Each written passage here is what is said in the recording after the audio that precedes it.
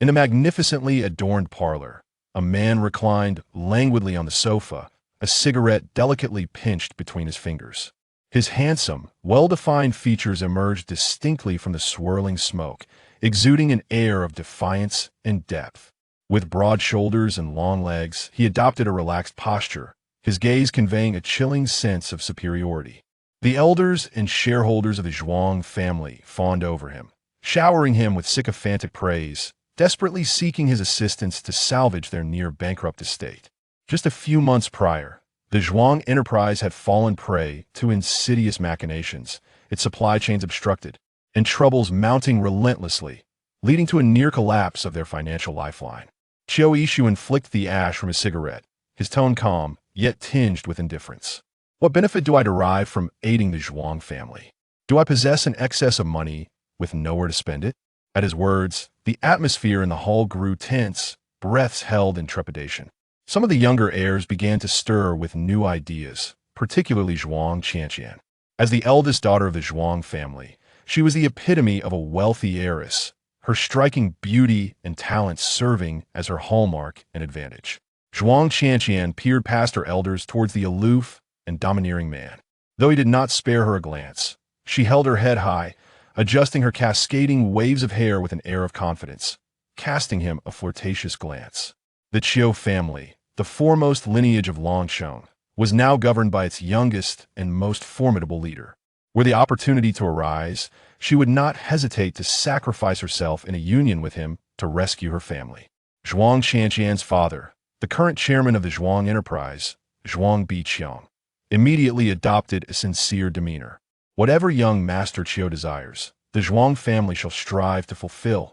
Truth be told, Zhuang Biqiang felt a gnawing uncertainty. The illustrious young Master Qiu commanded the winds and rains. What treasures could a modest Zhuang family possibly possess that would catch his interest? Material possessions seemed trivial, lacking the allure necessary to entice him, leaving only women as a potential bargaining chip. The Zhuang family boasted a favorable fate over the years. Despite their relatively ordinary standing among the noble families, they had produced two extraordinary beauties. The tales of the Zhuang family's daughters, one enchanting, the other ethereal, were not mere exaggerations. Zhuang Qianqian and her younger sister, one radiantly lovely, the other uniquely striking, especially the latter, were unforgettable at a mere glance. Zhuang Biqiang glanced at his daughter, hesitating. While Zhuang Qianqian was indeed beautiful, she paled in comparison to his celestial niece. Moreover, he was loath to relinquish his cherished daughter into the hands of Qiu Yishu, a man reputed for his ruthless, beastly demeanor, who had even been known to turn against his own brothers in the ruthless pursuit of power. He could not fathom a favorable outcome for his daughter should she align herself with such a man. Sensing her father's indecision, Zhuang Qianqian felt a pang of urgency and stepped forward. She presented herself to the man on the sofa, her lips curling into a charming smile. However, the stern man merely let his gaze drift past her, his penetrating eyes fixating on a fleeting figure traversing the corridor behind. "Very well," he declared, his voice steady yet imbued with an irresistible authority. "I want her to." His pronouncement. The hall fell silent, breaths collectively held as all eyes turned toward the girl in the back. Zhuang Jinshi, clad in a light-colored gown and carrying a restoration toolkit slung over her shoulder, was returning from outside. Though slightly disheveled, her ethereal beauty and grace were unmistakable. Unaware of the peculiar atmosphere enveloping the gathering, she lifted her gaze, only to be met with an intense, piercing stare. In that moment, she felt as though she were plummeting into an abyss, ensnared by a formidable force that held her captive. Without much hesitation, the Zhuang family promptly offered Zhuang Jinshi to the man, sacrificing one to save the familiar transaction that seemed advantageous regardless of the outcome. Zhuang Jinshi could scarcely believe that at the tender age of 21, she had been compelled to surrender herself as a mere plaything to a man 6 years her senior. Once cherished and spirited, the second daughter of the Zhuang family found herself transformed overnight into a caged bird, a gilded canary, bound and at the mercy of another. 2 months later, at the Tengjing Mountain Villa district, a serene environment of lush greenery and tranquility dotted with opulent villas, serve as a retreat for many wealthy individuals. After alighting from a taxi, Zhuang Jinshi walked along a path adorned with climbing Margaret roses for several minutes before halting before a villa that harmoniously blended European pastoral aesthetics. Her expression was complex, her clear, dark eyes reflecting a glacier-like indifference. After a brief moment, she strode through the vibrant garden directly to the entrance. Upon seeing her, a servant promptly bowed and greeted her, "Madam." Zhuang Jinshi nodded, and as she stepped inside, another servant approached with shoes for her to change into and took her bag. At that moment, Steward Song was directing the chefs and servants to prepare dinner. Having served in the Chiu household for decades, she had watched Chiu Yixuan grow up and held considerable authority. Upon seeing Zhuang Jinshi return, she casually inquired, "Madam, would you like to have dinner now?" Zhuang Jinshi responded with a non-committal, her face devoid of expression as she proceeded to wash her hands. Steward Song observed her retreating figure, her expression tinged with confusion. Zhuang Jinshi seated herself at the dining table, but as the head of the household had yet to return, Steward Song only served her a few simple home-cooked dishes. Yet, even these simple offerings bore the exquisite touch of top chef. Zhuang Jinshi held no particular demands regarding her meals as long as they were nutritionally balanced and filling. She was content. Noticing her engrossed in her meal, without inquiring about her husband's return, Steward Song could not help but ask, "Madam, won't you wait for young master to return before eating?" Without lifting her gaze, Zhuang Jinshi replied, "I'm hungry." Steward Song frowned, but, "Young master will be back in a few minutes." Zhuang Jinshi paused, glancing at her with a cool demeanor. "Is it his request that I wait for him, or yours?" Steward Song quickly retorted, "I would never presume to request that of you, then please remain silent." Steward Song's face flushed with shame, and she ceased to speak further. Zhuang Jinshi picked at her food, taking only a few bites before losing her appetite. Just as she was about to eat her fill, a low, rumbling sound of a car engine echoed from outside.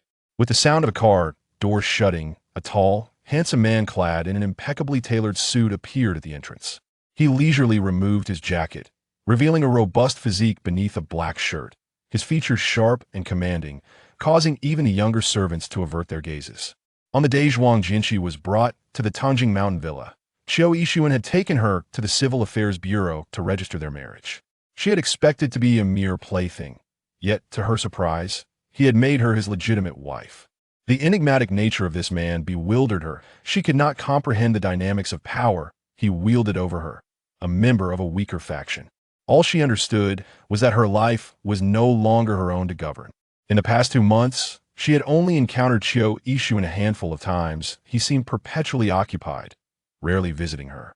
However, he placed no significant restrictions on her, granting her freedom of movement and fulfilling her requests, providing for her every need in terms of money, jewelry, and clothing. The only stipulation was that she must reside in his villa. Steward Song took Chiu Yixuan's suit jacket, saying, "Young master, dinner is ready." Chiu Yixuan nodded, surveying the room before his gaze settled on the white figure seated at the dining table. As he approached her, he casually rolled up the sleeves of his shirt, revealing his toned forearms. Zhuang Jinshi felt the distinct aura of this man drawing near, her expression shifting as she almost immediately set down her chopsticks, turning to ascend the stairs. "Stop!" The calm, low voice resonated from behind her, halting Zhuang Jinshi in her tracks. Chiu Yixuan approached, inspecting the dishes on the table with a slight frown directed at Steward Song. "This is how you serve?" Steward Song, feeling guilty, quickly replied, "I will arrange everything promptly." Chiu Yixuan's gaze lingered on Zhuang Jiangxi's slender form. "Sit down and join me for dinner." Zhuang Jinshi remained unmoved, pursing her lips. "I'm full." Chiu Yixuan leisurely took his seat at the head of the table. "I have yet to eat." After a moment's hesitation, Zhuang Jinshi averted her eyes and returned to her seat, staring at the sumptuous spread that had been hastily prepared, devoid of any appetite. Chiu Yixuan observed her. "Not to your liking?" Zhuang Jinshi lowered her lashes, remaining silent. Chiu Yixuan elegantly sipped his seafood soup, his gaze fixed on her, a cryptic smile playing on his lips. "Eat, well, you'll need your strength for later." His words bore a hint of ambiguity, leaving much to the imagination, causing Steward Song's cheeks to flush as she discreetly exited. A flicker of disdain passed through Zhuang Jiangxi's delicate features, her long, fair fingers tightening around her chopsticks. Chapter 2. Coercion and Union. After enduring a dinner with him, Zhuang Jianxi returned to her bedroom to freshen up. Once she completed her routine, she leaned against the railing of the expansive terrace, quietly letting the evening breeze dry her long hair. As she gazed at the picturesque scenery on the mountainside, inhaling the fresh, crisp air, she felt a profound sense of clarity and comfort envelop her. Her once frail and feeble body had recently shown signs of vitality. Though the Tingjing Mountain Villa district was situated far from the city center, its environment and climate were exceptionally conducive to health and well-being. Despite being compelled to reside here, she found no aversion to the surroundings. After spending some time on the terrace and sensing a slight chill in the wind, Zhuang Jianxi turned to return to her bedroom. However, upon entering, she immediately sensed an unfamiliar presence in the room. She halted in her tracks, observing a tall figure with his back to her, leisurely admiring a Tang Dynasty painting she had recently restored. The sight of his broad and sturdy back stirred her caution. She couldn't fathom how this man had achieved such a physique, more robust than that of an ordinary man, with broad shoulders and a narrow waist. Beneath his refined shirt and trousers lay a body of explosive strength. Qiu Yixuan slowly turned to face her, his deep-set gaze falling upon the young woman before him. Zhuang Jianxi's long hair cascaded like a waterfall, and her lotus-like visage appeared luminous and moist under the light, her eyes shimmering with a captivating allure. Standing barefoot, her slender ankles and fair, shapely legs were complemented by a fitted satin robe that subtly outlined her delicate waist and curvaceous hips. From head to toe, she resembled a meticulously crafted work of art, truly deserving of her reputation as the most renowned beauty in Longqing. That a sudden heat enveloped Qiu Yixuan, stirring feelings within his heart that had lain dormant for years. Like a dry well finally receiving a trickle of water, his dark eyes locked onto her as he took deliberate steps closer. Zhuang Jianxi felt a surge of anxiety and instinctively retreated 2 steps. Stammering, "Why you? Don't come any closer." Qiu Yixuan halted, raising an eyebrow. "If I am not mistaken, Zhuang Jianxi, you are now mine." A wave of panic surged within Zhuang Jianxi, yet she feigned composure. "And what of it?" Qiu Yixuan's tone was languid. What of it indeed?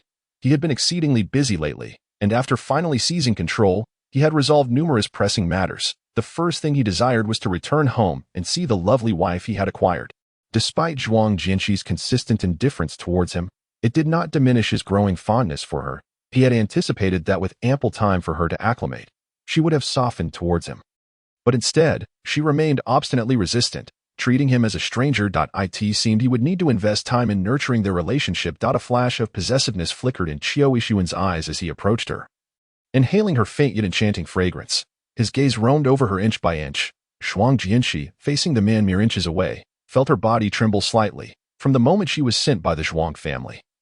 She understood that no matter how cherished she had been, she was merely a commodity to be traded.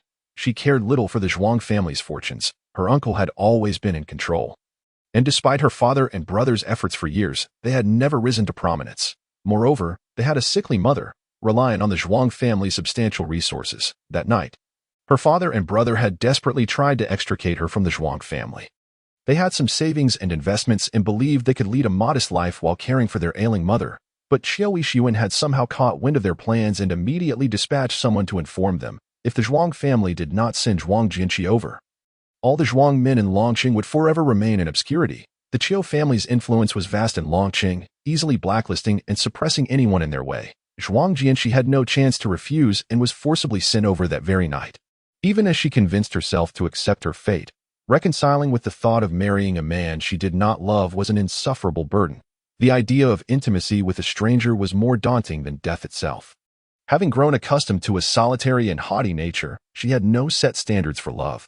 Yet she recognized that a woman's relationship with intimacy and marriage must be founded on love, not a regrettable transaction.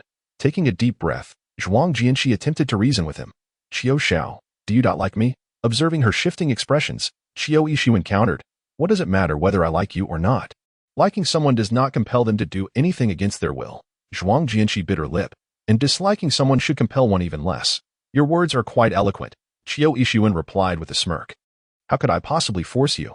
I am merely seeking to grow closer to you, to cultivate our feelings." As he spoke, he took a step closer, his icy aura enveloping her. Zhuang Jianxi could almost detect the faint scent of pine on him, causing her heart to flutter uncontrollably, prompting her to instinctively retreat. "I fell for you at first sight," and my affection deepened upon the second. Discussing whether I like you is rather superficial. His gaze held a profound intensity as he spoke softly. Zhuang Jianxi clenched her fists. Are you joking? I am professing my feelings, Qiu Yixuan declared, his eyes lingering on her flawless, rosy complexion and her enticing lips. The urge to steal a kiss surged within him, more intense than ever. Indeed, he had fallen for her at first sight, his desires igniting a fierce determination to possess her. How fortunate he was to encounter someone who captivated him in every aspect. The things he valued were never beyond his grasp. He was accustomed to employing both charm and force to achieve his desires. Zhuang Jianxi, feeling exposed under his scrutinizing gaze, attempted to sidestep him. Yet Qiu Yixuan swiftly grasped her slender waist, pulling her into his embrace. Their bodies were now uncomfortably close. Qiu Yixuan felt her soft, delicate form against him, the thin fabric of her attire barely concealing her exquisite skin. The subtle scent that was uniquely hers wafted into his senses, leaving no ordinary man unmoved. Caught off guard in the arms of a stranger, Zhuang Jianxi was overwhelmed, a wave of goosebumps rising on her skin. Instinctively, she struggled, pushing against his chest. Her meager strength felt futile against his firm muscles. Let go. With a beauty in his arms writhing like a serpent, Qiu Yixuan had no intention of forcing her. Yet her resistance ignited a fire within him. His gaze darkened, and he leaned down, yearning to claim her lips. Zhuang Jianxi, sensing his intent, turned her head away and began to scratch at his face and head in a frenzy. Her actions disheveled his meticulously styled hair, causing him to reluctantly release her. Seizing the opportunity, Zhuang Jianxi swiftly snatched a bouquet of fresh flowers from a nearby vase and hurled it at Qiu Yixuan in a panic. She was acutely aware that the man before her was not to be trifled with, yet her instincts compelled her to resist. Rogue, get out. In an instant, petals and leaves scattered, one leaf landing in Qiu Yixuan's hair. As he raised his hand to shield himself, a thorny rose branch pricked his arm. Ouch! Before he could react, Zhuang Jianxi had forced him out, slamming the door shut and locking it several times behind her. Qiu Yixuan stood staring at the door, momentarily dazed before he turned and returned to his master bedroom's bathroom. He examined the red scratches on his face in the mirror, smoothed his disheveled hair, and plucked a green leaf from it, clicking his tongue in disbelief.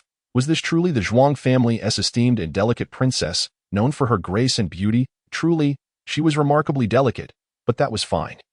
There would be ample time ahead. He was in no rush to proceed. Chapter 3. Counting the minutes that night, Zhuang Jianxi endured a torturous vigil, her heart racing with fear and trepidation.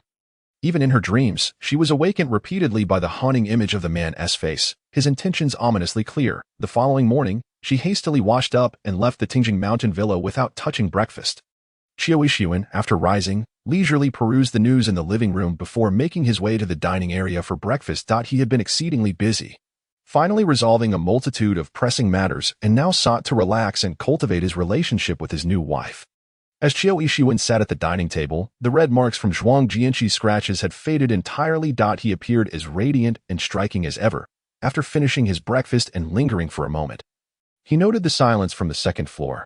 Frowning, he glanced at Butler Song and inquired, "Is she still not up at this hour?" Butler Song respectfully replied, "Young master, the madam left early this morning." Left?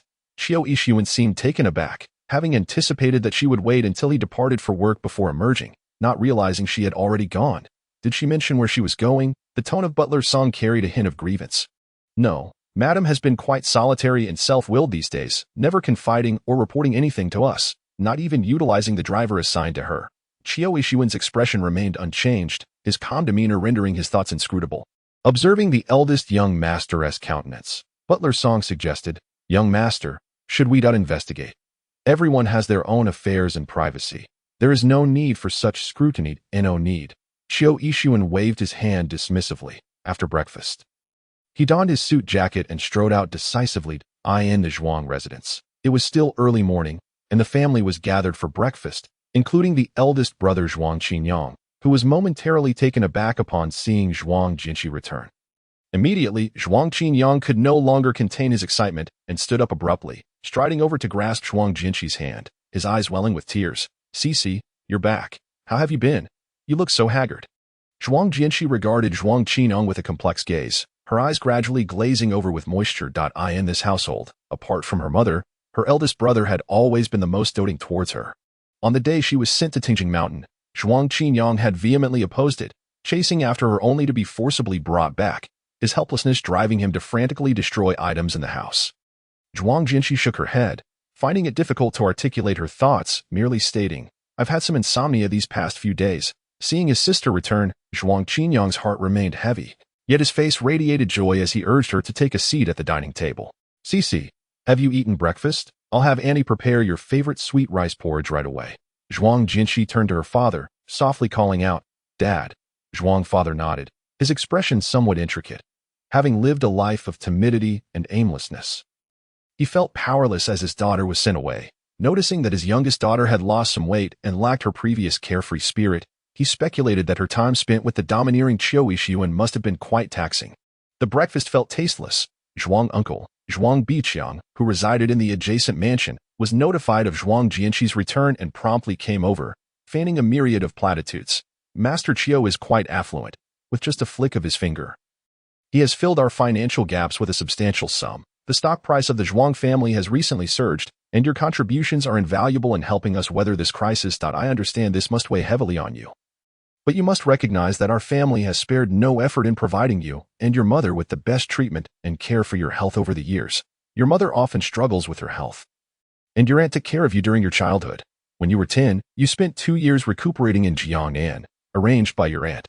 Although it feels unjust to send you to serve Master Qiu now, you cannot deny the gratitude you owe us. Moreover, you know the kind of person Master Qiu is. Should you fail to meet his demands, it could lead to dire consequences for our entire family." Zhuang uncle's ostensibly warm smile was laced with ulterior motives, while Zhuang Jianxi maintained a stoic silence. All along, the Zhuang family and the family business had been under Zhuang uncle's dominion.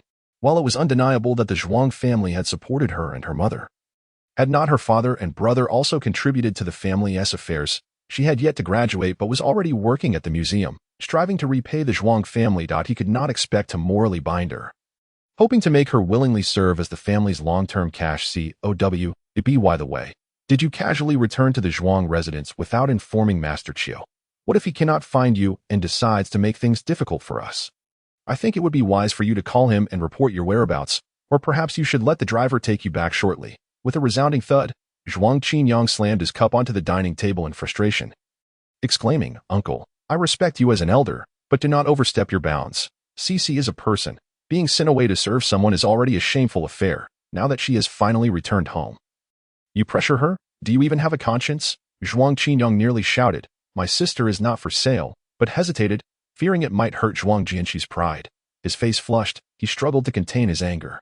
Zhuang Biqiang's expression soured, feeling somewhat shamed and embarrassed by the reprimand from a younger relative. Yet recognizing the validity of the criticism, he realized he had indeed been overly impatient and anxious.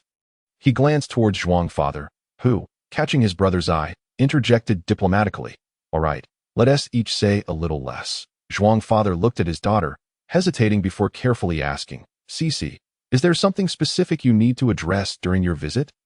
Zhuang Jianxi lowered her gaze, her lips moving silently, unable to voice the words "I miss home." After a moment of silence, she simply replied, "I came back to see Mom and to pick up a few things before I leave." Upon hearing this, Zhuang uncle and Zhuang father both breathed sighs of relief, while Zhuang Qinyang's eyes reddened with sorrow. He understood that his sister was the most family-oriented. She had always been closest to him, and it was clear that her return was driven by longing for home. Yet, to his dismay, she was to be chased away before even settling in. Zhuang Jianxi made her way to the garden. Her mother suffered from a chronic heart condition, compounded by a mild stroke in her youth, causing her consciousness to fluctuate between clarity and confusion. Nevertheless, she would sit in the garden on a chaise longue, basking in the sun. The family had not informed her of Zhuang Jianxi's circumstances, merely stating that she was away for training. Zhuang Jianxi's return brought joy to her mother, who momentarily emerged from her stupor. Though frail and sickly, her smile remained radiant. Zhuang Jianxi crouched down, her eyes moist as she held her mother's hand against her cheek, softly calling, "Mom." Zhuang mother gazed at her, speaking with effort but striving to maintain her usual gentle tone. "Cici. Dear." Tears streamed down Zhuang Jianxi's cheeks. Chapter 4.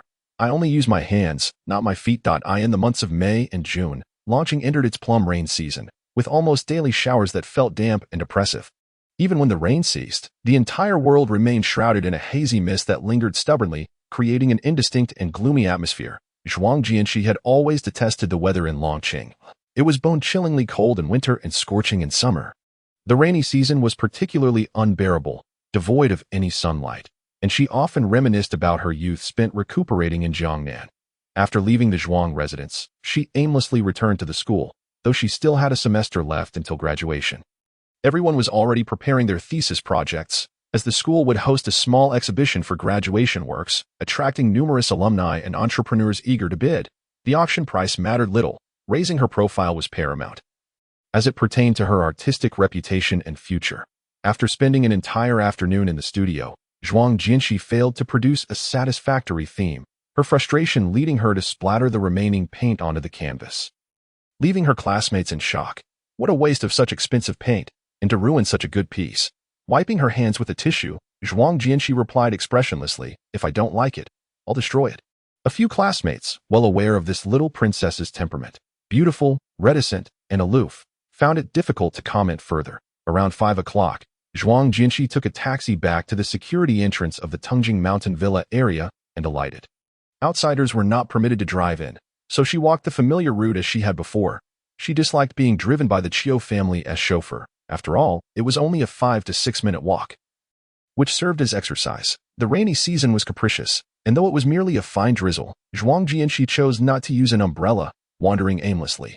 Her dress grew slightly damp, and her slender figure exuded an air of desolation. At that moment, a black Maybach suddenly halted in front of her. The window rolled down slowly, revealing Chiu Yixuan's austere profile as he cast a glance at Zhuang Jinshi, his thin lips curling slightly as he beckoned her to enter the car.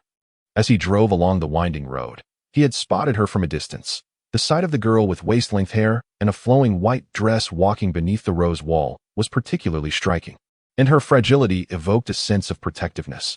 Zhuang Jinshi snapped back to reality, her heart jolting as she recognized him. She averted her gaze, pretending not to notice, and continued walking. Chiu Yixuan, taken aback by her apparent disregard, found himself momentarily at a loss. The luxurious black car pulled up beside her once more, and the driver hurriedly exited to respectfully open the rear door, saying, "Madam, please get in." Zhuang Jinshi hesitated for a moment, then reluctantly stepped into the vehicle. The fragrance of the car's interior was pleasant, a subtle blend of freshness mingled with the distinct scent of cedarwood that belonged to a man. Once inside, Zhuang Jinshi pressed herself against the door, turning her gaze to the window, remaining silent.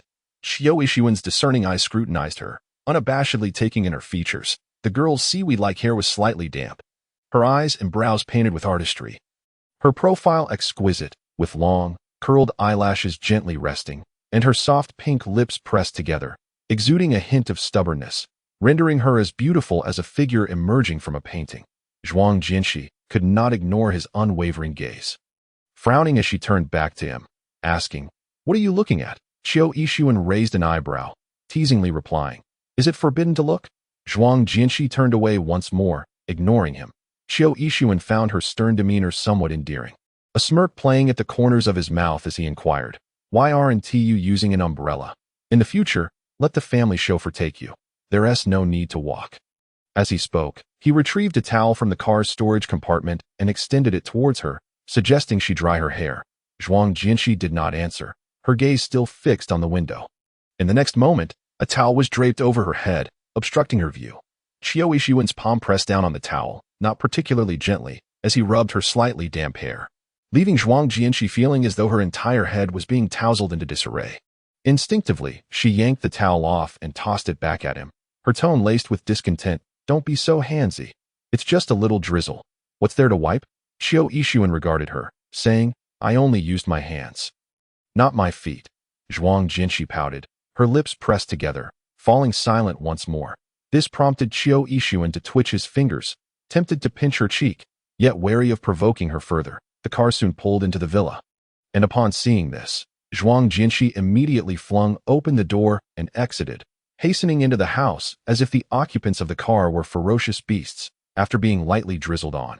Although her clothes were scarcely damp, Zhuang Jinshi still retreated to the bathroom for a hot shower to ward off the chill. Otherwise, her frail body would soon succumb to a cold, with no family nearby to remind or care for her.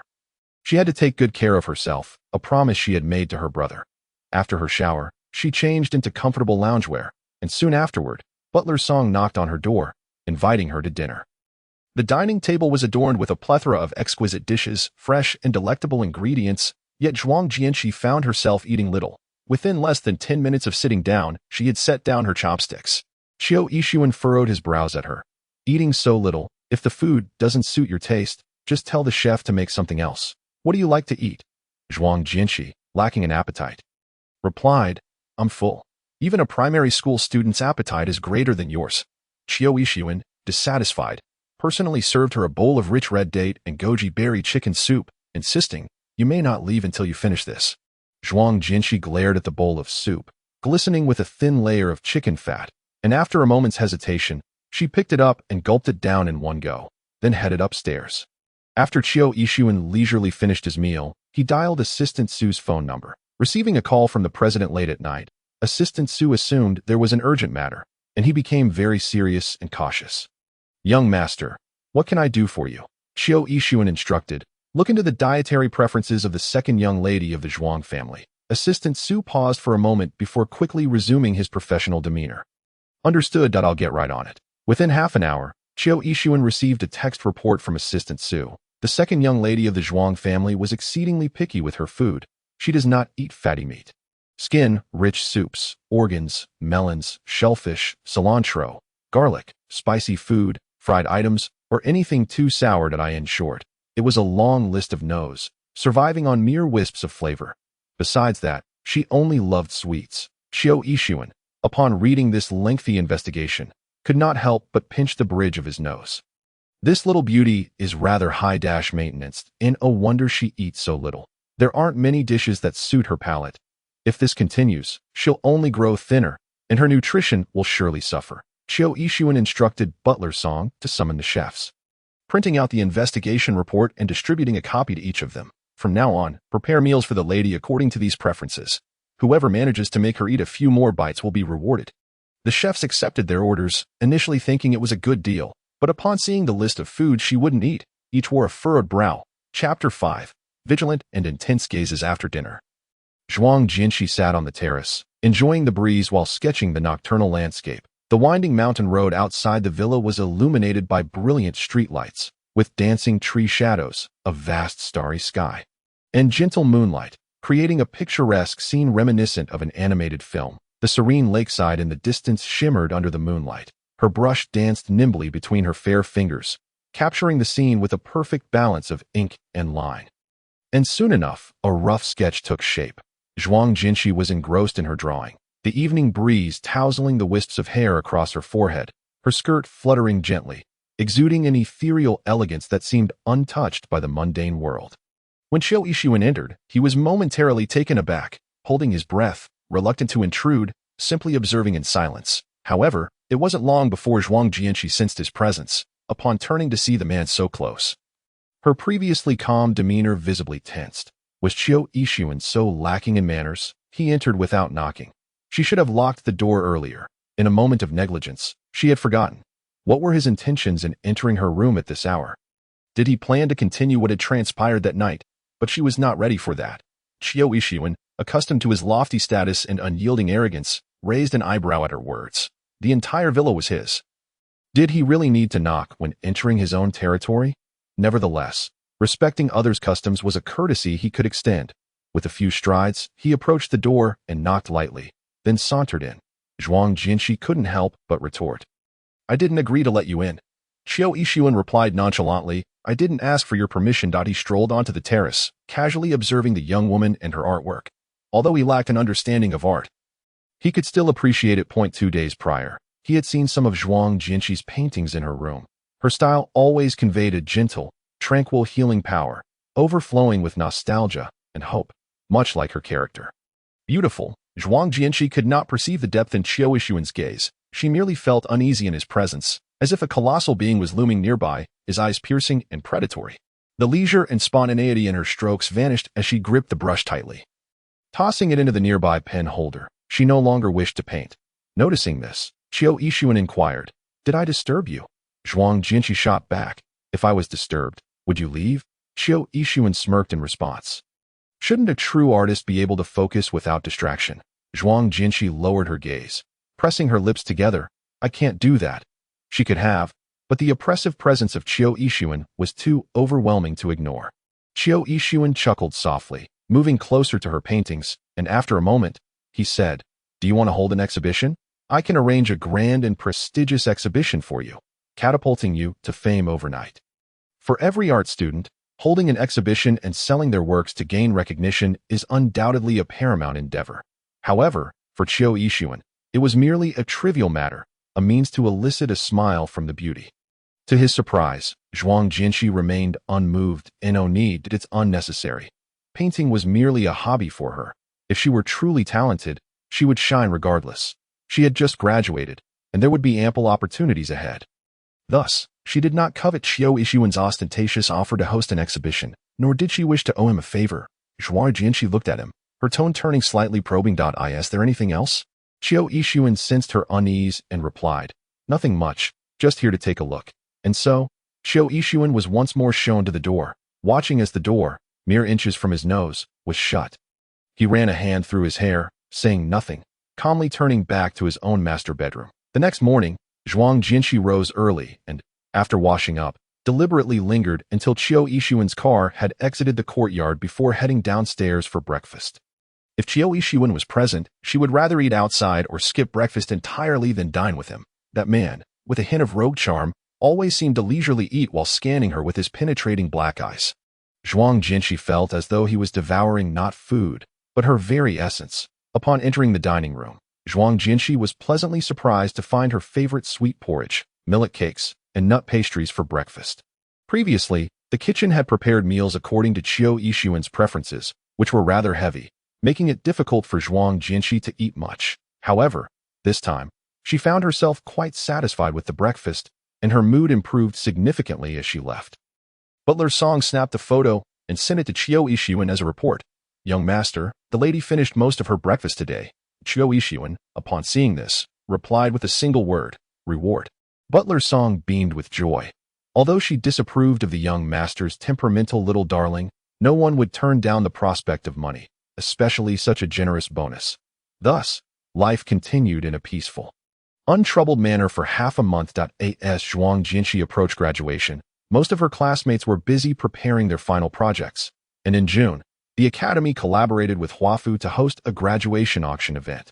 Many of the students attending this art academy came from affluent families, with renowned socialites as parents. Coupled with alumni and industry elites invited by the school, the graduation auction was grand and elaborate, resembling a formal auction house in scale. This was the moment of glory for nearly all graduating students, a crucial opportunity to validate the fruits of their hard work over the past few years. The works that were fought over and fetched high prices would render their creators the brightest stars of the event. Zhuang Jinshi quietly observed the works of others from a corner of the grand hall, her gaze sweeping over various paintings before pausing on a magnificent piece titled "The Dragon Soars for Thousands of Miles." The artwork was grand and imposing, with the dragon scales vividly depicted, showcasing the artist's remarkable skill. "What do you think? Care to give a critique?" A clear voice rang in her ear, and Zhuang Jinshi turned to see her university classmate and friend, Lu Ziyuan, a gentleman of considerable charm and poise. Gazing at her with a warm light in his eyes, Ziyuan's work is undoubtedly the best in the room. Zhuang Jinshi replied with a faint smile, generously offering her praise. When Zhuang Jinshi smiles, her lips are as red as cherries, her teeth as white as pearls, and her bright eyes curve like crescent moons, reminiscent of a warm embrace in the midst of a harsh winter, or a stream flowing through a desert. Truly, she is a captivating beauty in this chaotic world. Lu Ziyuan has witnessed Zhuang Jinshi's smile numerous times, yet each occasion leaves his heart fluttering uncontrollably. With a gaze that is both profound and teasing, he remarks, "You certainly know how to charm others, but I have yet to see your work. How could you possibly be the best in the room?" Having arrived not long ago, Lu Ziyuan has not had the chance to view Zhuang Jinshi's graduation piece and is eager to ask, "Where is your work? Please take me to see it." A rare glimmer of mischief sparkles in Zhuang Jinshi's eyes as she replies, "I haven't signed my name. If you can find it, then you may view it." Among the exhibited works, some remain unsigned. Some are created by individuals from other institutions, while others are by those who feel their skills are insufficient and thus shy away from revealing their identities. Lu Ziyuan chuckles softly, a glint of certainty flickering in his eyes as he declares, "I will undoubtedly recognize your work at first glance." Zhuang Jinshi shakes her head, countering, "That may not be the case. Those familiar with her artistic style, such as family and friends, could easily identify her hand. But this time she has adopted a different style and medium, making it difficult for the unacquainted to discern her work. Elyvon notices a fleeting light in her eyes, momentarily taken aback. Chapter 6. A unique personality. When I adore over the past few months, Lu Ziyuan has observed Zhuang Jianqi's despondency, and it has been quite some time since he has witnessed such a lively side of her. Although the recent events surrounding the Zhuang family have remained largely unspoken, he has heard whispers. Feeling both angered by their treatment of Zhuang Jianqi as if she were a mere bargaining chip for Qiu Yixuan and frustrated by his own impotence to assist her. The Lu family is on par with the Zhuang family in strength, yet they cannot compare to the affluent Qiu family, particularly the ruthless and capricious Qiu Xiao, who stands unrivaled among the youth of Longqing. Possessing an unparalleled charisma. Lu Ziyuan gazes intently at the young woman in the flowing dress before him and softly inquires, "Jianqi, how have you been lately?" Before he can finish the words, "Doing well." A bright voice interjects from nearby. "Wow, Brother Ziyuan, your dragon painting is incredibly lifelike." Zhuang Qianqian, who has been wandering around the East District, spots Lu Ziyuan and immediately approaches him, her smile radiant as she praises his work. Zhuang Qianqian is Zhuang Jianqi's cousin, and they are nearly of the same age. However, Zhuang Qianqian has always been competitive with her, striving to outdo her in every aspect, whatever Zhuang Jianqi wears or buys. Zhuang Qianqian insists on acquiring something even more expensive and beautiful. Zhuang Jianqi attends an art academy, and Zhuang Qianqian follows suit. Often working as an assistant in a museum's restoration department while Zhuang Jianqi restores ancient texts and paintings. Throughout their 4 years in university, Zhuang Qianqian has seen Zhuang Jianqi grow closer to Lu Ziyuan and has sought to insert herself into their relationship, frequently lingering around him, aside from Qiu Yixuan, whom she cannot reach. Zhuang Jianqi feels as though Zhuang Qianqian is attempting to replicate and surpass her in life. Zhuang Jianqi does not understand Zhuang Qianqian's mindset, but finds it beneath her to engage in any form of rivalry. Ironically, it is this indifference that makes Zhuang Qianqian view Zhuang Jianqi with increasing disdain. The Zhuang family has one stunning beauty. Why must there be another, who seems to outshine the first? Zhuang Qianqian glances at Zhuang Jianqi, pushing her way to the front, and sweetly addresses Lu Ziyuan, attempting to pull him over to view her own artwork. Lu Ziyuan remains where he is, initially hoping for an opportunity to speak privately with Zhuang Jianqi. But Zhuang Qianqian's interruption prompts him to frown in frustration and offer her half-hearted responses. At that moment, a commotion arises not far away. A tall figure clad in a tailored suit strides through the crowd from the West District to the east. Occasionally casting a glance at the exhibited paintings on the wall, his demeanor languid as though nothing could capture his interest. Qiu Yixuan's appearance is striking. With broad shoulders and long legs, his thick brows and deep-set eyes exude an air of sophistication. Exceptional individuals always radiate brilliance, drawing the gazes and whispers of countless young men and women along his path. When Zhuang Jianqi's eyes meet Qiu Yixuan's, the faint smile and ease that once graced her features falter, her brow furrowing as she averts her gaze. What business does he have attending such a modest graduation exhibition at her school? As Qiu Yixuan's piercing gaze settles on Zhuang Jianqi, he also casts a sidelong glance at the pretentious young man beside her. What is their relationship, and why is Zhuang Jianqi smiling at him? In recent months, he has not seen her smile at him even once. Meanwhile, the woman beside him stares at him unabashedly, her smile nearly splitting her face. Nearby, Director Zhao, a school official, eagerly and animatedly explains certain artworks to Qiu Yixuan. While he cannot fathom what has brought the head of the Qiu family to this gathering, he hopes that with such a prominent figure present, he might generously donate valuable art supplies or even a whole building for the institution. Unbeknownst to them, they have approached Lu Ziyuan's artwork titled Soaring Dragon Across the Miles, with a hint of pride. Director Zhao introduces Mr. Qiu. This piece demonstrates remarkable skill. The intricate details make it almost lifelike. To be candid, this is the graduation work of our talented student, Lu Ziyuan. What do you think? Qiu Yixuan narrows his eyes, fixating on Lu Ziyuan, who stands beside Zhuang Jianqi, and retorts with a tone laced with derision. Not worth seeing. At his words, the atmosphere grows awkward, and Director Zhao's smile falters. Although Qiu Yixuan had maintained a nonchalant demeanor during his walk, offering polite, if tepid, comments like average and not bad, to now openly ridicule a piece considered superior is a blatant affront. Director Zhao glances at Lu Ziyuan, wondering if he has inadvertently offended the Qiu heir. Lu Ziyuan meets Qiu Yixuan's gaze, and though he cannot match the formidable presence of his rival, he clenches his fist defiantly. The young Master Chiu is well-versed and naturally looks down upon our modest artistic endeavors. He remarks, but his words receive no acknowledgement from Chiu Ishuan, who instead turns his attention back to Zhuang Jianxi, his gaze intense as he states, "I came to support you." At this declaration, the crowd is momentarily taken aback, and Zhuang Qianqian's previously bright smile freezes in place. Zhuang Jianxi merely glances at him, offering a faint nod in acknowledgement before turning to walk away. Liu Zhuan, his expression unreadable, exchanges a few words with director Zhao before following her. Chiu Ishuan, observing this, feels a chill in his demeanor, his eyes shrouded in mystery. Zhuang Qianqian, rooted in place, is entranced by the tall, handsome, and exceptionally affluent man before her. She often wonders if, had Zhuang Jianxi not fortuitously appeared that night at the Zhuang residence, Chiu Ishuan might have chosen her as the object of his affection, leading to a whirlwind romance where he lavished her with attention and affection, even foregoing his work to attend her graduation exhibition. Director Zhao quickly wipes the sweat from his brow, explaining to Chiu Ishuan, "Zhuang Jianxi's character is simply like that. Please do not take offense." Chiu Ishuan, with a distinctive air, responds, "I appreciate individuality." Director Zhao.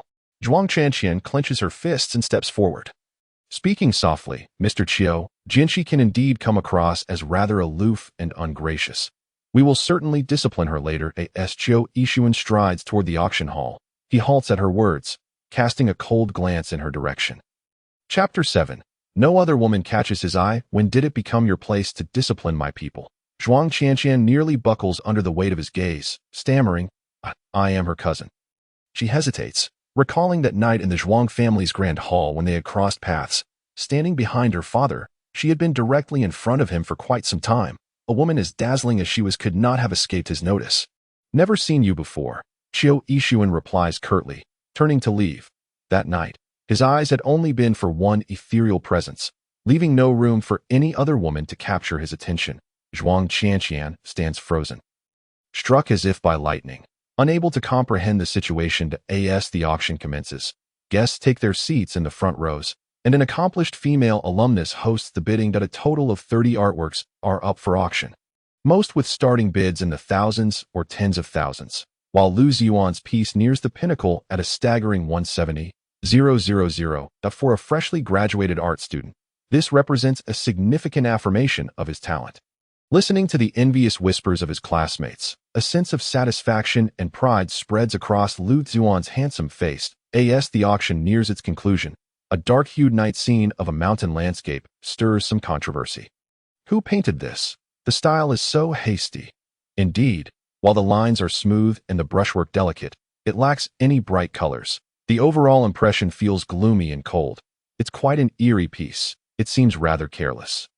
I suspect this work will go unsold, as no one would be willing to pay a hefty sum for it. The surrounding chatter grows louder, and Liu Zhuan furrows his brow as he scrutinizes the painting for a considerable time.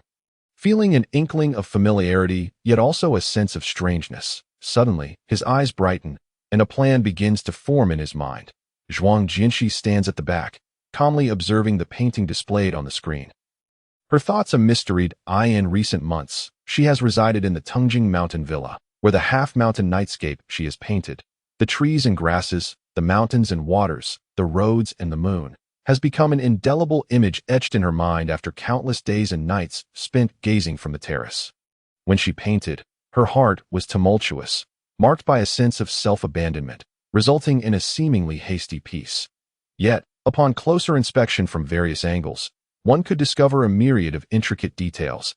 It merely depended on whether anyone possessed the discerning eye to recognize its worth.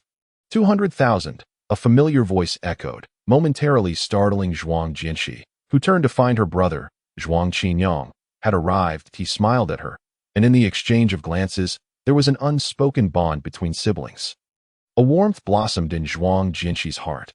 If there were anyone in this world who knew her best, it was undoubtedly her brother, who had grown up alongside her. Zhuang Qinyang was intimately acquainted with her every preference and habit. Often able to discern the meaning behind her artwork at a glance, he offered unconditional praise and affirmation without hesitation. The notion of bidding 200,000 for an obscure and hastily executed piece truly defied comprehension. Even those participants with lower bids, who were unable to compete, felt a twinge of unease that Liu Ziyuan, a familiar friend of Zhuang Qinyang, recognized his bold bid, knowing he must have recognized Zhuang Jinqi's work. However, he understood her talent even better than Zhuang Qinyang, as her artistic skills rivaled his own. Her graduation piece could not possibly be so simplistic. Liu Ziyuan scrutinized the painting meticulously, determined to uncover its hidden secrets. Just then, a deep, resonant voice broke through the chaotic atmosphere. 1 million. The moment the words fell, the crowd erupted into a frenzy of commotion, when some noticed that the bidder was none other than the young master Qiu Yixuan from the Qiu family. Their confusion only deepened. An entrepreneur seated beside him could not help but whisper, "Young Master Qiu, forgive my ignorance, but what is the highlight of this painting that warrants such a high price?" Under the curious gazes surrounding him, Qiu Yixuan simply replied, "It pleases my eye." The entrepreneur murmured to himself, "What a simple criterion. Truly, the whims of the wealthy can be quite peculiar." Having navigated the business world for many years and having auctioned and collected numerous esteemed artworks, Qiu Yixuan found this piece's style flowing and rich in layers, lacking a bit in color. Initially, he did not recognize its significance until he noticed the familiar half-mountain nightscape. His discerning eye caught the resemblance. Even though Zhuang Jinqi had deliberately altered certain elements, he still recognized it. Wasn't this the picturesque lake view from the bedroom of their villa's second floor, especially that hint of ink in the bottom right corner? A remnant of the night when Zhuang Jinqi had entered his room without knocking, her impatience evident. Since he was there to support his little wife, he naturally wanted to give her the grandest showing. Many classmates began to murmur amongst themselves, while Zhuang Jinqi stood in stunned silence, her lips pursed in disbelief. This man, had he truly seen through it all? At that moment, Liu Ziyuan suddenly perceived something. Swiftly approaching the event coordinator and director Zhao to whisper a few words. The next instant, Director Zhao's expression changed as he took Zhuang Jinqi's half-mountain nightscape and brought it to the forefront. Illuminating it with a light placed directly above, under the spotlight, the previously dull painting transformed almost instantaneously into a vibrant, three-dimensional masterpiece. The night enveloped in verdant mountains and a lake that mirrored the sky. A solitary, dim path illuminated by countless strands of moonlight cascading through the clouds, revealing the direction ahead. The rough yet fluid lines took on an air of grandeur, hidden details presented one by one, unveiling a scene of profound beauty that sparked the imagination. Upon the auctioneer announcing Zhuang Jinqi as the artist, the murmurs of dissatisfaction dissipated, replaced by gasps of astonishment. Those familiar with her reputation recognized her as the first talent of the Art Academy. Many seasoned teachers and alumni also discerned the extraordinary qualities of this piece, rivaling Liu Ziyuan's own work, Tenglong Wanli. However, despite its uniqueness, the youthful author's lack of fame led many to believe that even if it were remarkable, it could not possibly be worth 1 million. Qiu Yixuan gazed at the painting, which had been revitalized, his eyes reflecting a profound depth. He had not anticipated that Zhuang Jinqi, with her striking beauty and aloof demeanor, possessed such remarkable artistic talent at such a young age. Had it not been for the $1 million bid shocking so many less affluent participants, he would have considered bidding 5 million outright. Perhaps he would commission Zhuang Jinqi to paint a personal portrait for him, one that would present him as a dashing and assertive CEO, transformed by the light into a valiant general. Resplendent in glory. 110,000.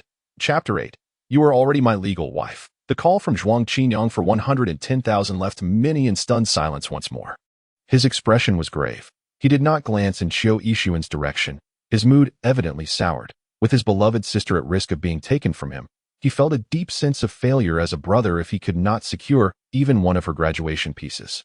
Regardless of how others perceived it, to him, his sister's work was priceless. However, Qiu Yixuan merely cast a disinterested glance his way and stated, 200,000 as Zhuang Qinyang gritted his teeth and decided to go all out. 210,000. Qiu Yixuan remained unfazed. 300,000. Upon reaching 300,000, Zhuang Qinyang ceased his bidding, instead letting out a cold laugh. Zhuang Jinqi had just messaged him not to bid.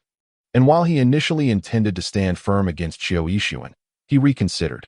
Although the school would take a portion of the proceeds, the bulk would ultimately benefit his sister if Qiu Yixuan wished to be the generous fool. So be it. He felt a small sense of reprieve. My goodness. The world of the wealthy is beyond our understanding. A graduation piece fetching such a sky-high price is truly remarkable. Could it be fake? That handsome man seems to be Zhuang Jinqi's brother. This is simply absurd. Young Master Chiu of the Chiu Group. How could he possibly have the time to fabricate such a ruse for our amusement? Perhaps he has taken a liking to Zhuang Jianqi. TSK. A beauty can effortlessly earn what ordinary people toil for over a decade. Indeed, if young Master Chiu truly favored her, she could marry into wealth and ascend to a life of luxury. What need would she have for painting? Amidst the crowd, Zhuang Qianqian listened to the envious and jealous murmurs, glancing at her own work, which barely fetched 5,000 from relatives, in stark contrast to Zhuang Jianqi's over 1,000,000 that she bit her lip. Her face a mask of resentment and fury. Why was it always Zhuang Jianqi who stole the spotlight? Was her fate simply more fortunate? Zhuang Jianqi noticed her brother's distress, and, after the graduation auction concluded, she approached him. "Brother, if you ever want a painting, I will gladly create one for you." Zhuang Qinyang shook his head. "It's not the same. This is your graduation work done on the steps of the hall." He ruffled Zhuang Jianqi's hair and sighed. "My little sister is graduating now." Zhuang Jianqi's eyes glistened, her heart filled with unspoken words. Not long after, Lu Ziyuan approached with a smile. "Qinyang, let's have lunch together later." The Lu and Zhuang families had always been on good terms, and the three had known each other for years. Zhuang Qinyang held Lu Ziyuan in high regard, especially for his care of his sister during their school years. Zhuang Qinyang nodded with a smile. He had already made reservations at a restaurant to celebrate their successful graduation auction. The three of them chatted and laughed as they descended the steps of the grand hall. Zhuang Jianqi was so engrossed in conversation with her brother that when she accidentally misstepped, nearly falling, Lu Ziyuan swiftly reached out to steady her, his hand inadvertently wrapped around her slender waist. A moment that was fortuitously witnessed by the stern man who followed closely behind. Zhuang Jianqi, unaware of the presence behind her, steadied herself and thanked Lu Ziyuan. "Thank you." Meanwhile, Chiu Ishuan's expression darkened as he strode over. He had canceled an important meeting to come and support her, willing to pay a high price for her graduation painting, yet had not managed a single smile throughout. Now, seeing Zhuang Jianqi laughing and embracing another man, he could hardly contain his irritation.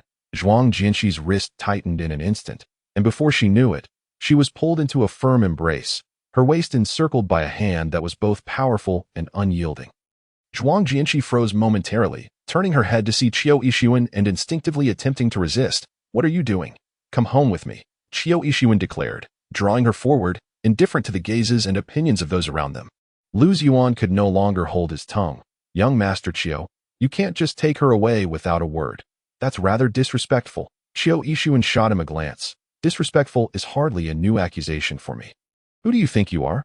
Lu Ziyuan was infuriated. "You." Zhuang Qinyang raised his hand to restrain his impulsiveness, suppressing his anger. "Young Master Chiu, do I count as someone? My sister and I have something to discuss. Is it too much to ask for a simple meal together?" Facing the Zhuang family, Chiu Ishuan's demeanor remained unyielding, though he smirked. "Brother-in-law, there will be many opportunities to dine together in the future. I apologize, but I must take her home now." The driver promptly brought the car to a stop before them, and in full view of the onlookers, Chiu Ishuan unceremoniously ushered Zhuang Jianqi into the vehicle and drove away. Lu Ziyuan and Zhuang Qinyang were left feeling both furious and helpless. The black Maybach rolled slowly out of the campus, proceeding steadily towards the Tingjing Mountain Villa area. The atmosphere inside the car had grown so frigid it was palpable.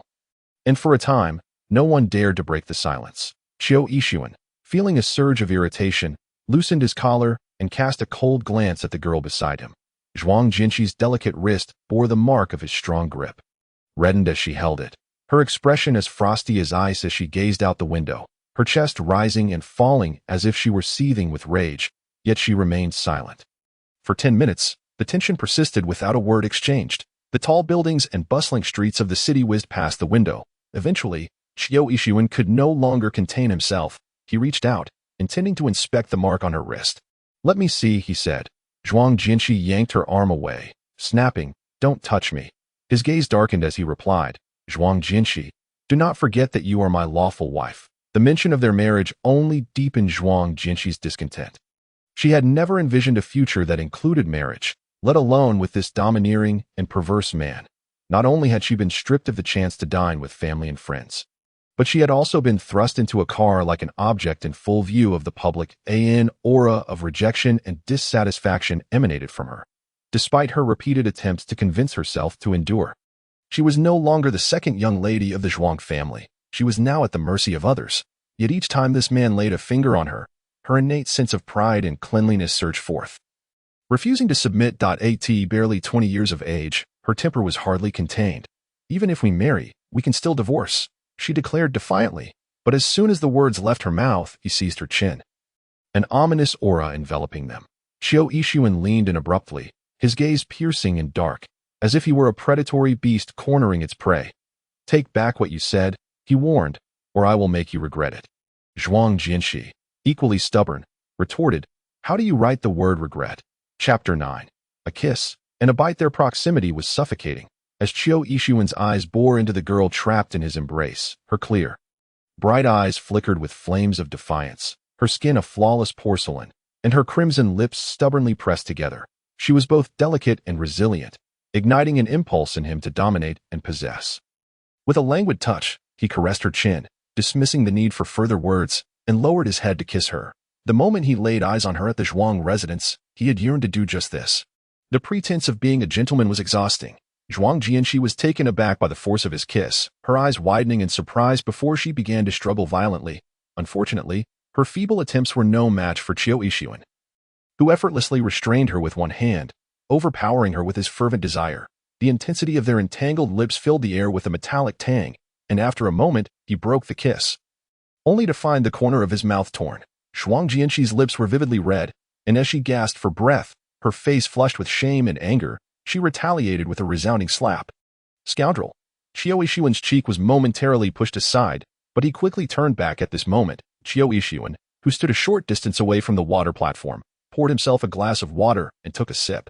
Upon making eye contact, a flicker of shadow crossed his gaze. He set down the cup and approached, gesturing for the doctor to leave, stating, "I'll handle the rest." The family doctor nodded in response, and Butler Song escorted him out of the living room.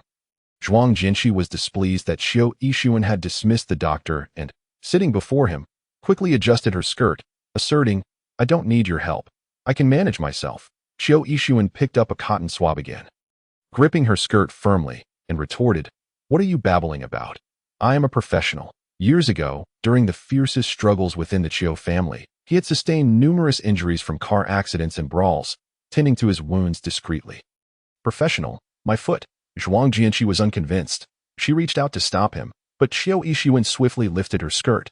Perhaps his strength was too great, as the lift revealed the upper part of her thigh, exposing a pair of pristine, straight legs and a glimpse of her plain safety shorts.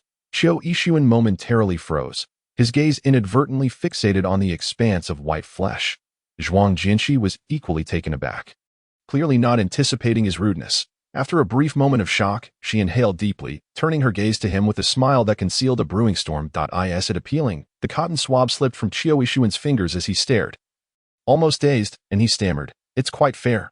Zhuang Jianxi's expression darkened instantly. She snatched a cushion from the sofa and hurled it at his face, exclaiming, "Rogue." She typically maintained an unperturbed demeanor, rarely losing her temper even in the face of adversity. However, before this shameless man, she could no longer tolerate his repeated transgressions. Zhuang Jinshi struck him several times with the cushion. Chiu Yixuan did not evade, tilting his head defiantly, his hairstyle thoroughly disheveled. Soon, Zhuang Jinshi grew weary of her assault. Tossing the cushion aside, breathing heavily, her eyes shimmering with indignation, her chest rising and falling rapidly. Reflecting on the recent events, Chiu Yixuan nonchalantly inquired, "Did that relieve your frustration? If not, I can take a few more hits." Zhuang Jinshi bit her lip, feeling a swell of grievance and humiliation, her clear eyes misting over. She sprang to her feet, intent on retreating upstairs. Yet, Chiu Yixuan grasped her hand, prompting a fierce struggle as she attempted to break free. Upon noticing the glimmering mist in her reddened eyes, his heart softened, and he uttered an apology. "I'm sorry. If you feel wronged, I can make amends." "Make amends? Who would want to see your so-called flying legs?" Zhuang Jinshi was furious, lifting her foot to kick him, leaving a dusty shoe print on his pristine trousers. Undeterred, Chiu Yixuan forcefully pushed her back onto the sofa. Seeing her still resist, he threatened, "If you keep moving, I will kiss you." The notorious reputation of Chiu Yashao for being unpredictable and ruthless was not unfounded. He was known for employing both coercion and enticement against adversaries. He had made an effort to temper himself in her presence. Indeed, the moment those words left his lips, Zhuang Jinshi fell silent. With her head bowed, bangs cascading down, she clutched the fabric of her skirt tightly around her thighs. Chiu Yixuan noticed her tension and indignation. Ceasing his teasing, he swiftly disinfected and treated her knee. Afterward, Butler Song entered, announcing that dinner was ready and could be served at any time. Zhuang Jianqi had little appetite, internally resisting the idea of dining with him. Once she adjusted her skirt, she rose silently. "Where are you going?" Chiu Yixuan blocked her path again, insisting, "It's time for dinner." With her brow furrowed, Zhuang Jianqi attempted to circumvent him, her steps resolute yet tinged with defiance. "I don't want to eat." With that, she disregarded his expression and fled upstairs. Beside them, Butler Song watched this exchange, his brows knitting together with unspoken concerns. "Young master, prepare her dinner and take it to her room later."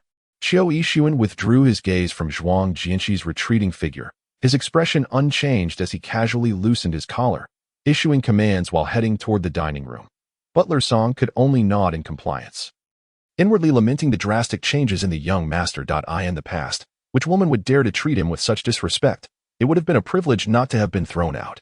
Just moments ago, the young master had unprecedentedly carried her inside, attentively tending to her injuries, yet she had rebuffed his kindness by throwing cushions at him. Strangely, the young master seemed to relish the treatment, enduring her blows and insults without a hint of dissatisfaction.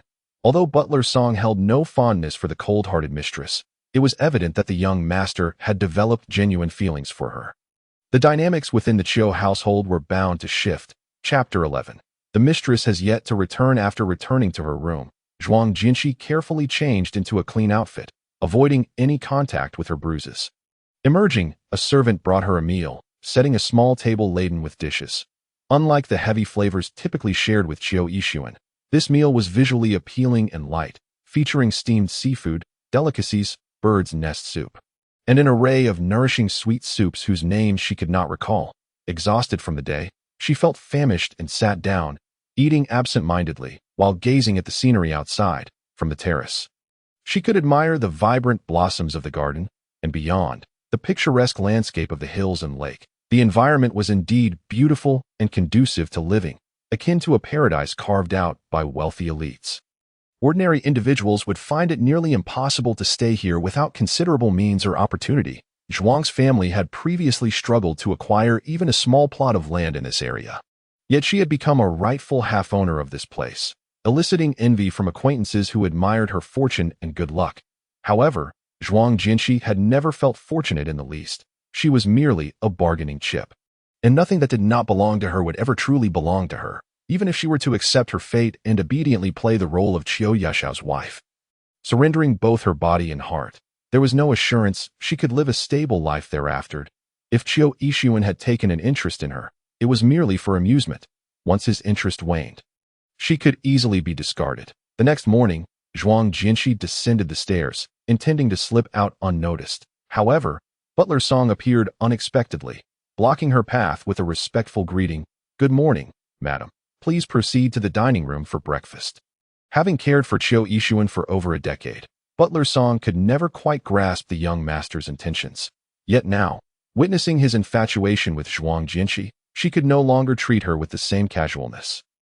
Zhuang Jianqi attempted to bypass her, stating coolly, "No, I'm in a hurry to leave." Butler Song, with a gentle smile, replied, "Madam, as the saying goes, a good breakfast ensures health into old age. The breakfast at home is clean and nutritious. You should eat before heading out." Zhuang Jianqi furrowed her brow. She had risen early precisely to avoid encountering Chiu Yixuan and had planned to leave without breakfast. However, Butler Song was relentless, continually blocking her way, forcing her to head toward the dining room. Passing through the living room, her peripheral vision caught sight of an empty wall that now prominently displayed her graduation artwork. Half Mountain Lake viewed at IT was exquisitely framed, complete with a special light fixture above. She hadn't expected such swift action to hang her piece after it had only been photographed yesterday. Seeing her painting in such a conspicuous position in the living room stirred something within her, an indescribable and peculiar feeling. She averted her gaze, adopting a stoic expression as she sat at the dining table. Not long after, the sound of steady footsteps approached, and Chiu Yixuan descended, impeccably dressed in a tailored business suit that accentuated his broad shoulders and long legs. Exuding an air of elegance and composure, his slick-back hairstyle revealed a full forehead, making him appear even more dapper and charismatic than a celebrity model. Once seated, Chiu Yixuan's gaze lingered on her, a charming smile gracing his lips as he greeted her with grace. "Good morning." Zhuang Jianxi glanced at him with indifference, stirring her spoon as she silently consumed her sweet rice porridge, noticing her preference for porridge. Qiu Yixuan glanced at his bowl of fragrant braised beef noodles and requested a bowl of millet porridge from the servant. During breakfast, his attention subtly shifted to Zhuang Jianxi's hands as he inquired with concern. "Do your hands and knees still hurt? How about I apply some medicine again?" "No need," Zhuang Jianxi replied curtly, having already treated her minor injuries in her room. "Where are you going later? I can have the driver take you." Qiu Yixuan continued. "I don't want to." Zhuang Jianxi hastened to finish her porridge, rejecting him once more. His refusal to accept her denial was evident. Qiu Yixuan leisurely savored his porridge, stating, "Unless you plan on staying indoors." At his words, Zhuang Jianxi tightened her grip on the spoon. Was he implying that if she didn't allow the driver to take her, she wouldn't be permitted to leave? Observing her profile, a mix of anger and restraint painted her features, her long, curled lashes casting shadows over her cheeks, creating a strikingly endearing contrast. He spoke gently, "I'm only concerned for you. You have to walk a distance each time you come and go." Zhuang Jianxi, "Is it so wrong to enjoy a walk?" Qiu Yixuan smiled.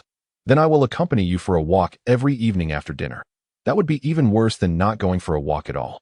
Feeling exasperated, Zhuang Jianxi had just stepped out of the villa when a discreet luxury car pulled up beside her. The driver emerged, opening the door respectfully. "Madam, young master has instructed me to be your dedicated driver from now on, responsible for your transportation."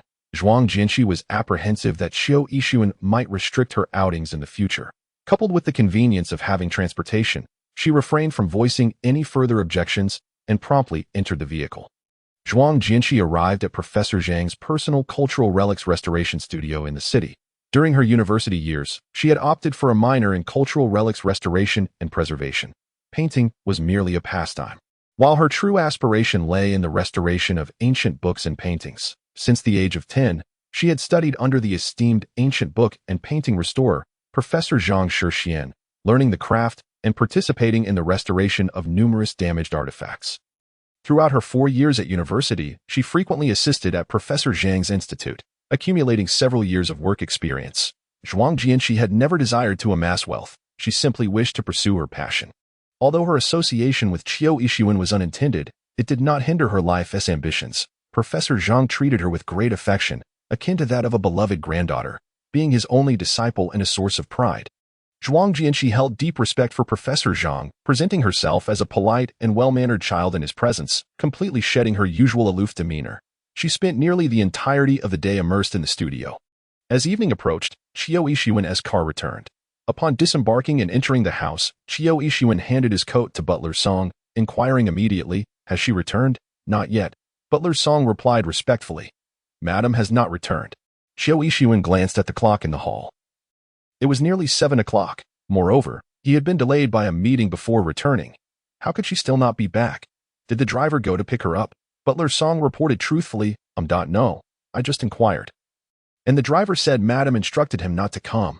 Qiu Yixuan's brow furrowed deeper as he retrieved his phone and dialed Zhuang Jianxi's number. Chapter 12. Husband. Within the studio, rows of wooden shelves and display cabinets were neatly arranged, filled with various restoration tools and rare materials, such as delicate Xin paper, ancient ink blocks, exquisite brushes, and an array of adhesives and pigments. Zhuang Jianxi donned a simple white work uniform and professional gloves, collaborating with a restoration expert in his 40s to restore a shattered original plaque bearing the calligraphy of Emperor Guangxu. In this restoration department, she was nearly the youngest conservator. Yet her experience and skills rivaled those of seasoned masters. At that moment, she was intently observing every detail of the artwork, wielding fine tools for meticulous restoration, her eyes reflecting a reverence and passion for art. Each gentle touch and every color adjustment embodied a profound respect for history and a pursuit of exquisite craftsmanship. Intermittent whispers exchanged experiences and insights, creating an atmosphere that was both rigorous and filled with warmth. Professor Zhang watched with great satisfaction, nodding approvingly. Just as she completed a delicate detail, Zhuang Jianxi removed her gloves and stretched, only to be interrupted by the sudden ringing of her phone in her pocket. She took it out and answered. "Where are you?" The man's deep voice resonated from the other end. Zhuang Jianxi paused, glancing at the unfamiliar number displayed on her phone screen before placing it back to her ear, her tone indifferent. "What is it?" Qiu Yixuan's voice was characteristically domineering. "What time is it? And you're still not back. I sent someone to fetch you. No need." Zhuang Jianxi replied tersely before ending the call. Seeing this, Professor Zhang smiled gently. A friend? Unsure of how to explain, Zhuang Jianxi simply replied with a non-committal Professor Zhang, still smiling, seemed poised to say more when her phone rang again. Hesitating for a moment, she answered, only to be met with Qiu Yixuan's slightly irritated tone. Zhuang Jianxi, are you really going to hang up on me before I finish speaking? Maintaining her calm demeanor, she replied, I am returning now. Upon hearing this, the irritation in Qiu Yixuan's voice dissipated, replaced by a gentler tone. Be careful on the road. I'll wait for you for dinner. Zhuang Jianxi did not respond, once again ending the call. Qiu Yixuan, Professor Zhang, listening intently, observed the glimmer of gossip in his old eyes but refrained from asking further questions, merely chuckling, it is indeed getting late. You should hurry back for dinner. Zhuang Jianxi smiled and nodded, bidding farewell to Professor Zhang. Just as she exited the museum, a flashy sports car came to a halt before her. The window slowly descended, revealing a petite, vivacious beauty wearing sunglasses, who flashed a bright smile at Zhuang Jianxi. She, have you missed me? Zhuang Jianxi's expression brightened upon seeing her friend. The coolness of her demeanor softened, and she hurried forward. Her voice filled with joy. Kuer, where have you been all this time? The newcomer was her close friend, Long Kuer, of similar age and background to the Zhuang family, a childhood companion and confidant. Long Kuer stepped out of the car and enveloped Zhuang Jianxi in a warm hug. Don't even mention it. I've been in a film crew for the past few months, and the semi-isolated entertainment life nearly suffocated me, as the only daughter of the Long family. She had eschewed the responsibility of inheriting the family business and instead flitted about aimlessly after graduation, occasionally gallivanting abroad for photography or impulsively mingling in the entertainment industry. Had it not been for the Long family's indulgence, allowing her such freedom, she would not have been able to live so unrestrainedly. Seizing this rare opportunity to reunite, Zhuang Jianxi was so elated that she completely forgot about returning home. Hopping into Long Kuer's car as they sped off to a small tavern they often frequented. This quaint tavern nestled in a serene corner of the bustling city exuded a unique charm. Wisteria vines entwined around the wooden doorframe, while soft lighting bathed the space, harmonizing with the vintage decor to create a warm and mysterious ambience. The interior was adorned with an array of old liquor bottles and music tapes, each item seemingly imbued with its own emotions and memories. Soft jazz melodies flowed through the air, offering an unprecedented sense of relaxation and tranquility. A few patrons were scattered about, enjoying their meals and drinks, contributing to a delightful atmosphere. Zhuang Jianxi and Long Kuer ordered several specialty dishes, sipping on the plum wine personally brewed by the tavern owner. Savoring each drop. I remember you never used to be an idol chaser. How did you end up participating in a film crew? The warm yellow light illuminated Zhuang Jianxi's fair profile, highlighting her exquisite features. Her eyes like delicate paintings. Having grown up watching this face, Long Kuo had become somewhat immune to its beauty, yet after a period of absence, she still found herself momentarily stunned, with a tender gaze. She asked, do you believe in love at first sight? Zhuang Jianxi was momentarily taken aback. What? Long Kuo took a hearty sip of her drink and showed Zhuang Jianxi her phone wallpaper. The screen displayed a strikingly handsome actor clad in ancient attire, riding a magnificent steed with an air of gallant poise. Zhuang Jianxi squinted, recognizing him as the recently popular film star Su Chengzhou. Long Kuo reminisced about their first encounter with an enamored expression. I had just returned from filming in America, and as soon as I exited the airport, I was surrounded by a throng of screaming fans. I accidentally stumbled into the crowd. At that moment, Long Kuo had been slightly dazed from the flight and found herself inexplicably pushed right in front of Su Chengzhou, overwhelmed by the chorus of girls shrieking his name. Su Chengzhou, I love you. Zhou. Ah, husband. Long Kuo rolled her eyes at the chaos, but was startled when she heard a boy nearby call Su Chengzhou husband, causing her to widen her eyes and reflexively question, husband? Perhaps she had fallen behind the times. For she had not expected fans to be so unabashedly direct in their adoration of their idols. To her surprise, she found herself standing closer to Su Chengzhou, and her innocent exclamation had successfully caught the attention of the usually expressionless and aloof actor. Su Chengzhou, with his elongated eyes and profound gaze, fell upon the girl beside him, whose camera hung around her neck, her face pale from being jostled, with her tousled brown curls, bright eyes, and doll-like features. Long Kuo appeared almost like a disheveled kitten, adorably pitiful. Su Chengzhou paused, reached into his bag, and handed her a bottle of water. His expression was calm, his voice soothing. Don't shout randomly. Go home. Long Kuer instinctively accepted the water, staring blankly at the tall figure being escorted away by fans, utterly bewildered and smitten. Is that how you fell for him? Just because of a bottle of water? Zhuang Jianqi found it hard to comprehend Long Kuer's thought process. Watching her friend gaze at her idol's image on the phone with a smile that resembled a blooming flower, utterly bewildered. Chapter 13. Did she lose her temper at the young master? Long Kuer beamed. You don't understand. Su Chengzhou has been so kind to me. He handed me water the very first time we met, and when I nearly fainted from the heat during filming. He let me rest in his van. Later, he even helped me secure a small role. Zhuang Jianqi inquired. So have you won him over now? Not yet. Long Kuer admitted with a hint of disappointment. It seems Su Chengzhou isn't planning to date anyone for the time being. Zhuang Jianqi raised an eyebrow. And you have a plan. I remember you once said that dating was a foolish endeavor. Long Kuer responded candidly. People change, you know. Perhaps after spending too much time abroad watching animal mating rituals, I've become a bit thirsty. Upon merely contemplating the aloof and strikingly handsome Su Yingdi, her heart raced with longing, wishing fervently to be with him.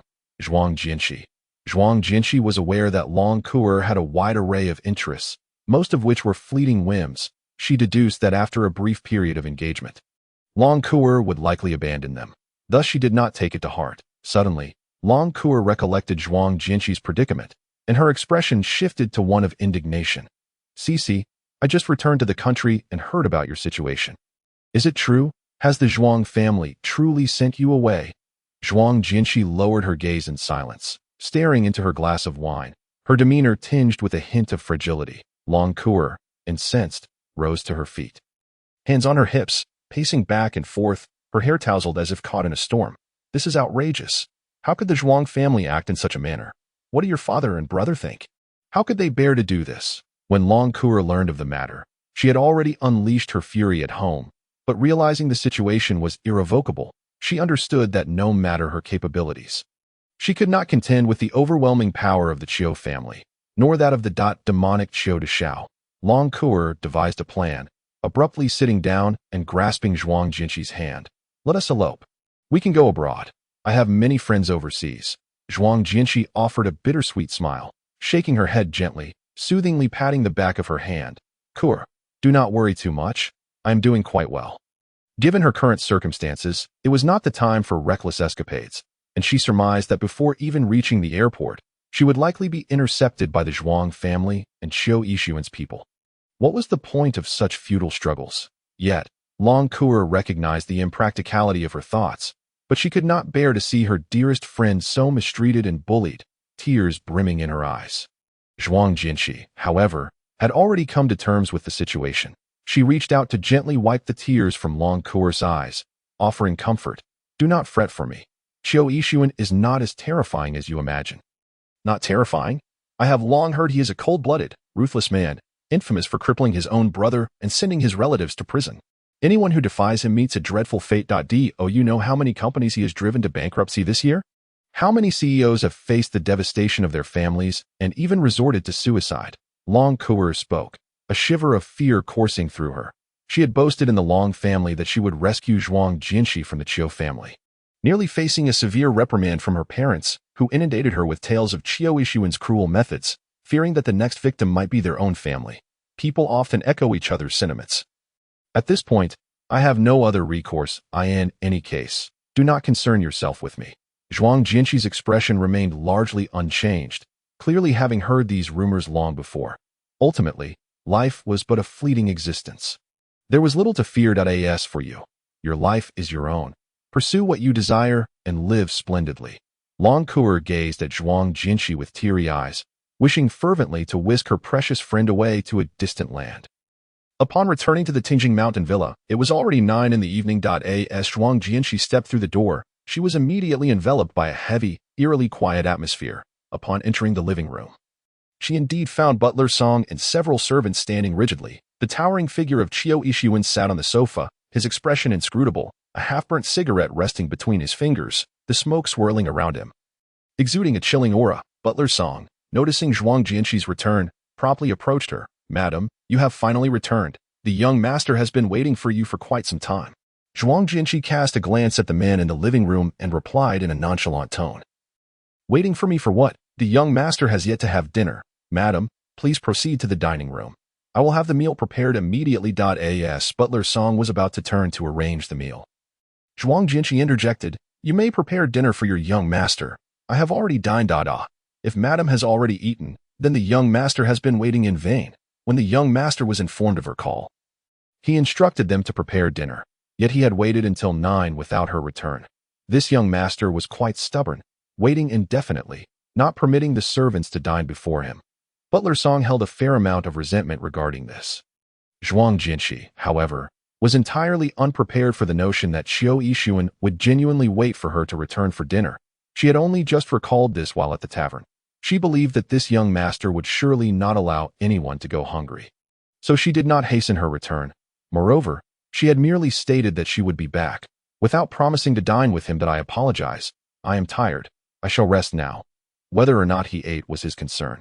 Zhuang Jinshi was disinclined to regard their changing expressions and ascended directly to the second floor. She passed through the living room and stepped onto the staircase. The tall figure on the sofa spoke in a chilling tone. Halt. Zhuang Jinshi paused, lowering her gaze. Qiu Yixuan rose with a deliberate grace, striding toward her, his gaze fixed upon the crown of her head. His tone was neither warm nor cold. Where have you been? Returning so late? Zhuang Jinshi felt as though she were a child being reprimanded by a parent. Her complexion slightly uneasy. I was out with friends. Qiu Yixuan stepped closer, catching a whiff of the faint scent of alcohol on her. Have you been drinking? Zhuang Jinshi met his gaze, responding candidly, I have. Qiu Yixuan narrowed his eyes. Given your health, is it wise to consume alcohol? Zhuang Jinshi maintained a stoic expression. I am aware of my own body. Knowing is all the more reason not to drink. Zhuang Jinshi, now somewhat impatient, retorted, Are you finished? I wish to return to my room. Qiu Yixuan's towering figure blocked her path, his tone leaving no room for dissent. Accompany me for dinner. I have already eaten. I have not. With that, he disregarded her wishes, gripping Zhuang Jinshi's wrist and leading her toward the dining room. Zhuang Jinshi found herself unable to break free. Forcibly seated at the table, upon seeing this, Butler Song promptly signaled for the staff to bring out the dinner that had been kept warm. Qiu Yixuan ordered the chef to prepare a bowl of hangover soup and placed it before Zhuang Jinshi. Drink this, and I will allow you to go upstairs. Reluctantly, Zhuang Jinshi gulped down the soup in one go, then sat still for a moment, while Qiu Yixuan continued to eat leisurely. She set down her bowl and was about to rise when the man beside her leisurely added, From now on, curfew is at 9 o'clock. Zhuang Jinshi bit her lip, her thumbnail pressing into her finger. What if I do not return on time? Qiu Yixuan raised his glass of red wine to his lips, his sharp profile illuminated by the light. Then you shall not leave the house. Stay obediently at home. You are not permitted to go anywhere. Zhuang Jinshi inhaled deeply, then abruptly ascended the stairs, slamming her door shut with a resounding bang that echoed throughout the first floor. Butler Song and the chef exchanged bewildered glances, unable to fathom how this young lady dared to display such temper towards the young master. Qiu Yixuan's wine glass trembled slightly, spilling a few drops of red wine. Is she angry again? He had waited so long without addressing her grievances, yet after just a few words, she stormed off to her room. Who had indulged this tempestuous temper? Qiu Yixuan drained his glass, forcefully placed it on the dining table, his expression darkening, losing all appetite for the remaining meal. After lingering in the living room for a while, he could no longer resist the urge and ascended to the second floor. Chapter 14. Dazed by a kiss. As Qiu Yixuan arrived at Zhuang Jinshi's door, he was about to push it open when he discovered it was locked from the inside. He knocked, waiting for a while without any response, and was about to leave to give her some space. However, just as he turned, a loud crash echoed from within, as if something had shattered. Qiu Yixuan frowned. Inside the bathroom, water flowed freely from the faucet, while Zhuang Jinshi, oblivious to the commotion outside, was intently cleaning up the tools that had fallen and gotten dirty. A bamboo screwdriver, a brush pen, pointed tweezers, a comb brush, a needle, and a small hoof knife, all gifted by Professor Zhao, symbolizing the heritage of cultural relic restoration techniques. Zhuang Jinshi occasionally sharpened the hoof knife to maintain its effectiveness, after knocking for a while without any response. Qiu Yixuan's expression grew serious, prompting him to instruct Butler Song to fetch the key to unlock the door. Once inside, he scanned the room but found it empty, only hearing the sound of water splashing from the bathroom. Upon reaching the bathroom door, he hesitated briefly, questioning if she was taking a shower. Gazing at the ajar door, an image of her delicate legs flashed in his mind from that day when he had lifted her skirt. The thought of her emerging from the bath ensnared him, rendering him motionless, as if his feet were encased in cement, reluctant to leave. Zhuang Jinshi was preoccupied with cleaning her restoration tools, not noticing the noise outside. She was so engrossed that her elbow inadvertently nudged the shower switch, drenching her shoulder and chest with water unexpectedly. The chill of the water startled her, and she quickly packed her tool bag. Opening the bathroom door just as Zhuang Jianxi pressed her hands against her chest, straining to push him away, yet the disparity in their heights and physiques rendered her efforts futile. She could only grit her teeth and scold. "What are you doing here? Get out." Her face flushed crimson, and a wave of panic surged within her. However, in the next moment, Qiu Yixuan could no longer restrain himself and leaned down to kiss her. His kiss was fervent, leaving no room for resistance. His hands tightened around Zhuang Jinxi's slender waist, while his larger hand could not help but roam over her delicate back, tracing the elegant contours of her shoulder blades. Zhuang Jinxi was caught off guard by the kiss, leaving her weak and disoriented, her mind a blank slate. She had never been kissed before, and the closeness of the man left her dizzy. Qiu Yixuan pinned her against the bathroom wall, his solid body pressing against her soft form, capturing her lips in a passionate kiss. His tongue attempted to pry open her lips, but could only wander over her fair cheeks, earlobes, and chin. Each time he approached the girl before him, an uncontrollable and intense reaction surged within him, as if a fierce predator had broken free from its confines, eyeing her hungrily, yearning to consume her whole. 2 months prior, she had already become his legitimate wife.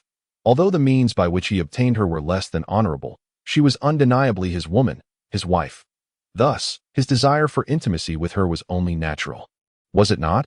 In a daze, Zhuang Jinshi felt her loose neckline tugged askew, revealing a smooth, rounded shoulder. As Qiu Yixuan's heated kiss descended to her neck, Zhuang Jinshi, forced to tilt her head back, suddenly snapped back to reality. Her complexion paled, her eyes filled with panic and confusion. She wanted to struggle, but her strength was akin to an ant trying to shake a tree, akin to scratching an elephant's back. Moving caused her to fear she might only encourage him further. Trapped in the embrace of a demon with iron-like strength, Zhuang Jinshi frantically groped for something on the nearby sink. The sharp blade of a utility knife accidentally sliced into her palm, blood oozing down her pale skin. Grimacing in pain, Zhuang Jinshi, trembling, seized the small knife and recklessly slashed at Qiu Yixuan's waist. A jolt of excruciating pain shot through his lower abdomen, causing Qiu Yixuan to shudder. Abruptly halting his kiss, his desires momentarily quelled that he glanced down, seeing Zhuang Jinshi tightly gripping a strangely shaped, yet bloodied knife. Shock and disbelief flickered in his eyes. He had never anticipated that such a delicate creature, so seemingly fragile like a white rabbit, could be so decisive and ruthless, daring to stab him.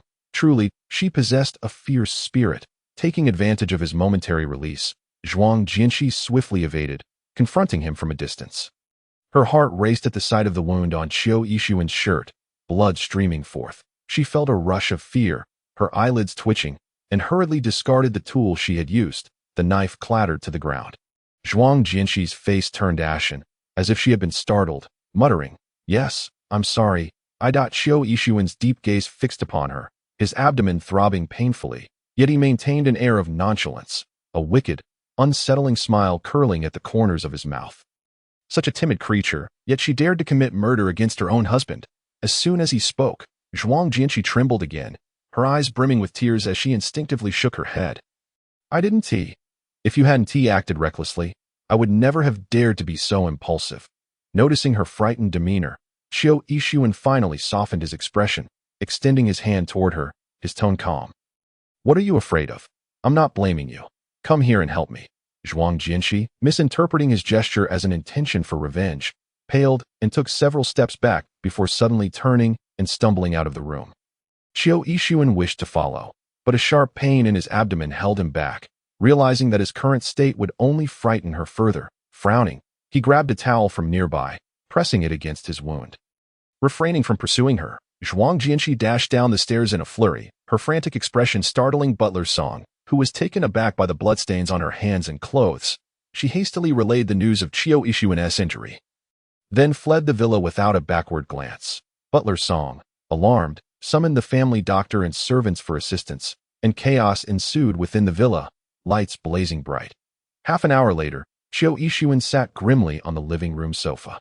The doctor meticulously stitching and bandaging his abdominal wound, his brow unwavering. Despite the significant blood loss, the cut was not deep, requiring only 7 stitches. He called for Butler's song. Chapter 15. Startling her so severely, the family doctor dutifully relayed necessary precautions. Yet Xiao Yixuan seemed oblivious, a cigarette pinched between his fingers, his handsome face obscured by the swirling smoke, revealing little of his emotions. Butler Song's face bore worry as she attentively brought him a cup of hot water. Inquiring about his well-being, noticing Zhuang Jianqi's absence, Xiao Yixuan's expression shifted slightly as he asked, "Where has she gone? She injures me and then hides away. Is she too cowardly to face the consequences?" Butler Song, perplexed by the young master's lingering concern for the woman who had hurt him, expressed her frustration. "Young master, the madam has gone too far. How could she resort to violence instead of discussing things properly? She attacked me, but she did not harm you." Xiao Yixuan waved his hand dismissively, his impatience evident. "Just bring her here." Though Butler Song felt uneasy, she complied with the young master's orders, scurrying off to search for her. After a brief search, she hurried back, breathlessly reporting, "Young master, the madam has run away." "Run away?" Xiao Yixuan's head snapped up, his gaze sharp and piercing. "Where did she go?" Butler Song shivered under his intense stare. Quickly explaining, "The madam appeared very panicked. Upon hearing of your injury, we didn't notice when she slipped out." Xiao Yixuan's expression darkened ominously, marking the first time he directed his anger at the servants. "What are you waiting for? Go out and find her immediately."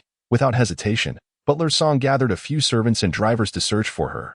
Xiao Yixuan made 2 urgent phone calls to the security office at Tingjing Mountain, commanding them to conduct a thorough search, threatening dismissal for anyone who failed to bring her back. He initially assumed she would cower in some corner of the villa, weeping quietly, trembling in fear. However, he never expected her to venture out into the night, in the mountain wilderness. At the witching hour, a beautiful young girl roamed alone. The affluent inhabitants of Tingjing Mountain were not to be trifled with. If someone with ill intentions were to take advantage of her, the consequences would be dire. Clenching his phone tightly, Xiao Yixuan's gaze fell upon a pale throw blanket she often draped over herself. And his thoughts spiraled. Had her clothes become damp in the night air? He wondered if she was cold, fearing she might fall ill. The more he pondered, the tighter his brow furrowed, and the more he regretted his actions from earlier that night. After years of solitude, having resisted female charms, how had he succumbed to temptation so easily tonight, and to have frightened her so severely? After leaving the villa, Zhuang Jianqi wandered aimlessly along the winding mountain path. The streetlights flanking the road illuminated her pale face as she hugged herself, looking lost like a bewildered fawn. She was uncertain of where to go or how to escape that domineering, menacing man. Fleeing from the gilded cage that had imprisoned her life and freedom, she longed to return home. Yet the Zhuang family no longer offered her refuge. She considered seeking out Longcour. But her phone was nowhere to be found. In a moment of impulse, she had wounded that man. Rumor had it that Xiao, the young master, would seek revenge. Rather than face his cruelty, she would rather venture into the unknown and fend for herself. Accompanied by the moonlight, Zhuang Jianqi unknowingly found herself on the outskirts of Tingjing Mountain's main road. That it wasn't too late. She thought she might hail a taxi to Longcour's house for a few days of refuge. In the night, a sleek black sports car sped past, its sharp lines seamlessly blending into the darkness, its wild speed resembling a fleeting shadow. The blinding headlights prompted Zhuang Jianqi to instinctively shield her eyes. Just as she realized she needed to dodge the approaching vehicle, with a sharp screech of brakes, the car came to an abrupt halt mere centimeters from her. The rush of wind from the Koenigsegg's body whipped her hair into a frenzy behind her. Zhuang Jianqi's eyes widened. She was already walking close to the edge, so why was the sports car driving so near it? The car door swung open, and a man wearing flip-flops stepped out. He was strikingly handsome, his trendy hairstyle parted in the middle, a cigarette dangling from his lips, exuding a roguish charm. His flamboyant shirt was casually buttoned at the waist, the collar open, revealing a sun-kissed, muscular chest. What the hell? Is it ghosts out tonight, or am I just being scammed? Fu Jialan approached, hands shoved in his pockets, cursing as he walked over. His nonchalant tone jolted Zhuang Jianqi from her stunned state. Her heart racing as if it might burst from her throat. As Fu Jialan drew closer and beheld the girl blocking his path, he was momentarily taken aback. The girl before him was clad in a flimsy dress, her long hair tousled by the night breeze, her ethereal beauty slightly pale under the dim light, yet the moonlight could not conceal her stunning features. She appeared thoroughly frightened, her clear eyes wide with fear. her entire form trembling slightly.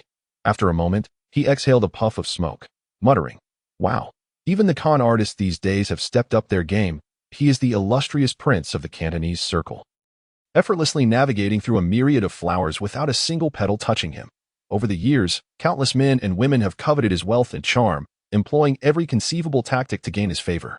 Yet, this is the first time someone has dared to confront him so boldly. If he had delayed breaking by even a second, she would have been flung away. Remarkably, after he came to a halt, she stood there, unyielding, without even flinching. One must admit, her audacity surpasses that of many men. Moreover, she possesses an enchanting beauty, with a slender waist and ample curves. Fu Jialan narrowed his eyes, biting the tip of his cigarette. Finding her rather captivating. "You have succeeded." Leaning lazily against the front of his car, Fu Jialan regarded Zhuang Jianxi with a smirk that blurred the line between amusement and menace, stating plainly, "Come with me. Or we can have a little fun. Choose one." Snapping back to reality, Zhuang Jianxi looked at the roguish man before her and instinctively took several steps back. She could not decipher his words, but her intuition screamed that this man was incredibly dangerous, possibly another thug. Pressing her lips together, she said nothing and turned to leave.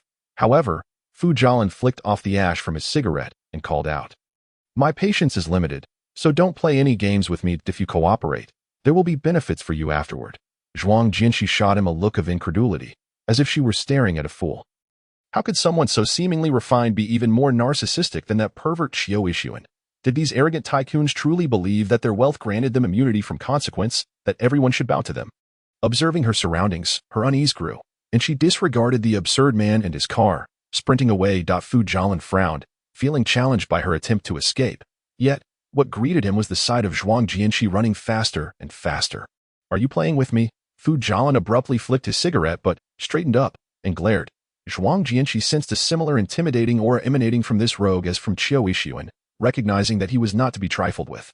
She dared not look back and continued to sprint forward. 2 minutes later, the Koenigsegg casually followed her, the window rolling down to reveal Fu Jialan's devilishly charming face. Chapter 16. A treasure discovered with one hand on the steering wheel and the other resting leisurely on the window frame. Fu Jialan flashed a grin. "Why are you running? Get in the car. I'll take you for a ride." Wang Jianxi turned her head and gasped, her breath quickening, yet she remained silent, focusing solely on her escape. Fu Jialan's gaze turned sultry as he watched her skirt flutter with her hurried movements, her delicate figure, rosy lips, and heaving chest, especially that gentle gasp, igniting his imagination. Suddenly, he felt a dryness in his throat and an insatiable desire to capture this fleeing beauty and cherish her properly. "All right. You've piqued my interest." Fu Jialan licked his lips and said to Zhuang Jianxi, "You've successfully caught my attention." Seeing his demeanor, Zhuang Jianxi's internal alarms blared. After enduring Qiu Yixuan's persistent advances, she could easily recognize another rogue. One even more repulsive than vulgar. "Are you insane?" Zhuang Jianxi shot him a glare, then abruptly turned to flee in the opposite direction. The perimeter of Tingjing Mountain featured security booths at intervals, and reaching one would guarantee her safety. Fu Jialan, for the first time, was scolded, an eyebrow raised in amusement. He wasn't in a rush. He merely turned the steering wheel, leisurely pursuing Zhuang Jianxi, akin to a cat playing with a mouse. "I'll count to 3. Either you get in the car willingly, or I'll come carry you." "You dare?" Zhuang Jianxi's face turned pale. This was Tingjing Mountain. Would he dare to abduct her in broad daylight? "Do you think I wouldn't?" Fu Jialan narrowed his eyes, a smug expression on his face, clearly not jesting. Zhuang Jianxi grew increasingly alarmed and attempted to quicken her pace to distance herself from this perverse rogue. However, her weak body, already strained from the evening's exertions, began to falter, her steps growing heavier. After a while, Fu Jialan grew impatient. "If you don't get in, I'll just get out." Zhuang Jianxi, unwilling to relent, inadvertently noticed a nearby landscape stone beach. There, an artificially constructed patch of multicolored pebbles was commonly frequented by strollers and anglers. She abruptly halted, vaulting over the roadside fence and darting toward the pebble beach. Recalling a shortcut to the security booth that vehicles could not access, seeing her sprint toward the rocky area, Fu Jialan's previously indifferent facade darkened. Not only was she teasing him, but she was also disobedient. Regardless of her tactics or genuine intent to evade him, he resolved not to let her slip away this time. Zhuang Jianxi was panting heavily, feeling her strength waning, each step becoming increasingly arduous. Upon hearing a loud crash behind her, she instinctively turned to look and was horrified. Fu Jialin had driven straight through the fence, barreling toward her on the pebble beach, and she could practically see the determined glint in his eyes through the windshield. It was chilling. She stumbled, tripping over the stones and falling onto the beach. The sports car came to a halt, and Fu Jialin stepped out, stretching leisurely before ambling toward her, with his hands on his hips. He towered over Zhuang Jinshi, a playful smirk adorning his lips. Why stop running now? Zhuang Jinshi bit her lip, her chest rising and falling as her dark eyes brimmed with disgust and defiance. Under the moonlight, the girl sprawled on the pebble beach had a porcelain complexion, flushed from exertion and glistening with sweat, her hair clinging to her forehead, her eyes sparkling. Her long swan neck, delicate collarbone, and slender waist made her irresistibly alluring. Fu Jialin crouched down, lifting her chin to admire her breathless beauty up close, feeling parched and heated all over. What a treasure I've stumbled upon. This trip to Longsheng has not been in vain. Zhuang Jinshi abruptly swatted his hand away, frowning. Don't touch me. Fu Jialin reached out again, brushing her cheek, teasing. What's wrong with touching you? I'll touch you again. Zhuang Jinshi turned her head away, retreating. She despised his lecherous gaze, but given the disparity in their strength, she took a deep breath, forcing herself to remain calm. I don't know you, nor have I offended you. Why are you pursuing me relentlessly? Fu Jialin smiled slightly, his response disjointed. I'm Fu Jialin. What's your name? When she remained silent, he rubbed his chin and inquired, how old are you? You look so fresh and tender. Like a minor, Zhuang Jinshi instantly retorted. I'm 17. You'd best not harbor any wicked thoughts, or I'll call the police on you. Fu Jialin burst into laughter, pinching her cheek. How adorable. I particularly enjoy older men with younger women. Even though he was still in his prime, Zhuang Jinshi's expression grew colder as she turned away again. Fu Jialin's gaze intensified. Tell me your name. Zhuang Jinshi replied coldly. If I tell you. Will you let me go? Go where? Come ba if tonight Xiao Yixuan truly intends to force himself upon her. She lacks the strength to resist. From the very first day she was brought here, she should have understood the responsibilities she was to uphold. Why cling to the illusion that he might cherish her and not impose himself upon her, even for a fleeting moment? Indeed, the offspring of affluent families possess little patience. Perhaps it would be best for her to acquiesce, for she is not a paragon of virtue. In due time, when he grows weary of her, he will naturally grant her freedom. Xiao Yixuan's gaze weighed heavily upon her. Yet his tone remained unexpectedly tranquil. Come here. Zhuang Jinshi's fingertips trembled. Her body remained motionless, as if frozen in place. After a brief silence, Xiao Yixuan gradually rose. With a slight movement, the wound on his abdomen began to seep blood anew. His thick eyebrows knitted together, yet his steps remained resolute as he advanced towards her. His towering figure loomed over her, and her instinct was to retreat. However, as she took a step back, her wrist was firmly grasped by Xiao Yixuan. Anxiety gripped her heart, and she dared not raise her gaze. Had she injured him, and was he about to punish her? Would it be verbal reproach or physical torment? She had heard tales of Xiao Yixuan's ruthless methods. Those who crossed him would meet a dire fate. Zhuang Jinshi's thoughts spiraled into chaos. Her previously pale complexion grew even more ashen. Sensing the chill in her palm, Xiao Yixuan observed her disheveled appearance. Her hair was in disarray, her eyelashes fluttered like a frightened creature, emanating fear and fragility, yet she struggled to maintain her composure. The shadows in his heart dissipated the moment she returned, replaced by an overwhelming sense of compassion and heartache. He understood that it was his own failure to manage himself properly. Zhuang Jinshi was not well acquainted with him, and given their tumultuous beginning, how could her fiercely proud nature allow her to be subjugated? As the old adage goes, success hinges upon the right timing, favorable conditions, and harmonious relationships. One must be gentle in persuasion and patient in pursuit. Impatience, after all, leads to missed opportunities. Reflecting on this, Xiao Yixuan felt a wave of self-reproach wash over him. He reached out to gently brush aside the damp strands of hair clinging to her cheek and forehead, speaking softly, "Are you a fool? If you're scared, find a room in the villa to hide in. It's dangerous for a girl to be out alone at this hour." Zhuang Jinshi kept her head bowed, silent. Xiao Yixuan's gaze roamed over her slender form, and he leaned down to brush the sand and grass from her arms. Frowning, "Did you run to the lakeside? It's quite a distance from the villa." "You actually ran all the way there." Receiving no response from Zhuang Jinshi, he lifted her chin to meet her eyes. "You cut me with a knife, yet I haven't held it against you. Why are you still upset with me? Speak. Zhuang Jinxi's gaze met his abyss-like eyes, her pale face devoid of expression, her eyes unfocused. Qiu Yixuan was momentarily taken aback. Zhuang Jinxi's eyes were strikingly beautiful. The contrast between her black pupils and the whites was as clear as crystal, yet they conveyed an array of emotions: fear, aversion, vigilance, helplessness, and confusion. Qiu Yixuan's heart softened, and he could no longer bring himself to question her. Instead, he instructed Butler Song to prepare some ginger tea. After being startled and exposed to the night air, she needed the warmth of ginger tea to ward off the chill.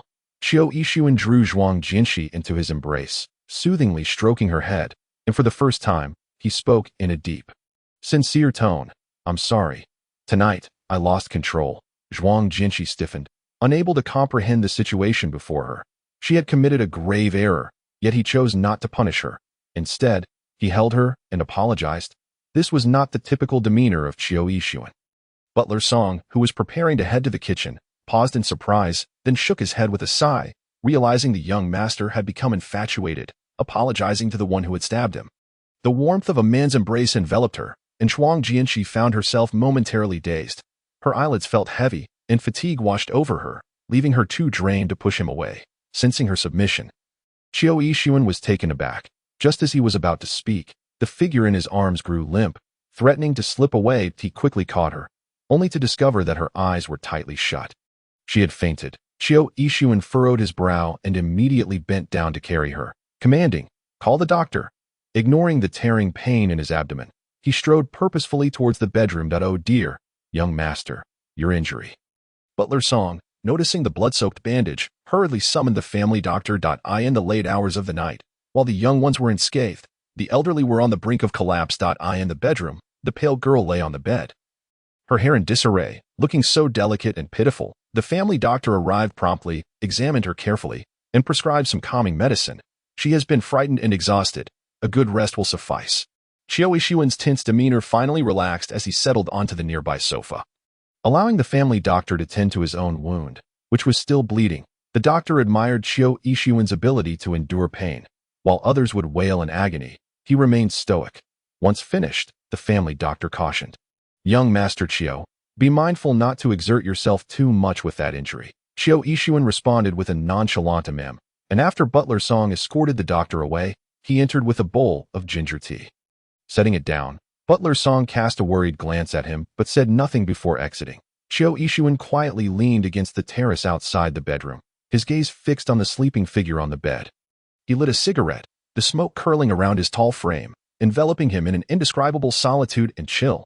His expression was distant and vacant, and the image of the girl before him gradually blurred until it seemed to shrink, transforming into that of a 10-year-old girl. A gentle breeze stirred his thoughts, carrying him back through the crevices of time to a distant, warm childhood. Each scene was so vivid, yet so unattainable that it felt as though he could still hear the sweet, childlike calls of Brother E. Chapter 18. I can satisfy you. Lost in thought for nearly half an hour, Qiu Yixuan set aside his memories and rose to fetch a warm, damp towel from the bathroom. He meticulously wiped Zhuang Jinxi's face and hands clean. During this time, he noticed her eyelids fluttering, her body slightly tensing.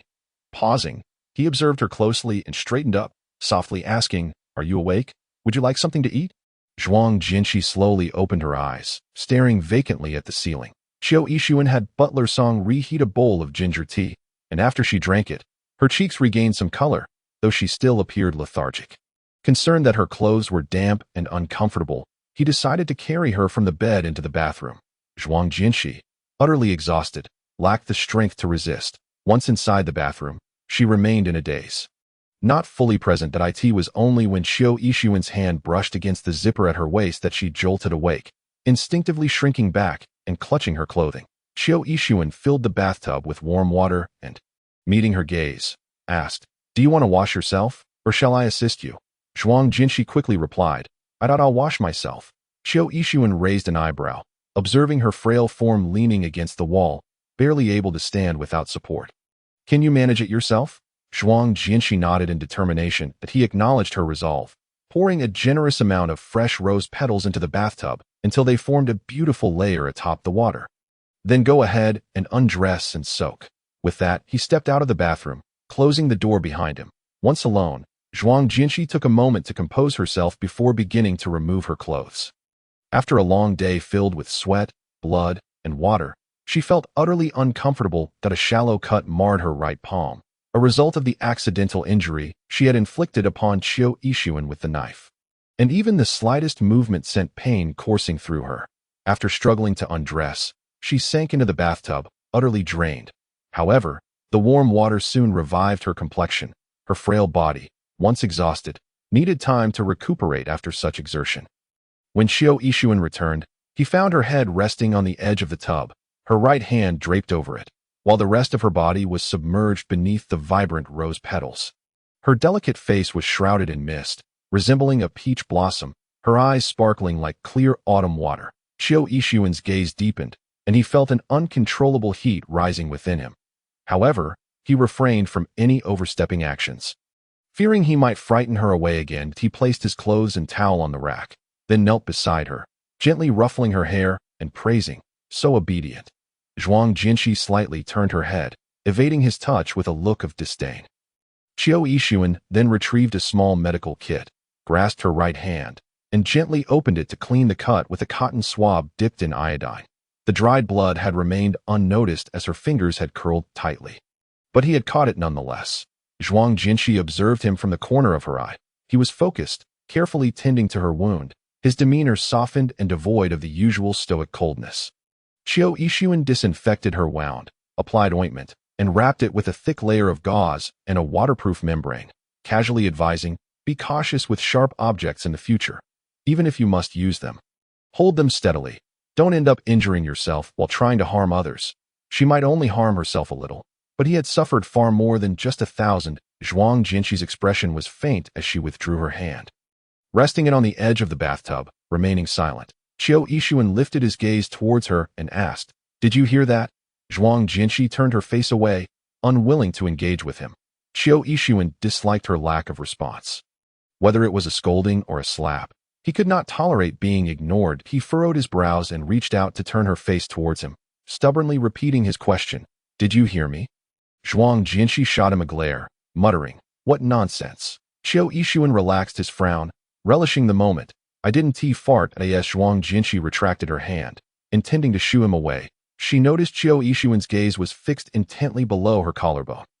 Looking down, she realized that she had unconsciously straightened her posture, causing the water level to drop, with rose petals clinging to her chest, revealing an alluring glimpse of spring's bounty. She hastily reclined, feeling a mix of embarrassment and anger. "You." Qiu Yixuan cleared his throat twice, awkwardly diverting his gaze, his ears slightly flushed. "I wasn't looking on purpose." If he wasn't looking on purpose, did that imply she had deliberately exposed herself? Zhuang Jinshi felt a wave of frustration wash over her as she inhaled deeply. Why were the men she encountered lately becoming increasingly shameless? Just moments ago, that flip-flop had brazenly suggested a wild encounter, only to receive a stone to the head from her, and this man before her, whom she had thought would be tamed after she had slashed him, was still behaving like a scoundrel. Seeing him continue to stare, she couldn't help but splash the water in exasperation. "Can you please leave?" Qiu Yixuan was unexpectedly splashed with droplets, leaving his chest damp and rose petals adorning his face and hair, appearing somewhat disheveled. Nonetheless, he maintained his good humor. "Just don't move around. Be careful not to splash with your right hand." Zhuang Jinshi frowned. "If I leave, how will you wash your hair?" "I don't need your help." Qiu Yixuan, with patience, replied, "I won't say anything or look at you, all right? The water is getting cold. Soaking for too long isn't good for your health." Ignoring her protests, he picked up the shower head beside him and began rinsing her hair. Zhuang Jinshi, unable to resist, turned her back to him, remaining silent. In that moment, within the steamy bathroom, silence enveloped them, broken only by the gentle sound of water cascading. Qiu Yixuan had never attended to anyone in such a manner.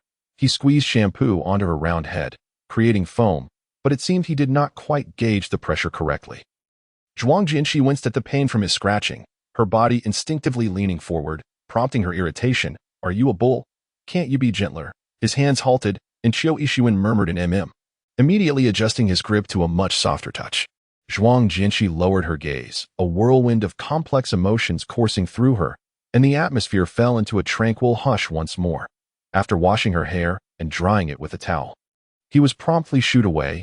Without so much as a thank you, he returned to his master bedroom, tending to his abdominal injury and changing out of his soaked clothes to in the following days. Zhuang Jianqi did not encounter Qiu Yixuan at the villa. She was unsure if he was staying elsewhere or if he was simply leaving early for work and returning late. In any case, they had not crossed paths even once. Without the need for direct interaction, she felt a slight sense of relief.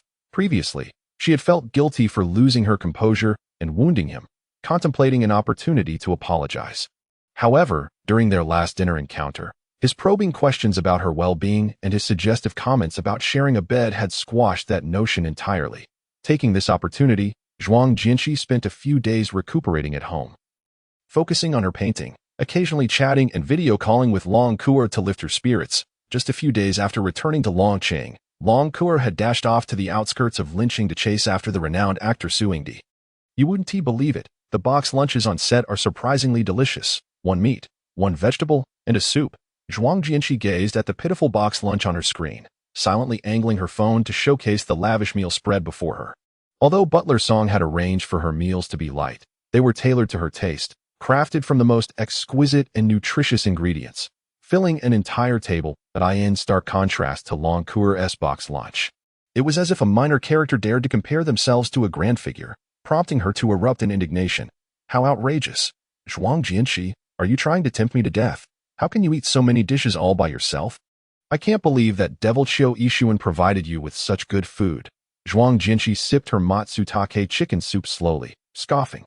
Long, you can't blame anyone but yourself for seeking hardship. Long Kuer, feeling a twinge of jealousy, began to shovel her unappetizing box lunch down. To endure hardship is to achieve greatness. Do you understand? I don't understand. Zhuang Jianqi truly could not comprehend her love-struck mentality. Exhausting herself for a man who barely treated her well, unlike herself, who remained unencumbered by love and was thus cherished by someone else, the Qiu Corporation, where Qiu Yixuan was so busy that he barely had time for lunch. He felt a dull ache in his abdomen and could not suppress a foolish sneeze. Long Kuer watched Zhuang Jianqi's sumptuous lunch with growing appetite, yet her own meal tasted like cardboard. Her expression shifting through a spectrum of emotions. Realizing she had made a poor choice, she lamented that had she known better, she would have hired an assistant to manage her meals, for she could hardly endure it any longer. Unable to eat any further, she angrily tossed her box lunch into the trash. Filming in such a remote forest, ordering takeout was out of the question, and accustomed to feasting on delicacies, Long Kuer would rather starve than settle for less. Frustrated, she kicked at a small stone at her feet. Just then, Su Yingdi's assistant approached, carrying a beautifully packaged bento. Is this for me? Long Kuer was taken aback. The assistant nodded. Yes, eat up. Zhou Gu asked me to bring it to you.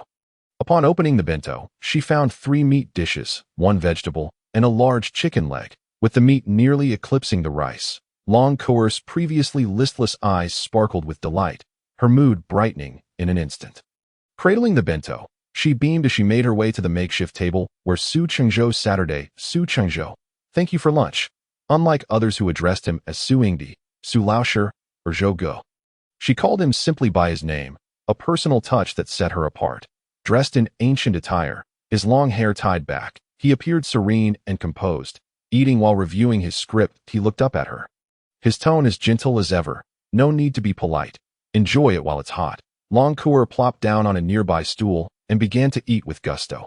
She devoured the meat and vegetables heartily, cheeks bulging as she laughed with her eyes squinted in delight, resembling a crescent moon. Dressed as a maid, with her hair styled in adorable buns and a bow, her otherwise simple attire exuded the charm and elegance of a wealthy young lady. Su Chengzhou's gaze flickered momentarily before he returned to his script. Long Kuer polished off her bento in record time, licking her lips and eyeing the drink beside Su Chengzhou with keen interest. Su Chengzhou, can I have a sip? Su Chengzhou did not refuse, handing her a fresh bottle of drink. Satisfied, Long Kuer finished it in one go, feeling revitalized. When filming resumed in the afternoon, she performed with exceptional vigor. While rushing to the capital, a maid literally knocked her master off his feet, displaying even more enthusiasm than scripted.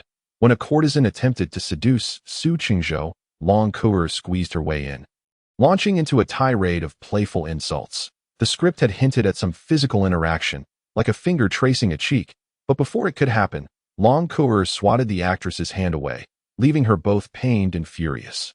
Yet, the director found her feisty portrayal genuine and encouraged her to continue improvising. After filming, Su Qingzhou's assistant exchanged a few jokes with the crew before teasingly addressing Su Changzhou, who was resting nearby. "Zhou Ge, that actress named Long Cour seems quite taken with you. Since she arrived, you haven't had a moment of intimate scenes." That Su Changzhou unscrewed his thermos and took a sip, glancing at Long Cour, who was animatedly chatting with others nearby. With her adorable, innocent smile and sweet disposition, she had won the affection of most on set, often returning with an armful of snacks. "She's just a child playing around," he replied mildly. The assistant shook his head. "I don't think so. At the airport, she called you husband and chased after you to the set just to get closer. With her looks and figure, any company would readily invest in her, providing her with ample opportunities, rather than aimlessly flitting about." That Su Qingzhou fell silent, his thoughtful gaze deepening. Just then, Long Cour returned, holding out a large, red apple with a beaming smile. "That Su Qingzhou, this is for you." Su Chengzhou stared at her, her bright eyes sparkling with sincerity and innocence. That he smiled slightly, but did not take it. "You eat it." Long Cour's smile dimmed, her tone tinged with disappointment. "Don't you like apples? I saved the biggest and reddest one just for you." Who could bear to disappoint such a spirited girl? Su Chengzhou hesitated, but ultimately accepted it, saying, "Thank you." The assistant beside him gasped in slight astonishment. For Su Chengzhou seldom accepted gifts from others, let alone a lunchbox offered voluntarily at noon. It seemed that Long Cour was somewhat extraordinary. Long Cour was the kind of person who blossomed with a mere ray of sunshine. Her face instantly lit up with a radiant smile, and with an air of familiarity, she asked, "Are you free later? If you share your lunch with me, I would love to treat you to dinner tonight." Many sought to invite Su Changzhou to dine with them daily, yet it was impossible for him to acquiesce to each request. His expression reverted to its usual indifference and aloofness as he replied, "No need. You should head home early." With that, Su Chengzhou departed the filming location, accompanied by his assistant. Making his way toward the business vehicle, Long Cour felt a twinge of disappointment, yet she had not harbored excessive hopes, knowing that the esteemed actor was not easily pursued. Nonetheless, today was not entirely devoid of gain. After all, she had managed to share a meal. Chapter 20. Being nurtured by a dominant figure during her recuperation at Tungjing Mountain.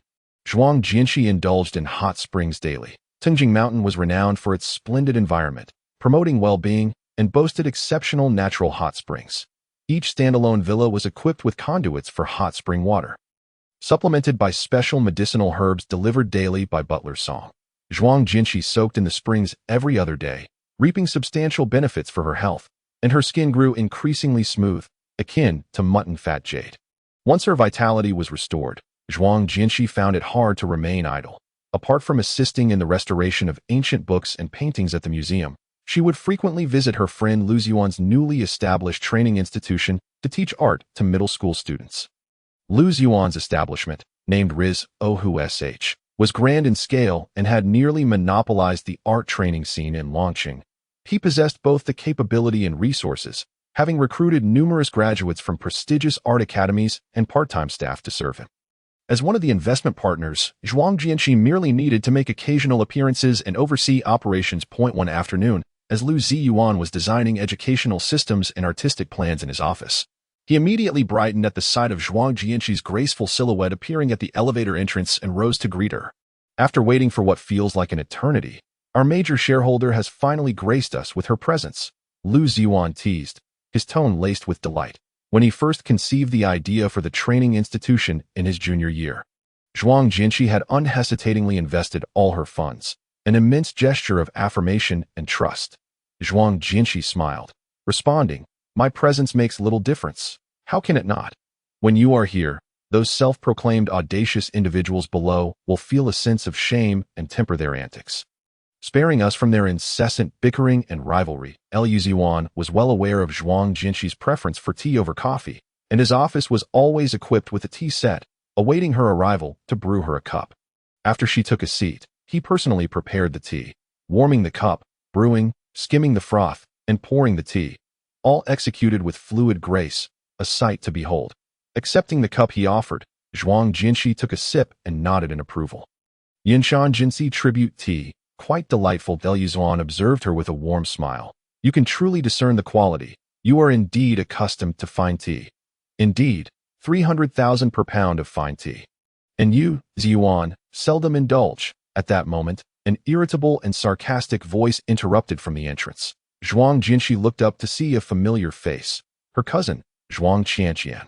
Zhuang Qianqian had graduated but failed to make a mark. And though she felt resentment that Zhuang Jinshi's work commanded astronomical prices, what made her more envious was that the towering man, Qiu Yixuan, had not spared her a glance that it was one thing for him to overlook her beauty during their previous encounter at the Zhuang family gathering. But to remain so indifferent upon their next meeting was unacceptable. Surely, Zhuang Jinshi must have whispered into his ear, instructing him to disregard her. Zhuang Qianqian cursed Zhuang Jinshi for being petty, perceiving her as a lifelong rival. Fearful that she might steal her man. Although this was somewhat true, without Zhuang Jinshi, Qiu Yixuan would surely notice her instead. Piobi nurtured by such a dominant figure, showered with affection, was exhilarating to contemplate. Lu Yuan frowned upon seeing Zhuang Qianqian. What brings you here? Can't you see we are in the middle of a discussion? Zhuang Qianqian pouted. Yuan, we are all acquaintances. Is there anything I shouldn't tea here? Her tone carried a hint of grievance. You never served that tribute tea when I visited with friends, but the moment she arrives, you personally brew it for her. What do you want? Please refrain from this passive-aggressive behavior. Lu Yuan, known for his genteel and patient demeanor, rarely spoke harshly even when Zhuang Qianqian's arrogance shone through, except in the presence of Zhuang Jinshi. Zhuang Qianqian narrowed her eyes at Zhuang Jinshi, who remained unfazed, calmly sipping her tea. Clenching her fists, she inhaled deeply and asked, "When will you be attending tonight's graduation party?" This cohort had not yet completed the graduation process. They had not taken their graduation photos or held a farewell dinner. The graduation party had been planned for a week, and as the leading figure, Lu Yuan would certainly attend. He aimed to leverage this final opportunity to cultivate connections and resources for the future expansion of Riz Ohush. Turning to Zhuang Jinshi, Lu Yuan gently inquired, "Xiaoxi, I have orchestrated this graduation gathering. Could you lend your support?" Zhuang Jinshi hesitated momentarily. She seldom participated in such collective activities, preferring solitude over crowded environments. However, as a member of the sprawling art studio, she recognized the necessity of engaging in social events for long-term growth. She would no longer rely on the Zhuang family and intended to distance herself from the Qiu family, yet to escape the constraints imposed by others. She needed a means of self-sustenance. Moreover, she could not bear to disappoint Lu Yuan, who looked at her with hopeful eyes. After a brief contemplation, Zhuang Jinshi nodded in agreement. "I will attend, but I likely won't stay too late." Qiu Yixuan had set a curfew of 9 o'clock, and under his roof, she had no choice but to comply. She had no desire to provoke him further. No problem. Just come, enjoy yourself, and eat and drink to your heart's content. You need not worry about anything else. Lu Yuan's delight was evident, oblivious to Zhuang Qianqian's increasingly darkening expression. The venue for the graduation party was meticulously chosen, a lavish hotel, and due to the number of attendees, it was held in the grand lobby that a group of young men and women gathered around several tables, laughter and chatter echoing, filled with the unique vigor and passion of youth at 7 o'clock. Lu Yuan and Zhuang Jinshi gracefully entered through the main doors. Their arrival was akin to a gentle breeze accompanied by the light of the moon, swiftly calming the once boisterous gathering, as if the space itself was illuminated by their presence. Zhuang Jinshi donned a simple yet elegant long dress that swayed gently, exuding an undeniable grace and refinement. Her features were exquisite, her eyes and brows meticulously sculpted, perfectly framing a face of unparalleled beauty, prompting genuine admiration. Such a rare gem indeed. This scene stirred a myriad of emotions within Zhuang Qianqian, who had arrived earlier and had been basking in compliments.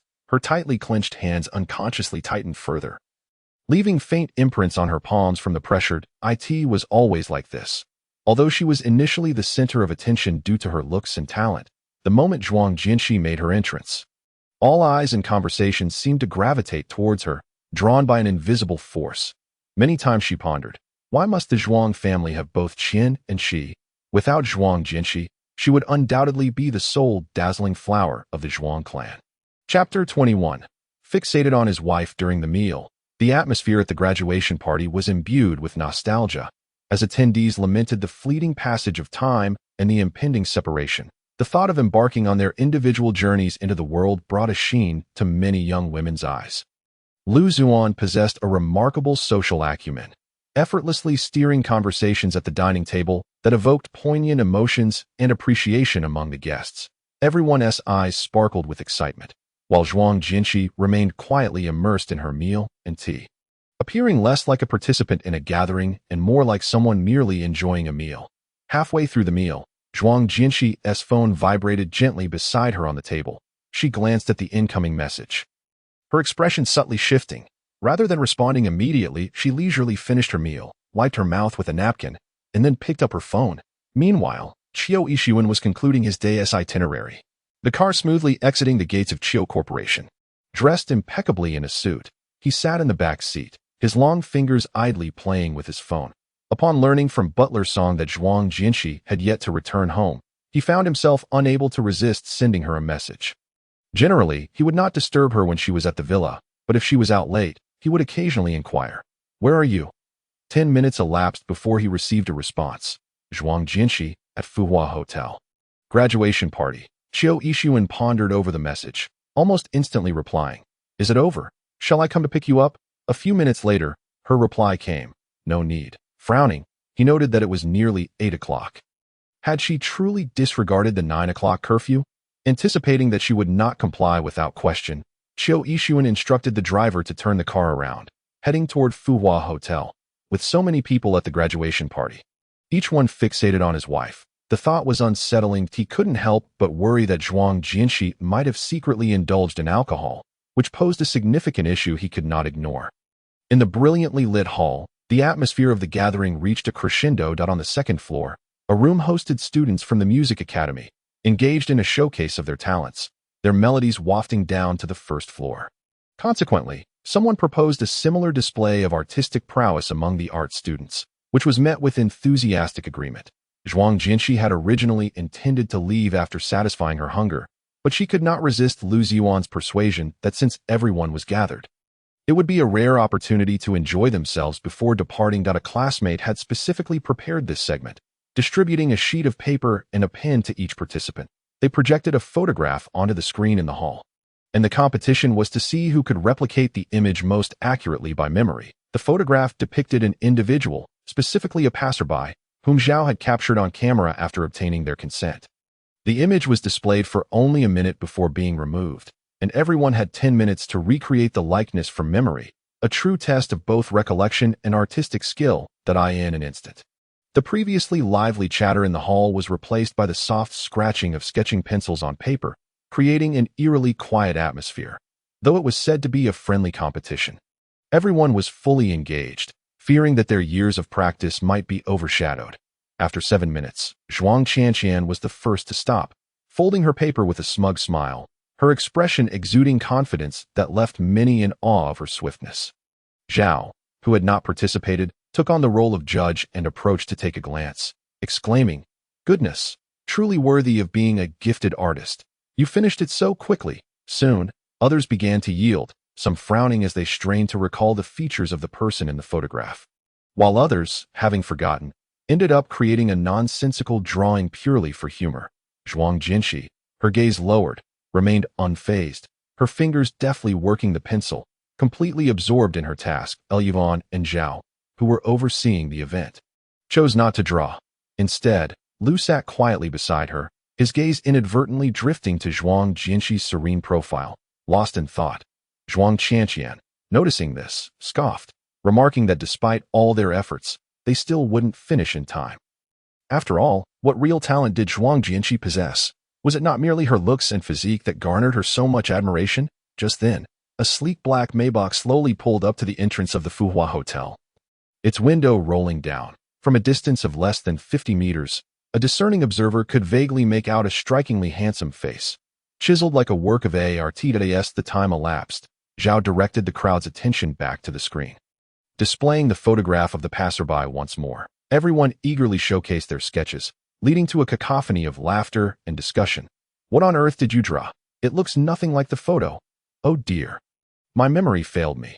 I forgot what they looked like after only outlining the face." Li The drawing isn't much better.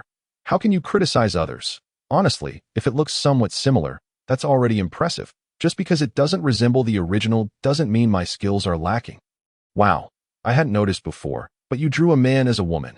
Haha, sorry. Portrait sketching is just my weak point. Goodness, how can Qianqian's drawing resemble the original so closely? And she finished it in under 10 minutes. This outburst drew everyone's attention back to Zhuang Qianqian.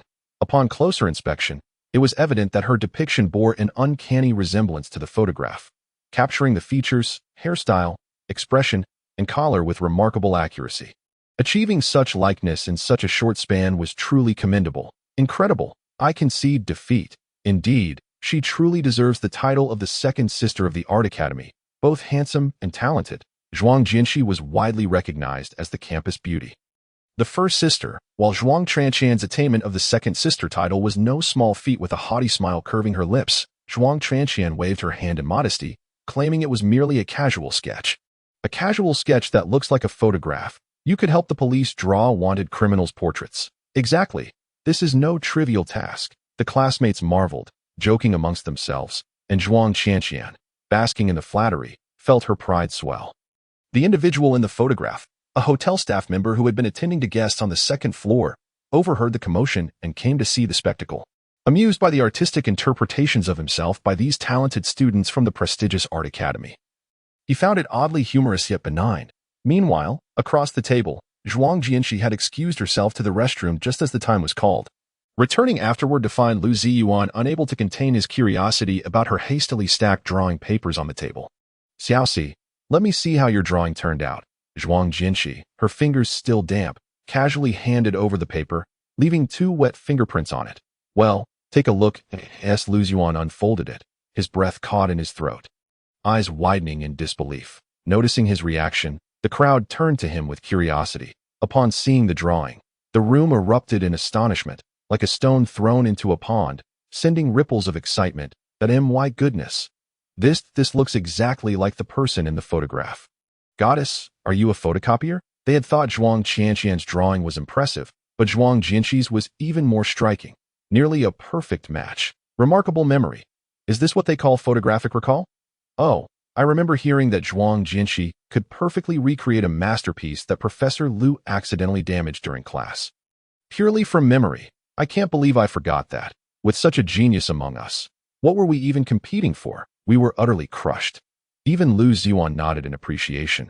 Jinshi, this prize is rightfully yours. Earlier, they had agreed that the winner of this drawing contest would receive a collective fund to join a luxurious week-long graduation cruise. Zhuang Jinshi paused at this, shaking her head. I was just drawing for fun. I don't need the prize. Though she had considered traveling in the past, she was no longer free to do so, and this prize held no value for her. After all, attending a graduation party required notifying that person. The idea of a graduation trip was out of the question. In the face of everyone's astonished reactions, Zhuang Jinshi maintained her usual calm demeanor, as if it truly was just a casual sketch, unaffected by the extravagant praises showered upon her. Meanwhile, Zhuang Qianqian's smile had vanished, replaced by a barely concealed irritation, her grip on the drawing paper causing deep creases. Why? Could she not win even once despite her cheating? Why did every moment of glory always fall upon Zhuang Jinshi? Unable to suppress her resentment, Zhuang Qianqian finally spoke up. That drawing looks so perfect. You must have seen the photo beforehand, right? The moment her words left her lips, the previously animated hall fell into a deafening silence, all eyes wide with surprise. Exchanging glances, Yuan's expression darkened. Qianqian, you can't say such things. Jinshi has been by my side. When would she have seen any photograph? As soon as he finished speaking, Zhao, who had organized the activity, quickly raised his hand to affirm. Indeed, I didn't show the photo to anyone after taking it. Zhuang Jinshi's calm gaze finally met Zhuang Qianqian's. And had it not been for Lu Ziyuan's insistence that she stay, she would have left long ago. Such activities held little significance for her. However, Zhuang Qianqian's provocation and unfounded accusations stirred a sense of displeasure within her. Zhuang Qianqian fell silent, but she was not without her sycophants. One of them chimed in. Isn't it too uncanny? No matter how strong one's memory is, there's no way to capture every tiny detail on the face. Another added, right? Only someone who has closely observed the original photograph could have such a vivid impression. Their words carried a hint of validity, and many in the crowd, having initially expressed shock and admiration, were now filled with doubt, sensing that perhaps it was a bit too extraordinary, akin to a spectacle from a mind-bending competition. Only the observer among the onlookers remained perplexed, furrowing his brow in contemplation. Zhuang Qianqian, sensing the shift, smirked. "Did you hear that? It's not just me who has doubts. Ziyuan, I'm not speaking nonsense." At that moment, no one noticed the owner of the Maybach entering the hotel through the main entrance.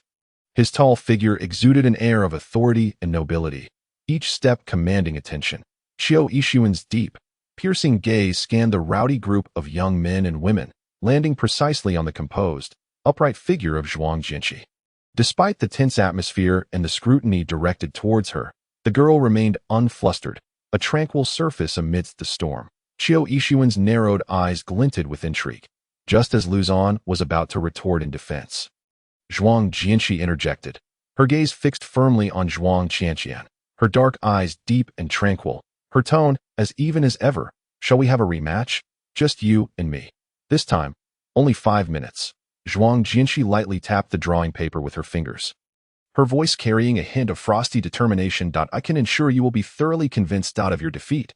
With those words, Zhuang Qianqian's expression shifted dramatically, her earlier confidence replaced by unease and trepidation.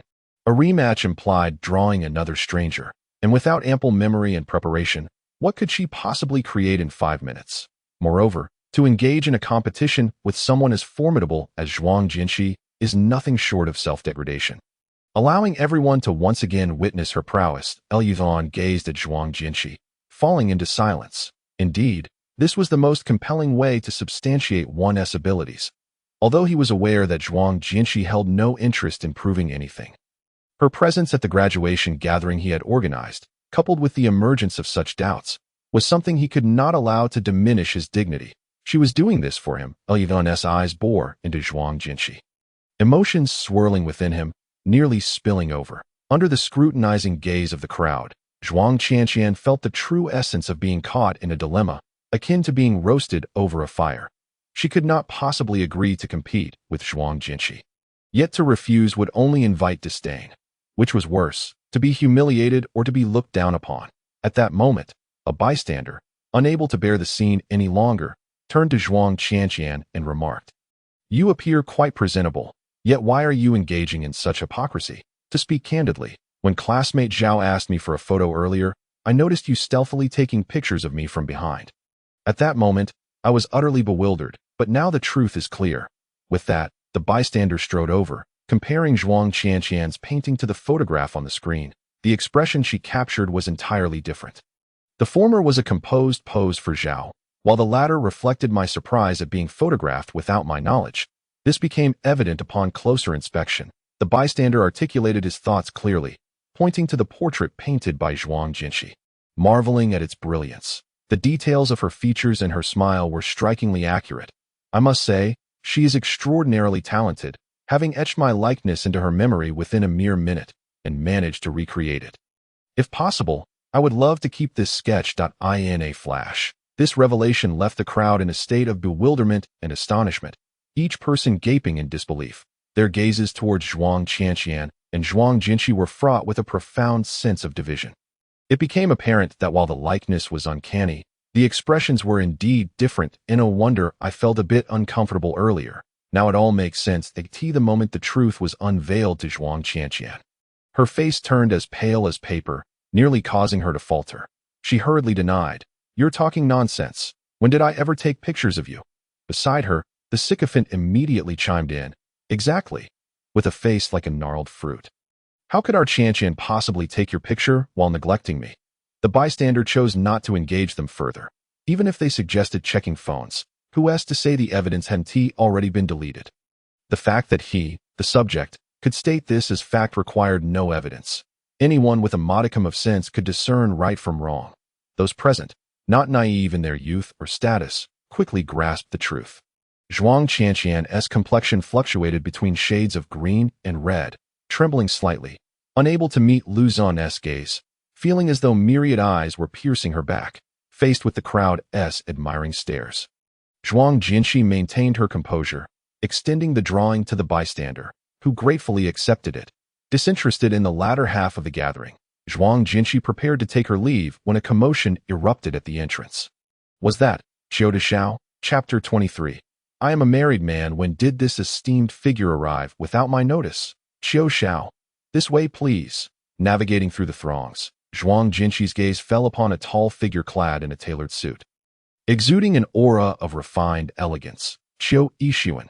Her demeanor faltered slightly. She had anticipated his arrival to confront her. Ignoring the sycophants surrounding him, Qiu Yixuan's discerning gaze locked on Zhuang Jinshi.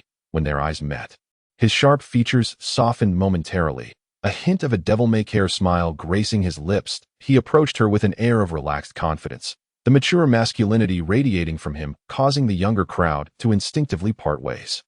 This graduation gathering was not devoid of affluent scions and heiresses. They had certainly heard of Qiu Yixuan's reputation and were now whispering in awe and excitement at the sight of him. Is this truly Xiao de Xiao? The rumors paint him as fearsome, yet he appears so youthful. The overwhelming aura he exudes left no room for doubt about his identity. Be cautious, lest your head be severed and used as a ball. Goodness, don't frighten me. He is terrifying that it's been ages since I encountered a man so manly. I find it utterly appealing. Zhuang Qianqian watched the tall figure approach, her heart racing, her previously pallid cheeks flushing uncontrollably. All her previous resentment and humiliation vanished, leaving only a gaze filled with infatuation directed at him. But a man of such caliber was her ideal, a figure she considered absolutely perfect, even surpassing Lu Ziyuan. Unable to restrain herself, Zhuang Qianqian stepped forward, irresistibly drawn to him. Xiao Xiao. Qiu Yixuan halted, his dark eyes inscrutable. Looking at the audacious woman daring to obstruct his view, his expression was as frigid as that of one examining an object. Yet Zhuang Qianqian, oblivious to his demeanor, smiled brightly. Xiao Xiao, you truly don't remember me? We met that night at the Zhuang residence.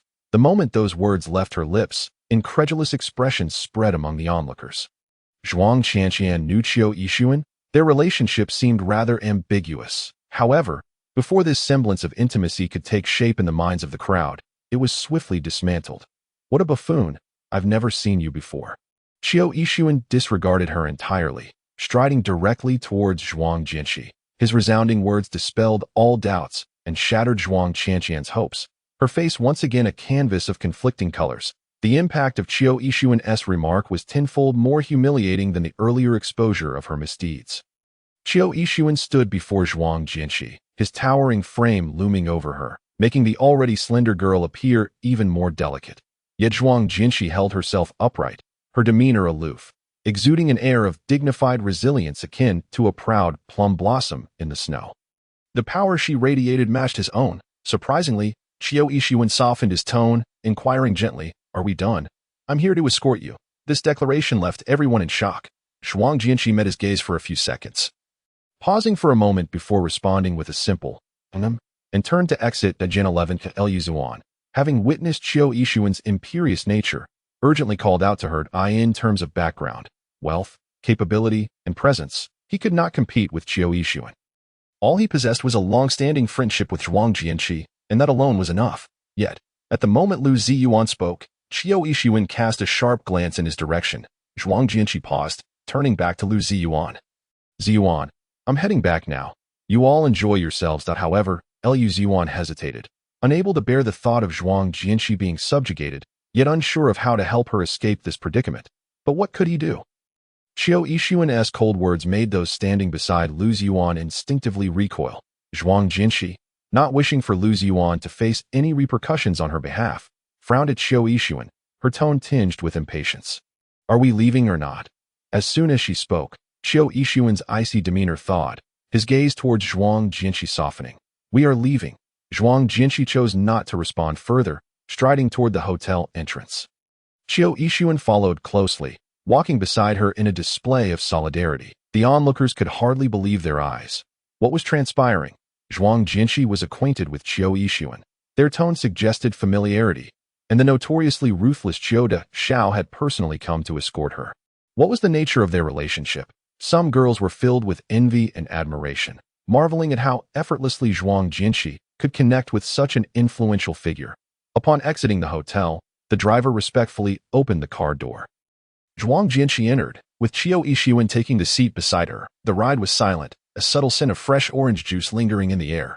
Qiu Yixuan watched her, noting the glimmer of fruit juice on her rosy lips, which appeared irresistibly sweet and inviting. "What did you drink?" he inquired. Zhuang Jianqi, displeased by his uninvited presence that evening, retorted, "I had some alcohol that. Oh really? Let me have a taste," Qiu Yixuan said, moving closer. Zhuang Jianqi, taken aback by his audacity, quickly protested, "No, I didn't tea. I only had juice." However, Qiu Yixuan was not easily deceived. He continued to lean in, squinting. "I don't believe you. You just said you had alcohol." Zhuang Jianqi felt cornered, pressing herself against the car door. "Can't you tell if I smell of alcohol? Let me check," he teased. Zhuang Jianqi's eyes widened in surprise. Her defenses momentarily lowered as the distance between them lessened. After a moment of contemplation, he reiterated, "No alcohol. Remember the curfew at 9 o'clock. We are nearly past it tonight. Let this be the last time." Zhuang Jianqi huffed softly, turning her gaze toward the window. Her father was not overly strict with her, which makes one question the sanity of such a person. After a while, Qiu Yixuan wore a half-smile, his tone reflecting a certain admiration. "I had no idea you possessed such an exceptional memory. You could easily work as a criminal sketch artist at the police station. As for Zhuang Jianqi, perhaps you should consider a position as the director of the Women's Federation at the community center. Given your penchant for meddling." Qiu Yixuan chuckled, "But that won't do. I am a married man, and I have no interest in other women, only in you." After exchanging a few more jests, Qiu Yixuan's tone shifted to a lighter one. "By the way, with your remarkable memory, do you still recall the events and people from before you turned 10? As he spoke, his gaze deepened, the swiftly retreating streetlights casting reflections through the car window, illuminating his handsome face in alternating shades of light and shadow. Zhuang Jianqi was puzzled by the sudden question, responding coolly, "I only remember what is necessary. Life is long. If one were to remember every person and incident experienced, how exhausting would that be? I certainly do not have the leisure to retain trivial matters." Her words hung in the air. Qiu Yixuan fell silent, his eyelids drooping, momentarily lost in thought. For Zhuang Jianqi, was it truly unnecessary to remember him from her childhood? Chapter 24. "Do you want me to carry you over?" By the time they returned to Tungjing Mountain, it was already 10 o'clock. Qiu Yixuan urged her to hurry and wash up, insisting that she should not sleep past 11, emphasizing the importance of early to bed and early to rise for good health. Zhuang Jianqi scoffed. He could not adhere to such rules himself, yet expected others to comply. Nevertheless, she was indeed tired and headed straight to her bedroom to wash up. When she emerged from the shower, Qiu Yixuan was already in her room, holding a hairdryer, ready to dry her hair. "But I can do it myself." Zhuang Jianqi frowned, adjusting her bathrobe and standing still. Qiu Yixuan beckoned her. "Do you want me to carry you over?" Zhuang Jianqi pursed her lips, reluctantly walking over. He towered over her, his physique robust, casting a shadow that enveloped her entirely. Qiu Yixuan gazed at her gently, his fingers weaving through her long hair, the warm air from the dryer softly blowing. Clearly, he was much more adept at drying her hair than washing it. Zhuang Jianqi found the sensation on her scalp quite pleasant, half closing her eyes like a drowsy foxin. Just 10 minutes. Her lustrous hair was dry and fluffy, enhancing her appearance with a clean and pure allure, exuding a sense of relaxed languor. She tousled her soft bangs and said bluntly, "All right, you can leave now." Throwing it away after use. "Zhuang Jianqi, your heart is rather hardened. Isn't it?" Qiu Yixuan unplugged the hairdryer, his tone slightly displeased. "Did I ask for your help?" Zhuang Jianqi shot him a glance, sitting on the nearby sofa and picking up a book. Ignoring him, Qiu Yixuan observed her for a moment, then, instead of leaving, began unbuttoning his shirt as he walked toward the bathroom. "Just borrowing the bathroom for a shower," he said, as if it were a matter of course. Zhuang Jianqi chose not to intervene. After all, the entire villa belonged to him, and where he chose to bathe was his decision. She merely hoped he wouldn't linger here and sleep afterward. If he intended to stay, she felt powerless to object. Zhuang Jianqi frowned, her page-turning motion betraying a hint of irritation. Forget it. She was already someone else's meal on a plate. Some things were bound to happen eventually. And avoidance was futile. She could only hope he wouldn't be too rough. Not like those novels where a woman ends up unable to get out of bed. The thought of what might transpire made Zhuang Jianqi feel a wave of unease. Her heart a tangled mess, The sound of rushing water from the bathroom persisted for quite a while, nearly an hour. Zhuang Jianqi almost wondered if he had fainted inside. How could a shower take so long? As she yawned and was about to close her book and head to bed, the bathroom door swung open. Qiu Yixuan emerged, clad only in a bath towel loosely tied around his waist. He casually swept his damp hair back, his chiseled features striking, his sharp gaze exuding an undeniable charm. His bare torso revealed a robust and well-defined chest, glistening with moisture under the light, each muscle line smooth and powerful. His broad shoulders and narrow waist spoke of the unique allure of a mature man. However, Zhuang Jianqi merely cast a fleeting glance before averting her gaze, her expression as indifferent as if she had seen it all before. Her emotions unperturbed. Qiu Yixuan's eyes dimmed slightly as he picked up the hairdryer, drying his hair with a gentlemanly demeanor. Get some rest early. Good night.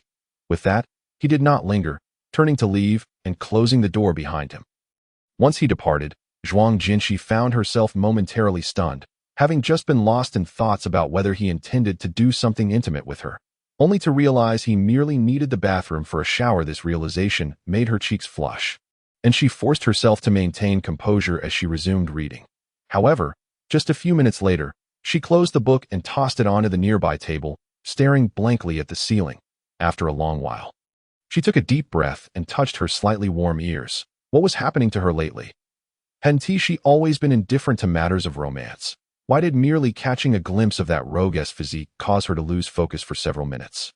Unable to absorb a single word, a dreamless night passed. The next morning, upon waking, Zhuang Jianqi felt refreshed. She pushed open the floor-to-ceiling window and stepped onto the terrace, relishing the pristine beauty of nature.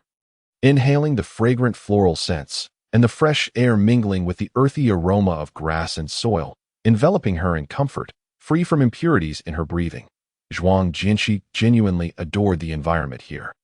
Occasionally, she found herself contemplating that if Qiu Yixuan were not so intolerable, living here for a lifetime might not be so difficult to accept. Upon entering the dining room, she found Qiu Yixuan already dressed and seated, waiting for her. His dark hair was slicked back neatly, his forehead full of vitality, and he greeted Zhuang Jianqi with a smile.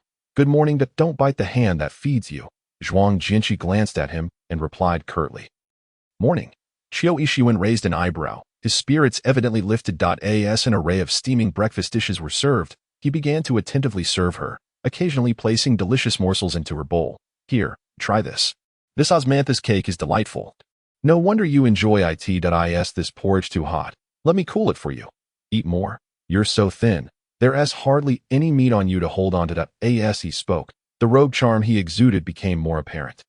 Zhuang Jianqi shot him a sidelong glance, focusing on her meal, indifferent to his comments. Qiu Yixuan didn't mind. Watching her eat was a pleasure in itself, even in silence. The breakfast was relatively harmonious until Zhuang Jianqi's phone suddenly vibrated.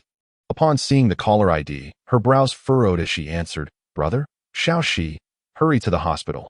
Mom's condition has suddenly worsened. Upon hearing this, Zhuang Jianqi's expression changed, and she immediately stood up, hastening toward the door. Qiu Yixuan noticed the commotion and grabbed his suit jacket, following her. I'll drive you. Zhuang Jianqi did not refuse. The urgency of the situation left her little time to consider anything else. Upon arriving at the city's People's Hospital, Zhuang Jianqi rushed to the emergency room. In the corridor stood her father, Zhuang Qinyang, along with her uncle's family. Zhuang Jianqi's face turned pale. What happened? Why did Mom suddenly have a heart attack? Her father's expression was grave as he wiped away tears. Zhuang Qinyang stepped forward, hesitating before speaking. Last night your mother somehow learned that you were taken to the Qiu family, and she became overwhelmed with emotion. Her heart unable to bear it. Zhuang's mother had a pre-existing heart condition, having suffered a mild cerebral hemorrhage in her earlier years, and now with this heart attack. The compounded issues suggested a grim prognosis. Zhuang Jianqi's tone turned icy. Who spread such rumors to her? Zhuang Qinyang clenched his fists, glaring at Zhuang Qianqian, who was hiding behind their uncle, yet remained silent. Zhuang Qianqian, on the other hand, avoided eye contact, her gaze evasive.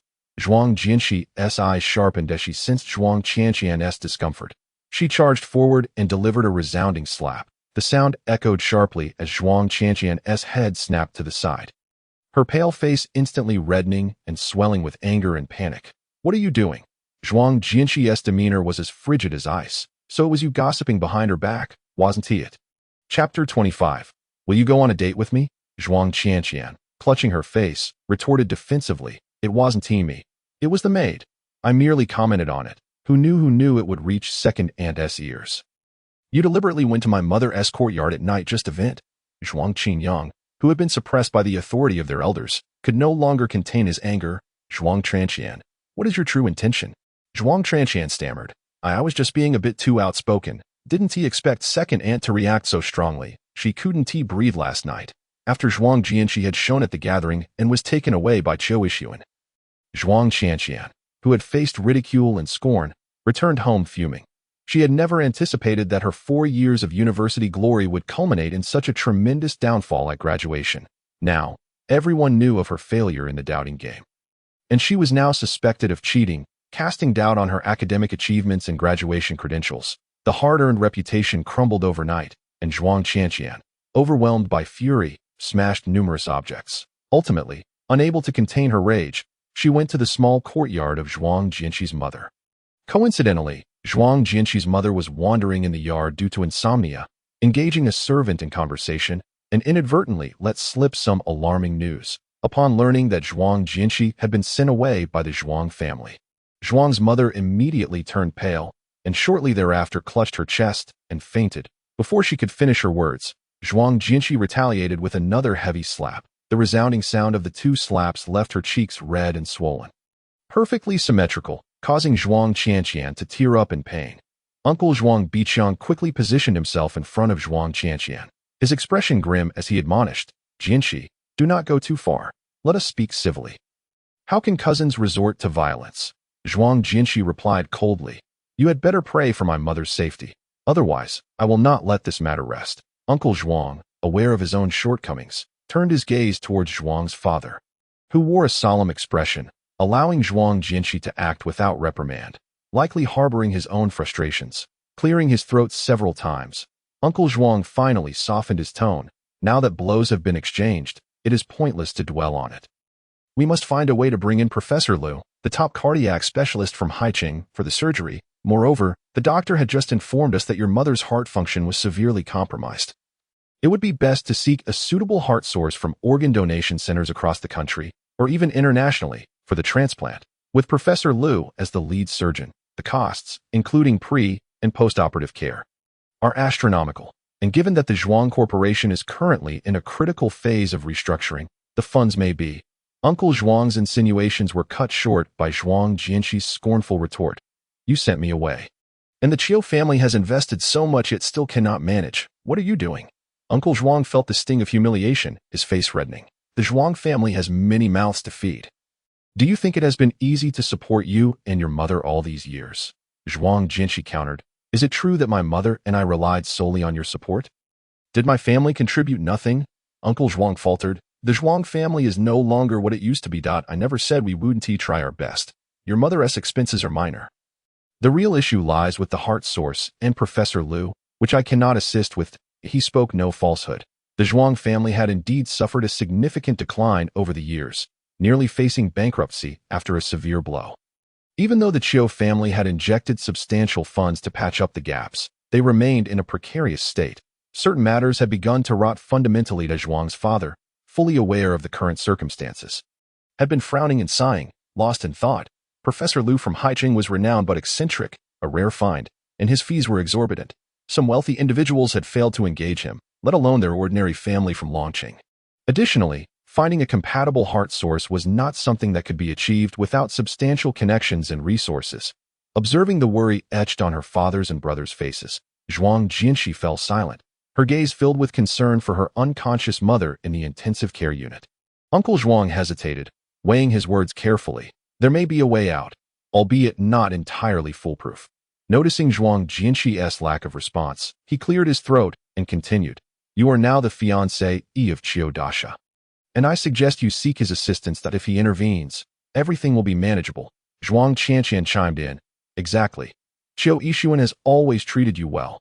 Once you ask, he will surely help. Get lost. Zhuang Jianqi coldly uttered a single word.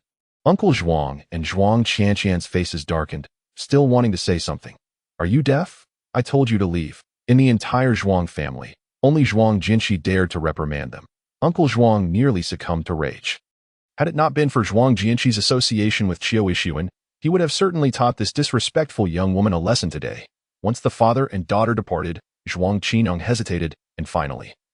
Zhuang's father spoke slowly and awkwardly. Xiaoxi, that I know the Zhuang family has wronged you and your mother, but we truly cannot think of a better solution at this moment. Your mother's life hangs by a thread. Whether she can survive this ordeal rests upon you. Zhuang Jinshi fixed her gaze on the hospital room, her profile pale, and uttered not a word. Zhuang Qinyong clenched his fists, feeling a wave of helplessness and shame wash over him. Both he and his father were utterly inept, relying entirely on this sister.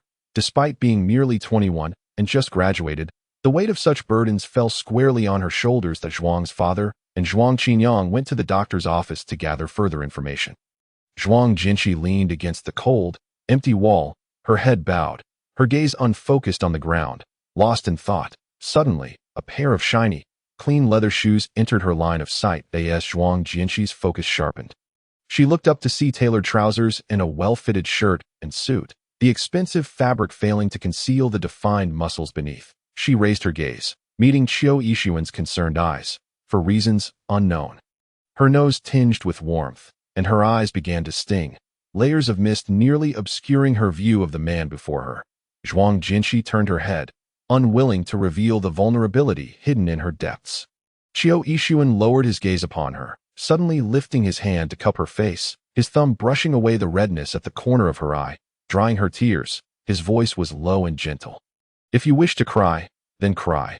Zhuang Jinshi averted her gaze defiantly, insisting, I am not crying. Qiu Yixuan smiled slightly. Crying is not shameful. Observing the beautiful yet resilient woman before him, his emotions surged uncontrollably. Zhuang Jinshi turned her face away again, believing that crying was indeed shameful. How could it be? Qiu Yixuan's eyes sparkled with warmth. When you cry, you look like a rain-soaked pear blossom, especially lovely, he coaxed. Anyone facing sorrowful events has the right to cry. Zhuang Jinshi sniffled and retorted, Have you ever cried? Qiu Dasha? Of course, Qiu Yixuan replied earnestly. Who doesn't cry when they are born? Zhuang Jinshi pressed her lips together. Falling silent, Qiu Yixuan then inquired, How is my mother-in-law's condition now? The term mother-in-law momentarily caught Zhuang Jinshi off guard. She paused, opening her mouth to say something, but ultimately produced only two words, not good. Qiu Yixuan asked, Is there anything I can do? Zhuang Jinshi regarded him skeptically. If I ask for your help, will you assist me? Qiu Yixuan nodded. I will, as long as you speak. Zhuang Jinshi was taken aback by his willingness. Realizing that, as Zhuang Qianqian had said, all she needed to do was ask. Was it because they were now legally recognized as a married couple? Zhuang Jinshi had always believed that in his eyes. She was merely an interesting toy delivered to him. Once he grew tired of her, she would be cast aside, which was why she had never dared to open her heart to him. They had lived together for so long, yet hadn't even formed a bond as ordinary friends. Unable to fathom his intentions, she finally asked, What are your conditions? Conditions? Qiu Yixuan raised an eyebrow. He had approached her purely out of concern for her anxious and helpless demeanor, not anticipating this angle at all. However, since Zhuang Jinshi had brought it up, it would be foolish to let an opportunity slip by. Qiu Yixuan smiled slightly. Go on a date with me. Chapter 26. He intends to spend the night with her. Zhuang Jinshi knew there was no such thing as a free lunch in this world. Yet, exchanging a date for her mother's health seemed a worthwhile bargain, even an exceedingly beneficial one. She nodded in agreement. Qiu Yixuan kept his word and acted swiftly. Utilizing his vast network, he contacted Professor Liu from Shanghai that very day, and by the next day, had located a suitable heart source, promptly scheduling the surgery for the following day. After a successful operation, Zhuang Jinshi's mother awoke shortly thereafter, though her mind remained somewhat foggy, failing to recognize those around her. When Zhuang Jinshi visited, holding her mother's hand with red-rimmed eyes, she found herself unable to utter a single word. Perhaps this was for the best. At least her mother could temporarily forget the plight of her youngest daughter, preventing a complete emotional breakdown. The post-operative recuperation was lengthy, and Qiu Yixuan arranged for a VIP ward with dedicated nursing staff. Zhuang Jinshi did not allow him to bear all the expenses. Instead, she compelled the instigator, the Zhuang Qianqian family, to use their savings to settle the bill in one go. This time, she was utterly disheartened by the Zhuang family. Before she knew it, Friday arrived at the Chiu Corporation. After an hour and a half of a high-level meeting, Chiu Yixuan sat in his office, his fingers tapping rhythmically against the chair's back, lost in thought. When Assistant Su entered with documents, he was posed a rather shocking question that had arisen over the past few years. Chiu Yixuan, what do couples typically do on dates? Assistant Su felt a bit embarrassed. Being a single man who had devoted himself entirely to his career since graduation, he had never had time for a serious relationship, let alone know what activities were involved in dating. Nevertheless, having seen couples before, Assistant Su earnestly offered a few suggestions. Chiu Yixuan pondered these thoughtfully. When Zhuang Jinshi exited the museum, Chiu Yixuan's car was parked a short distance away. This time, Zhuang Jinshi did not feign ignorance. After a moment's hesitation, she walked directly to the vehicle. She had promised to go on a date with him and would not go back on her word. The driver respectfully opened the rear door, and Zhuang Jinshi stepped inside, meeting the man's knowing gaze. Chiu Yixuan spoke gently. Do you have any expectations or requirements for our date? Zhuang Jinshi replied nonchalantly. No, just don't make it too extravagant. However, upon entering the couple's restaurant, enveloped in an ambience filled with candlelight and plush toy roses, Zhuang Jinshi's demeanor shifted, becoming somewhat uneasy. The esteemed Chiu Dasha actually enjoyed this kind of romantic date. Chiu Yixuan observed her expression, raising an eyebrow. Not to your liking? After all, it was a date, and Zhuang Jinshi found it difficult to directly express her disinterest. She remained silent, fixated on the well-done steak before her expression remaining peculiar. Chiu Yixuan, who was not particularly fond of Western cuisine, had always been an avid enthusiast of robust Chinese flavors. Thus, he offered a brief explanation, stating that meat should be consumed well-cooked. Shall I assist you in cutting it? He inquired. No need, she replied curtly. Zhuang Jinshi proceeded to take her time with the knife and fork, her every movement exuding grace, making it impossible for anyone to discern that she was chewing on overcooked, somewhat tough beef. Assistant Su had mentioned that romantic outings for couples typically commenced with candlelit dinners, romantic and upscale, amidst the flickering candlelight and a sea of roses, clinking glasses of red wine, sharing meaningful glances and a burgeoning intimacy. Therefore, Chiu Yixuan poured a glass of red wine, gave it a casual shake in her direction, and flashed a cryptic smile. Zhuang Jinshi, feeling a numbness in her jaw from the steak, stiffened slightly at the corners of her mouth. After a brief pause, she raised the glass of strawberry juice that had been deliberately swapped for her, steeling herself to clink it against his. Oblivious to the curious and gossiping gazes of the genuine couples and married pairs around them, Zhuang Jinshi remained indifferent, choosing to ignore them. After enduring the candlelight dinner, Chiu Yixuan's luxurious car glided to a halt at the couple's cinema. With a considerate tone, he asked, "What movie would you like to watch?" Zhuang Jinshi scanned the titles of romantic films displayed on the screen and replied, her face impassive, "A historical documentary. In this day and age, who still watches romance films?" She certainly had no intention of indulging in any ambiguity. Chiu Yixuan, who had no particular preferences when it came to movies, felt a tinge of regret at her choice. For Assistant Su had mentioned that watching romantic films could warm a couple's feelings, allowing them to snuggle during poignant moments and share kisses during more passionate scenes. He had even looked forward to such moments during dinner. However, he found the subject matter inconsequential. As long as he was with Zhuang Jinshi, he felt content and joyful. Only, he underestimated the dullness and monotony of documentaries. By the halfway mark, the distinguished Chiu Yixuan succumbed to drowsiness. Listening to the monotonous, classical accented narration of a female voice, after a long day, his eyelids grew heavy, and he propped his forehead with his hand, attempting to gather his focus. Meanwhile, Zhuang Jinshi was engrossed, nibbling on her soda straw. Discontented with the lack of any flirtation, Chiu Yixuan leaned his head toward her. Zhuang Jinshi felt a weight on her shoulder. As she turned her head, her cheek brushed against the bridge of his prominent nose. Stunned, she hadn't anticipated him seizing the opportunity. She bit her teeth slightly and pushed against his head. "What are you doing? Move aside." His tall frame and head leaned against her like a boulder. Utterly immovable. "Let me lean for a moment," Chiu Yixuan murmured, inhaling the refreshing scent of tea emanating from her, an inexplicable sense of contentment washing over him as he drifted into slumber. Consequently, the latter half of the documentary became exceedingly dull and tiresome. When the film concluded, Zhuang Jinshi's shoulder was tingling. On their return to the villa, Chiu Yixuan, with a serious demeanor, expressed his regret. "I can't believe I fell asleep. Is your shoulder still sore? Let me massage it for you. Zhuang Jinshi brushed her shoulder, her expression indifferent. No need. Qiu Yixuan longed to assist her, but her refusal left him helpless. He could only say, "It's not that I dislike watching movies with you. I was just a bit tired to make up for it. How about I accompany you to another film tomorrow?" Upon hearing this, Zhuang Jinshi's tone carried a hint of alarm. No, she certainly did not want the other shoulder to suffer the same fate. Upon returning to the standalone villa, Qiu Yixuan instructed the kitchen to prepare a light supper, as neither had felt satisfied after their candlelit dinner. After their meal, Zhuang Jianxi retreated to her room to wash up. As expected, Qiu Yixuan's silhouette reappeared in her bedroom. Zhuang Jianxi, resigned, finished her routine and changed into soft, cozy loungewear, settling onto the nearby sofa with an ancient book in hand, quietly reading. Qiu Yixuan headed straight to the bathroom for a shower. But this time, he emerged not wrapped in a towel, but donned in matching sleepwear. He occasionally sipped water or stepped onto the terrace for a breath of fresh air, giving off the impression that he intended to spend the night there. Which made Zhuang Jinshi's brow twitch. Hesitating for a moment, she casually remarked, "It's quite late. Aren't you going to rest?" Qiu Yixuan's dark eyes flickered, and he countered, "Are you going to rest?" Zhuang Jinshi nodded, "Yes. Then let us turn off the lights and sleep."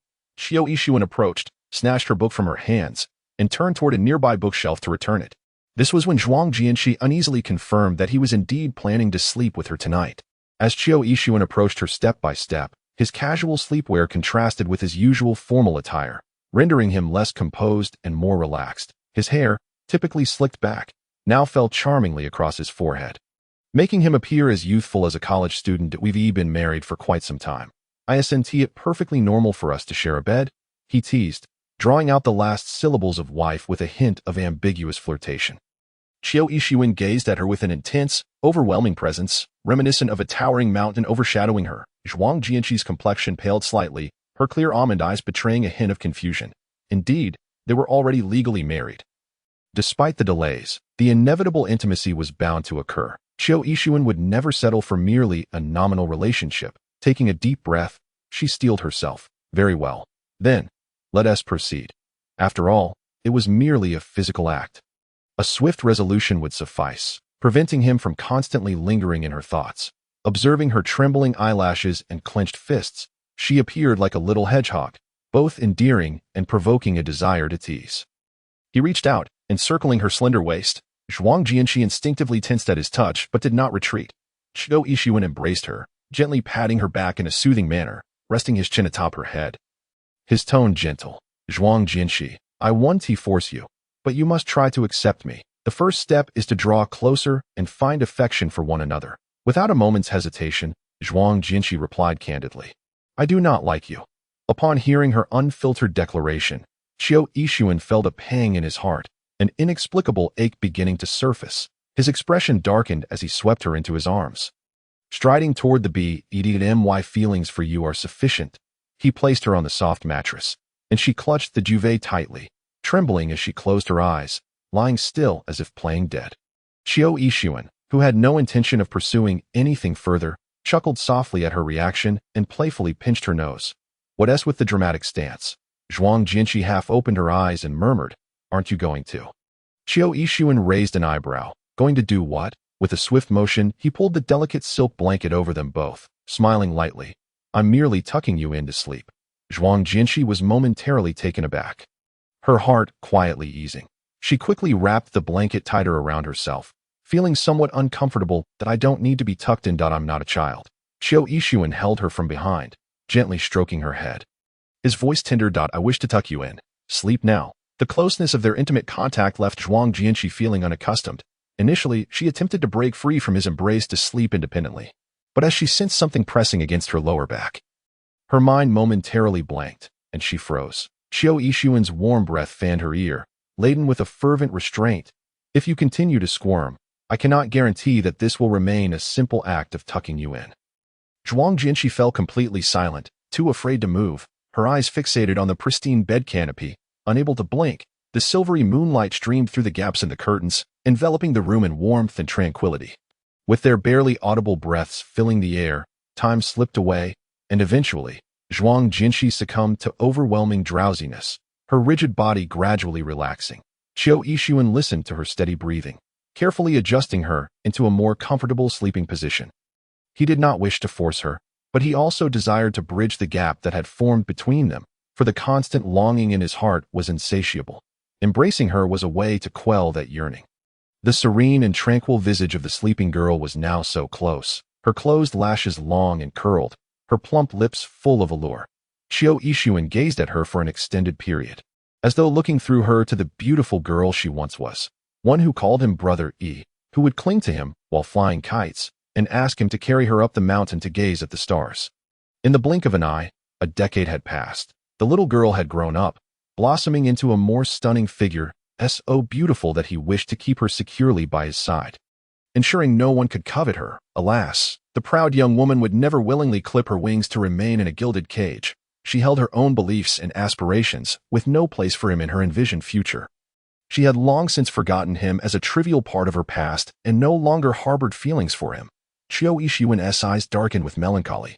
Despite their long-standing acquaintance, he could only resort to such means to keep her close. After silently observing her for a considerable time, he could no longer resist and leaned in, his lips gently brushing against the girl's.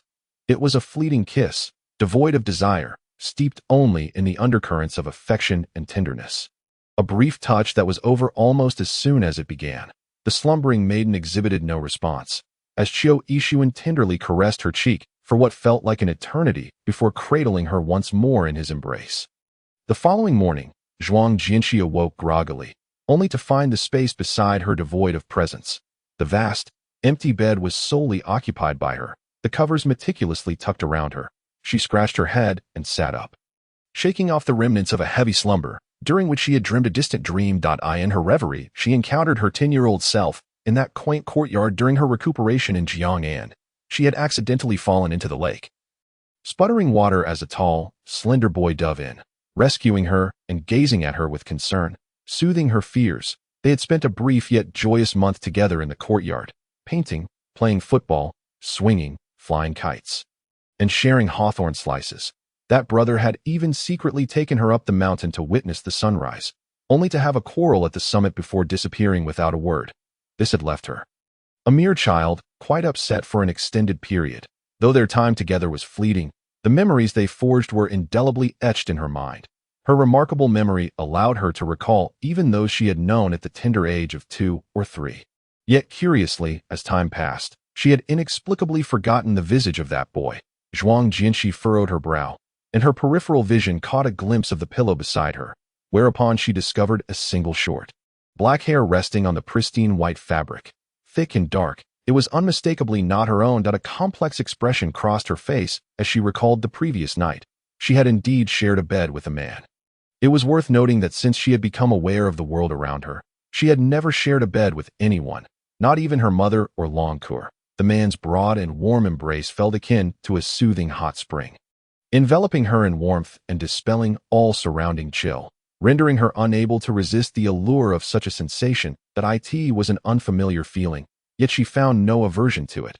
Zhuang Jianxi shook her head, casting aside the enchanting thoughts, and rose to freshen up in the bathroom. As she washed her face, she inadvertently caught sight of her reflection in the mirror. A vivid red mark adorned her neck, somewhat deep and expansive, resembling not a mosquito bite, but rather a love bite. Zhuang Jianxi's expression shifted once more. Surely this man had not taken advantage of her slumber to explore her body. Had he, she had known he would not simply lull her to sleep. In the hall on the first floor, Butler Song was engaged in a phone conversation. Madam has yet to rise. Fret not. Young master, breakfast has been kept warm and is ready to be served. Butler Song's tone was gentle. Yes, there are sweet rice cakes that she enjoys. Upon noticing Zhuang Jianxi descending the stairs, Butler Song's eyes brightened, and he cordially inquired, Madam, the young master wishes to speak with you. On the other end of the line, Chiu Yixuan stood before the floor-to-ceiling glass window of his office, one hand holding the phone and the other cradling a cup of coffee. Taking a sip as he pondered this moment, he recalled that there was a shareholders' meeting today, and he had left in haste without saying good morning to her. Put her on. Butler Song approached Zhuang Jianxi, holding the phone, and said gently, Good morning, madam, the young master's call. Zhuang Jianxi, feeling a touch irritable upon waking, noted that the kiss mark left by Chiu Yixuan could not even be concealed with concealer. With an expressionless face, she bypassed Butler Song and headed straight for the villa's entrance. "Madam, where are you going? The dining room is this way."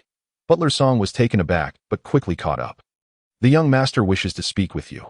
"Zhuang Jinshi, I do not wish to speak." Butler Song, undeterred, stood in her way. "That won't do. Madam, you haven't had breakfast yet." "Zhuang Jinshi, I do not wish to eat." Meanwhile, Chiu Yixuan had returned to his office chair, frowning at the cacophony emanating from the phone. Just then, Assistant Su entered with documents, but was promptly silenced by a wave of Chiu Yixuan's hand. Observing Chiu Yixuan's serious demeanor, Assistant Su held his tongue, waiting nervously at the side, fearful of interrupting the young master's business. After a moment, Butler Song seemingly exasperatedly reported into the phone, "Young master, Madam is leaving without having breakfast." Chiu Yixuan pinched the bridge of his nose. Why could she never comply and eat her breakfast? Did she not understand that among the 3 meals of the day, breakfast was the most crucial? He commanded directly, "If she doesn't eat breakfast, she is not allowed to leave." "Understood, young master." After hanging up, Butler Song gestured for 2 servants to block the entrance. "Madam, the young master has instructed that you must finish your breakfast before leaving." Zhuang Jinshi felt perplexed. Why did her breakfast consumption concern him? What exactly did Chiu Yixuan think of her, a 3-year-old child? Did he intend to manage every aspect of her life? This controlling tendency was rather excessive. With her path obstructed, Zhuang Jinshi had no choice but to head toward the dining room, resignedly beginning her meal. However, as she ate, her temper gradually subsided, savoring the specially crafted delectable pastries. She mused that her mother was indeed correct at any time. One should never go against the needs of their stomach. After finishing her breakfast, Zhuang Jinshi had the driver take her to the city museum. Once immersed in her work, her heart settled, and all irritation and frustration dissipated without a trace. Professor Zhang's museum often attracted affluent individuals bringing antiques and ancient texts for restoration, primarily charging hefty fees for repairs or auctioning restored artifacts at exorbitant prices as a source of income.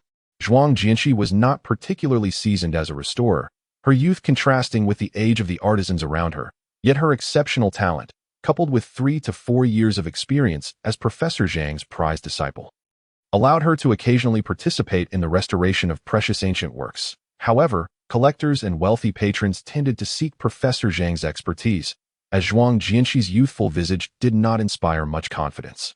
That day, Professor Zhang personally received an esteemed guest. The young master of Guanqing, Fu Jialan, arrived with Madame Fu and a renowned Mingqing ink painting of snowy mountains for restoration.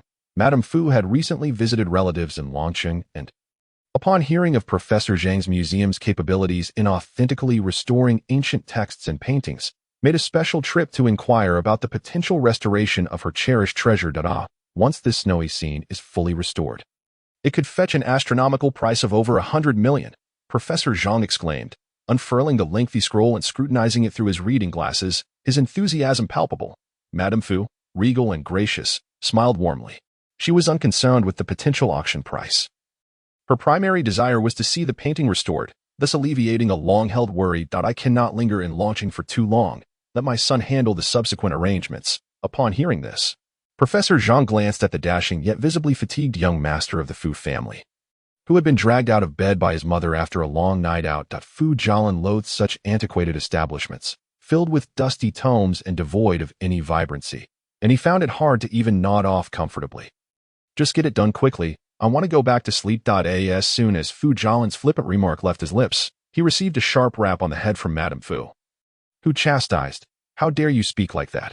Fu Jialan whimpered, clutching his head. "Mom, my head still hurts." Madame Fu shot him a look. "Serves you right for your foolishness. You went to a nightclub and got yourself in trouble. I really ought to thank the person who dared to hit you. Maybe a lesson like that will teach you some humility." Fu Jialan, rubbing the still healing wound on his head, protested in frustration. "Is there any mother like you? You don't care about your son at all. I'd rather feel sorry for a piece of char siu than for a good-for-nothing like you." Professor Zhang, caught between their banter laced with Cantonese, could only manage a forced smile. Soon after, Madame Fu composed herself, regaining her refined demeanor, and apologized. "I apologize for the interruption." Professor Zhang waved his hand with a smile. "No worries, no worries. Your son is quite lively." Madame Fu beamed. Professor Zhang resumed his examination of the ancient painting and candidly confessed, "To be honest, I am of advanced age, and my restoration skills have begun to wane. Even holding tools makes my hands tremble. How about allowing my apprentice to assist with the restoration? Although she is young, she has been under my tutelage for several years, possesses a clear mind, and is exceptionally meticulous. What do you think?" Madame Fu had no objections. With the professor's endorsement, she was inclined to trust his judgment. However, Fu Jialan scoffed, "Sending a half-baked apprentice to handle this. Aren't you worried it will tarnish your reputation?" Yet, in the next moment, the graceful arrival of the young woman in white transformed Fu Jialan's skepticism into sheer admiration, nearly overwhelming him with her presence. Zhuang Jinshi, clad in a white lab coat and gloves, her long hair neatly tied in a low ponytail with a few strands framing her face, exuded a gentle and intellectual beauty that captivated Madame Fu's attention. "Professor, did you call for me?"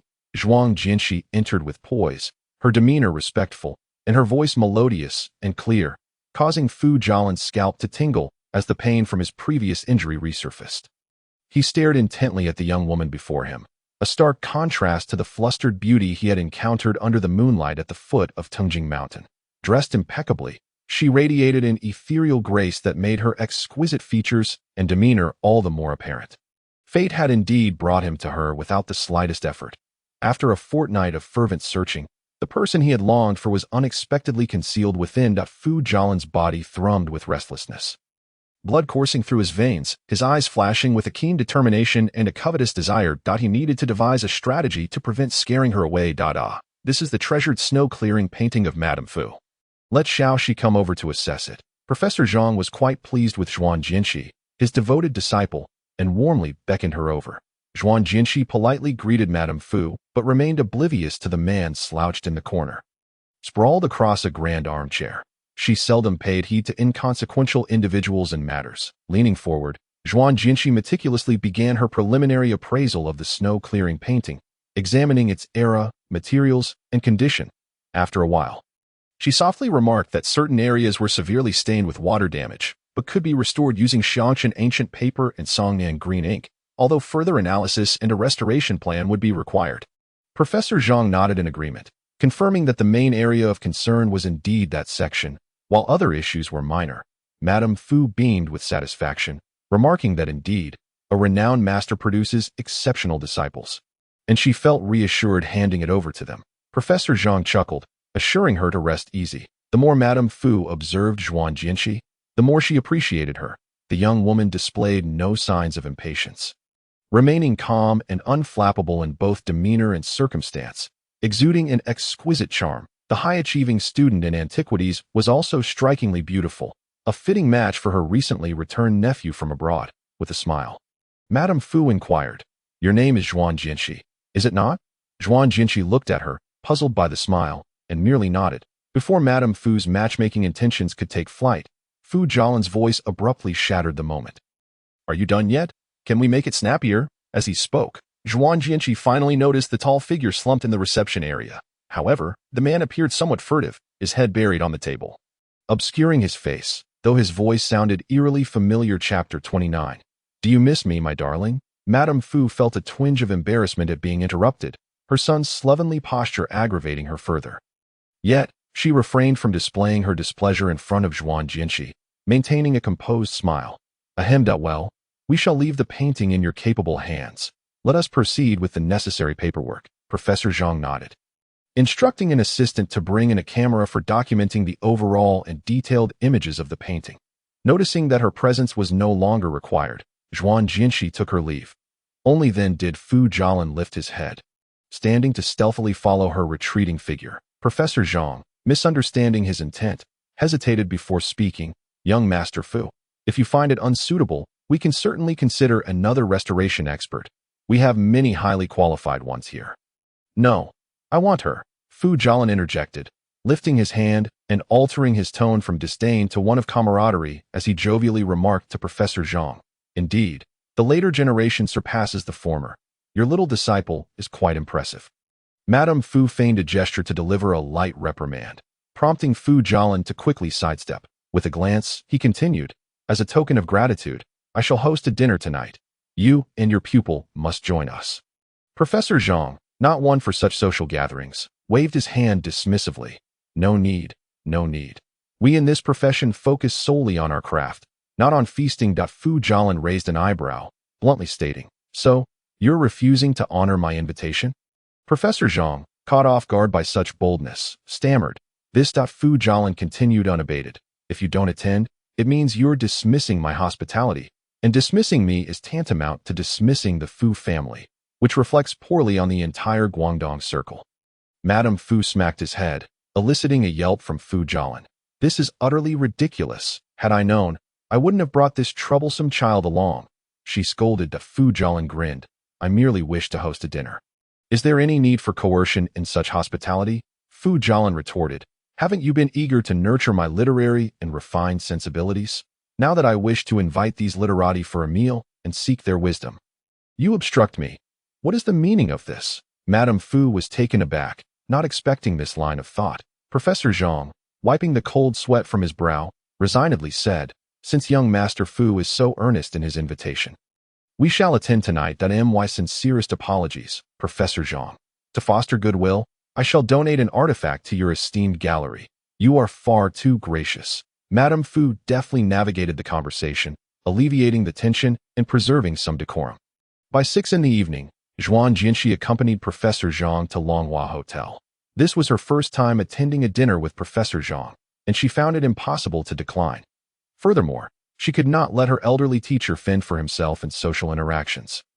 Upon entering the private room, Madame Fu took charge of the dining arrangements, and several esteemed collectors were present, making for a rather ordinary meal, though curious about Fu Jialin's enthusiastic invitation yet absence. Professor Zhang engaged in lively conversation, allowing Zhuan Jinshi to gradually relax. Throughout the evening, Zhuan Jinshi maintained a composed and graceful demeanor. Although the topics were those of elders, she answered questions with poise, neither boasting nor shrinking away. Madame Fu grew increasingly fond of Zhuan Jinshi, secretly snapping her photo to share in the family group chat, and citing her reserved and refined nephew, hundreds of kilometers away, to nearly fly over that very night for an introduction. He even cheekily announced in the chat, "Allow me to introduce my future wife." Meanwhile, Fu Jialin, witnessing his cousin's antics, scoffed derisively. One must adhere to the order of precedence. Having encountered her first, he had not even had a chance to kiss her before being thwarted. How could he now claim her as his? Such presumption was both laughable and absurd. He would ensure she fell into his grasp tonight. Fu Jialin, situated in the adjacent room, utilized a discreet surveillance setup on his phone to observe Zhuan Jinshi's every move. Her every smile and frown made him parched, prompting him to down several more drinks. A striking young woman, tasked with serving drinks, had gone to considerable lengths to learn of Fu Jialin's presence at the gathering. Approaching him with a flirtatious demeanor, she batted her eyelashes. "Fu Xiao, I wish to accompany you home tonight." Recently, Fu Jialin had become a frequent visitor to Longhua Hotel and various nightclubs, drawing attention due to his handsome visage and generous nature. Many, eager to catch his eye, sought opportunities to approach him. Rumor had it that his tastes had shifted, favoring pure, demure university students over voluptuous women. Thus, a female university student masquerading as a server seized the chance that Fu Jialin glanced at her, a smirk playing on his lips. "What do you wish to do at my home?" The young woman blushed, replying, "Anything you desire." Fu Jialin's expression remained impassive. Merely glancing at Zhuan Jinshi on the monitor had stirred something within him. Yet, faced with such blatant advances, his emotions remained untouched. "Get back to your duties. I'm not interested in your games," he dismissed her, disheartened. The young woman lingered, casting glances back as she departed.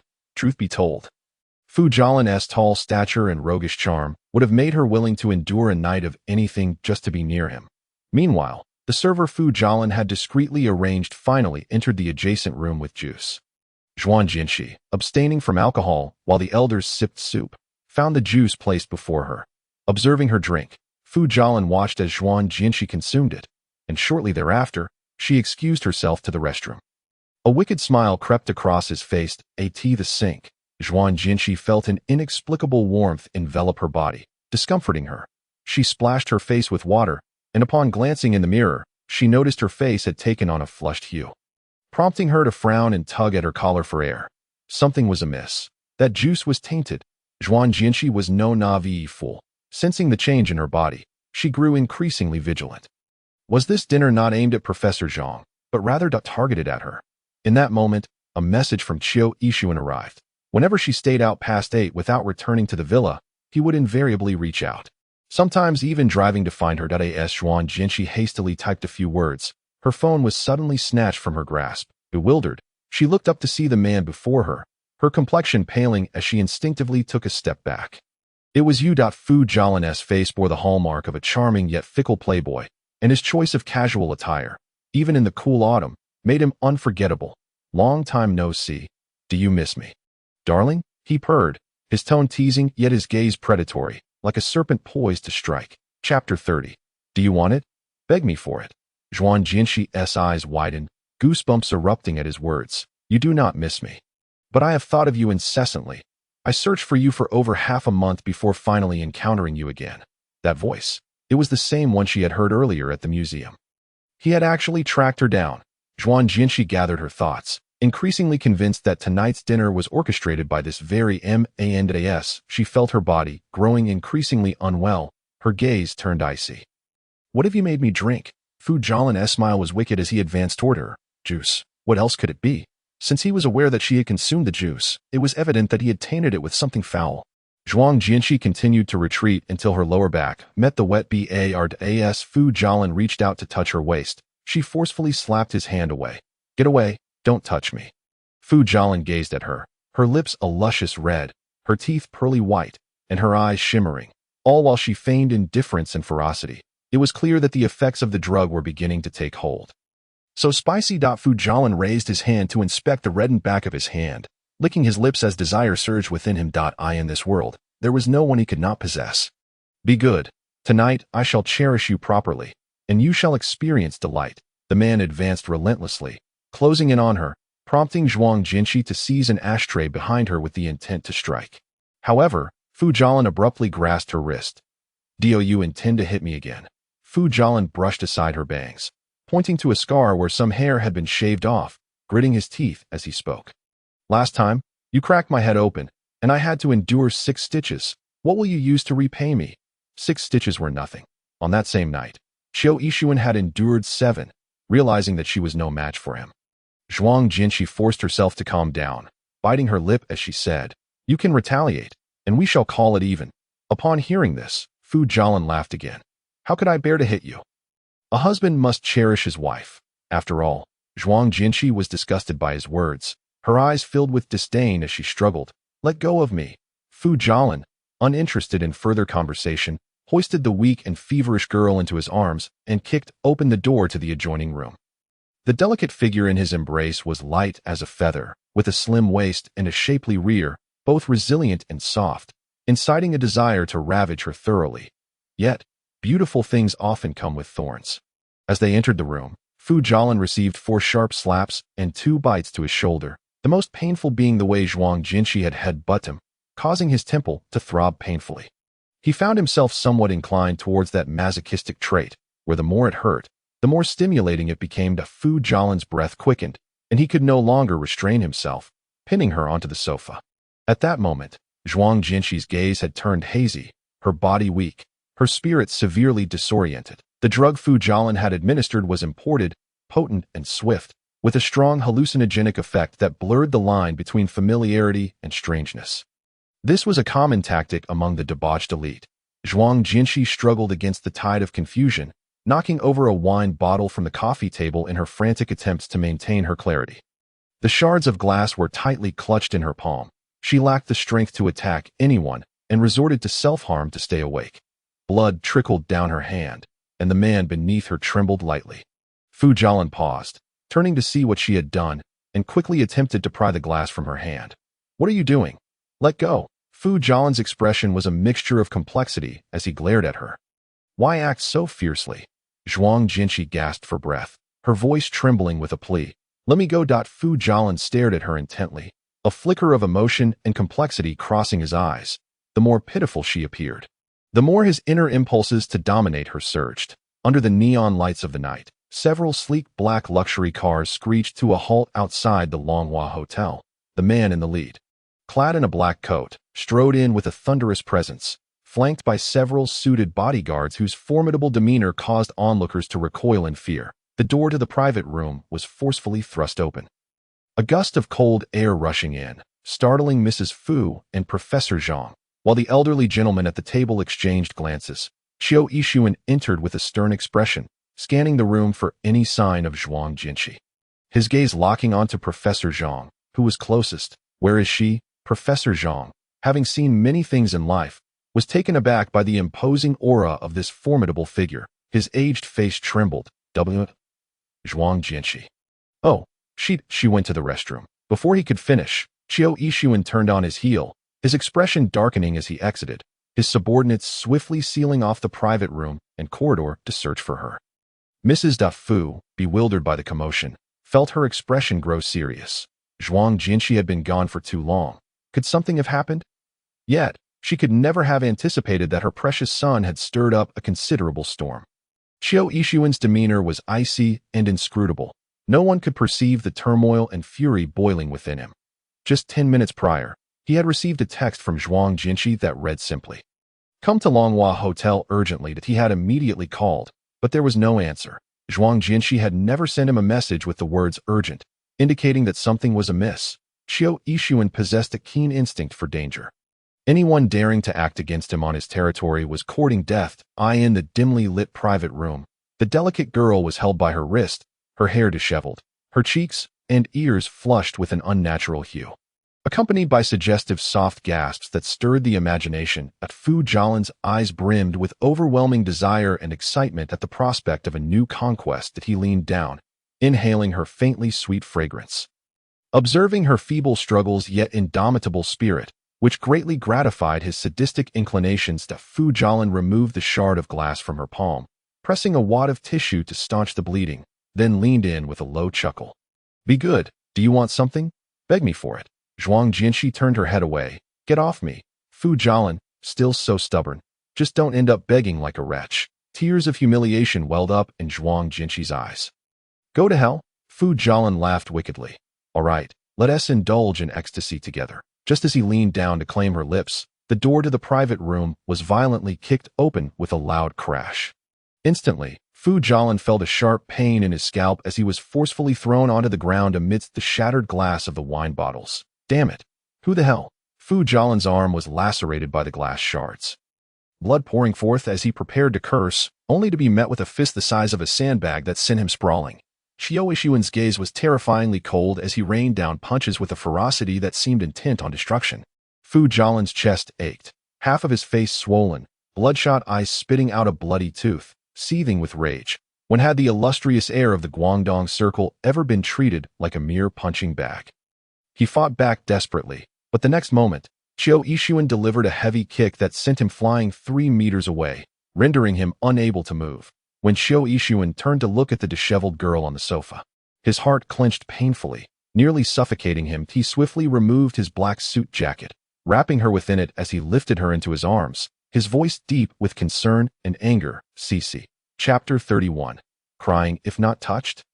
Zhuang Jinshi's eyes were glazed, her muddled mind flickering like a candle in the wind, desperately clinging to the last vestiges of rationality and consciousness. Upon seeing Qiu Yixuan's familiar figure, akin to a divine being descending from the heavens, the taut string of despair within her heart finally relaxed. Tears brimmed in her eyes, shimmering with complex emotions. That it was undeniable that this man, whom she usually resisted, brought an inexplicable sense of security the moment she laid eyes on him. Perhaps it was the days they had spent together, where, despite his domineering nature, he had shown her unwavering care. Though he longed for her and sought to draw closer, he had always maintained a respectful boundary. He had selflessly aided her mother when she had called for help. Even when she ignored him, he persistently sent her messages, waiting for her to return home for dinner. His genuine concern had unknowingly taken root in her heart, granting her an unprecedented sense of trust and reliance. Qiu Yixuan. Zhuang Jinshi murmured his name, her eyes tinged with crimson, and the tears that had filled her eyes finally spilled over, gliding down her cheeks. Her voice was as soft as a whisper, yet it trembled with unmistakable emotion. Qiu Yixuan's gaze sharpened, the pain in his chest intensifying. He raised his hand, gently brushing his fingertips across her cheek, tenderly wiping away her tears as his deep, magnetic voice reached her ears. "I am here. Do not be afraid." He swiftly examined her body, his gaze fixating on her bloodied hands, and his expression darkened. A glimmer of chilling, murderous intent flashing in his eyes. Wrapping her in his coat, he strode purposefully towards the exit. The commotion had drawn the attention of many. Mrs. Fu rushed over, her heart racing at the sight of her injured son. "Fu Jialin," and cried out, What happened?" Fu Jialin, with several broken ribs, staggered and spat blood, falling unconscious, and Mrs. Fu was horrified, quickly calling for help, all the while forcing herself to remain composed as she turned to Qiu Yixuan. She had already discovered that this cold and formidable man was the head of the foremost family in Longqing. "You dare to strike my son? Do you think the Fu family is easy to bully?" As Qiu Yixuan passed by, holding Zhuang Jinshi, his expression remained cold, his voice laced with ice. "You dare to harm my wife? Your Fu family has reached its end." With that, he did not spare another glance and exited the private room. Mrs. Fu's face turned pale upon realizing that the girl in his arms was Zhuang Jinshi. Connecting the dots with her son's unusual behavior that evening, she felt her heart plummet. This audacious ingrate, who usually toyed with women, had now entangled himself with a married woman, no less, the wife of the esteemed Qiu family. Mrs. Fu's eyes rolled back, nearly fainting alongside her son. On the night road, sleek black luxury cars sped swiftly towards Tungjing Mountain. Inside, Zhuang Jinshi's consciousness wavered between haze and clarity. She felt Qiu Yixuan's embrace warm and solid, as if it could dispel all her pain and fear. However, waves of medication coursed through her, leaving her uncomfortably hot, and she instinctively reached out to explore the person beside her, seeking a hint of coolness. Her delicate fingers brushed against the man's austere face, his strong jaw, and the pronounced Adam's apple. "CC to stop touching." Qiu Yixuan's voice was deep and forceful. He restrained the impulses and strange feelings rising within him, gripping her hand tightly. Zhuang Jinshi could feel the heat radiating from his palm, even warmer than her own body. She disliked this additional warmth, struggling to withdraw her hand, only to tug at his collar again. "That I feel so uncomfortable," that she murmured softly, her voice laced with helplessness and despair. She did not know how to alleviate her discomfort. Only that the man holding her was her husband, a relationship that was now officially recognized by a marriage certificate. This was something Qiu Yixuan had emphasized to her repeatedly. They would inevitably become intimate sooner or later. Compared to that disheveled man in flip-flops, if it were Qiu Yixuan, Zhuang Jinshi subconsciously felt it would be much easier to accept. Qiu Yixuan was equally overwhelmed by the heat emanating from her. Faced with the passionate Woma, Zhuang Jinshi gazed at Qiu Yixuan with a dazed expression, her eyes reflecting the striking handsomeness of the man before her. His appearance and physique were nothing short of stellar. A perfect match for her. Why not seize the opportunity? There was no need for her to torment herself. She raised her hand and completely tore away her disheveled dress, exposing her flawless, alabaster skin. "I shall grant you one more chance. Will you or will you not?" Qiu Yixuan's pupils constricted, a wave of thirst and fervor washing over him. He was hardly a paragon of virtue, and his ability to endure until now was solely fueled by his fervent affection and sincerity towards her. Now that his wife desired him, as her husband, he had no reason not to acquiesce. He gritted his teeth near her ear, warning that once he regained his senses, she was not to mention the lifted skirt or deny him. After a tumultuous night, the morning sunlight filtered through the heavy curtains, casting a warm glow upon the bed where the weary sleeping beauty lay, her smooth shoulder aglow with a pearly luminescence. Qiu Yixuan had scarcely slept throughout the night, yet his eyes sparkled with vitality as he watched Zhuang Jinshi, his fingertips gently caressing her face. His gaze meticulously traced the delicate contours of her features. Within her narrow, dark eyes flowed emotions known only to him. In the 2 chaotic days under the influence of the drug, Zhuang Jinshi oscillated between lucidity and confusion, a delightful torment for Qiu Yixuan. When she was somewhat coherent, she would frown and curl up in the blankets, forbidding him to come near. Yet in her moments of disarray, she would tug at the covers, lamenting why he wouldn't hold her. One moment she would urge him to leave, the next she would run barefoot into his embrace. How could he resist? After all, she was his beloved wife. He could not help but care for her. Qiu Yixuan had astonishingly remained in the villa for 2 whole days, never leaving the side of his newlywed wife, attending to her every need. In the kitchen, he followed the chef's instructions to prepare sweet porridge. Unable to refuse her request for it, He took it upon himself to make it that he washed the rice, soaked various ingredients, monitored the heat, and stirred constantly to prevent it from sticking. While the process seemed simple, it involved numerous steps. With his shirt sleeves rolled up, revealing his strong forearms, he quietly focused on the simmering pot. Soon, the sound of footsteps echoed in the kitchen. Qiu Yixuan instinctively turned to see the petite figure of Zhuang Jinshi, dressed in a nightgown with her hair cascading down her shoulders, appearing at the doorway. Her complexion was fresh and rosy, her eyes still clouded with a hint of confusion and dependence upon seeing him. She pursed her lips, her pale hand resting against the doorframe, a look of displeasure evident on her face. After dismissing the chef with a wave, he approached her, questioning why she had come out without shoes. As he spoke, he scooped her up, placing her feet atop his shoes. Zhuang Jinshi's cheeks flushed as she murmured, "I'm hungry." A fond smile graced Qiu Yixuan's lips as he playfully pinched her earlobe, assuring her, "Just a moment, I'm making your favorite porridge." She gazed at him with a dazed expression, her thoughts still muddled. Qiu Yixuan leaned down to plant a soft kiss on her lips, spinning her around and setting her on the kitchen island. She obediently perched there, her delicate feet swinging, her large eyes misty with innocence, reminiscent of a child on a swing savoring hawthorn slices. Qiu Yixuan's eyes softened, reflecting a tenderness that could melt ice. He turned off the stove, ladled the sweet porridge into a small bowl, patiently stirred it to cool, and approached her, feeding her spoonful by spoonful. Zhuang Jinshi savored the porridge, smiling at him like a mischievous little fox, a side of her she had never revealed before. Was this new, potent drug truly so remarkable that it could unveil the deepest layers of her being? As Qiu Yixuan's heart stirred with affection, it also ached with a poignant sadness. Would she still depend on him and reveal her true self once she fully regained her senses? He feared the answer. The realization that each moment was precious weighed heavily on him. After feeding her a bowl of porridge, he caressed her cheek and leaned down to kiss away the remnants of porridge at the corner of her mouth. Tasting her sweetness, infused with her unique fragrance, unable to contain himself, he kissed her deeper, and she, in turn, tilted her head to welcome his affection, her soft murmurs and gentle sounds escaping her lips. Truly, she was a captivating enchantress. With a sense of urgency bubbling within him, Qiu Yixuan gathered her legs around his waist and ascended the stairs, heading toward the bedroom. He laid Zhuang Jinshi on the soft bed, shedding his tight black t-shirt, his powerful physique looming over her with an air of dominance. His gaze was profound, his voice low. "I have fed you.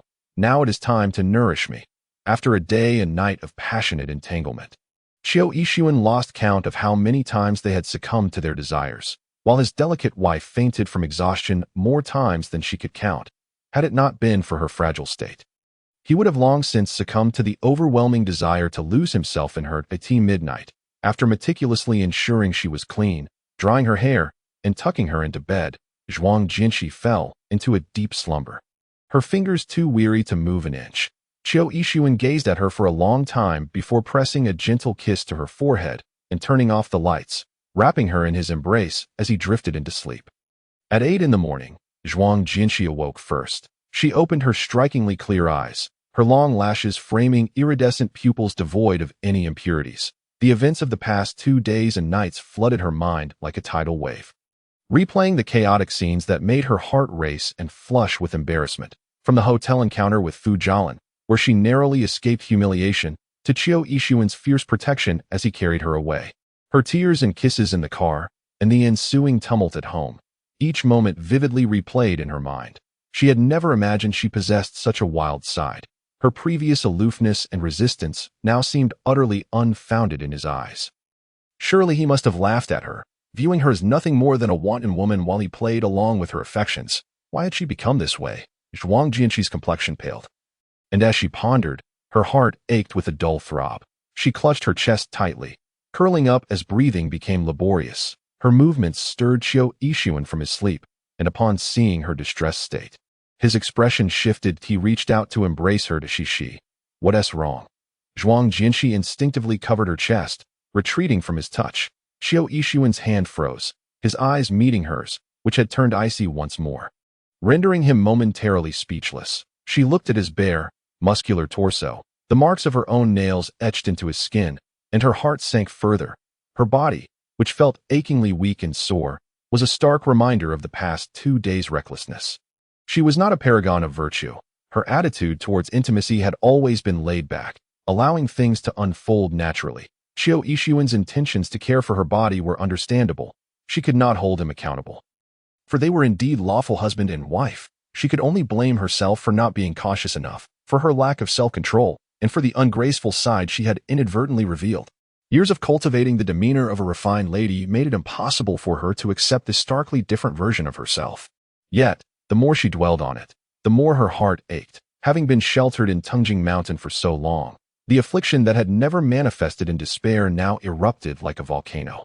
Her once crimson lips turned as pale as paper, beads of sweat mingling with tears streamed down her cheeks, and Zhuang Jianxi trembled in agony. Seeing this, Qiu Yixuan rushed to gather her in his arms, massaging her chest to soothe her while hastily dialing for a doctor. If you're angry, hit me, scold me, just don't torment yourself. He looked down at her, his words tumbling out in a flurry of apologies. I am sorry, it's all my fault. I acted without regard for your true wishes, taking advantage of the situation. Whatever you want, I will agree to it. Relax, take a deep breath. Okay. He was frantic, perspiration beading on his forehead. Shi, please don't scare me. Zhuang Jianxi remained tense in his embrace before finally succumbing to unconsciousness. Apologies. Some transitions may seem abrupt, but engaging in intimacy does not equate to being truly together. Please feel free to provide feedback, and I shall endeavor to make adjustments. For now, dear readers, let us continue to explore a few more chapters before departing. Qiu Yixuan cast a glance at the back of his hand, remarking, my skin is tough and my flesh is thick. It won't hurt. Why not slap me in the face to vent your frustration? Zhuang Jianxi, do you truly yearn for punishment? Qiu Yixuan, if I have wronged you, should I not be punished? Zhuang Jianxi averted her gaze, a hint of embarrassment flickering in her eyes. You haven't wronged me. In fact, I should be grateful to you for saving me. Qiu Yixuan replied earnestly. No, in this matter, it is ultimately the woman who suffers, and I have taken advantage of you. Zhuang Jianxi felt a surge of emotions and buried her head in the pillow, insisting, I've told you. You Haven T, do you not understand? I do not wish to discuss this. All right, I will refrain from mentioning it again. Please, do not be agitated. Qiu Yixuan hurriedly consoled her, fearful of her becoming upset once more. Leave now, Zhuang Jianxi muttered. Very well, I shall take my leave. Qiu Yixuan obediently stood up, suspecting that she might be too sensitive to accept the events of the past few days, and thus, he quietly closed the door behind him as he exited. Once in the living room, Qiu Yixuan slumped onto the sofa, lit a cigarette, and as the smoke curled around him, his expression grew somber and deep. After sitting in silence for a considerable time, he finally rose when Assistant Su called him multiple times, grabbing his suit jacket before heading to the office. With 2 days spent indulging in intimacy rather than work, he now had a backlog of tasks to address, allowing her the time and space to gradually digest and accept everything. Before leaving, Qiu Yixuan repeatedly instructed Butler Song to take good care of Zhuang Jianxi, forbidding her from going out for the next few days. Although Butler Song had previously held some reservations about the emotionally distant Zhuang Jianxi, she was aware that the couple had recently consummated their relationship and was hopeful for a little one in the near future.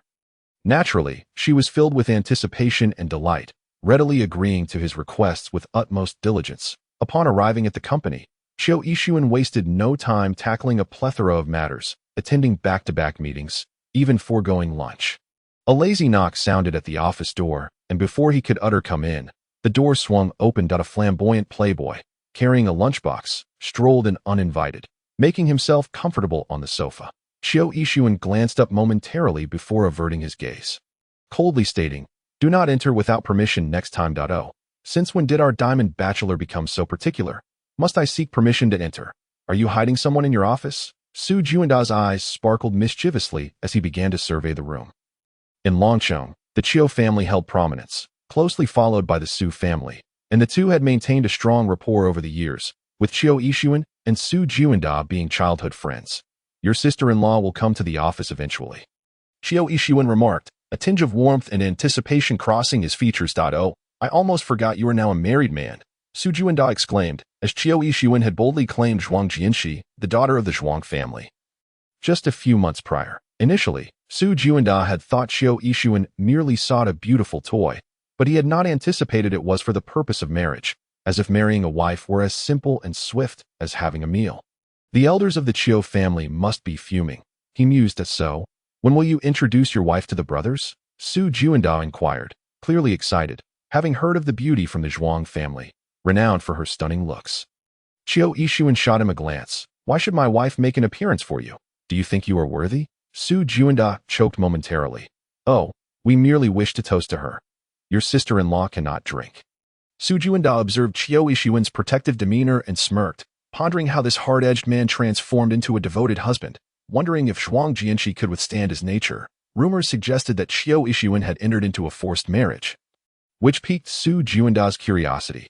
Just then, Chiu Yixuan's phone rang, prompting him to rise and step toward the floor-to-ceiling window. To answer, it appeared to be a call from the butler at the villa. Su Juanda immediately perked up, eavesdropping. Chiu Yixuan inquired, has she had lunch? How much did she eat? Butler Song respectfully replied, yes, but she did not eat much and returned to her room afterward. Hearing this, Chiu Yixuan frowned. Make sure to prepare some afternoon tea for her. She has had too many sweets these past couple of days. Let us switch it up with something savory. Also, check to see if the wound on her palm has begun to heal. She needs a change of dressing. Do not disturb her too much. She might be upset. Understood. I will return earlier tonight. Chiu Yixuan concluded before hanging up. Turning around, he found Su Juanda wearing a mischievous, gossiping expression. What are you doing here? If you have nothing to do, you might as well leave. He was quite irritable, having already faced criticism from his wife in the morning and now being subjected to ridicule from his friend. Su Juanda was thoroughly entertained, having gained a new insight into Chiu Yixuan's softer side. That I can't believe I'm witnessing this affectionate side of you. Chiu Yixuan, you're so gentle and considerate. I really want to marry you. With your kind, I would find it repulsive even if you threw yourself at me. Chiu Yixuan retorted coldly. Seeing the lunchbox Su Juanda had brought, he finally felt hungry. Settling onto the sofa to enjoy the meal that consisted of 3 dishes and soup, Su Juanda's mother and his had been close friends, and ever since his mother had passed, she had often cared for him, bringing over delicious meals and nourishing soups. Chiu Yixuan appreciated this kindness and would routinely send greetings to Su's mother during holidays, offering gifts in return. Watching Chiu Yixuan savor his food, Su Juanda curiously asked, considering my mother made you soup again, tell me, has your sister-in-law fallen for you yet? Chiu Yixuan paused, his gaze flickering, and calmly replied, that is inevitable. Su Juanda, half convinced, pressed on, really? He understood Chiu Yixuan's charm, but had heard that the second daughter of the Zhuang family had a notably cold demeanor. Raised in a sheltered environment, making it hard to believe she would accept him so swiftly. Why don't you and your sister-in-law have a phone call? Let me listen in. Chiu Yixuan shot him a glance. Why should I do that for you? Are you afraid? Su Juanda teased, grinning that it was said that couples in love often flaunt their affection. As newlyweds, wouldn't they show even more? Aren't you curious about what your sister-in-law is doing at home? Does she miss you? As soon as he finished speaking, Chiu Yixuan fell into silence, an unusual emotion swelling within him. Truthfully, he had spent the entire morning wanting to call or message her, checking on her well-being, asking if she was in pain, if her mood had improved, if she missed him. Although he knew she wouldn't leap into his arms and sweetly declare her longing as she did the day before. He still yearned to hear her voice, to engage in a gentle conversation with her, because every moment was consumed by thoughts of her. After a moment of contemplation, Chiu Yixuan picked up his phone, his fingers moving to dial Zhuang Jianqi's number. The prolonged ringing echoed through the spacious office, both men holding their breath in an eerie silence as they awaited the connection. That 55 seconds later, the call was answered, and a cool, light voice came through. What is it? Chiu Yixuan sat up straight, startled, while Su Juanda's eyes widened in astonishment. Even through the phone, Zhuang Jianqi's aura was palpable. Chiu Yixuan instinctively softened his tone, asking a rather redundant question. Have you eaten? It's 1 o'clock. What do you think? Zhuang Jianqi replied. Chiu Yixuan, having fumbled his chopsticks, dropped them to the floor. Oh, I'm in the middle of eating. Is there anything else? She questioned, ready to hang up if there was none. What are you doing? Reading. What book are you reading? The call ended abruptly, without hesitation, lasting less than a minute, perfectly illustrating that Chiu Yixuan had not yet secured the status of inevitability in Zhuang Jianqi's heart. As he held the phone in his hand, still processing the conversation, Su Juanda struggled to suppress his laughter, straightening his attire as he rose. That I won't interrupt your meal any longer. I shall take my leave. With that, Su Juandao left, eager to share this rare opportunity to ridicule Qiu Yixuan with their friends. Alone, Qiu Yixuan sat there, lost in thought, his appetite dissipating as he reflected on the abrupt turn in their relationship. It was as if the charming and alluring Zhuang Jianxi from those 2 days had vanished entirely. The usual distant and indifferent Zhuang Jianxi had returned, ignoring him once more. Qiu Yixuan could only observe her from afar. Finding it increasingly difficult to even touch her, Daiti was a pitiable condition for him, having just tasted the sweetness of intimacy, only to be thrust back into abstinence, able to see yet unable to partake. Zhuang Jianxi, proud and dignified, bore no ill will towards him, yet she found herself grappling with embarrassment and the difficulty of adaptation, especially after those 2 nights of intimate closeness. His gentle attentiveness and their shared moments of passion were etched into her memory. Leaving her distracted and at a loss, most alarmingly, she began to feel a burgeoning dependency and unfamiliar emotions towards this husband of hers. Being her first man, she hesitated to confront him directly, opting instead to allow things to unfold naturally. After a few days of recuperation, Zhuang Jianxi resumed her normal work life, though she now required the presence of bodyguards and a driver whenever she ventured out. Understanding that Qiu Yixuan was concerned for her safety, she did not refuse. Moreover, refusing was futile. Without a bodyguard, one could not venture outside. Upon Zhu Yingjianx's arrival at the museum, Professor Zhang immediately approached her with genuine concern. Having learned through a phone call a few days prior that she was safe and sound, he still felt uneasy. He cared for her as if she were his own granddaughter. That night, witnessing Qi Yixin coldly carrying someone away and seeing the young master of the Fu family collapsed in a pool of blood filled him with dread. Only after discovering that Qi Yixin was her husband did Professor Zhang finally breathe a sigh of relief. Knowing that with the protection of a prominent family like the Qi, the fate of his diligent disciple was not too dire. After all, beauty can be a double-edged sword, in this world, without a formidable background. Being extraordinarily attractive could lead to peril. Fortunately, your husband arrived in time. Otherwise, the consequences would have been unimaginable. Professor Zhang expressed his self-reproach, admitting, "I was too careless, overly concerned with superficial appearances that I knew the Fu family were not locals, yet still naively attended the banquet, nearly putting you in danger." That young master of the Fu family appeared so refined, yet he committed such despicable acts. Zhu Yingjianx noted the apparent weariness etched on Professor Zhang's face after not seeing him for several days and offered her comfort, stating, "It's not your fault, Professor, that I too lacked sufficient vigilance. That rogue would have found another way regardless. Besides, my husband has already dealt with him last time, so I believe such incidents will not recur." As she mentioned husband, a faint blush crept to her ears, and her demeanor became slightly awkward. Professor Zhang nodded in agreement, affirming that was for the best. He had also heard that the Fu family returned to Gu and Xiqing overnight. Abandoning even the painting that was to be restored, Mrs. Fu called him to apologize and sent several antique paintings as compensation, leaving Professor Zhang no opportunity to refuse. "You did accept the paintings she sent, right? Consider it compensation for the fright you endured. As for the restoration of Shueji too, if you do not wish to pursue it, Before Professor Zhang could finish, Zhu Yingjianx calmly interjected, "It's all right. I quite like that painting, and it has nothing to do with the people involved. As for the other antique paintings, let them remain in the museum for exhibition. Taking them with me would serve no purpose."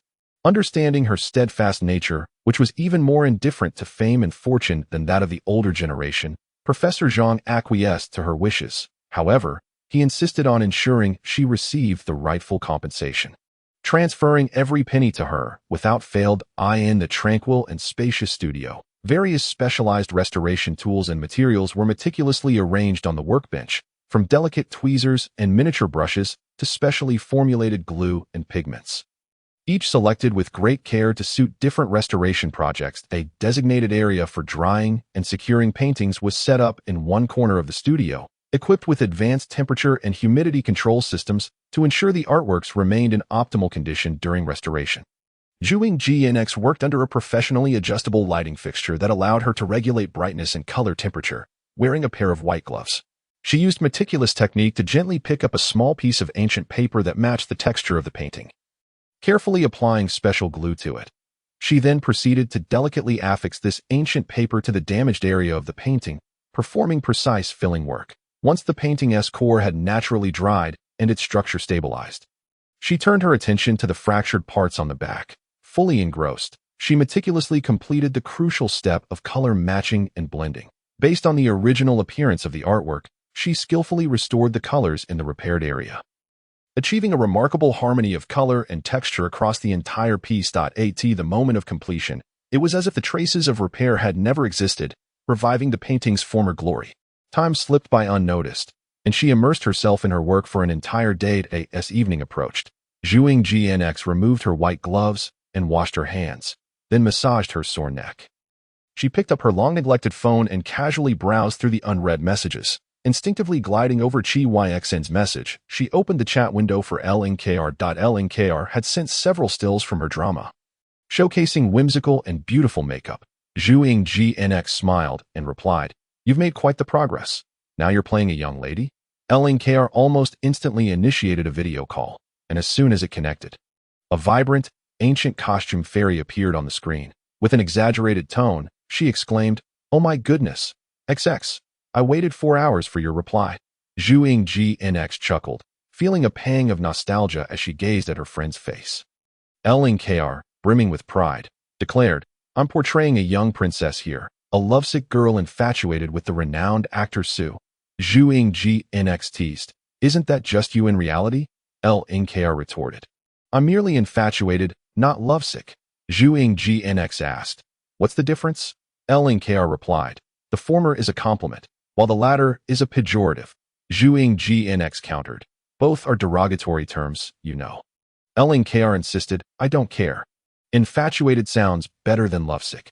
Zhuing GNX, rarely indulging in gossip, inquired, "So, have there been any developments in the past month?" Upon hearing this, LNKR became animated. I touched his hand. It was so nice to touch. Chapter 36. He went to please her in truth. The situation at that time involved LNKR's servant wrapping up from the previous drama shoot.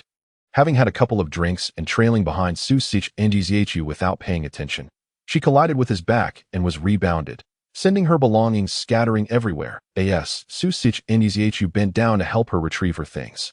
She reached out simultaneously, inadvertently grasping his hand. In a tipsy state, she clung to him, exclaiming, "Isn't this my perfect hand model?" Su Sich Ndzhu, overwhelmed, attempted to pull his hand back, but LNKR held on tightly, fondling and kissing his hand while shouting for others not to steal her hand model. Reflecting on such an embarrassing scenario, the ever-optimistic LNKR felt a sense of pride, reveling in the memory. Fortunately, few people witnessed it. Otherwise, the fans of Su would have been outraged at this audacious woman. After boasting about her encounter, LNKR noticed Zhuing GNX's rosy cheeks and couldn't help but ask about her current situation. Zhuing GNX, unaccustomed to concealing the truth, replied candidly, "I hit a home run. An eerie silence fell for less than 10 seconds before LNKR's piercing shriek could almost be heard through the phone. "Ah, how could Chi Yxn do this? It took her 3 months to finally hold hands, and he had already gone all the way. Why was the progress of others so swift? Woe is me. Return my pure and untainted princess XX." LNKR was genuinely upset and furious, feeling as if her cherished snow lotus, which she had nurtured since childhood, had been uprooted. Listening to her friend's outburst, Zhuing GNX remained silent for a moment before soothingly stating, "Chi Yxn is handsome and possesses great charm. I am not at a disadvantage." KR not at a disadvantage. The word hung in the air, leaving LNKR feeling cold inside.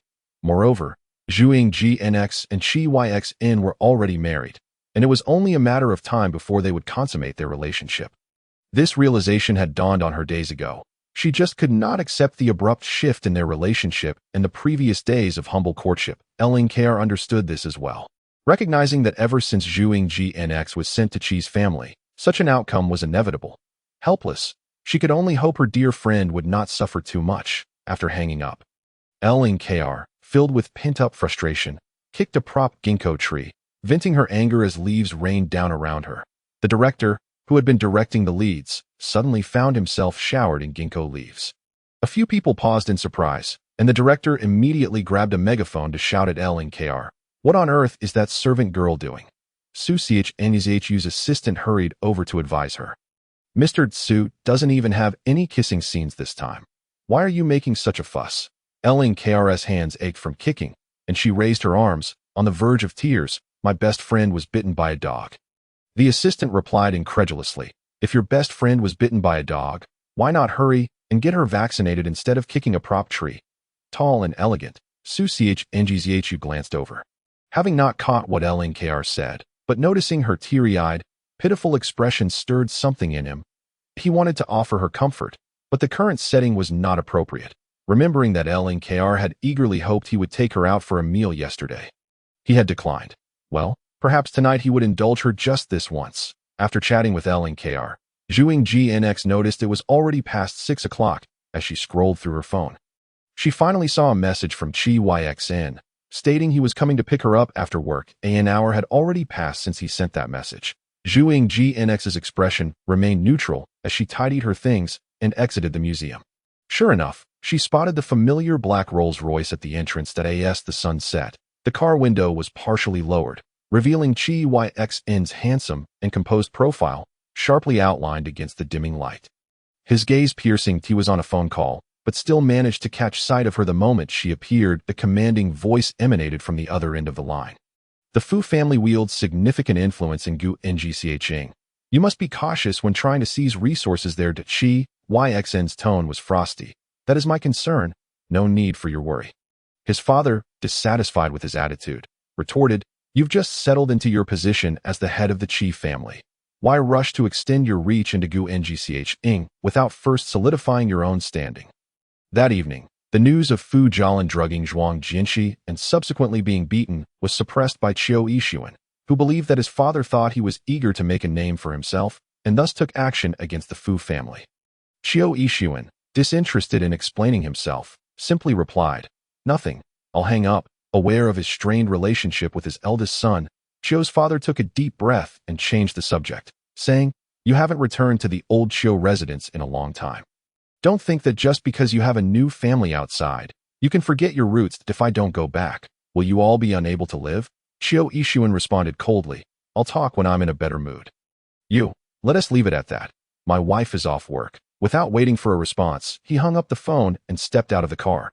Zhuang Jinshi was dressed in a light blue long dress with a knitted cardigan, paired with white shoes and socks, her appearance exuding a serene coolness. Qiu Yixuan, tall and slender, opened the car door and rested his hand on the roof. Zhuang Jinshi glanced at him, but said nothing as she took her seat. The vehicle moved slowly through the bustling streets, caught in the evening rush hour traffic.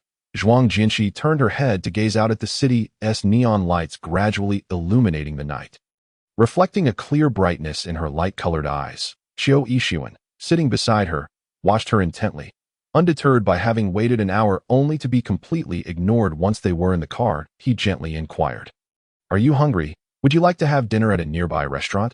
Given the current pace of the traffic, it would likely take an hour to return to Tingjing Mountain. Zhuang Jinshi withdrew her gaze, feeling a bit hungry, and replied, whatever. Qiu Yixuan pondered for a moment before instructing the driver to head to a specific location. The driver nodded and, after passing a traffic light, turned onto a less congested road. Perhaps due to the discomfort of their previous candlelight dinner where they had steak, this time Qiu Yixuan took her to a private Chinese restaurant. While ordering, Zhuang Jinshi sipped tea from her cup. Noticing her lack of enthusiasm for ordering, Qiu Yixuan simply chose a few dishes that suited her taste. Listening to him smoothly instruct the waiter to remove the skin from the matsutake chicken soup. Add sugar to the tomato and egg dish. Include milk in the rock sugarbird's nest, and slice the cheese potatoes. Zhuang Jinshi felt a spark of surprise at the villa. He might have asked the chef and butler Song to investigate her culinary preferences to win her favor. But she had expected him to remember her dietary restrictions so clearly. Not even her own family remembered them as well as he did. In an instant, Zhuang Jinshi's gaze towards him grew complex. The dishes arrived promptly, and as Qiu Yixuan served her soup and dishes, he noticed her distracted demeanor and tentatively asked, is it not to your liking? Chapter 37. The human heater. Zhuang Jinshi lowered her head to sip the delicious, non-greasy chicken soup and shook her head, indicating that it was quite satisfactory. Qiu Yixuan smiled and encouraged, then eat more. She responded with a soft and the warmth in his eyes deepened. The meal proceeded harmoniously, and his appetite noticeably improved compared to the previous few days. Upon returning to the flat rose garden path leading to the entrance of the Tingjing Mountain Villa, he suggested, shall we get out? and take a stroll to aid digestion? After a moment's hesitation, Zhuang Jinshi agreed. Beneath the streetlights, their contrasting heights created a striking silhouette as they walked side by side. The evening breeze rustled through the vibrant rose buds lining the path, releasing a sweet floral fragrance. Zhuang Jinshi rarely enjoyed such a tranquil walk with Qiu Yixuan, and a sense of unease stirred within her. Qiu Yixuan occasionally glanced at her, his gaze intense and probing. The memory of their previous intimacy made Zhuang Jinshi's ears flush with warmth, leaving her feeling somewhat awkward. However, the next moment, a sudden cramp in her lower abdomen caught her off guard. As if a wave of heat surged within her, Zhuang Jinshi froze, abruptly halting her steps. Feeling the familiar signs of her impending menstrual cycle, her complexion fluctuated between pale and flushed. She cursed the timing. 10 more minutes would have sufficed. Yet it had to happen now while they were outside. Qiu Yixuan, having observed her sudden stillness and the discomfort etched on her face, immediately stopped and inquired, "Why have you stopped?" Zhuang Jinshi longed to move, yearning to dash into the villa just 50 meters away, yet she felt immobilized. Even the slightest motion could trigger a flow of heat, and wearing a dress made the thought of blood trickling down her legs all the more mortifying. Qiu Yixuan frowned with concern at her, biting her lip, her face flushed yet silent, and stepped closer, his tone tightening. "Are you feeling unwell?" Having witnessed her experience a heart attack once, Qiu Yixuan became anxious. Reaching for his phone to summon a family doctor, Zhuang Jinshi quickly grasped his wrist. No, her eyes flickered with rare embarrassment, and under Qiu Yixuan's puzzled gaze, she finally confessed through gritted teeth, "I don't have my period." The hormonal imbalance from the previous medication had caused her menstruation to arrive early. Qiu Yixuan was momentarily taken aback, processing her words. Upon seeing her clutching her abdomen, looking pale, he swiftly scooped her up in his arms and strode towards the villa. As they entered, he instructed Butler Song to prepare ginger tea with brown sugar and carried her upstairs to the bedroom without losing his breath. Held in his embrace, Zhuang Jinshi could hear his steady heartbeat and feel the strength of his chest, reigniting a sense of familiar intimacy. Her cheeks flushed as she swiftly gathered a change of clothes and retreated to the bathroom. After cleansing herself and emerging fresh, she lay on the bed just as Qiu Yixuan entered with a steaming cup of ginger tea. He had removed his suit jacket, now clad in a white shirt and trousers with rolled-up sleeves, revealing his toned forearms and distinctively elegant hands. Qiu Yixuan handed her the ceramic cup, saying, "Drink it while it's warm. It will make you feel better." Zhuang Jinshi accepted it, murmuring her thanks. Observing her sip slowly, her complexion visibly brightening, Qiu Yixuan felt a sense of relief. He settled onto the nearby sofa, his long legs folded, and pulled out his phone. The atmosphere in the bedroom grew quietly awkward. Zhuang Jinshi cradled the warm cup, her gaze drifting to the night outside the window. Half an hour later, as she began to drift into a light slumber, a warm object was slipped under the covers. Zhuang Jinshi stirred slightly, glancing down to see Qiu Yixuan's profile close by and a poorly sewn, somewhat misshapen sachet of mugwort that resembled a small square pillow. The faint aroma of mugwort wafted through the air, and the warmth seeped into her limbs, easing the discomfort in her abdomen. She ran her fingers over the smooth, pale fabric of the sachet. Momentarily stunned, "Did you make this?" Qiu Yixuan's expression faltered for an instant, and he averted his gaze. "No, Aunt Song made it." Zhuang Jinshi was skeptical. How could someone as capable as Butler Song produce something so unattractive? Yet, she chose not to press further. She would prefer to believe the sachet was made by the capable butler rather than the aloof and domineering CEO. She felt unprepared for such deep affection. "Actually, I'm not that delicate." Qiu Yixuan watched her insist she was not fragile while hugging the warm mugwort pouch, a hint of tenderness flickering in his eyes. Unable to resist, he reached out to stroke her hair. "Well, I wish to indulge you a little." With that, he leaned down to plant a soft kiss on her forehead, whispering, "Sleep now. I'll join you after my shower." Zhuang Jinshi stiffened, feeling a surge of nervousness. But as reality sank in that her period would prevent any intimate activities, she relaxed and soon fell asleep. For the past few days, she had disallowed Qiu Yixuan from sleeping in her room. Yet she knew he could not remain compliant indefinitely. Moreover, their relationship, once nominally defined, had now taken on a tangible form, one she would eventually have to adapt to and accept. Once Qiu Yixuan finished his work and freshened up, he entered to find Zhuang Jinshi peacefully asleep. Her face nestled in the pillow, long hair cascading around her like a serene sleeping beauty. His gaze deepened as he climbed into bed, gently wrapping his arms around her from behind. Feeling the warmth of her body against his, after days of restlessness, his heart finally found solace. Zhuang Jianxi dreamily sensed a comforting warmth enveloping her, as if cradled by a small heater and pressed against a large oven, the combined heat banishing any chill within her. However, the warmth from the water bag inside the mugwort sachet faded after 3 to 4 hours. As the coolness seeped in, she instinctively tossed aside the sachet and groggily nestled closer to the warmth behind her. Qiu Yixuan, a light sleeper, noticed her movement immediately. Feeling her soft body press against him, her lips accidentally brushed against his neck, causing his breath to hitch. In the stillness of the night, his already heightened senses stirred to life. In the dim light, his Adam's apple bobbed as his large hand caressed the soft, smooth curve of her slender waist, torn between the desire to grasp it firmly and the fear of waking her.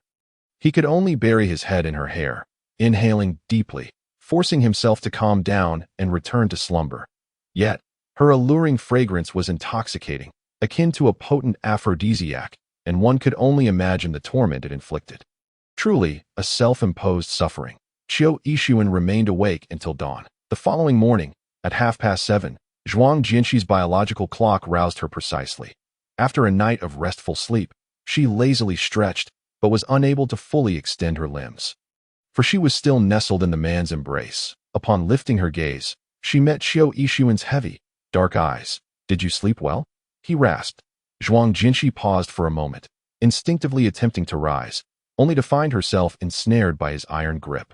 She could only mumble, "Not bad." Qiu Yixuan leaned down and pressed a searing kiss on her forehead, sending a tingling sensation through her. "I did not sleep well at all." A cat kept burrowing into my arms and scratching me with its claws.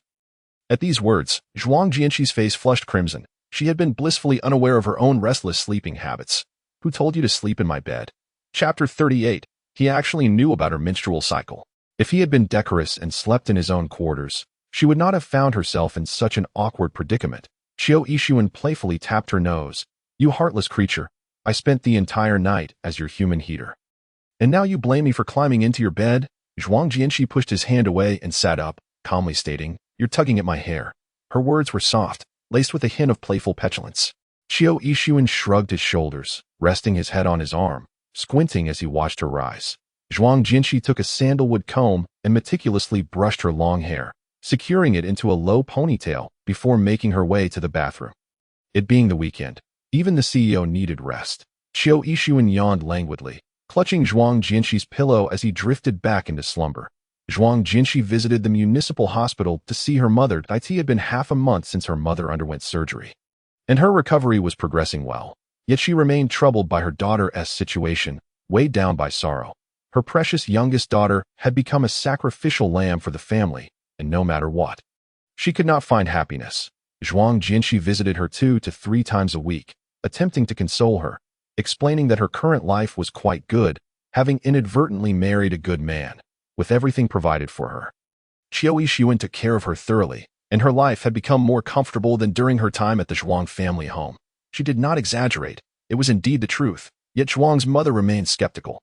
Despite being confined to her home due to illness over the years, she had heard of Qiu Yixuan's reputation. How could such a notoriously ruthless man possibly take care of her daughter with such tenderness?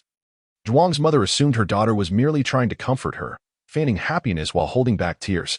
Even when Zhuang's father and Zhuang Qinyang came to visit, she showed little warmth, ushering them away after only a few words.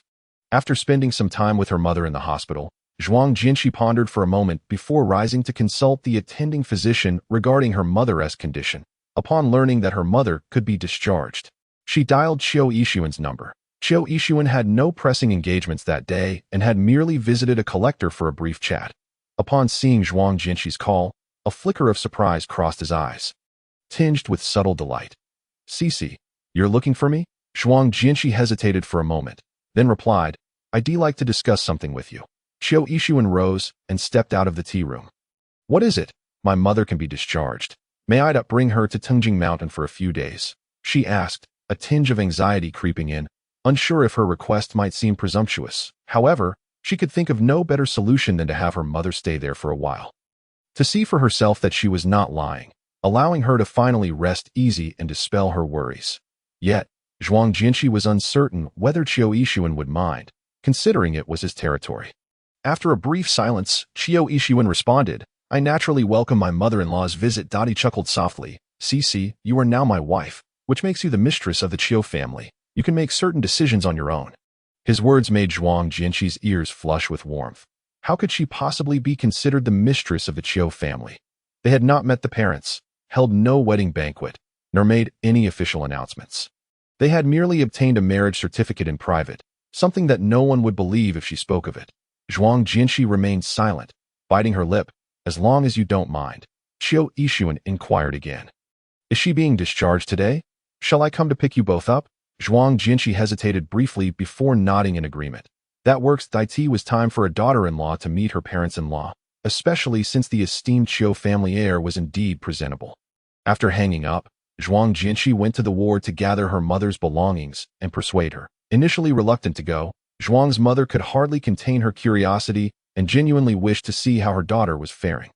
After all, at her age, with her health in decline, she had little to fear. Qiu Yixuan's car arrived promptly. Zhuang Jinshi called her brother to inform him that she was taking their mother home. As she assisted Zhuang's mother out of the hospital, she immediately spotted the tall figure of the man, impeccably dressed, standing by the card.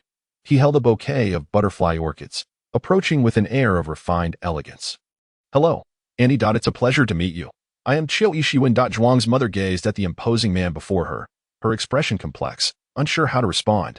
Qiu Yixuan's demeanor was gracious and polite, not at all resembling the ruthless persona she had heard of. She accepted the flowers, nodding slightly. "Thank you for coming." Zhuang's mother possessed a demeanor of calm resilience that matched her daughter's, unafraid of any power. No trouble at all. With that, Qiu Yixuan smiled and took the small bag from Zhuang Jinshi's hand. Also holding hers, Zhuang Jinshi glanced at him, not pulling away in front of her mother. Upon arriving at the Tingjing Mountain Villa, it was mealtime. Butler Song had been informed in advance and arranged a lunch tailored to Zhuang's mother's dietary preferences. As she surveyed the table laden with light yet delicious dishes, she could tell that considerable thought had been put into the meal, as nearly half of the dishes were her and her daughter's favorites. In the presence of an elder, Qiu Yixuan showed no signs of awkwardness. He simply greeted her briefly before seamlessly serving Zhuang Jinshi soup, dishing out food, deboning fish, and peeling shrimp, while Zhuang's mother ate. She observed discreetly, seeing her daughter enjoying the meal without any forced or awkward demeanor, relishing the care she received. She couldn't help but feel a pang of surprise, especially after their meal. When they sat in the living room sipping tea and chatting, Qiu Yixuan brought a pillow infused with the fragrance of mugwort and handed it to Zhuang Jinshi, instructing her to hold it. Zhuang's mother was even more astonished. He actually knew about her daughter's menstrual cycle. Logically, a man like Qiu Yixuan, who even instilled fear in Zhuang's grandfather, would have no need to play act for her daughter. The only explanation that made sense was that he genuinely cared for his precious daughter. Zhuang Jinshi's earlier words in the hospital began to resonate with Zhuang's mother. Qiu Yixuan did not intrude upon their heartfelt conversation. Leaving a gift box for Zhuang's mother before taking his leave, upon opening it, Zhuang's mother found a jade bracelet of imperial green ice, its luster and delicacy indicating a value exceeding 10 million. She had never received such a precious gift in her life. Although Zhuang's father had given her numerous gold and silver ornaments, none had reached such a price. She gasped in astonishment, hastily returning the gift box to Zhuang Jinshi. "This is far too extravagant. You should keep it." Zhuang Jinshi merely glanced at it before stuffing it back into her hands. "Take it. I already have 2 or 3 of this quality on my vanity." But Zhuang's mother hesitated. "I didn't even prepare a gift for our first meeting. How can I accept something from a younger generation? If he gives it, you should take it. Otherwise, he might think you look down on it and bring you something even more valuable." Zhuang Jinshi replied nonchalantly. Zhuang's mother fell silent, ultimately accepting the gift. Chapter 39.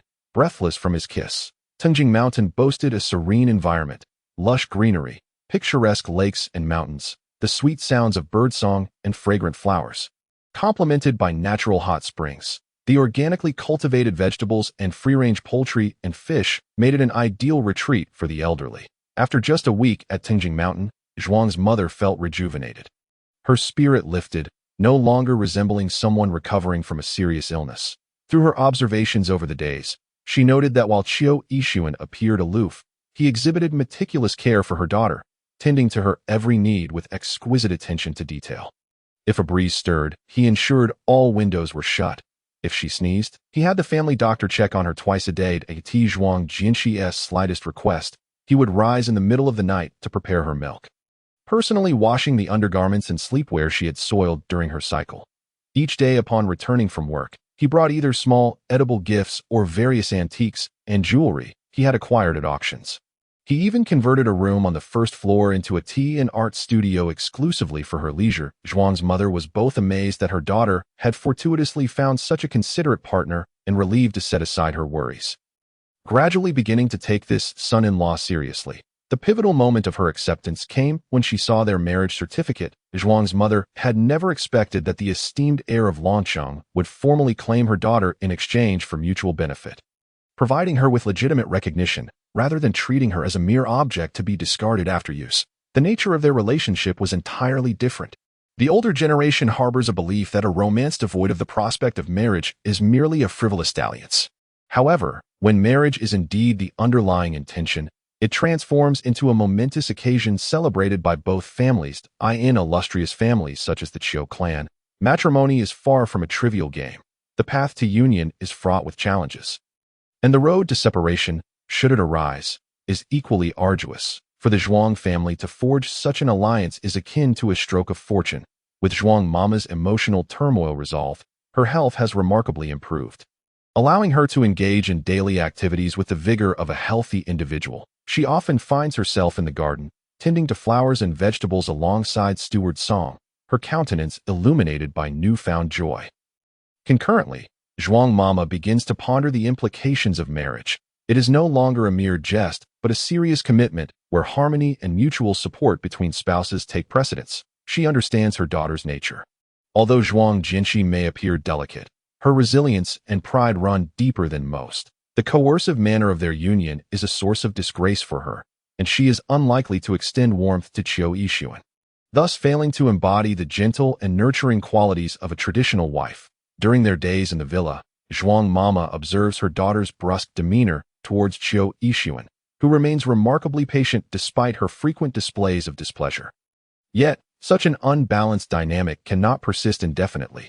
Even a man of Chiu Yixuan's stature will eventually lose his patience. Should Zhuang Jinshi lose his affection, her future will undoubtedly be bleak. At a tea dinner one evening, noticing how Chiu Yixuan routinely served her dishes, Zhuang Mama cleared her throat and subtly gestured to Zhuang Jinshi. "Cici, it is always Yixuan who serves you. You should also return the favor." Zhuang Jinshi paused mid-sip, contemplating whether he could not serve himself, but upon seeing her mother's serious expression, the typically obedient daughter set down her spoon and picked up the serving chopsticks. Chiu Yixuan turned to her, a flicker of anticipation in his gaze. With the serving chopsticks in hand, Zhuang Jinshi surveyed the array of dishes, at a loss for what he might enjoy, and ultimately placed a piece of rib into his bowl. Chiu Yixuan accepted it with appreciation, uttering, "Thank you, dear wife." Zhuang Jinshi felt a blush creep to her ears. After adding a few more morsels of meat, she reached for some celery, only to be interrupted by Zhuang Mama's voice. "He does not eat celery. Why would you serve him that? Doesn't eat celery?" Zhuang Jinshi was momentarily taken aback. Despite numerous shared meals, she had never noticed. In truth, she had not paid close attention. Meanwhile, Zhuang Mama had merely dined with him a few times and observed that he seldom touched any dishes containing celery. Chiu Yixuan accepted the celery she offered, consuming it with ease. "That it's nothing. I'm not picky," he remarked, revealing that while he disliked the taste, he did not vehemently reject the vegetable. Zhuang Jinshi pressed her lips together and ceased serving. However, Chiu Yixuan appeared to be in good spirits, lingering around her throughout the evening. Zhuang Mama retired early to make a phone call and rest, leaving Zhuang Jinshi in the garden, watering the flowers. In recent days, Professor Zhang's museum had been relatively quiet, likely due to the incident that had occurred.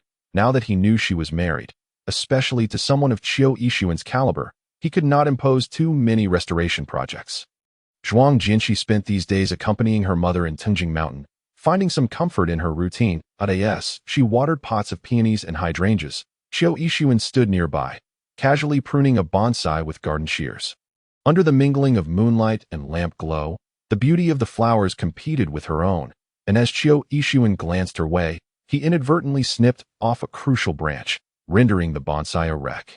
Zhuang Jinshi caught his eye, and her gaze lingered on the ruined bonsai, betraying a hint of schadenfreude, as if to say, even the illustrious Qiu Xiao makes mistakes. Qiu Yixuan raised an eyebrow at her expression.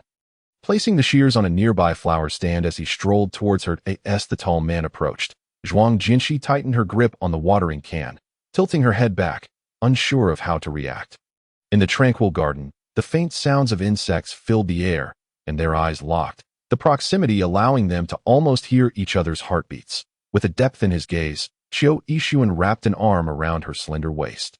Leaning down to kiss her with an irresistible fervor, his heated lips brushed against her soft ones, gradually deepening the kiss with a tenderness that seemed boundless, perhaps lost in the moment, or perhaps ensnared by his charms.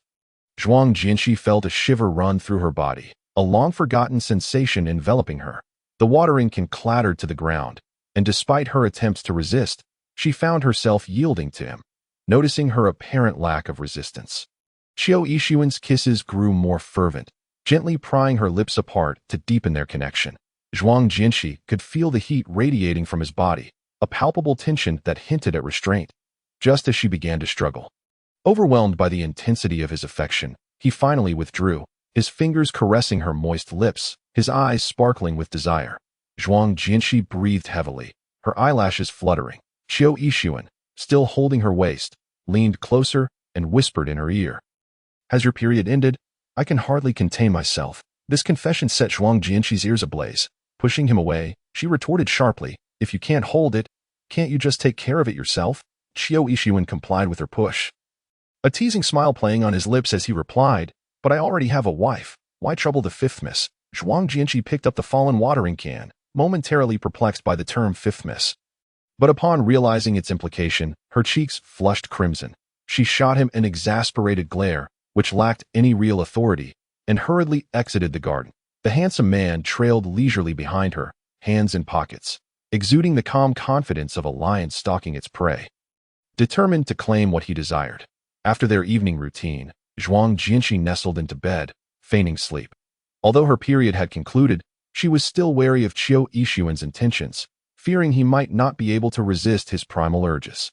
Over the past few nights, awakening each morning revealed her swollen lips and the occasional mark on her neck, a testament to their passionate encounters. Just then, the bathroom door swung open, and Qiu Yixuan emerged, clad in matching loungewear, tousled hair glistening with moisture. A glance at the seemingly slumbering woman on the bed brought a smirk to his lips as he stepped out onto the balcony for some fresh air. Moments later, his hair dried. He returned to the bedroom, closing the doors tightly behind him. As he turned off the lights, Zhuang Jinshi felt the bed dip as he settled beside her, enveloping her in his familiar, crisp scent. Her eyelids fluttered, and her fingers curled beneath the covers as he wrapped a warm arm around her waist, pulling her snugly against his solid chest. His heated breath brushed against her hair, causing her heart to race, aware that she could neither escape nor resist what was to come. What was inevitable would arrive. There was no evading it. After all, they had indulged in such encounters more than once before. So one more time would hardly matter. Summoning her resolve, Zhuang Jinshi braced herself, reminding herself that Qiu Yixuan's physique and looks rivaled that of a top male model, so she would not emerge the loser. However, as the moments passed, the man beside her remained still, merely holding her as a source of warmth, with no suggestive actions following. Zhuang Jinshi felt a pang of confusion. Did he presume her period was still ongoing? Or perhaps he was hesitant to proceed without her explicit consent. At that moment, Qiu Yixuan pressed a gentle kiss to her forehead, patting her stiff body. "Sleep now. I will not do anything to you. The first 2 days after menstruation are prone to infections, and I am not desperate enough for that." His words elicited an almost imperceptible sigh of relief from Zhuang Jinshi, her body relaxing. Yet, once her tension dissipated, her thoughts began to wander, and she found herself contemplating the implications of their current situation. Nestled in his embrace, she could not ignore the undeniable physical response emanating from him. As if he were a tightly drawn bowstring, poised to release yet brimming with restraint. Would he truly not reach his breaking point? Curiosity gnawed at her, prompting her to voice her thoughts. "Are you not uncomfortable?" No sooner had the words left her lips than she felt his grip tighten around her waist, a firm hold that was somewhat painful, his breathing growing heavier. The soft moonlight filtered through the curtains, illuminating the darkness around them. Qiu Yixuan's abyss-like eyes fixed on her, his voice low and husky. I am uncomfortable. Zhuang Jianxi's heart skipped a beat. Cici, I am very uncomfortable. He clung to her, wishing to merge their beings. Burying his face into her neck, inhaling her scent deeply, the typically domineering and cold man, in the stillness of the night, spoke to her with an undeniable tone of yearning and restraint that was almost palpable. Zhuang Jianxi's usually composed demeanor began to falter under the weight of his words. In the dim light, she placed her hand atop his, whispering, Is it uncomfortable? Then, her gesture ignited a spark in him, anticipation coursing through his veins. However, in the next moment, Zhuang Jianxi pinched his hand, asserting, Then just endure it. Qiu Yixuan, fully aware of her icy disposition, felt his hopes dashed, realizing he should not have held any expectations. Yet, the heat within him was unbearable, and he instinctively nuzzled against her head, his body beginning to stir restlessly. Zhuang Jianxi felt a sense of discomfort pressing against her abdomen, wanting to shift away, but finding herself pinned in place. Please give me a kiss. Without waiting for her consent, Qiu Yixuan pressed her head and kissed her again. The moonlight spilled onto the bed, as the robust man passionately kissed the petite woman. In the quiet space, the ambiguous sounds of their lips meeting created an atmosphere of tantalizing imagination. Zhuang Jianxi was so overwhelmed by the kiss that she felt disoriented, her clothes in disarray as she was touched. Just when she thought he would go back on his word, Qiu Yixuan restrainedly exhaled a heavy breath next to her ear and swiftly rolled out of bed to head to the bathroom. The sound of splashing water echoed, and Zhuang Jianxi lay back, staring blankly at the canopy above. After a while, she raised her hand to touch her swollen lips, listening as her body gradually calmed the unusual heat and moisture. What was happening to her? Could loveless intimacy evoke feelings? Or perhaps, had love unwittingly blossomed between them? She could feel Qiu Yixuan's unabashed affection for her. But did she love him? A few months ago, she could have firmly denied it. Yet now, uncertainty clouded her mind. Clearly, this arrogant and domineering man was not her type. But at this moment, no other man came to mind who could stir such feelings within her. The sound of water continued for half an hour, with Qiu Yixuan not emerging. Zhuang Jianxi, lulled by the white noise, eventually drifted into a deep slumber. That night, she felt that Qiu Yixuan, her warm furnace, was no longer warm enough. Every time he emerged from a cold shower, he carried with him a chill that made her instinctively shiver in her dreams. After two such occurrences, Zhuang Jianxi unconsciously kicked away this alternately warm and cold human figure. Curling up at the edge of the bed, Qiu Yixuan, frustrated and helpless in the middle of the night, had no choice but to wrap himself in the blanket, refraining from holding her too closely. Zhuang Jianxi did not sleep well that night, and was awakened early in the morning by the ringing of her phone. Groggily attempting to open her eyes, she felt a large hand gently pat her back, urging her to continue sleeping, and she succumbed once more to slumber. Vaguely, she recalled him taking his phone and leaving the room, not returning thereafter. Zhuang Jianxi marveled at this man's seemingly inexhaustible energy. After a few hours of tumult, he rose again to attend to business after merely half a night's sleep. She, on the other hand, needed to make up for any lost sleep. If she didn't rest well the previous night, she would have to compensate in order to regain her vigor. She indulged in sleep until 9:30 before washing up and heading downstairs. Zhuang's mother sat elegantly on the sofa, arranging flowers. Her pallor now slightly rosy, a far cry from the lethargy of previous years. One could not deny that a pleasant environment and a contented heart indeed nourished the spirit. After surveying her surroundings, Zhuang Jianxi pondered, where had he gone? Chapter 41. Ultimately, she replied to his message. Have you gotten up? Zhuang's mother glanced at her, smilingly chiding. It's almost lunchtime, and you've yet to have breakfast. Young people should maintain a more regular routine. Zhuang Jianxi pouted, fetching a sandwich from the dining room. Sitting beside her mother while eating and watching her arrange flowers. I don't always get up late, she retorted, as she usually rose around 7. Zhuang's mother nodded. I've been here for over a week, and you've only gotten up early 3 times. Zhuang Jianxi, feeling a bit flustered, noted the absence of Qiu Yixuan. Logically, he rarely went to the office on weekends and seldom ventured out. Curiosity piqued, she asked, somewhat awkwardly. Where is he? Zhuang's mother shot her a sideways glance. Who are you asking about? Zhuang Jianxi replied irritably. Who else could it be? Zhuang's mother feigned innocence. Oh, You're asking where your husband is. Zhuang Jinshi, at a loss for words as Zhuang's mother seemed to sense her discomfort and casually continued. Yixuan left early this morning for work. I heard he has a business trip out of town and won't be back for a few days. Upon hearing this, Zhuang Jinshi chose not to respond further. When they had first moved to Tingjing Mountain and she was still unfamiliar with him, Qiu Yixuan often went on business trips, disappearing for weeks at a time. At that time, she felt indifferent, even relieved by his absence, cherishing the peace and freedom it brought. Yet now, upon hearing he would be gone for several days, an odd feeling stirred within her. However, Zhuang Jinshi concealed her emotions and left to attend to her own matters. At the museum, the ancient painting Snowy Clear Skies, which Mrs. Fu had sent previously, had been restored. However, after the incident, she had refused to collect it, instructing them to handle it as they saw fit. That a windfall indeed. Zhuang Jinshi promptly authorized the museum's professionals to auction it off, which fetched an astounding price of over 8 million. Professor Zhang of the museum split the proceeds with her, and Zhuang Jinshi graciously accepted the sum. She was uncertain of what the future held, but having sufficient funds gave her confidence, ensuring that she and her mother could live securely without relying on others. In the quiet studio, Master Lu handed her a Mingqing-era painting of Spring Orchid after finishing its repairs. Zhuang Jinshi grasped the brush, leaning over to touch up the repaired areas. Completing such touch-ups on ancient artworks was a challenging task, requiring not only profound artistic skills, but also a deep understanding of the original artist's style. Ensuring that every detail was replicated flawlessly and seamlessly. As she immersed herself in her work, her phone vibrated, indicating a message. Normally, she would ignore it until she completed her task, but this time, after 5 minutes of indifference, she set down her brush upon finishing a leaf. Qiu Yixuan's message read, "Have you had lunch yet?" Zhuang Jinshi moved her fingers, replying with one hand. "Not yet." Qiu Yixuan responded immediately. "You must eat properly." He added, "I miss you." Zhuang Jinshi's lips twitched at those words, her expression remaining unreadable as she replied, "It's only been half a day."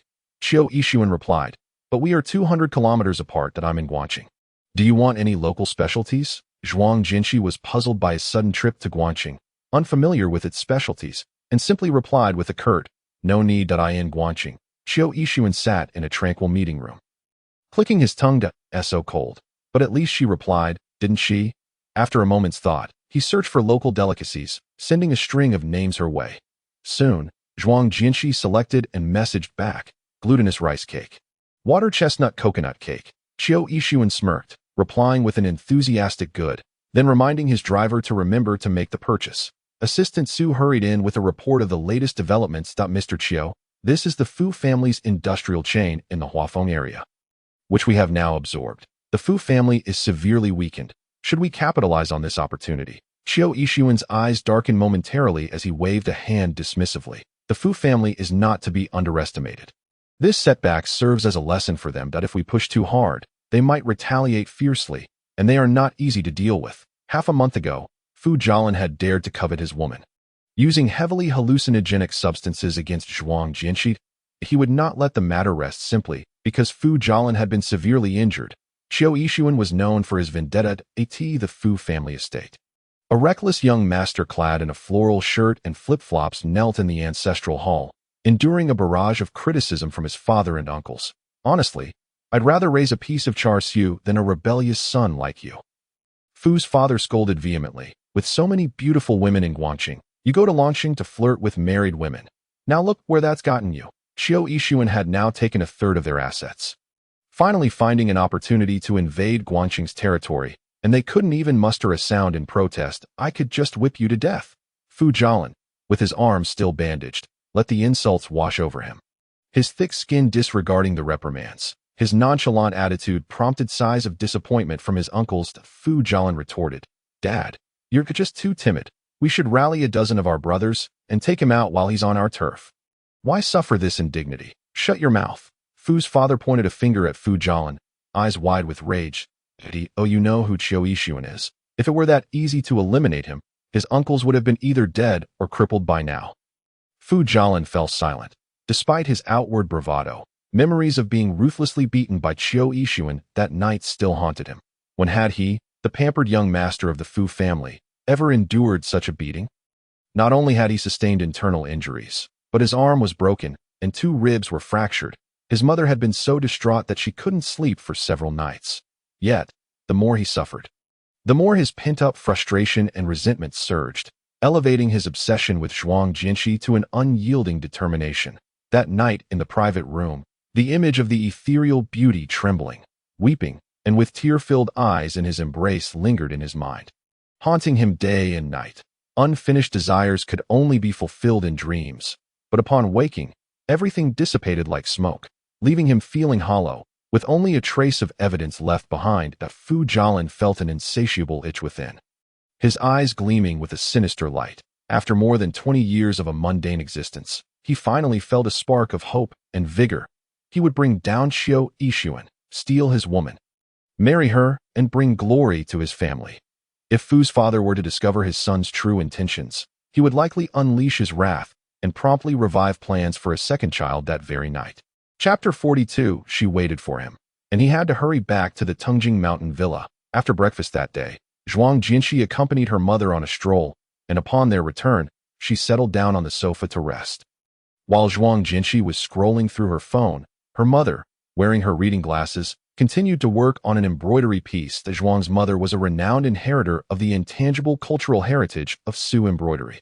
In her youth, her needlework not only traversed the realms of embroidered fabrics and silk, but also transcended artistic boundaries, skillfully blending the essence of famous oil paintings and traditional Chinese paintings with the techniques of Su embroidery. Each of her embroidered works typically fetched a high price, and many distinguished ladies sought her out for custom orders. Alas, as time has taken its toll, coupled with her declining health, she lacked the energy and spirit to produce new works in recent years. However, during her recuperation at Tungjing Mountain, with some leisure time on her hands, Zhuang's mother began to craft a wedding dress embroidery for her daughter, wishing to make amends for her past shortcomings. Zhuang Jinshi could not dissuade her mother, conceding as long as it did not adversely affect her health. While engrossed in short videos, she suddenly came across a trending news story about a traffic accident. A significant car crash occurred in the middle section of the Guangqing-Yunhuang Expressway tunnel, with casualties unknown. Severe congestion ensued as ambulances and police cars rushed to the scene, according to reliable sources. Most of the vehicles involved, bearing launching license plates, were from out of town. Upon reading this, Zhuang Jinshi's brow furrowed, a sense of foreboding creeping into her heart. Guangqing Expressway, launching vehicles, wasn't Xiao Yixuan on a business trip in Guangqing these past few days? What a coincidence! Zhuang's mother, having overheard the news anchor on her daughter's phone, paused her needlework, her tone tightening as she asked, "Cici, is Yixuan in Guangqing? Surely his car isn't among those involved in the accident." Zhuang Jinshi frowned, gripping her phone and repeatedly watching the news report. "I'm not sure," Zhuang's mother urged. "Then why not call and ask?" Zhuang Jinshi rarely took the initiative to call Xiao Yixuan. She hesitated and offered an excuse. "There are so many launching vehicles traveling to and from Guangqing daily. It can't be that coincidental," Zhuang's mother replied. "He is your husband now. It's not difficult to call and check in on him." Over these past days, she had witnessed how deeply Xiao Yixuan cared for and attended to her daughter, as if he were cradling a precious treasure, fearing it would break. Yet her daughter maintained a facade of indifference towards Xiao Yixuan, appearing aloof and cold, as if untouched by the mundane world, while internally she was merely a proud little girl lacking security. She had a thin skin. If provoked, she would retreat into her shell like a prickly hedgehog. But once she genuinely cared for someone or something, she would melt entirely, becoming exceedingly clingy. Her personality oscillated between extremes. Were it not for her stunning appearance, few men could endure her rigidness and rules. Understanding her so well, Zhuang's mother hoped for her to find a man capable of embracing all her quirks, to nurture this imperfect marriage. Under her mother's watchful gaze, Zhuang Jinshi finally dialed the number. However, after only 10 seconds of ringing without an answer, she hung up, pouting innocently. He didn't pick up. Zhuang's mother was left speechless. "Why hang up so quickly?" Zhuang Jinshi replied. "He used to answer immediately. He must be busy now." Zhuang's mother pressed. "How do you know he is busy and not in some sort of accident?" Zhuang Jinshi insisted. "He is busy." Zhuang's mother continued. "Are you perhaps too shy to call him?" "How could that be?" Zhuang Jinshi replied earnestly. "If he's free, he will call back later. If something has happened, we should avoid disturbing him. Understand?" Zhuang's mother was taken aback by her reasoning. Did she think that a brief call lasting only a few seconds conveyed concern and care? What kind of twisted logic is that? Zhuang Jinshi, unwilling to engage further, rose and retreated to her bedroom. Once the door was closed, she leaned against it, lowering her head to scroll through her phone. Noticing that Qiu Yixuan had not sent any messages all day was quite unusual. Zhuang Jinshi pressed her lips together, her expression serious. It had been 10 minutes since she last called, and he still had not returned her call. Was he genuinely busy, or had he been in a car accident? If he really were dead, would she have to live as a widow? No, she had married him. He could not abandon her for the rest of her life. A tumult of thoughts swirling in her mind, Zhuang Jinshi began to dial his number frantically. Yet her conflicting emotions manifested in contradictory actions. The phone would ring for a second before she hung up. Then silence would prompt her to call again, only for her to hang up once more. This back and forth continued, likely making it difficult for him to connect. After half an hour of this torment, Qiu Yixuan finally called back. "Cici, is your phone broken?" His deep, magnetic voice reached her ears, and Zhuang Jinshi exhaled in relief, as if a weight had been lifted. Not hearing her response, Qiu Yixuan inquired again. "Cici, is something wrong?"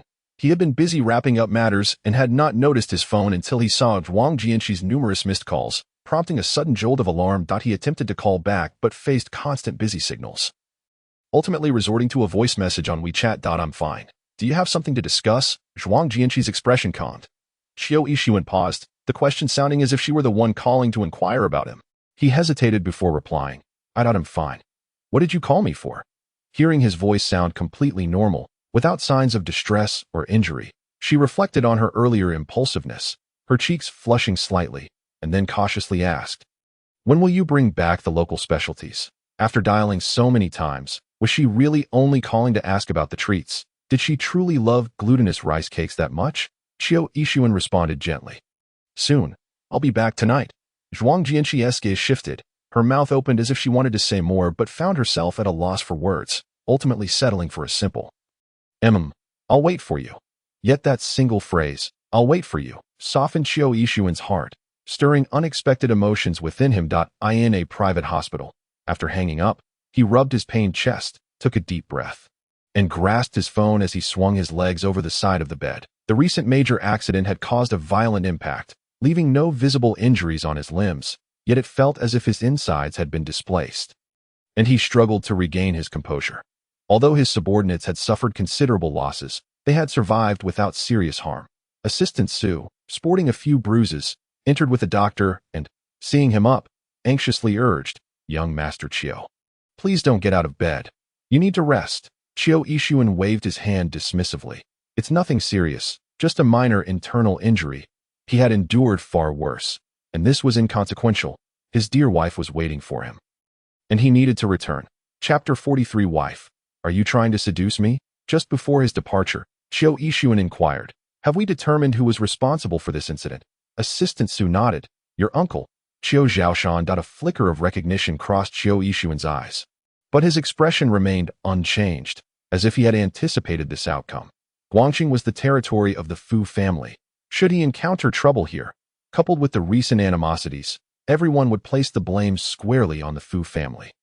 No matter how audacious the Fu family might be, they would not dare to act so brazenly and leave themselves open to reproach. Reflecting on his uncle's effeminate demeanor, equivalent in power to his own, yet possessing dubious methods, Qiu Yixuan's gaze turned cold. He would remember this debt and settle it upon his return. When Qiu Yixuan's vehicle finally reached Tungjing Mountain, it was already past 11 at night. Aside from Butler Song and a few servants awaiting his arrival, there was no sign of Zhuang Jinshi. Knowing she would likely be asleep by this hour, he handed the local delicacies to the servant for safekeeping. After freshening up in the first-floor bathroom, he ascended to her bedroom. To his surprise, upon opening the door, he found the lights still on. A slender figure was seated in a high-backed chair on the balcony. Her back turned to him as she painted. Qiu Yixuan was taken aback. Still awake?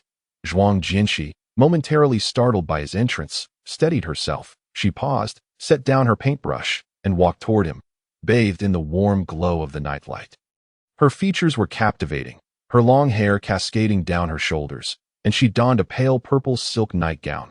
Her delicate legs were bare, and simple slippers revealed her exquisite toes, presenting an image of warmth and softness akin to a beam of moonlight. In that moment, all the exhaustion and tension from Chiu Yixuan's recent trials dissipated upon witnessing her approach. The smile graced his lips as he drew her into his embrace. "Were you waiting for my return?" Expecting Zhuang Jinshi to deny it, he was surprised when she fell silent for a moment before softly replying. Meeting her bright, expressive eyes, Chiu Yixuan felt as if a vibrant firework had exploded in his mind. With deep-set eyes and a subtle swallow, he could no longer restrain himself and cupped her face, kissing her fervently. Their heated breaths mingled, and the passionate kiss caused her to melt into his arms. The moment she collided with his chest, Zhuang Jinshi sensed his body stiffen. After a slight intake of breath, he held her tighter and spun her around, landing them both on the bed. Just as he leaned down to kiss her again, Zhuang Jinshi turned her head away, causing Chiu Yixuan to pause in surprise, believing she was unwilling. Following her gentle push, he lay back on the bed. Suddenly, Zhuang Jinshi seized the opportunity to tug at his robe. Chiu Yixuan, after his usual bath, would either wrap himself in a towel or don a robe, embodying casualness at its finest. However, this evening, he surprisingly wore a black t-shirt beneath his robe. Zhuang Jinshi raised her hand, intending to lift the hem of his garment, but he firmly grasped her wrist, locking his gaze onto hers. Chiu Yixuan languidly inquired, She, what do you wish to do?" From her elevated position, Zhuang Jinshi met his eyes coolly and commanded, "Take off your clothes." Chiu Yixuan raised an eyebrow, feeling a surge of blood rush to his face at her curt demand. Typically, he would have stripped down without a second thought, but tonight was different. The bruise on his chest was decidedly unsightly. With a low chuckle, he teased, "Wife, are you attempting to take advantage of me?" Zhuang Jinshi merely pressed her lips together and reiterated, "Take off your clothes." Chiu Yixuan found it difficult to refuse her somewhat playful request. After a brief hesitation, he shyly suggested, "Could you turn off the lights? I feel a bit bashful." As he began to rise to extinguish the light, Zhuang Jinshi firmly pushed him back down and settled herself on top of him. "What lights? Are you going to take them off or not?" The heat radiated from his body at her boldness. And meeting her determined gaze, he felt a darkness flicker in his eyes. Reluctantly, he lifted his hand to remove the black t-shirt. Before him lay a set of well-defined abs, but as his gaze traveled upward, he was met with the shocking sight of bruises marring his typically smooth and robust chest, the purples and reds vividly striking. Zhuang Jinshi's eyes widened slightly, and after a moment of stunned silence, she asked, "Didn't you say on the phone that you were fine?" Feeling slightly uncomfortable under her scrutiny, Chiu Yixuan softly reassured her, "It's just a minor injury." "I truly am all right at a minor injury?" She retorted incredulously, "With such a bruise, you must have internal bleeding." The image of the horrific car accident she had seen on the news flashed in her mind, with shattered car parts strewn everywhere. He had indeed been in an accident, yet had not mentioned a word during their call. Zhuang Jinshi could not fathom his nonchalance. Unable to confront him with her anxiety, she simply furrowed her brow and reached out to touch his chest.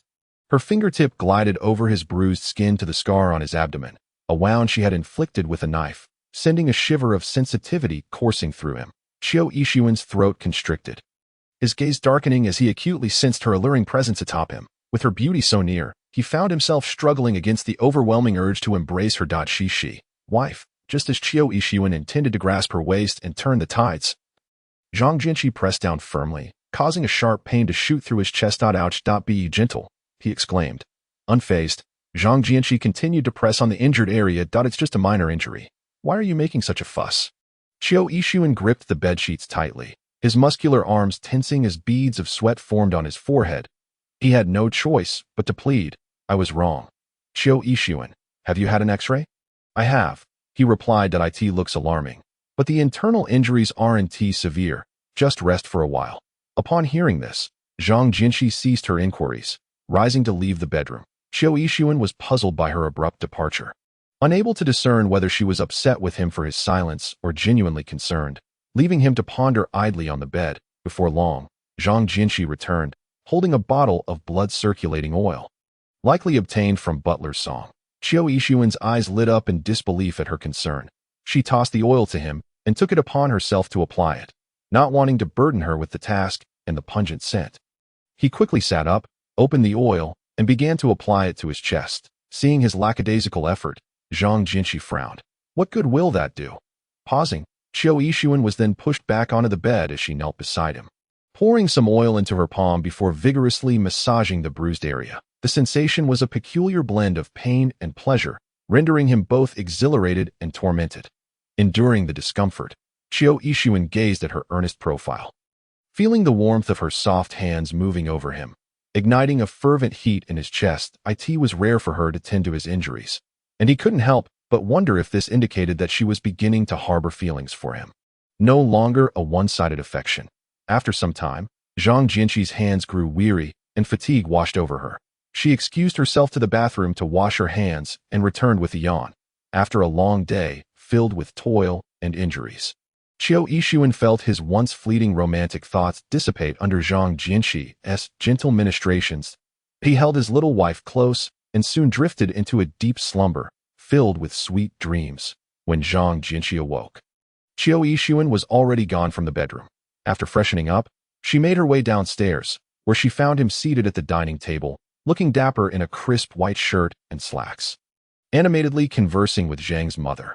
Upon seeing her approach, Chiu Yixuan kindly pulled out a chair for her and poured a cup of warm jasmine tea, presenting it to her. "I brought back your beloved specialty from Guangqing." He placed a plate of well-preserved glutinous rice balls and layered water chestnut cake before her, handing her a small fork with care. Zhang Jianqi's eyes sparkled at the sight of the plump, white rice balls, and she eagerly began to indulge. Observing her relish in such treatment, Zhang's mother couldn't help but shake her head.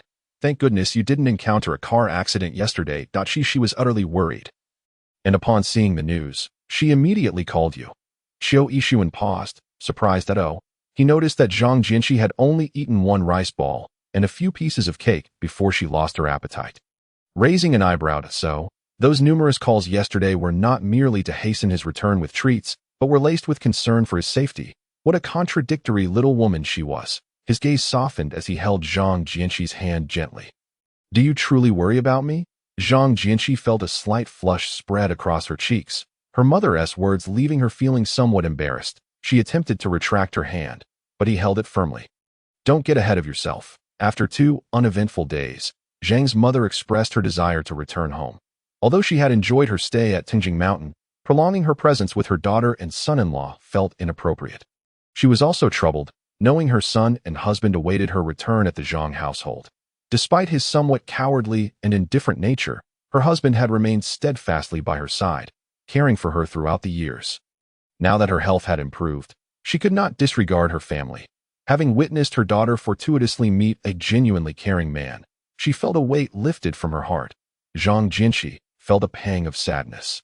Her mother's month-long companionship had transformed her into a cheerful bird, but with her departure, she felt a sense of emptiness, as though her support had vanished. Chiu Yixuan understood her sentiments and candidly assured Zhang's mother that as long as she wished, she could stay indefinitely. He even suggested constructing a new villa at Tingjing Mountain for her, just so Zhang Jianqi could visit her family daily. However, Zhang's mother graciously declined, asserting that her health and environment were secondary to her peace of mind. As long as her daughter was happy and the Zhang family was at peace, all was well. After escorting Zhang's mother home, Zhang Jianqi felt somewhat despondent, her mind wandering aimlessly while at the museum. It wasn't until she received a call from Long Kuer that her spirits lifted, and they arranged to meet at a small tavern that evening.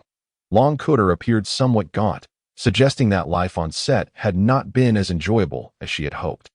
Zhang Jianqi surmised that she was merely enduring unnecessary hardships. After sipping her sake, Zhang Jianqi inquired, "What brings you back so suddenly? Have you abandoned your pursuit of love under the pretense of filming?" Long Kuer, looking somewhat dejected, took a swig from the bottle and replied, "No more chasing." Zhang Jianqi was taken aback, surprised by Long Kuer's swift change of heart. "Why, this isn't like you." After all, she had endured the harsh conditions of South Africa for months while pursuing photography. Long Kuer waved her hand dismissively. "Oh, he has a first love. I'm too lazy to put myself through that." "How do you know?" Zhang Jianqi asked. "That I saw it with my own eyes," Long Kuer said, her frustration palpable. After the wrap party, a beautiful woman had presented flowers to Su Chengzhou and had even boarded his chauffeur-driven car. Long Kuer, who had been lounging in the car, overheard Su Chengzhou's assistant call out to this woman, "Miss One," with various attentive gestures. Through subtle inquiries, Long Kuer discovered that this Miss One was Su Chengzhou's first love, who came to congratulate him with flowers after every filming session, to add insult to injury. When Su Qingzhou encountered the two of them, he coolly instructed Long Kuer to exit the car first, which left her utterly disheartened. Though Long Kuer was passionate and proactive in love, she was no fool. The fact that he had a lingering connection with his first love while secretly pursuing her was intolerable. In a fit of rage, Long Kuer kicked over the coffee table and, in front of Su Qingzhou's first love, yanked him by the collar and kissed him fiercely. She seized the moment to fulfill her desire and, after delivering a resounding slap to signal their breakup, she exited the scene with a flourish, decisively closing the chapter on her unrequited love. Zhuang Jinxi's eyes widened in astonishment as she raised a glass with her companion, exclaiming in admiration, "Kuer, you are truly bold." Long Kuer sighed and shook her head, lamenting her unfortunate encounters and poor judgment. With that, she embraced the wine jug and tilted her head back, drinking deeply. Zhuang Jinxi, unable to bear the sight, gently advised, "You shouldn't drink like this, it's so liberating." Zhuang Jinxi, inspired by Long Kuer's reckless abandon, joined her in drinking, their faces flushing and minds swirling. She had always enjoyed drinking, though her tolerance was limited. Previously, the Zhuang family had prohibited her from drinking, and after moving to the Qiu household, Qiu Yixuan had done the same. Today, however, she had seized the opportunity. Long Kuer, matching her drink for drink, was herself unsatisfied and urged for another jug from the proprietor. The owner, recognizing the two young ladies as regular patrons, kindly cautioned, "Don't drink too much. Remember to call someone to pick you up later." Long Kuer, burping from the alcohol, waved him off and turned to Zhuang Jinxi, whose watery eyes and blooming face captivated her. She couldn't help but exclaim, "What a pity that such a pure and exquisite snow lotus has to be wasted on Qiu Yixuan." Zhuang Jinxi, propping her heavy head in her hands, smiled foolishly, replying, "Actually, he est quite nice." "What nonsense!" Long Kuer retorted, "Not a single man is worth a damn." Not far away, in a dim corner, a group of wealthy second-generation ruffians had been leering at their table for some time. These debauched youths typically frequented upscale clubs, dance halls, and nightclubs, yet grew weary of those raucous venues. Consequently, they often sought out more refined establishments such as quiet bars, cafes, and trendy dessert shops, hoping to find virtuous young ladies or obedient university students. Such spirited women, when stirred, could offer far more excitement to their fortune. Tonight they encountered two stunning beauties, one of whom was even more breathtaking than a film star. Their excitement had reached a boiling point as they watched the two girls drink. Now that the ladies were sufficiently inebriated, the wealthy youths approached with mischievous intent. Overhearing Long Kuer's remark, "There isn't a decent man among them." "That's not quite accurate, dear lady," the leader of the group, a red-haired scion, interjected with a smirk. "I believe there are plenty of good men in this world. Like us." Another chimed in, casually draping an arm around his companion, "Since you seem to have had a fair bit to drink, how about we gentlemen escort you home?" As the shameless men closed in, Zhuang Jinxi furrowed her brow. Despite her intoxication, she retained a sliver of clarity. Long Kuer turned to face the repugnant intruders and shot them a venomous glare, hurling insults. "What social refuse are you? Get lost. Do you think we need your help? Do you want to die?" Her brazen words left the group of wealthy ruffians momentarily speechless. They had not anticipated such boldness from a seemingly delicate girl. "Oh, you think you're tough?" the red-haired scion scoffed, eyeing Long Kuer and Zhuang Jinxi with lecherous intent. "Are you brave enough to play with us?" Long Kuer scoffed in disdain. "Play with your father." The onlookers in the small tavern were in awe. Whispering about her fierce spirit, the owner, sweating nervously, attempted to defuse the situation but was roughly shoved aside by the ruffians. "You bastard!" The red-haired youth lunged to grab Long Kuer, intending to teach her a lesson. Zhuang Jinxi's expression shifted at the sight, but she quickly regained her composure. Long Kuer deftly twisted the red-haired youth's wrist, dislocating it with precision, then delivered a swift kick, causing him to howl in pain, nearly collapsing, only to be caught by his companions. One doesn't venture abroad for photography without possessing a few skills in self-defense. Despite her petite stature, Long Kuer could easily take down a burly man, a fact Zhuang Jinxi had witnessed firsthand, so she felt reassured. The other women in the tavern, along with the owner, contemplated calling the police but were intimidated by the ruffians, one of whom had even smashed a phone in fury. The red-haired scion, from a family of some influence, felt emboldened, believing he could smooth over any trouble that arose. Now, having been struck by a woman, he could hardly swallow his humiliation. Grinding his teeth, he signaled his companions to join him. Determined to capture the two alluring and audacious ladies for a night of revelry, regardless of the consequences, Long Cour, already in a foul mood, was now driven to frenzy by the alcohol, fighting with a ferocity that belied her appearance. Yet, she remained vigilant in protecting Zhuang Jinshi, instructing her to stay back and avoid harm that on a normal day, dispatching such drunken buffoons would be no challenge for her, but the alcohol had left her feeling queasy. Her stomach churning, Zhuang Jinshi, bracing herself against the wall, narrowly dodged a flying dish. Observing Long Cour's unstable state, she seized the opportunity to grasp a nearby man's hair, only to vomit onto his collar as he cursed and moved to strike her. With quick reflexes, Zhuang Jinshi grabbed a wine jug and smashed it over the man's head that a scream echoed throughout the tavern, causing many patrons to flee in panic, while others, unable to escape, huddled beneath tables.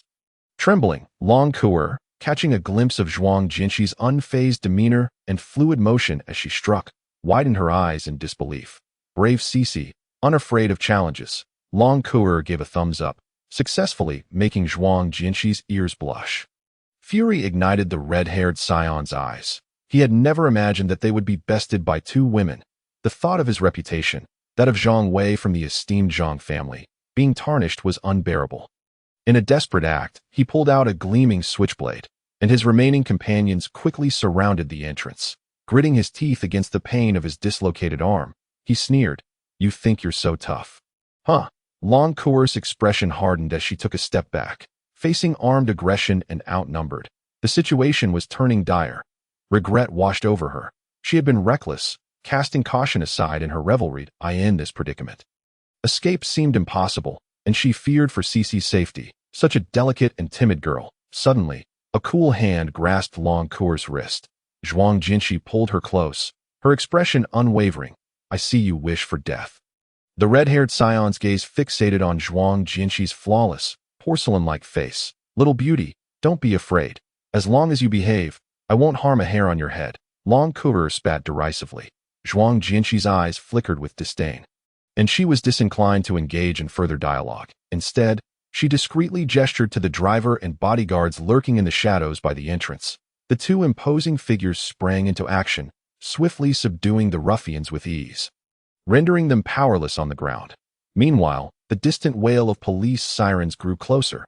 Someone had managed to call for help. The driver approached Zhuang Jinshi respectfully, inquiring, "Madam, are you unhurt?"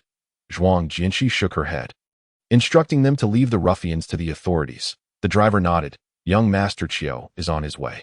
Zhuang Jinshi understood that whenever she stepped out, her driver and bodyguards meticulously reported on her every move. Ensuring her safety, while she recognized their intentions, she still felt uneasy about it. Her expression remained neutral, and she chose not to elaborate. Long Cour, astonished, remarked, "So you've always had bodyguards following you?" Had she known, she would have fought without hesitation. Reassured by the presence of her protectors, Zhuang Jinshi nodded. Ever since the incident with Fu Jialin, Qiu Yixuan had assigned several bodyguards to her, ensuring her protection from all angles whenever she was outside. They would even reprimand the bodyguards if she got bitten by a mosquito. Thus, she had felt relatively at ease during the earlier commotion. As she relaxed, the effects of the alcohol began to cloud her senses.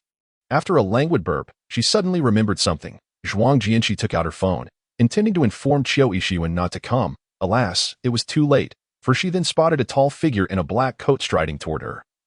Exuding an icy aura, Zhuang Jinshi's heart sank. Having been caught drinking, what would she do now? After the police arrived and apprehended the ruffians, they took Long Cour and Zhuang Jinshi to the station for statements. As the alcohol began to take its toll, Zhuang Jinshi, her cheeks flushed, composedly recounted the events to a policewoman who seemed to tower over her. Unbeknownst to anyone, she was quite inebriated, gazing at the officer with a foggy gaze. Meanwhile, Long Cour was in high spirits, regaling a young officer with exaggerated tales, who, if not for her cuteness, would have considered detaining her in her drunken haze. Long Cour accidentally dialed Su Qingzhou's assistant instead of calling someone to pick them up. 10 minutes later, a black Bentley and a white Mercedes pulled up outside the precinct simultaneously. Qiu Yixuan, draped in a black coat, strode in with thunderous determination, he encountered a tall figure approaching him. Su Qingzhou, surprised to see Qiu Yixuan here, paused for a moment before nodding in greeting, young Master Qiu. Qiu Yixuan cast a glance at him, nodding calmly in acknowledgement. Su Qingzhou belonged to the Su family, which was closely affiliated with the Qiu family for many years, yet it was his cousin Su Juanda who shared a more intimate relationship with Qiu Yixuan. Su Qingzhou had only encountered Qiu Yixuan occasionally at family banquets or social gatherings, merely considering him an acquaintance. Walking alongside him out of courtesy, Su Qingzhou inquired, "Is there an issue that brings you to the police station at this late hour?" Qiu Yixuan, with an indifferent expression, replied, "I am here to pick up my wife. She has encountered a bit of trouble." Su Qingzhou, upon hearing this, nodded in surprise and understanding. He had not expected that Qiu Yixuan, not yet 30, was secretly married. With little time for further conversation, Qiu Yixuan entered through the main door, his gaze sweeping the area before heading straight to the rest area, treating Su Qingzhou, the recently acclaimed star, as nothing more than a passerby. Su Qingzhou raised an eyebrow at his retreating figure, removing his sunglasses in a show of relief. In a place where someone like Qiu Yixuan appeared, there was no chance for paparazzi to take clandestine photographs. After entering, Qiu Yixuan quickly spotted Zhuang Jinshi slumped in a chair, drowsy, with her driver and bodyguard standing protectively on either side, making her appear petite and delicate. He strode over, and the bodyguard immediately stepped aside. Crouching slightly, Qiu Yixuan caught a whiff of the alcohol on her and frowned. "Have you been drinking again?" Zhuang Jinshi's cheeks flushed, and upon seeing him, her gaze became somewhat dazed, hearing his accusatory tone. She retorted with a huff, "So what if I did?" At this, Qiu Yixuan found himself both amused and exasperated, playfully pinching her cheek, while feigning seriousness. "Your body is not suited for alcohol," whether it was the effects of the drink or her inherently rebellious nature. Zhuang Jinshi swatted his hand away, insisting, "I just want a drink." Qiu Yixuan deliberately countered, "I forbid you to drink." Zhuang Jinshi wrinkled her nose defiantly. "Who do you think you are? I'm going to drink anyway. I am your husband. And what of that?" Qiu Yixuan chose not to argue with the tipsy girl, lifting her effortlessly into his arms. His tone softened. "Your husband is taking you home." Zhuang Jinshi wrapped her arms around his neck, resting her head on his shoulder, so obedient that Qiu Yixuan couldn't resist the urge to kiss her. However, before they could exit, Zhuang Jinshi suddenly lifted her head, struggling to break free as she heard Long Ke's voice. Qiu Yixuan had previously investigated and was well aware of her close friendship with the only daughter of the Long family. Frankly, he disapproved of her spending too much time with Long Ke, as the girl was rather impulsive and often led her to drink, which could be detrimental. Glancing over, he saw the Long heiress tugging playfully at Su Qingzhou, tightening his grip around Zhuang Jinshi to prevent her from escaping. "Someone is here to pick you up, don't worry." Zhuang Jinshi, her gaze hazy with intoxication, didn't see clearly but believed him nonetheless, as he had no reason to deceive her. Before leaving, Qiu Yixuan instructed his assistant Su to deal with the young rascals who dared to lay a hand on his wife, ensuring that they would either spend years behind bars or witness their family's ruin as a consequence. The red-haired rich second generation was still in the interrogation room, clueless and cracking jokes, overly confident that his family would rescue him by morning. Unbeknownst to him, he had bitten off more than he could chew, marking the end of his wild and reckless lifestyle. Long Ke, with sharp eyes, spotted Qiu Yixuan carrying Zhuang Jinshi out, her eyes widening in surprise as she prepared to stumble after them, only to be halted by Su Qingzhou grasping her wrist. "What are you doing?" "That asked Qiu to Xiao." He frowned, wondering if she thought Qiu Yixuan had a temperament as easygoing as his. Long Ke frowned. "Let go. My good friend is in his arms." Su Qingzhou had noticed earlier that Qiu Yixuan had crouched down tenderly to speak with a woman in the resting area, and then proceeded to lift her up without resistance, though he couldn't see her face clearly, recalling their earlier encounter where he heard Qiu Yixuan mention coming to pick up his wife. Su Qingzhou quickly realized, addressing the soon-to-pursue Long Ke, "Aren't they a married couple?" Long Ke was momentarily stunned, then remembered that Zhuang Jinshi had indeed married Qiu Yixuan and was living as his wife. Her good friend had just graduated, vibrant and full of life, yet had already entered the grave of marriage. She couldn't help but wonder whether Zhuang Jinshi was truly happy or comfortable. However, Zhuang Jinshi's radiant smile that evening eased her heart somewhat. Long Ke paused, leaning against the wall by the police station entrance, trying to shake off the effects of alcohol that Su Qingzhou approached, his casual attire lending him a more refined demeanor. You seem to be quite the catch, dragging respectable women into drinking and fighting at this hour. Long Kuer shot him a sideways glance. Who do you think you are? Does it concern you? Su Qingzhou regarded her coolly. At the airport, you called me husband. Just last week at dinner, you called me brother. How quickly you forget. Long Kuer scoffed. I've called many husband and brother before. Su Qingzhou narrowed his eyes. Care to share who else you've called that? Why should I tell you? Because you kissed me today.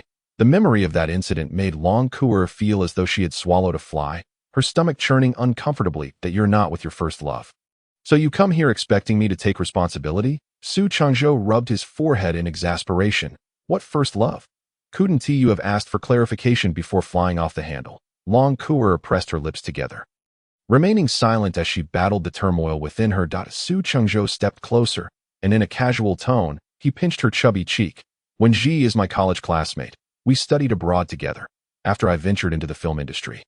She focused on theater, and we would occasionally congratulate each other after a successful shoot or performance.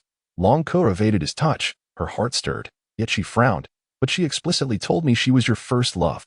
Su Qingzhou chuckled. Perhaps she found you adorable and wanted to play a little prank. Long Kuer protested. Do you think Long Dejia is so easily toyed with?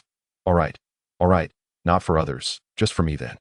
Nonsense, you hypocritical. Long Kuer couldn't hold back any longer, covering her mouth as she rushed to a nearby trash bin, retching violently, tears streaming down her face. She regretted drinking too much that night and embarrassing herself in front of Su Yingdi. Why was he here instead of her calling her family? Su Qingzhou approached, gently patting her back and offering her a tissue. Frowning, he asked, shall I take you home or to my place? Home. Long Kuer accepted the tissue to wipe her mouth. Feeling disheveled and messy, adamantly refusing to go to his place. Moreover, she had yet to decide if she wanted to continue this playful entanglement with him. Su Qingzhou, young yet perceptive, nodded, grasping her hand as he led her to his car. Then we shall go to my place first. You must have misheard. Who wants to go to your place? Long Kuer staggered, her protests falling on deaf ears as she was ushered into the car. Meanwhile, en route to Tungjing Mountain, the atmosphere inside the vehicle grew increasingly intimate and heated. Zhuang Jinshi sat atop Qiu Yixuan's lap, her legs parted, her arms weakly draped around his neck, her head tilted back as he kissed her lips. Glistening with moisture, her breathing shallow yet tranquil, Qiu Yixuan gripped her slender waist, his gaze deep and knowing, his fingers caressing her chin as he coaxed gently. Shall we kiss a little more? Zhuang Jinshi, with her watery eyes and affectionate demeanor, leaned against his chest and shook her head. No more. Qiu Yixuan's Adam's apple bobbed as he observed her adorable, innocent appearance, nearly losing control right there in the car. With the journey still ahead of them, he endured the ache within him. In a husky voice, he implored, just one more kiss. All right, let me quench my thirst. Zhuang Jinshi, compliant after her intoxication, nodded without hesitation, leaning forward to press her rosy lips against his. Clumsily imitating his earlier actions, she extended her little tongue to tease him, eliciting a sensitive response from Qiu Yixuan, sending electric shivers through his body that he grasped her head, kissing her fervently in return. Upon arriving at the Tungjing Mountain Villa, he took a deep breath to suppress his body's reactions, carrying her inside and promptly dismissing all the servants, with no time to ascend the stairs. They entered the tea room on the first floor, where Zhuang Jinshi often enjoyed tea and reading. He pressed her onto the soft couch, kissing her passionately for quite a while, his forehead veins throbbing. Breath heavy with anticipation as he hovered above her, his deep, swirling eyes locking onto hers. May I? Zhuang Jinshi felt a flush rise to her cheeks, her gaze becoming somewhat dazed. She was at a loss as to why Qiu Yixuan was dawdling. Despite his evident tension, he still hesitated. His breath, warm against her face, caused her eyelashes to tremble. Would he be angry upon regaining consciousness? Would he ignore her? Although Zhuang Jinshi was quite tipsy, she retained a fragment of clarity. Aware that he was cautiously seeking confirmation of something, she blinked, her fingers clutching the button of his shirt, exhaling softly. If you're angry, would that mean you wouldn't want me anymore? I ignore you daily. Yet you still cling to me. As soon as she finished speaking, Qiu Yixuan chuckled softly, recognizing his own foolishness. You are right, Cici. Even if you were to ignore me for a lifetime, I would still pursue you endlessly. Across lifetimes, never letting go. His earnest tone struck her like heavy stones sinking into her ears, creating ripples in her heart. After a prolonged period of abstinence, Chiu Ishuan had been holding back his desires. And now, he dared not unleash them too fiercely for fear of causing her harm. After battling in the tea room for over an hour, he wrapped her in a blanket and carried her upstairs to the bedroom to bathe her. During the washing, Zhuang Jinshi succumbed to slumber, completely unaware, allowing him to take charge. Chiu Ishuan held her close, but after less than 2 hours of sleep, he found himself invigorated once more, determined to claim her even in her hazy dreams. Keeping her restless until dawn, awakening to the sun high in the sky, Zhuang Jinshi felt as though she had been crushed by a heavy truck, her head throbbing, cheeks flushed, lips swollen, hands tingling, back aching, and legs pained. Were all men this terrifying in such matters? Or had he pent up his desires for too long, leading to an uncontrollable release? When she rose to freshen up, her legs trembled.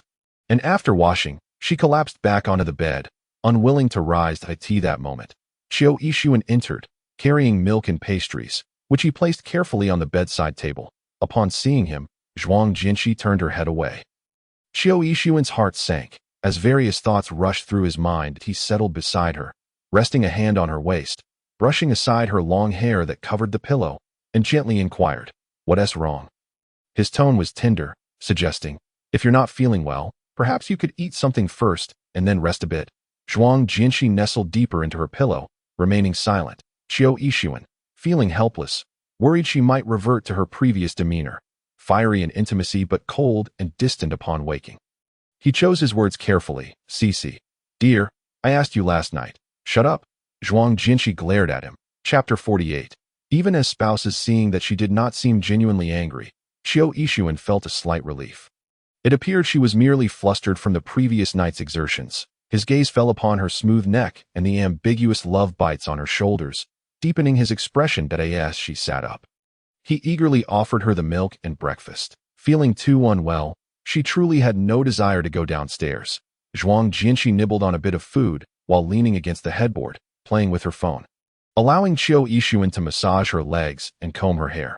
Out of the corner of her eye, she caught a glimpse of Chiu Ishuan's handsome profile in the mirror, his every gesture exuding a calm elegance.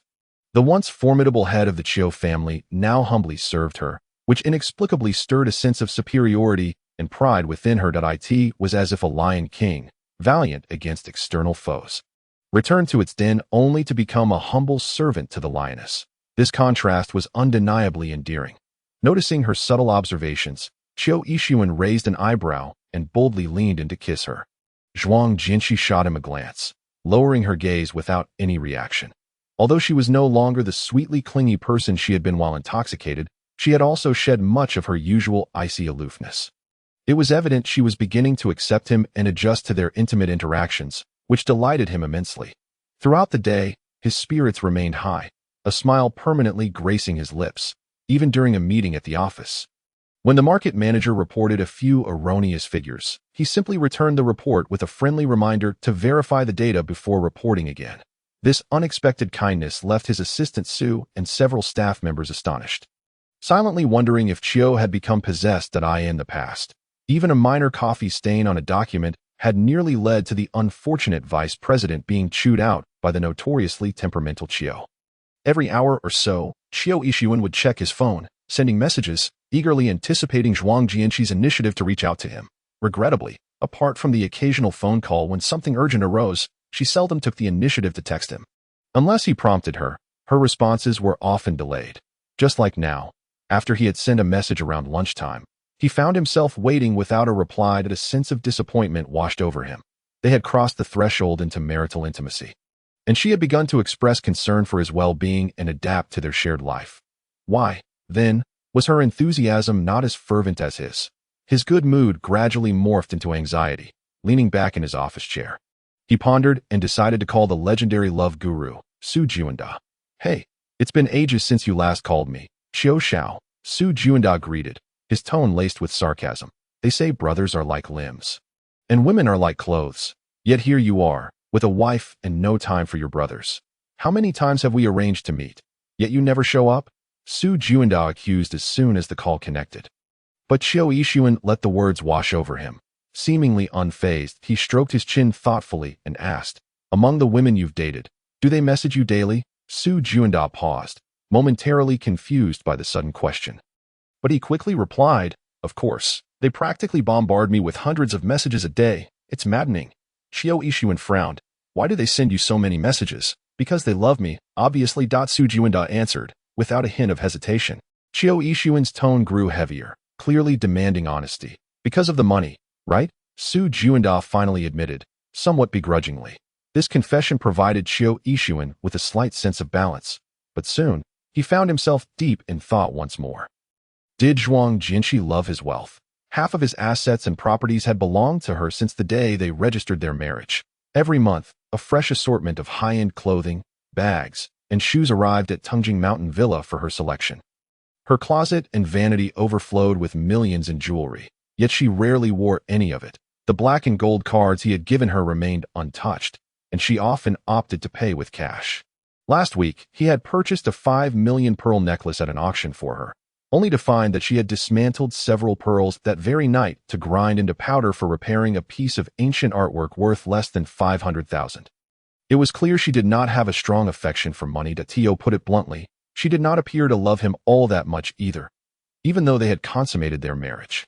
And he considered himself hers. She had no intention of taking responsibility for him. Su Juanda, sensing Chiu Yixuan's low spirits on the other end of the line, couldn't help but gloat. "What's wrong? Did your wife not send you a message? Get lost." Chiu Yixuan retorted. Su Juanda, smug and self-satisfied, began to dispense advice. "Listen to me, Chiu. You shouldn't chase after her too eagerly. Sometimes, women need to be given space. The more you cater to them, the more spoiled they become. If you pull back a bit, she'll stick to you like glue." Hearing this, Chiu Yixuan felt skeptical. He frowned. That method won't work on her. With someone as cold and detached as Zhuang Jinshi, if I were to withdraw, she would likely turn and leave, reveling in her solitude, and wouldn't care to acknowledge me at all. Su Juanda continued to ramble. All women are the same. Trust me, if you give her the cold shoulder for a while, she'll realize your value." Chiu Yixuan, uninterested in such misguided theories, interrupted. "No wonder women only love your money." "Not you." Su Juanda was momentarily taken aback, gritting his teeth. "I'm just trying to help you with my experiences, and you throw that at me." Fuming, Su Juanda exclaimed, "What's so great about those cold-hearted women anyway? Is it truly admirable to chase after someone who doesn't reciprocate? You don't understand." Chiu Yixuan remained unfazed by the taunts, exuding calm and composure. Zhuang Jinshi's icy beauty and aloofness were her unique charms, a reflection of her inherent nature. That it was only natural that she would disregard the ordinary. Even he, Chiu Yixuan, knew that had her family background been more illustrious, she likely wouldn't have spared him a glance. Therefore, he did not feel he was merely chasing after her. Rather, he believed in sincerity leading to breakthroughs, that love required compromise and concessions. Moreover, she had begun to waver, showing signs of emotional investment. The intoxicating experiences they had shared, where she had submitted to him, created a profound sense of attachment that lingered with him. Su Juanda, with his self-absorbed arrogance, could never comprehend such depths of feeling. Asking him is merely a waste of breath. Chiu Yixuan decisively hung up the phone, took a moment to gather his thoughts, and began to formulate a personalized plan and strategy for Zhuang Jinshi. The first step was a sweet bombardment of messages. Chapter 49. Is wild affection for her wife. Have you had lunch yet? CC, are your waist and legs still sore? How about I arrange for a masseur to help you relax, if you prefer solitude? A soak in the hot springs could be delightful. I will personally give you a massage when I return tonight. I've noticed the female employees at the company have recently taken a liking to some taro pudding cake. Would you like to try it? Considering her bashfulness, Chiu Yixuan tactfully refrained from directly asking if she wanted it, instead providing her with a gentle directive. Press 1 if she wished to indulge, and 0 if she did not. Sure enough, it wasn't long before Zhuang Jinshi responded to no other messages, and simply sent back a 1. Chiu Yixuan's lips curled into a smile as he instantly replied. "All right, my dear wife, I will bring it to you after work. In the villa." Zhuang Jinshi, holding her phone, pondered for a moment before obediently making her way to the hot spring pool on the 3rd floor. The 3rd floor was primarily a leisure and entertainment area, complete with KTV rooms, billiards, a bar, and fitness facilities. Within this realm of relaxation, a unique hot spring area was cleverly delineated. Here, peculiar stones formed the foundation, adorned with lush greenery, creating a vibrant interplay with the misty steam of the springs. The hot spring water was sourced directly from the mountaintop, and the swirling vapor added a touch of haziness and dreaminess to the space. Zhuang Jinshi often enjoyed coming here to soak in the hot springs, relishing the rare tranquility and relaxation while gazing through the expansive, specially designed privacy glass at the distant picturesque scenery of verdant mountains and flowing waters. Long Kuer called her via video, and upon seeing Zhuang Jinshi basking in the hot spring, sipping freshly squeezed juice, and leisurely admiring the view, she immediately felt a pang of envy and resentment. Here I was, worried you'd be forced into a tyrannical love, suffering both physically and emotionally, but it seems you are simply indulging in a pampered life. Zhuang Jinshi's cheeks were gently flushed from the steam of the hot spring. Her eyes glistening with moisture, her tone calm and unruffled. It's just soaking in a hot spring. Haven't you enjoyed it before? Yet, to be honest, after the wild affection Qiu Yixuan showed last night, although her body ached, she indeed found it quite enjoyable. Long Kuer felt like crying. She had never enjoyed herself to such an extent. Moreover, her own recent experiences had been quite disheartening. After being taken away by Su Qingzhou last night, she awoke to find herself lying on his dining table. The room was in disarray, a testament to her drunken antics, resembling a home ravaged by a mischievous dog. Discovering she had misunderstood Su Qingzhou's intentions, mistakenly thinking he had a first love, and had even forcibly kissed him, left her feeling utterly humiliated. After regaining her senses, Long Kuer wished for nothing more than to vanish, when Su Qingzhou emerged from the master bedroom. The sight of the chaos from the guest room to the living room and then the dining area left him speechless. How could you cause such a ruckus while drunk? I distinctly remember putting you to bed in the guest room. How did you end up here in the dining room? If only I had known, I would have taken you home to spare my apartment from this disaster. With her messy curly hair, Long Kuer pouted, looking pitiful as she offered a sincere apology. That I'm sorry. I'll compensate. Su Qingzhou countered. How do you intend to compensate? Long Kuer tentatively suggested. How about I offer myself as compensation? Su Qingzhou's lips twitched as he pressed his throbbing temples, diplomatically responding.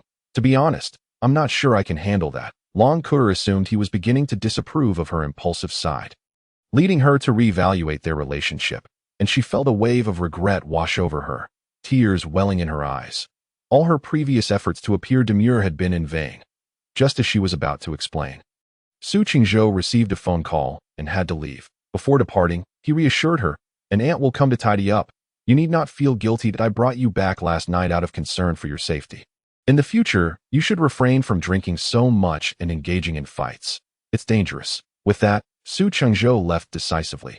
Long Kuer returned to the Long family home, only to face a barrage of moral reprimands and scoldings from her parents for not returning home sooner.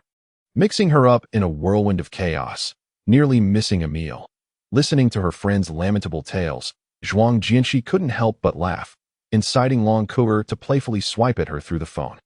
Still, she consoled her. Why dwell on it? Focus on transforming yourself at home, and you can make a stunning re-entrance next time. Long Kuer considered this and suddenly struck the table in realization that you're right. This time, I won't play the naive fool. I'll reveal my precious identity, pursue him boldly and openly. I refuse to be outdone. It said that in the animal kingdom, during courtship, the males display their plumage like peacocks. I shall be even more dazzling. Zhuang Jinshi pondered for a moment before adding, but in the animal kingdom, it seems only the males do the courting. Long Kuer was momentarily speechless. In the afternoon, after practicing calligraphy, Zhuang Jinshi had a phone conversation with her mother. Zhuang Mama seemed in good spirits lately, chatting more than usual, her caring words warming Zhuang Jinshi's heart, creating a sense of comfort. In the past, when her mother was in a daze, they couldn't share many intimate conversations. Zhuang Jinshi now cherished the opportunity to converse with her mother, feeling a sense of gratitude towards Qiu Yixuan. Before hanging up, Zhuang Mama offered a few more pieces of advice. She reminded Zhuang Jinshi that now that she was married, regardless of how it began, she needed to manage her life well. She ought not to be complacent simply because she was cherished. Instead, she should care for Qiu Yixuan and do something for him, rather than always relying on his tenderness and attentiveness while contributing nothing herself. Zhuang Jinshi could not deny this, but she refrained from arguing with her mother. Sometimes, marriage and relationships are a matter of mutual willingness. Just because one party treats you well doesn't obligate the other to reciprocate equally. She had never demanded that Qiu Yixuan do anything for her. Everything he did was voluntary. Moreover, she believed that being able to meet his physical needs and maintain a harmonious married life was already fulfilling her duties as a wife. If she were to pursue a man with the same fervor as Long Kuo, she simply couldn't bring herself to do it. Her character did not allow for such a subservient demeanor.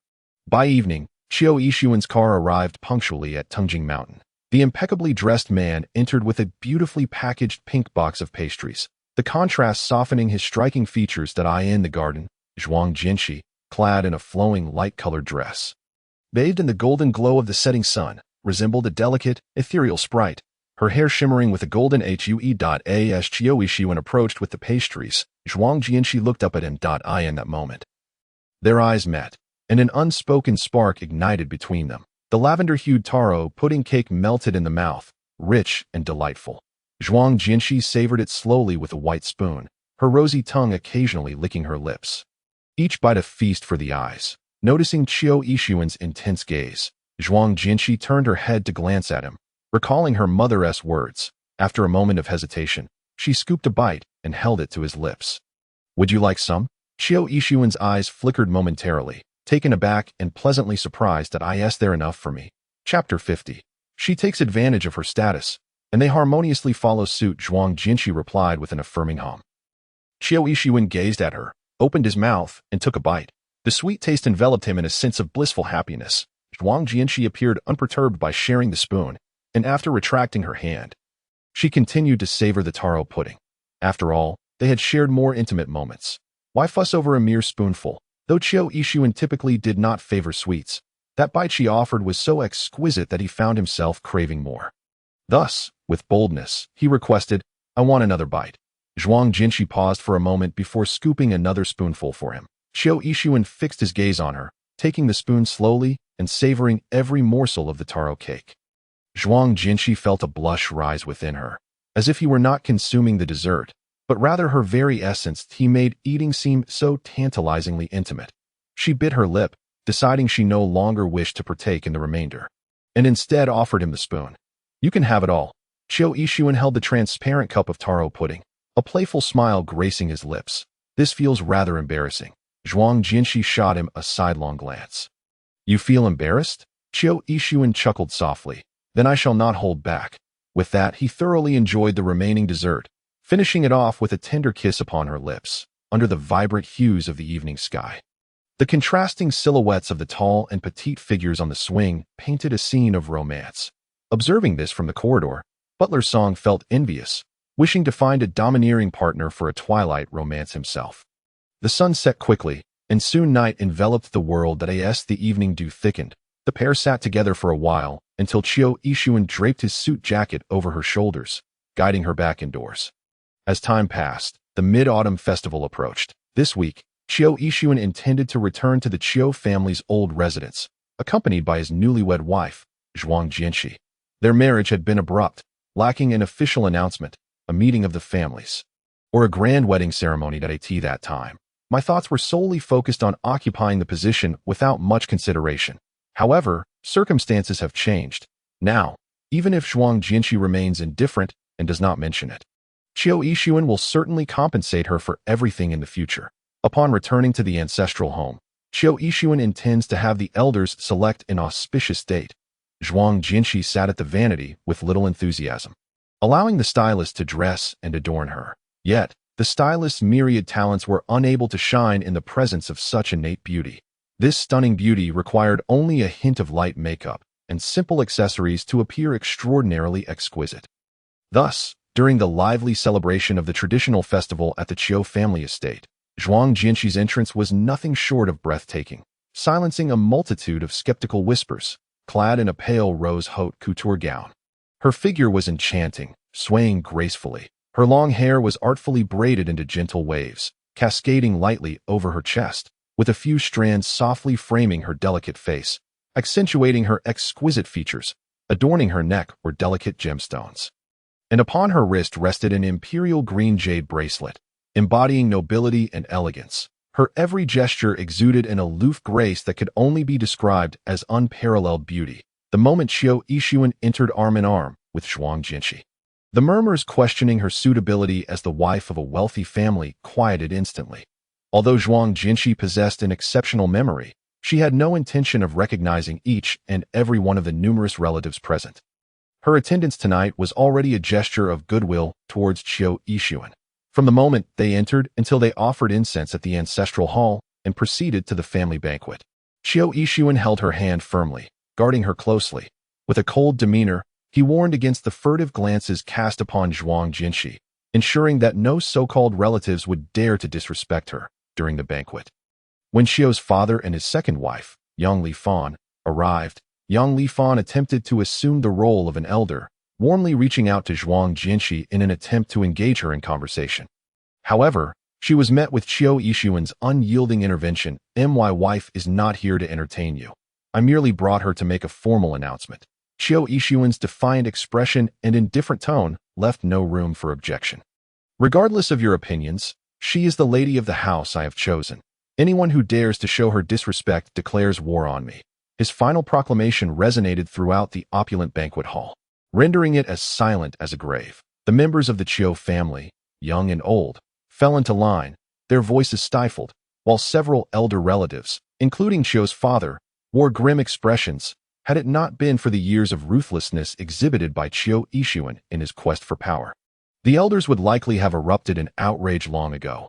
Zhuang Jinshi sat beside him, her posture upright and unwavering, embodying the confidence that came with having a powerful ally. Suddenly, a crisp and leisurely applause broke the tension, heralding the entrance of a refined and exceptional gentleman that in his 30s, dressed in a white traditional linen shirt. He exuded an air of calmness and poise that at first glance, he appeared unremarkable, but upon closer inspection, one would see he possessed a rare charm, enigmatic and profound. With the appearance of Qiu Zhaoshan, Zhuang Jinshi sensed a noticeable shift in Qiu Yixuan's demeanor as he placed his hand possessively on the back of her chair. Asserting his claim over her, the newlywed nephew enters with his lovely wife. What respect could we, as elders, possibly lack for her? Qiu Zhaoshan spoke with an air of nonchalance, yet his gaze unmistakably lingered on Zhuang Jinshi. Though his expression seemed devoid of ulterior motives, Zhuang Jinshi felt an unsettling discomfort beneath his scrutiny. She furrowed her brow and glanced in his direction, only to find him smiling gently at her. His demeanor reminiscent of a polished gentleman. Maintaining her impassive expression, she averted her gaze, choosing to remain uninvolved. Qiu Zhaoshan raised an eyebrow, surprised that a younger generation dared to disregard him so brazenly. How intriguing! Qiu Yixuan, acutely aware of Qiu Zhaoshan's demeanor, furrowed his brow even tighter. His fingers tapped lightly on the chair's back, and he scoffed dismissively. "What sort of elder are you?" This blatant disrespect plunged the atmosphere in the hall into an icy silence. With everyone holding their breath, those with even a modicum of insight understood the fierce rivalry that had developed between Qiu Zhaoshan and Qiu Yixuan over the past 2 years. Once family, they had become adversaries, embroiled in assassination attempts, car accidents, and power struggles. Their animosity laid bare. Qiu's father had long been stripped of authority. Within the Qiu family, it was these two cousins who held sway. Qiu Zhaoshan, far from angered, merely smiled. "Nephew, to disregard your elders is most impolite." Qiu Yixuan, uninterested in feigning civility, retorted bluntly, "In my eyes, you are nothing but filth." The smile on Qiu Zhaoshan's face faltered slightly.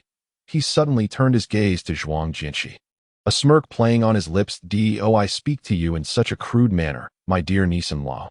The moment those words escaped his lips, Qiu Yixuan's expression darkened. Chapter 51. Addressing her as little niece-in-law, he referred to him as elder nephew. He addressed her with an endearing familiarity, as if to sow discord, thinking her easy to manipulate. Just as Qiu Yixuan was about to retaliate, Zhuang Jinshi interjected, "He has always spoken to me with kindness, for I am not filth." Her earnest statement held greater weight than Qiu Yixuan's earlier words. Leaving everyone in shock, Qiu Zhaoshan's expression finally cracked. Losing its joviality, that he regarded Zhuang Jinshi with a lingering gaze, his eyes flickering with uncertainty. Meanwhile, Qiu Yixuan chuckled heartily, his fingers affectionately brushing her cheek that a few elder uncles, witnessing this, cleared their throats, suggesting, "Tonight is a rare family reunion. With a new addition, it should be a time of joy." With that remark, the unspoken conflict came to an end, leaving the meal laden with hidden agendas.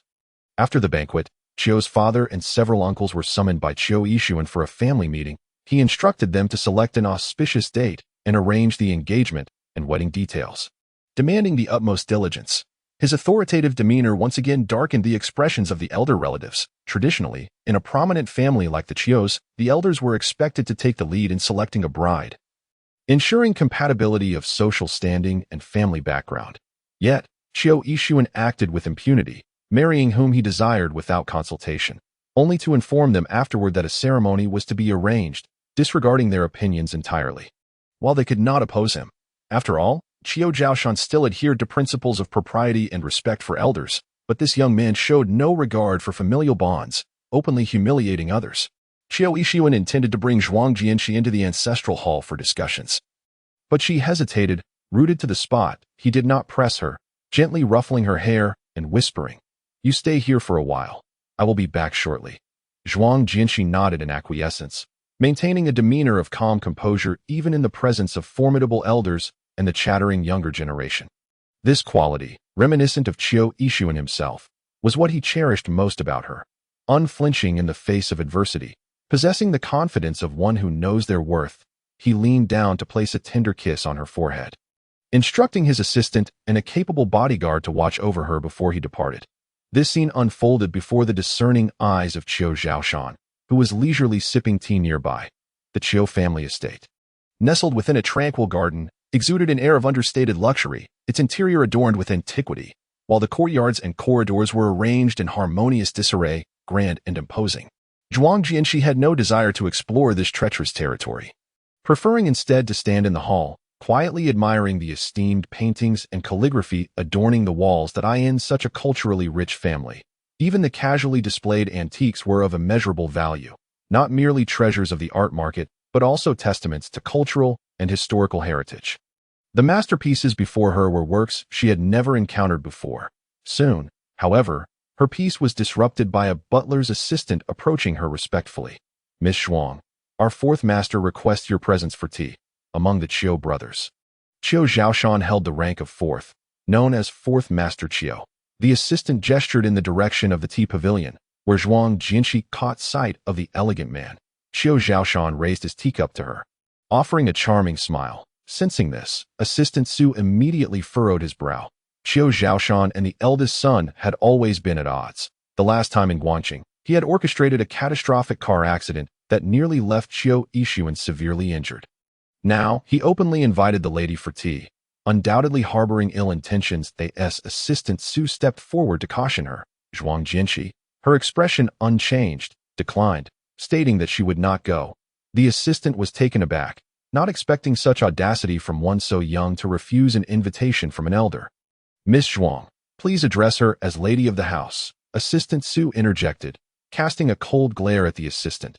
"Do you not understand the meaning of no?" The assistant's face darkened, and he turned to report back, without further comment. Zhuang Jianxi, undeterred, resumed her contemplation of the artwork. Before long, the sound of leisurely footsteps approached, and a cultured, magnetic voice once again disrupted her tranquility. "Which of these paintings do you favor?" Chio Zhaoshan inquired, studying the flawless profile of Zhuang Jianxi with a warm smile. "I shall take it down and gift it to you." That he was in his middle years, his gaze wise and devoid of any semblance of crassness, retaining the youthful allure of a man in his 20s.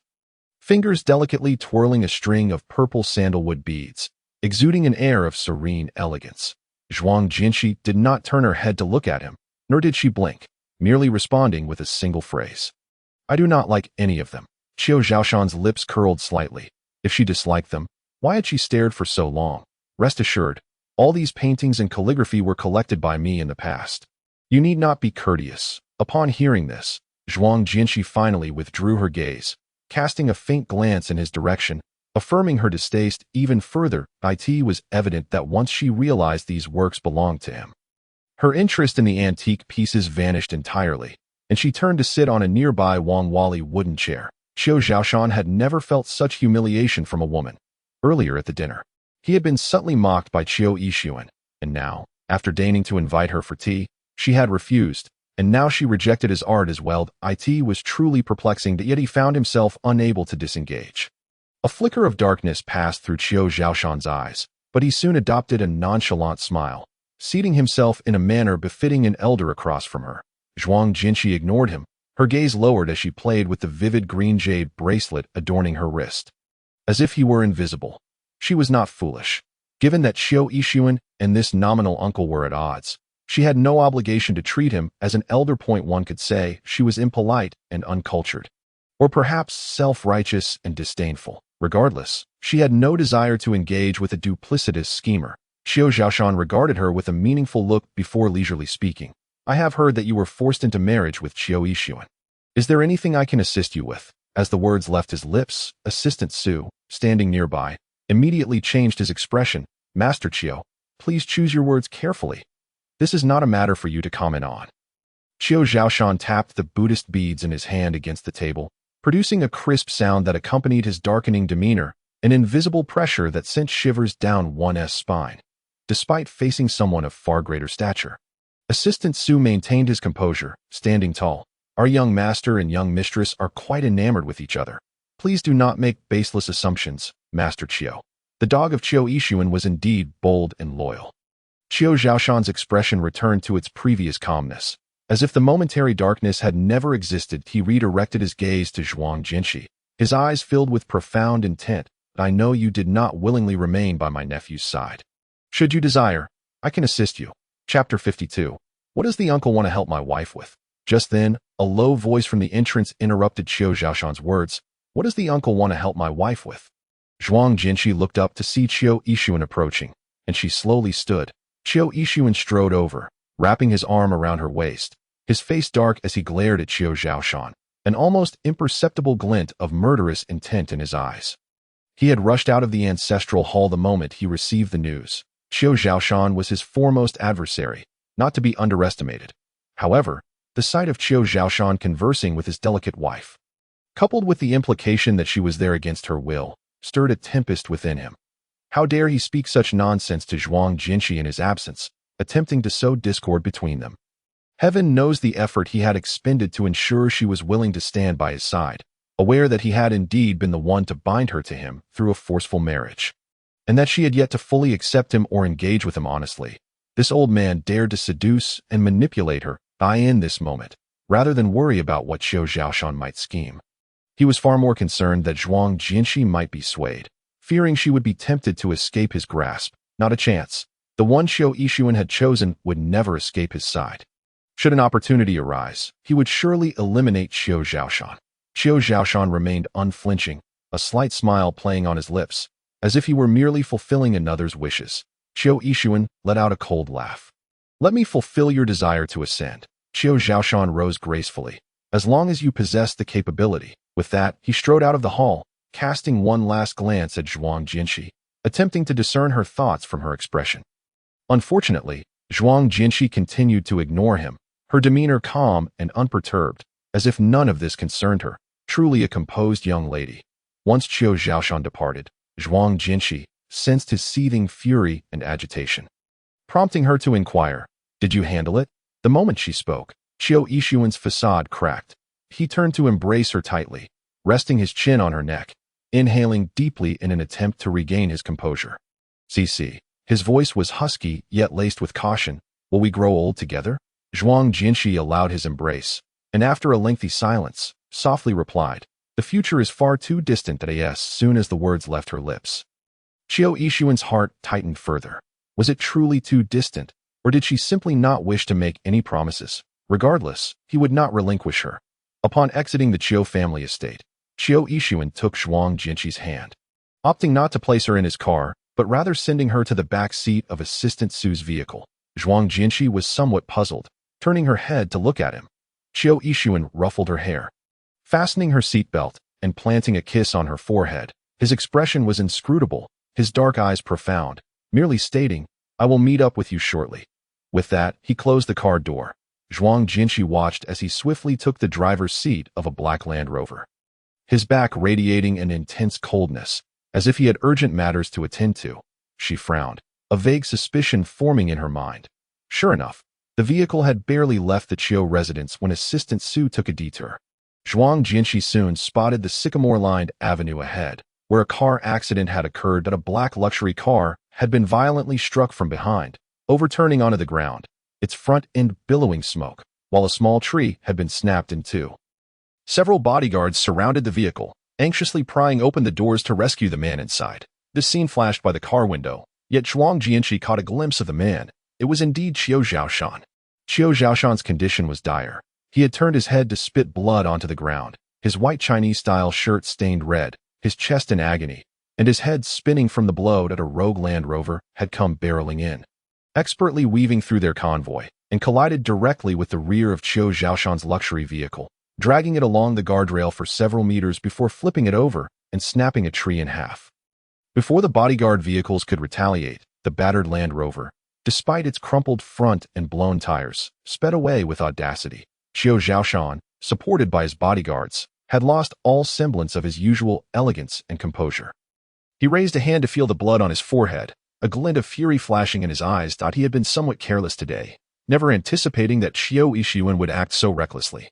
Even before leaving the Qiu family estate, he had struck at him without warning or justification, lacking even the slightest pretense that do not be deceived by my uncle's air of confidence. As if he possesses the wisdom of Zhuge Liang and is certain of victory. When it comes to a direct confrontation with me, he will gain little advantage, though he is 6 or 7 years my senior. After all these years, his capabilities are merely average. Qiu Yixuan lifted his eyelids to glance at her, cautioning her not to be swayed by his words, believing they could help her fulfill her desires. He is a treacherous and cunning man. I advise you not to trust him, as he is unlikely to harbor any good intentions. Upon hearing this, Zhuang Jianxi frowned, looking at him in confusion. Why do you think I would trust him?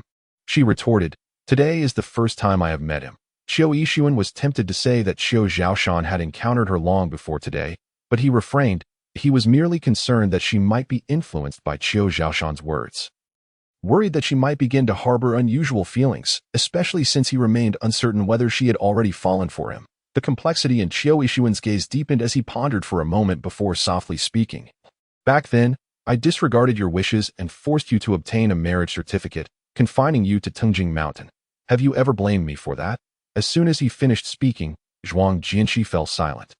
Qiu Yixuan watched her profile, not rushing her for a response, even feeling anxious about what her answer might be. His fingers curled slightly, and he felt a surge of irritation, wishing to smoke, but the thought of exposing her to secondhand smoke held him back. Yes, Zhuang Jianxi's light and sincere acknowledgement made Qiu Yixuan's eyelids twitch, a dull pain spreading across his chest. In truth, his question was redundant. Her initial coldness and refusal had already indicated that she must have resented him. He was simply eager to know whether she still held any resentment towards him, still disliked him, yet he dared not press the matter further, fearing an affirmative response. With his gaze downcast, he avoided looking at her and eventually murmured, I am sorry. Zhuang Jianxi was taken aback, not expecting such sincere humility from a man of his pride that a flicker of contemplation crossed her eyes as she opened her mouth to say something. But he continued, if given another chance, I would still act the same way. The crisis facing the Zhuang family had arisen abruptly, and circumstances compelled him to act. Had he delayed even a moment longer, others would have intervened. She would have ceased to be his wife and instead become someone else's possession. After watching over her for so many years, it was not to allow her to be mistreated by another man. His life had been tumultuous and fraught with peril, and he had intended to wait until he was firmly in control, until the chaos had settled, before appearing before her. Yet plans are often thwarted by unforeseen circumstances. Thus, regardless of whether she had hated him or despised him at that time, he had to take decisive action. Only by keeping her under his watchful eye could he feel reassured. Upon hearing his words, Zhuang Jianxi swallowed her retort, casting him an annoyed glance before turning her gaze to the window. Remaining silent, Tio resort to such domineering and high-handed methods again. Did he not understand the value of subtlety? Were those of their privileged class simply accustomed to taking what they wanted, indifferent to the emotions and thoughts of others? She had once mused that had Qiu Yixuan pursued her in a straightforward and honorable manner, she might have been won over more quickly, thus avoiding the prolonged battle of wits between them. During the journey, both harbored their own thoughts in silence. Qiu Yixuan observed Zhuang Jianxi's indifferent profile, feeling a chill in his heart, his expression somewhat melancholic. Upon returning to Tungjing Mountain, the driver opened the car door, but before Qiu Yixuan could assist her, Zhuang Jinshi gracefully alighted, holding her skirt with poise. Her expression devoid of emotion as she walked inside, leaving Qiu Yixuan alone in the wind, feeling disheveled. Zhuang Jinshi went straight to her room to remove her makeup, wash up, dry her hair, and read. Until it was past 11 o'clock, feeling sleepy, she noticed that Qiu Yixuan had not returned to the bedroom. Indifferent, she left a small night light on and cozied up in bed, drifting into slumber. Sometime after midnight, she was stirred awake by a gentle knock on her door. Zhuang Jinshi roused herself, thinking that Qiu Yixuan would never knock, and initially intended to ignore it, but the persistent knocking was too bothersome. Reluctantly, she yawned and got up to open the door, only to find Butler Song, clad in sleepwear with an overcoat, looking fatigued. "Madam, did I disturb your sleep?" he asked. Zhuang Jinshi, her hair cascading down her shoulders, inquired. "What is it?" "You should go and persuade the young master. He has been sitting alone in the garden, braving the cold wind late at night, that I tried to urge him to rest, but he ignored me." Butler Song sighed, clearly exasperated. She lived on the first floor and had gotten up for a midnight drink, only to glance out the window and spot a tall, dark figure seated in the garden, which had frightened her so much that she nearly fainted. Zhuang Jinshi was taken aback. "What is he doing in the garden?" "I have no idea. He just sits there in a daze, not fearing the chill of the night. If he catches a cold, it would be troublesome." Butler Song continued her rambling, pleading with Zhuang Jinshi to go down and persuade him. After considering it, Zhuang Jinshi wrapped herself in a small blanket and followed Butler Song downstairs. The cool breeze in the garden cleared her mind somewhat. She saw Qiu Yixuan still dressed in his daytime attire, sitting alone on a swing bench, surrounded by discarded cigarette butts. Zhuang Jinshi furrowed her brow and approached him. "What are you doing? Why aren't you sleeping?" Qiu Yixuan was taken aback by her unexpected appearance, momentarily stunned, before extinguishing the half-burned cigarette in his hand. His voice was hoarse as he replied, "Just smoking." "You should go back to sleep." Zhuang Jinshi stood 2 meters away from him, the thick scent of smoke lingering in the air, and she wished to avoid the nicotine clinging to her. "I am asking you a question." In the dimly lit garden, she approached him, bathed in moonlight, and Qiu Yixuan gazed at her with a hint of obsession. "Insomnia, can't sleep." Zhuang Jinshi, not comprehending his reasoning, replied seriously. "Even if you have insomnia, you shouldn't sit in the garden at night. If you get sick, Butler Song will be worried." Qiu Yixuan bitterly curled his lips. It was indeed Butler Song who had notified her that prompted her to come down. "And what about you?" Zhuang Jinshi asked. "What?" Qiu Yixuan's deep black eyes bore into her. "If I fall ill, would you be concerned?" Chapter 54. She reached out to touch his head as soon as the words left his mouth. Zhuang Jinshi fell silent for a few seconds before calmly responding, "I wouldn't be overly concerned that you're robust. Any ailment you might have wouldn't require medication, just a good night's sleep." Last time, when he had sustained an injury, he had still bounced back to life, washing her hair without needing a break, always punctual in his work. Qiu Yixuan had no retort. He lowered his gaze and softly said, "But I will still feel discomfort. I will still be in pain. Do you ever feel a twinge of compassion? If she were to hurt her fingernail, he would fret for half a day. But would she feel even a sliver of sympathy for him?" Zhuang Jinshi found herself at a loss for words. However, she did not wish to brush him off. A grown man, sitting in the garden late at night, wallowing in sentimentality, perhaps troubled by her earlier words in the car. She saw no need to stoke the flames or add to his distress. Otherwise, neither would get a good night's sleep, and knowing Qiu Yixuan's temperament, he might very well remain in the garden all night long. While she did not feel pity for him, she at least had to consider Butler's Song. Thus, she spoke, "I would feel sorry for you." Qiu Yixuan froze, disbelief flashing in his eyes. Zhuang Jinshi approached him, hesitating for a moment before reaching out to stroke his head. "Last time, when your chest was bruised, I hurried to apply ointment for you. Didn't I?" Her voice was gentle and melodious. "I am your wife. If I don't feel pity for you, who else?" Qiu Yixuan had not anticipated such happiness to arrive so swiftly. He shivered slightly, his legs numb, and suddenly stood up. "Really?" Zhuang Jinshi nodded. "Yes." Qiu Yixuan was overjoyed, instinctively opening his arms to embrace her. Regrettably, Zhuang Jinshi held up 2 fingers against his chest, barring him from getting too close.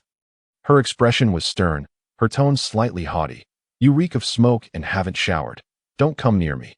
Chiu Yixuan began to regret sitting in the garden so late, realizing he should have washed up and presented himself clean and fragrant to her. I'll shower right away. Give me 5 minutes, he exclaimed, striding back into the house. Zhuang Jinshi, wrapped in her blanket and wearing slippers, followed leisurely behind, calm and graceful. Butler Song watched in admiration. It was evident that the madam had a special talent. With just a few words, she had managed to tame the young lion. Back in her bedroom, Zhuang Jinshi drank some water and glanced at her phone. Just as she lay down, intending to sleep, Chiu Yixuan emerged from the shower, having changed into sleepwear, mindful of his appearance before her. He half knelt on the bed, extending his hand toward Zhuang Jinshi, his eyes gleaming with a hint of vulnerability. Wife, during the bumper car game today, my hand actually got hurt. Oh, you feel sorry for me. Xiao Zhaoshan. Damn it, that bumper car was a concussion waiting to happen. Zhuang Jinshi glanced at the nearly healed cut on his hand, likely from the car window, and her lips twitched. She was utterly exhausted and reluctantly raised her hand to gently blow on the back of his hand. All right, I felt sorry for you. Now let us sleep. Chiu Yixuan smiled broadly, satisfied, as he pulled the blanket over them, embracing his beloved wife and promptly falling asleep. Meanwhile, in a lavishly appointed bedroom within a grand estate, the lights shone brightly. Xiao Zhaoshan lay in bed with his head bandaged, his entire body still aching. His complexion appeared somewhat pallid as he scrutinized the scar on his left cheek in the mirror, growing increasingly irate with each passing moment. After a brief while, he flung the mirror aside with a sharp snap, his mood dark and brooding. The assistant, treading carefully, reassured him, "Fourth Master, do not worry. It is merely a minor injury that a little scar cream applied daily will restore it to its former state." One must understand that Xiao Zhaoshan cherished and maintained his exquisitely handsome visage more than anything else, adhering to an elaborate skincare regimen that rivaled that of any woman, meticulously erasing even the slightest blemish with laser treatments. The assistant could surmise Xiao Zhaoshan's thoughts. Perhaps being outshined by younger generations was tolerable, but he must always surpass them in appearance and charisma. The fact that Chiu Yixuan had marred his face was far more distressing than a mere fracture. It felt like a deep humiliation. With a frigid expression, Xiao Zhaoshan's eyes flickered momentarily before he inquired, "Has the young master of the Fu family from Guangqing been persistently trying to arrange a meeting with me?" The assistant nodded. Indeed, his tone was rather audacious. He expressed a desire to collaborate with you to vanquish Chiu Yixuan, and then... Xiao Zhaoshan raised an eyebrow. "And then what?" The assistant cleared his throat. "Then you seize power, and he takes your wife. As soon as the words left his mouth, Xiao Zhaoshan took a sip of warm milk from the bedside table, a sardonic smile tugging at the corners of his lips. "What a naive and lustful fool," he remarked. The assistant felt a twinge of embarrassment, sharing the sentiment that Fu Jialin was overstepping by daring to covet Chiu Yixuan's beautiful wife. However, Xiao Zhaoshan's next words left the assistant utterly astounded, eyes wide in disbelief. "Collaboration is acceptable, but the power is mine, and Zhuang Jinshi must also belong to me." The assistant was taken aback, stammering, That seems inappropriate, Fourth Master. She is already your niece by marriage." "She was originally reserved for me," Xiao Zhaoshan exclaimed, throwing the milk cup against the bedside table with a forceful clatter, his tone laced with chilling nonchalance. "Chiu Yixuan merely seized the opportunity before I did. A year ago, he had set a trap, secretly dispatching individuals to undermine the Zhuang family from various angles, driving them to the brink of bankruptcy. He had intended to swoop in with ample funds and resources to rescue them when the moment was ripe, forging a connection with Zhuang Jinshi amidst the backdrop of gratitude and romance, only to find it utterly thwarted by Chiu Yixuan, who had inexplicably snatched her away and even married her, incensing him to the point of losing his appetite for days on end. Initially, he presumed Chiu Yixuan was merely opposing him out of spite. However, the events of the evening at the Chiu residence revealed that the young man had evidently developed genuine feelings. As he remained steadfastly by the side of the lovely woman, even going so far as to confront Xiao Zhaoshan in a fit of indignation, that a knowing smile crept across Xiao Zhaoshan's lips, sending a chill down the assistant's spine. With the vulnerability now exposed, Chiu Yixuan had unwittingly revealed a critical weakness. He was still too inexperienced. Xiao Zhaoshan would ensure he learned that experience and cunning were paramount. The assistant wiped the sweat from his brow, carefully choosing his words. "But Fourth Master, you are over a decade her senior. Does that not seem inappropriate? Xiao Zhaoshan waved his hand dismissively. True love knows no age. Today, our souls resonate in harmony. Reflecting on his recent encounter with the enchanting woman, he felt a rush of warmth. She was indeed as captivating as the rumors suggested, possessing an ethereal quality that belied her youth. Exuding an aura of simplicity and detachment from worldly desires, they shared similar interests, both disdainful of the pretense and superficiality that surrounded them. This rare kinship seemed almost fated. Assistant, is this what you call a soulful resonance? Resonating what? Magnetic resonance. Yet the young lady has remained coolly indifferent towards you throughout. Ultimately, it was merely an infatuation with her beauty. It was as if you were a bull yearning for tender grass. Why adorn it with such grandiloquent phrases of romance? The assistant sighed, lamenting the state of the world. The following morning, Zhuang Jianxi awoke to find Qiu Yixuan's intense gaze fixed upon her. His eyes sparkled with an inscrutable mirth. His voice smooth and magnetic. Good morning, my wife. Good. Zhuang Jianxi met his gaze, an unsettling premonition creeping into her consciousness. Chapter 55. A trial of forceful pursuit, as expected. Qiu Yixuan's towering figure loomed over her. A warm kiss landing on her forehead that he radiated a palpable desire and yearning, murmuring, "Wife, I feel physically unwell. Could you not show me some compassion?" Zhuang Jianxi's cheeks flushed instantly, feeling quite flustered. Had she known better, she would have refrained from expressing concern for him in the middle of the night. This man seemed to take every inch she offered. I need to wash up and head to work. Lately, her schedule had been erratic, with Professor Zhang being the only one willing to overlook her attendance. Otherwise, she would have been dismissed long ago. Did I purchase that studio? How would you feel about being the boss? Qiu Yixuan coaxed, all the while leaning down to pepper her face, chin, and neck with tender kisses. Noah. Zhuang Jianxi's protest was cut short as he nibbled on her earlobe, sending tingling sensations coursing through her. She wore a silk nightgown, the straps slipping slightly, exposing her delicate collarbone and pristine shoulders, igniting a fervor within him. Heaven knows the discipline it took to resist waking her every morning, seeing such a mesmerizing beauty beside him. Perhaps it was her midnight murmurs of concern that had emboldened him, compelling him to seek more. Zhuang Jianxi initially intended to push him away, yet as she locked eyes with his strikingly handsome and restrained face, those deep, fervent eyes, and the tender warmth of his kiss, her resolve crumbled. Before she had tasted the pleasures of intimacy, she had been serene and detached, yet now, she found herself increasingly sensitive and easily stirred. It seemed that no Qiu Yixuan raised an eyebrow, questioning whether Miss Long truly needed to pursue anyone. Zhuang Jianxi cast him a sidelong glance, noting that she was not a frivolous heiress who resorted to coercive tactics. Rather, she preferred to court someone she liked in a straightforward manner, which was far more admirable than the ways of certain individuals. Soon as she spoke, Qiu Yixuan realized she was subtly alluding to him. And he chuckled sheepishly, gazing at her with a deeper meaning in his eyes. She, aside from our rather unpleasant beginning, I have been pursuing you every day since, striving to win your favor. Have you not noticed? Zhuang Jianxi paused momentarily, her expression slightly awkward, then averted her gaze, haughtily declaring, "Then continue your pursuit." With that, she rose somewhat flustered and made her way to the dining room. Qiu Yixuan chuckled softly, casually placing his hands in his pockets as he sauntered behind her. If he was to pursue her, then so be it. Even if it took a lifetime, she would ultimately belong to him. During their meal, Zhuang Jianxi mentioned her plans to return to the Zhuang family in a few days, to which Qiu Yixuan readily agreed, saying, "I shall accompany you." Zhuang Jianxi looked at him in surprise, asking, "What do you intend to do there?" Aside from her understanding mother, her father and brother would surely not welcome him, nor would they offer him any kindness. Qiu Yixuan leisurely sipped his soup, remarking, "Even an unattractive bride must meet her in-laws." Zhuang Jianxi pondered, "Speaking of which, I have yet to properly visit your home. Indeed, I have been remiss in matters of etiquette. That it is only natural for your family to harbor reservations about me."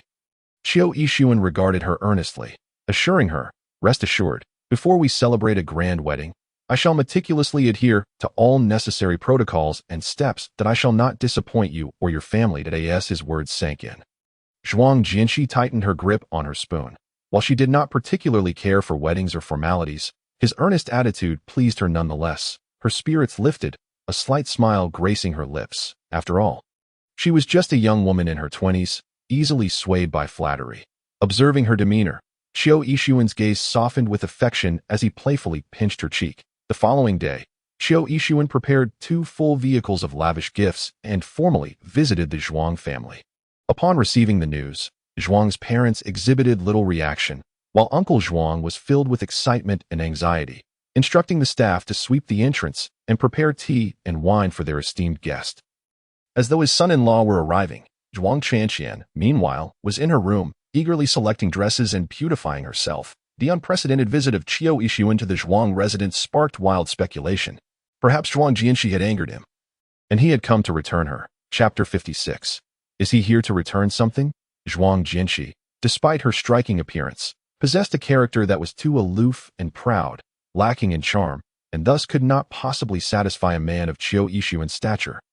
If that were the case, she could not hold back her own efforts. Today, she was determined to showcase her beauty and allure.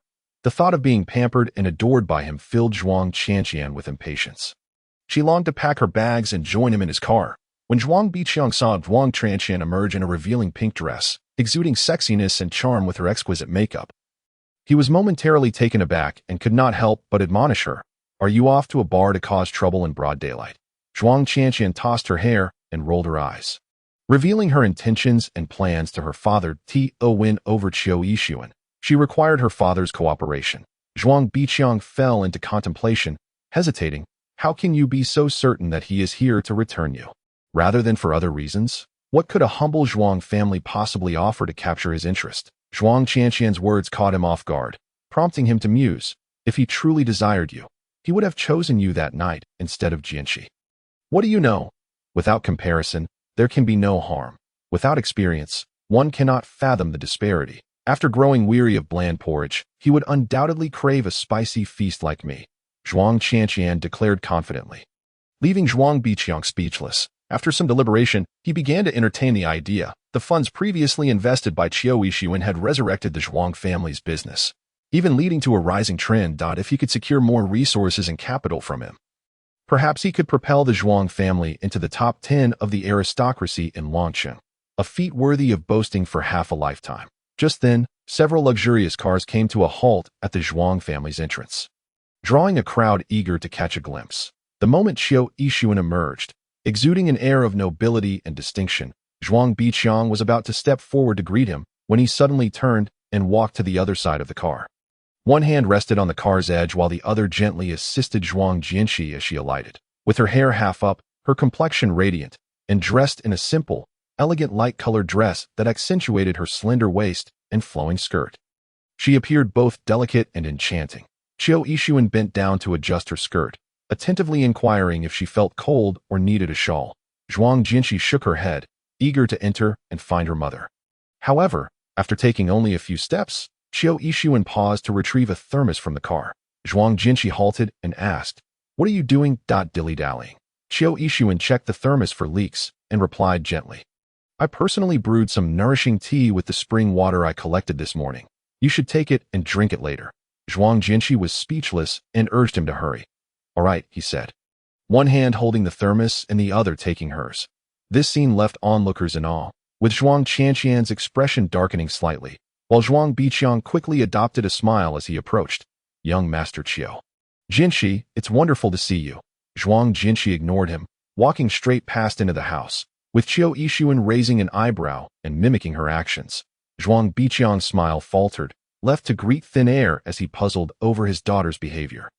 This did not seem like a visit for a return. Zhuang Qianqian exchanged glances, thinking it was merely a fade. Perhaps this was simply a prelude to a breakup, with Zhuang Jianxi seeking to maintain appearances. Upon entering the living room, Chiu Yixuan proactively greeted Zhuang's parents and Zhuang Qinyang with a pleasant demeanor. Zhuang Qinyang nodded coolly, pulling Zhuang Jianxi aside to converse. Once among family, Zhuang Jianxi transformed into a dutiful daughter, her smile sweet as she engaged in conversation. She playfully chatted with her brother and leaned against her mother as she prepared tea. Zhuang Jianxi's mother was skilled in brewing tea, quickly preparing a cup of clear tea and handing it to Zhuang Jianxi, signaling her to serve it to Chiu Yixuan. Instead, Zhuang Jianxi huffed and drank it herself, only to scald her mouth slightly, prompting a reproachful glance from her mother. Qiu Yixuan observed this with a barely perceptible smile. Intrigued by Zhuang Jianxi's rare display of playful mischief, feeling a tinge of envy. After all, the way she interacted with her family was distinctly different from her demeanor with her husband. Zhuang Jianxi returned with a second cup of tea, presenting it to Qiu Yixuan with a mock formality. "Please enjoy your tea, young Master Qiu." Qiu Yixuan's eyes sparkled with amusement as he accepted it, saying, "Thank you, Miss Zhuang." Zhuang Jianxi smiled and returned to her mother's side with light footsteps. The Zhuang family showered gifts upon Qiu Yixuan, who generously presented the most expensive items. One aunt discreetly peered into a gift box containing jewelry worth over $1 million, inhaling sharply. Zhuang Qianqian observed her cousin's delighted expressions as they admired their gifts, scoffing in disdain. During lunch, Zhuang Biqiang initially intended to take the head seat, but reconsidered after witnessing the intimacy between Qiu Yixuan and Zhuang Jianxi. He ultimately ceded the place to Zhuang's father. The lavish feast laid out before them made the Zhuang family members, who had earned their spot at the main table, somewhat anxious as they gathered. Zhuang's father, despite his scholarly appearance, was inherently timid and apprehensive, feeling more nervous than the younger generation, nearly dropping his chopsticks. Zhuang Biqiang had to take charge of the proceedings, warmly welcoming everyone, particularly focusing on Qiu Yixuan. After all, it was his first time dining with such a prominent figure, and proper etiquette was paramount. Qiu Yixuan merely replied coolly, "There is no need for formality. Consider this a simple family meal." As his words settled, the guests exchanged polite smiles, astonished by his casual reference to family. Zhuang Jianxi paid no mind to the curious glances and thoughts of her elders. This was her domain, and she would eat and drink as she pleased, occasionally serving her mother some dishes. Completely at ease, however, having grown accustomed to the culinary delights tailored to her tastes by the chefs at Tingjing Mountain, she found herself slightly uncomfortable with the meal at home. Qiu Yixuan kept a watchful eye on her eating habits. Noticing her selective choices and minimal consumption, he then offered her a small plate of peeled shrimp, which she naturally devoured, knowing she desired it, but was too lazy to peel it herself. Zhuang Jianxi's mother was unfazed, while Zhuang's father and Zhuang Qinyang exchanged surprised glances. Zhuang Biqiang, on the other hand, looked on with astonishment, sharing a meaningful glance with Zhuang Qianqian. Zhuang Qianqian tightened her grip on her chopsticks. Frowning in annoyance, she thought to herself that Zhuang Jianxi was terribly rude for so shamelessly accepting the shrimp peeled by young Master Qiu without so much as a word of thanks. She was far too spoiled. Eagerly anticipating Zhuang Jianxi being criticized by Qiu Yixuan, she waited for the moment when he would express his discontent and send her back to the Zhuang family. Halfway through the meal, Zhuang Jianxi could not resist reaching for a glass of plum wine brewed by her father, just as she was about to sneak a sip while Qiu Yixuan was engaged in conversation. A long, elegant hand swiftly reached out and took her glass. Chapter 57. The husband's strict watchfulness. The Zhuang family was known for their hearty drinking. During festive gatherings, men and women of all ages would drink until dawn. As the esteemed Qiu Yixuan graced the gathering with his presence, Zhuang Biqiang presented his cherished collection of fine wines to entertain him, alongside the ginseng and plum wines brewed by Zhuang's father. Qiu Yixuan reached for the glass of plum wine, placing it before himself while casting a sidelong glance at her. Zhuang Jianxi, feeling somewhat disheartened, pursed her lips and averted her gaze. What was wrong with enjoying a modest drink in her own home? She had indulged in such pleasures as a child, often sneaking a sip when no one was watching. His reaction was overly dramatic, as though he were an overly strict husband. Qiu Yixuan placed a glass of juice in front of her, gently stating, "You cannot drink alcohol." Zhuang Jianxi replied, "Just a little bit, but once it reaches your lips, it will be more than just a little," he retorted. At this moment, Zhuang Qianqian, observing the exchange, suddenly raised a glass of strong liquor and cheerfully addressed Qiu Yixuan. "Since my cousin cannot drink, allow me to toast you." As her words hung in the air, an eerie silence enveloped the dining table, with all eyes darting between Zhuang Qianqian and Qiu Yixuan. Zhuang Biqiang felt a wave of anxiety wash over him, marveling at his daughter's audacity. Zhuang's mother frowned, her displeasure evident. Zhuang Jianxi's expression shifted from discontent to a semblance of a smile. Though she remained silent, Qiu Yixuan's demeanor grew cold as he lifted his eyelids and cast her a glance that was both obscure and indifferent. This gaze caused Zhuang Qianqian to tremble, nearly spilling her drink. She feigned calmness, though internally, She was a bundle of nerves. The protracted silence led to an awkward atmosphere that left her no choice but to exclaim, "I shall drink to you." With that, she downed the glass of liquor in one go. What should have been a bold gesture turned into a mishap as she choked, coughing violently. Zhuang Biqiang hurried to pat her back and offered her water, creating a moment of chaos. After a pause, Qiu Yixuan spoke slowly, "I apologize, but I do not drink alcohol offered by any woman other than my wife." The declaration sent ripples through the gathering. The word wife freezing everyone in their tracks for several seconds. Zhuang Biqiang, utterly astonished, stammered, "Qiu Xiao, your wife is..." Recent news of Qiu Yixuan's marriage had eluded them. Which esteemed family had he united with? They could scarcely fathom that the daughters of the Zhuang family could ascend to such heights. Even Zhuang Qianqian had merely fantasized about becoming his lover, a distant dream now seeming all the more unattainable. Qiu Yixuan gazed affectionately at Zhuang Jianxi, confessing, "To be candid, my purpose for this visit is to discuss my marriage with Cece. We registered our marriage 6 months ago." Upon the revelation, those in the know remained unperturbed, while others erupted in astonishment and delight. Moments later, an outpouring of congratulations and well wishes filled the air. "How wonderful! This is a grand occasion. Our little Cece, so enchanting and graceful, is perfectly matched with Qiu Xiao. Indeed, our family faced a dire situation recently, and we were deeply concerned that Cece might struggle to adapt after moving. Yet, unexpectedly, this has blossomed into a fortunate union. Indeed, it is a blessing for Cece to join the Qiu family. May you both enjoy a harmonious marriage and bear children soon." The chorus of praises and well wishes flooded Zhuang Jianxi's ears, yet she remained unmoved, perceiving only irony and insincerity when they had decided to send her away. Their outward expressions of sorrow and reluctance had belied their true intentions. They had been resolute in wanting her to go, fearing that Qiu Yixuan might retract his offer to aid the Zhuang family. Ultimately, human nature is selfish. Had it not been for the many years of care and assistance from these relatives, she would have severed ties with them entirely. Zhuang Biqiang quickly assessed the situation. It appeared that Zhuang Qianqian would never ascend to the heights of Qiu Yixuan, but Zhuang Jianxi marrying into the Qiu family could only serve to benefit the Zhuang family. They would now be officially allied with the Qiu family, and the prospect of entering the ranks of the elite was no longer a distant dream that in no time. The atmosphere at the banquet turned jubilant, glasses clinking in celebration. Zhuang Jianxi accompanied her mother to the garden for a leisurely stroll. After Zhuang Biqiang and the other elders shared a few more drinks, they discreetly made way for Qiu Yixuan and Zhuang's father to converse. The Zhuang's father remained silent, merely drinking, while Qiu Yixuan kept him company. As the drinking continued, Qiu Yixuan found himself slightly intoxicated, his head spinning, yet Zhuang's father remained unperturbed, producing a jar of aged daughter red wine. It dawned on him why Zhuang Jianxi had such an affinity for alcohol.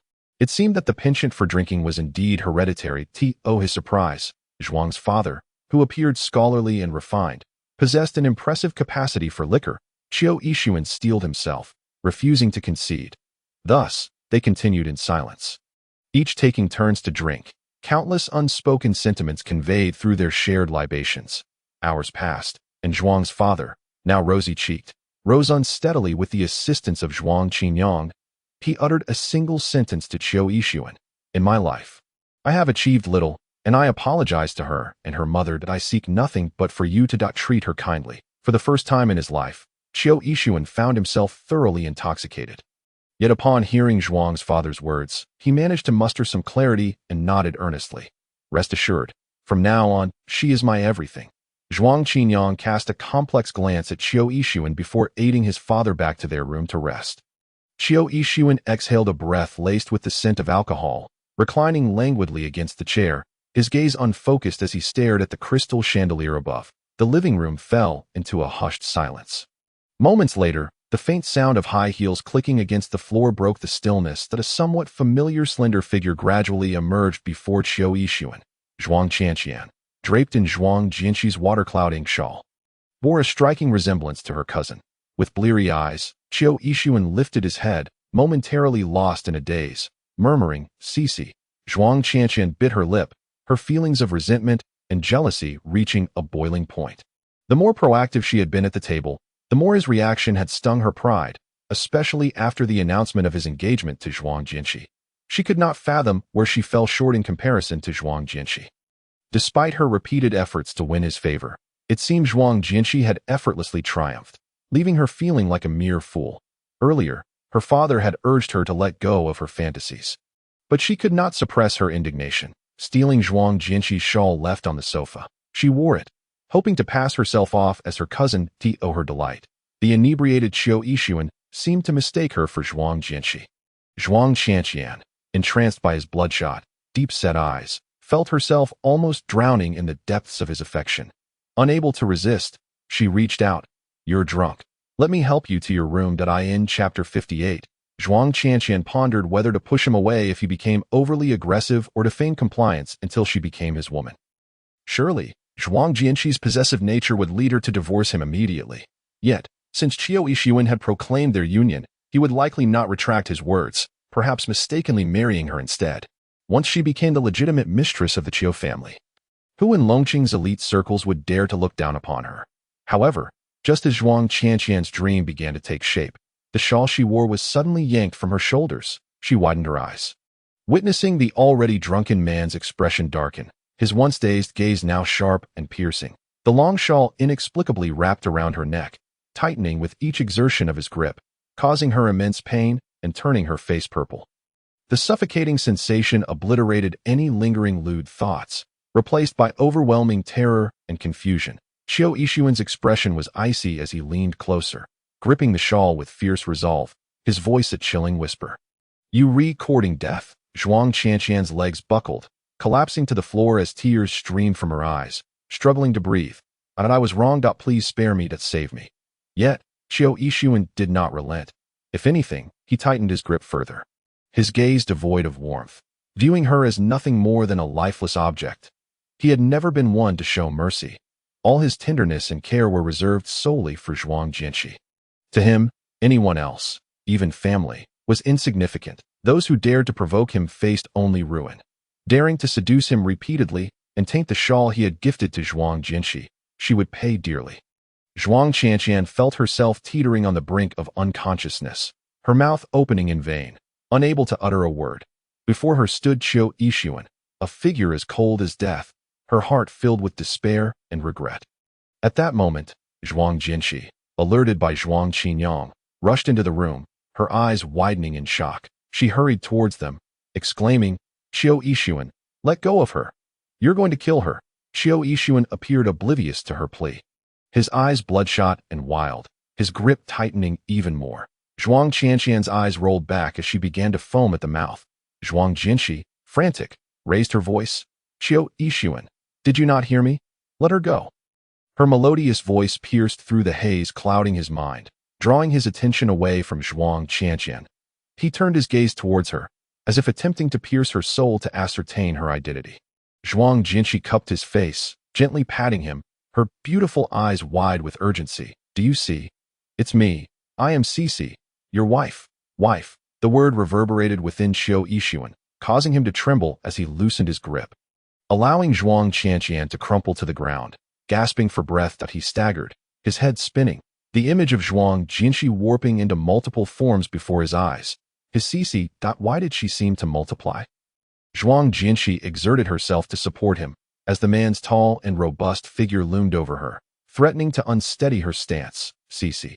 Qiu Yixuan tightly embraced her, his previous ferocity dissolving into a pitiable demeanor akin to that of a large, forlorn puppy, burying his face in her hair and repeatedly nuzzling against it. "A wicked woman is trying to take advantage of me." Zhuang Jinshi paused momentarily, then turned her gaze to Zhuang Qianqian, who lay weeping on the ground, having narrowly escaped disaster, her face contorted in anguish, her expression turned frigid. Zhuang Jinshi had shared a close bond with Zhuang Qianqian during their childhood, akin to that of sisters, playing and sleeping together. However, as they matured, Zhuang Qianqian underwent a transformation, becoming increasingly antagonistic and competitive towards her. Out of consideration for their familial ties and past affection, Zhuang Jinshi had chosen to overlook her cousin's behavior. But this indulgence only emboldened Zhuang Qianqian to the point of attempting to usurp her man. Upon hearing the commotion, the Zhuang family members arrived, exchanging bewildered glances at the scene. Zhuang Jinshi succinctly articulated the situation. And Zhuang Biqiang, overwhelmed by shame and fury, stepped forward and delivered a resounding slap to Zhuang Qianqian's face. "You wretched girl, you have truly become spoiled, resorting to seducing your sister's husband. It's utterly revolting." Zhuang Qianqian could no longer produce sound, sobbing uncontrollably in her mother's embrace, tears and snot streaming down her face. The other members of the Zhuang family also began to chastise her sternly, even threatening to expel Zhuang Qianqian from the family as punishment. They were astute enough to realize that their prior decision to send Zhuang Jianqi away had already bred resentment if they failed to provide a satisfactory resolution now. Their future relations would be irreparably damaged. Zhuang Biqiang was acutely aware of this, torn between his paternal instincts and the necessity of enacting a series of harsh disciplinary measures. He promptly ceased all of Zhuang Qianqian's allowance, imposed house arrest, and began searching for potential suitors to expedite her marriage. Zhuang Jianqi refrained from voicing her opinion, her expression softening as she, along with Zhuang Qinyang, assisted Qiu Yixuan into her boudoir. As he sensed her familiar presence nearby, Qiu Yixuan finally relaxed, collapsing onto the bed in a drowsy stupor. In his inebriated state, devoid of any disturbances, he lay still, peacefully asleep.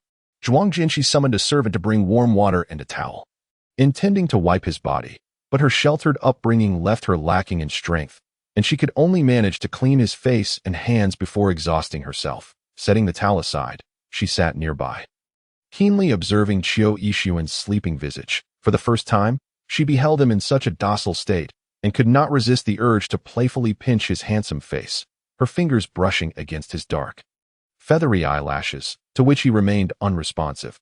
She found it hard to believe that he could be so oblivious to other women even in his drunken stupor. With a sudden impulse, her fingertips glided from his thin lips, along his chin and Adam's apple, gradually descending over his firm chest and abdomen, halting at the metallic buckle of his belt. With a soft click, the belt loosened, and in the next moment, her delicate wrist was firmly grasped.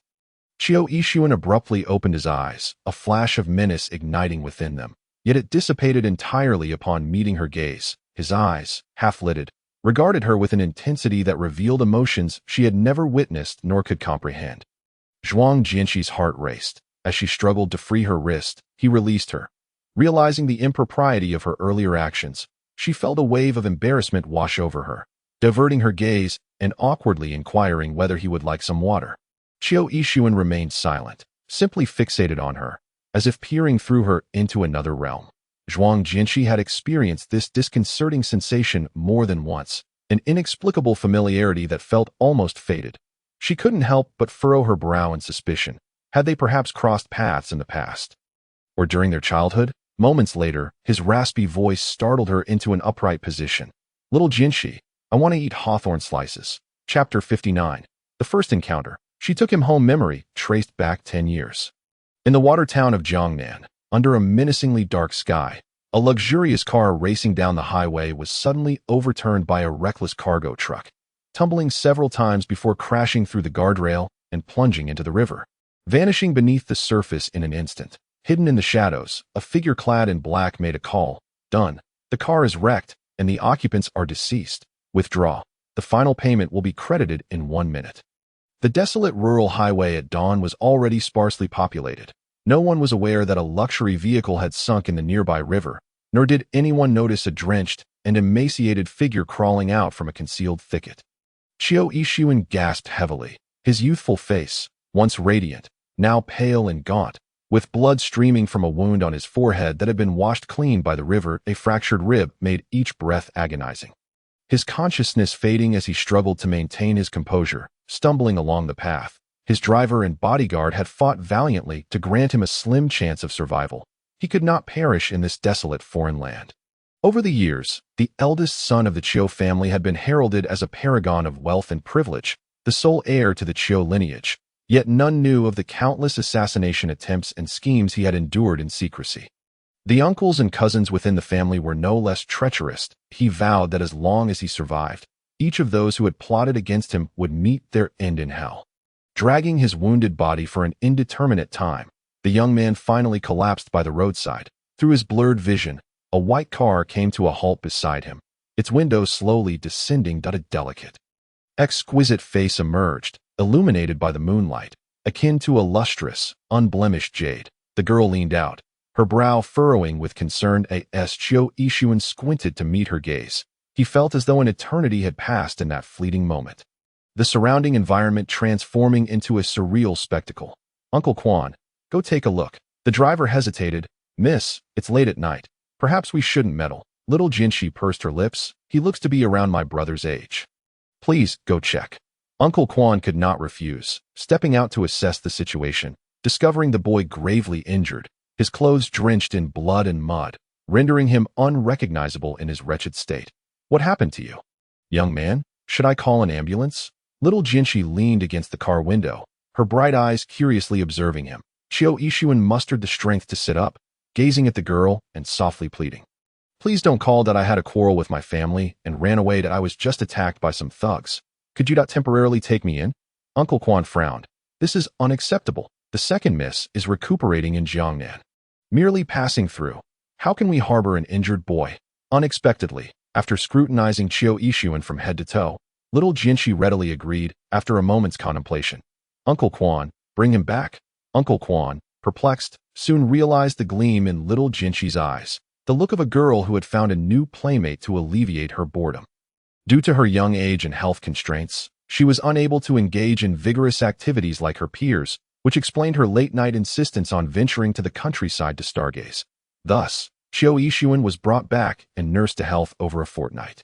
The abode was styled in the fashion of a Suzhou garden, with fresh air and a pleasant environment, its courtyard adorned with numerous ceylon trees that, come autumn, would shed uniquely shaped leaves.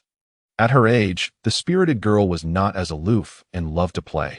Often falling ill, the family doctor was ever present, ensuring Chiu Yixuan's injuries healed swiftly. The chaos surrounding the disappearance of the Chiu family's heir due to the accident did not disturb the tranquility of this small estate in Jiangnan.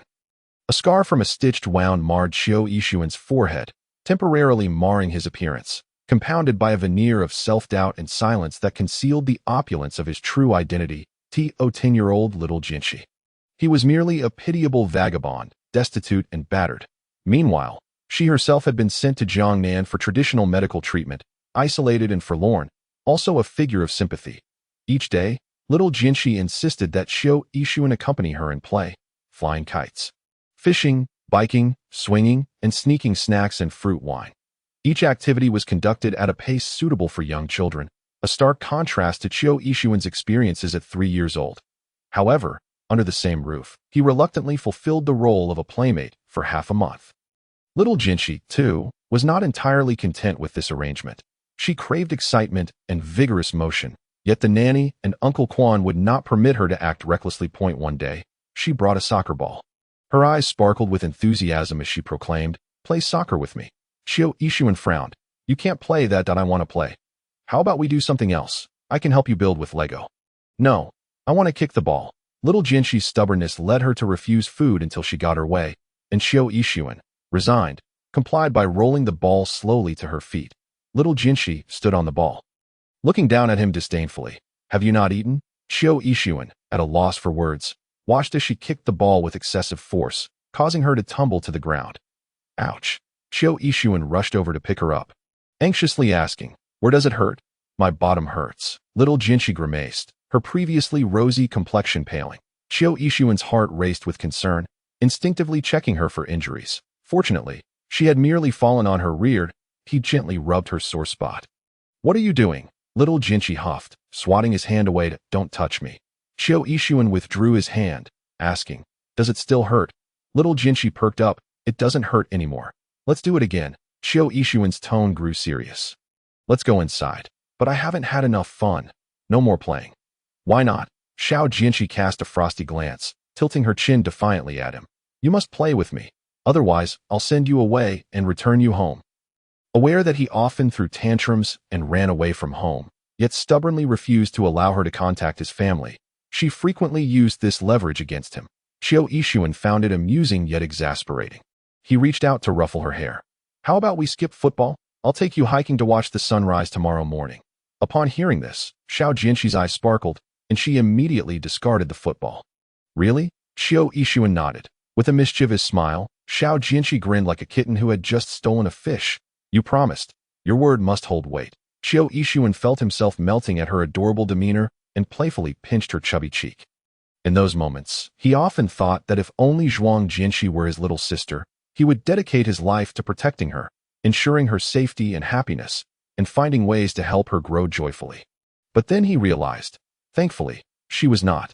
The Qiu family was steeped in turmoil and complexity, and he could not guarantee his own safety, let alone hers. Having even a fleeting month free from worry, devoid of ulterior motives, was already the greatest gift the heavens could bestow upon him for his birthday. That day, Xiao Yixuan celebrated his 17th birthday alongside Xiao Jinshi. Although she was unaware, she had gifted him a tube of hawthorn slices shaped like hearts. Chapter 60. Call me Aigij. Once more, Xiao Jinshi was unable to indulge in too many sugary snacks laden with additives, so the nanny prepared various handmade hawthorn slices and rice cakes, ensuring they were uniquely shaped. Each small cluster of hawthorn slices contained about 10 pieces, sweet and sour. After tearing open the packaging, Xiao Yixuan stuffed the entire clump into his mouth, finishing it in just a few bites. Xiao Jinshi shot him a disapproving look. Why are you eating like that? You chew like a cow on peonies. With that, she began to savor the hawthorn slices one by one, no longer offering him any. Xiao Yixuan leaned in, attempting to snag a piece, but she deftly evaded him. Moments later, however, she pulled out a small tube of fresh hawthorn slices from her pocket and tossed it to him. Playful, greedy, delicate, and adorable, the boy found himself consumed by thoughts of her. Xiao Yixuan always kept his promises at T5 in the morning. He wrapped Xiao Jinshi snugly in a thick blanket and carried her to the car, without disturbing Uncle Quan or the nanny. Driving straight to Xingheng Mountain, known as a famous attraction in Jiangnan. Xingheng Mountain had paved roads leading halfway up, but reaching the summit required a trek on foot. Xiao Jinshi, still drowsy, couldn't comprehend why Xiao Yixuan had suddenly decided to drive. As he carried her up the mountain in one breath, his profile appeared stern, his gaze resolute. Unlike that of a boy his age, as dawn broke, the sky gradually donned a golden hue in the stillness of the world. A crimson sun emerged, casting vibrant rays, while the clouds rolled and the mountain's outlines became increasingly defined in the resplendent light. In that moment, the entire world basked in a magnificent, sacred glow, and every breath seemed filled with the promise and strength of new beginnings. For the first time, Xiao Jinshi witnessed such a breathtaking sunrise from the peak. The morning light fell upon her delicate, rosy face, her eyes sparkling, her smile radiant, and she radiated pure exuberance. Aigij, look, what a beautiful sunrise. Xiao Yixuan never revealed his full name to her. She only called him Gij sweetly during moments of joy or when she was being playful. The sunrise at Xingheng Mountain was indeed magnificent. And having seen many, Xiao Yixuan lost interest after a while, turning instead to gaze fixedly at the lovely girl beside him. He knew he couldn't remain by her side for long. His family would soon come looking for him after he had been missing for a month, and the chaos within the Qiu household was overwhelming. He had to return to fulfill his obligations. Xiao Yixuan adjusted the blanket around her shoulders, his tone serious. Call me Aigij once more. Zhuang Jinshi hesitated. She rarely referred to any boy as brother aside from Zhuang Qinyang, and Xiao Yixuan was the first, awkward yet hopeful. She asked him, will you often bring me to watch the sunrise in the future? Later, Xiao Yixuan's expression darkened, and he fell silent. He anticipated that this separation would make it difficult to return to her side again. In the treacherous world of top-tier families, where crises lurked, heirs fought bitterly, and relatives turned against one another, he was still unprepared, his foundation unstable. Maintaining close contact with her would only lead to greater danger for her. He couldn't bear to meet her earnest gaze. Lowering his lashes, perhaps not, Xiao Jinshi was taken aback, her fingers unconsciously clutching the hem of her clothing. Why? Xiao Yixuan's lips curled in bitterness. I must return home. Oh, Xiao Jinshi's mood visibly soured, her joy at witnessing the stunning sunrise gradually fading. This sentiment was all too familiar. Whenever Zhuang Qinyang visited from Longcheng, he too could only stay for a short while before departing. Now, Aigij was following the same pattern. They would not always be by her side. She would be left alone. As Xiao Yixuan carried her down the mountain, Xiao Jinshi wrapped her arms around his neck. Remaining silent throughout the journey, just before they reached the car, she finally called out softly, Aigij. Xiao Yixuan halted, his back rigid, his eyes inexplicably stinging. Xiao Jinshi still held on a hope. You'll come to see me when you have time. Right? Xiao Yixuan couldn't bring himself to make promises, nor did he wish to deceive her. He couldn't predict what the future held for him. If another betrayal were to occur, he couldn't guarantee he would be fortunate enough to survive. His mother had passed away young, and his father had many other sons. Few in the Qiu family genuinely cared about his well-being. They were only interested in the power he wielded. Quietly, Qiu Yixuan replied, "I don't know." Those words ignited Xiao Jinqi's anger. To her, they had become good friends. Shouldn't friends share their time and play together? He wouldn't let her seek him out, nor did he wish to visit her again. Wasn't that akin to severing ties? Countless boys in Longcheng had begged to play with her, yet she had turned them down. She had saved his dog's life, and now, having lowered herself, he still rejected her. Did he truly think himself so grand, a young master of some prestigious family? Their meeting had been serendipitous, their friendship beautiful, yet their parting was discordant. Qiu Yixuan still vividly recalled that day of separation. Xiao Jinqi had worn a frosty expression, her tone unkind. "Go away. I will forget you and no longer like you." And thus, a decade passed. During that time, Qiu Yixuan secretly visited her several times, within his study. He kept a drawer filled with cherished candid photographs. Xiao Jinqi sitting alone on a swing, gazing towards the direction of Xinghing Mountain. Xiao Jinqi perched on the steps, engrossed in sketching. Xiao Jinqi, half squinting, munching on hawthorn slices. And 2 years later, Zhuang Jinqi returning to Longcheng for school, clad in a uniform. He had always kept an eye on the Zhuang family's movements, discreetly ensuring their well-being. By the age of 23, he had harnessed his accumulated strength, swiftly defeating all rival illegitimate sons. After taking control of the Qiu family, his opponents escalated to a new level, transforming into watchful uncles. However, with power firmly in his grasp, his years of cultivated influence rendered him fearless, even dominating his adversaries. By the age of 27, only one person instilled caution in him. Qiu Zhaoshan held shares only second to his own, and his influence was even more terrifying. Qiu Zhaoshan excelled at exploiting his opponent's weaknesses, smiling while coercing them into submission. They had only clashed once, and Qiu Yixuan felt as though he were facing a formidable foe. Had it not been for Qiu Zhaoshan secretly eyeing the person he had cherished for years, he would not have acted rashly. He envisioned a romantic and gentle approach to meeting, knowing, and falling in love with his little hope, eventually leading to marriage, rather than resorting to the most crude methods of abduction, forcefully obtaining a marriage certificate, and keeping her under constant surveillance, causing her initial resistance and aversion towards him. He, too, felt the weight of this situation, yet had no alternatives. Over the past decade, Qiu Yixuan had never once approached Zhuang Jinqi openly. He only kept tabs on her and the Zhuang family when time allowed.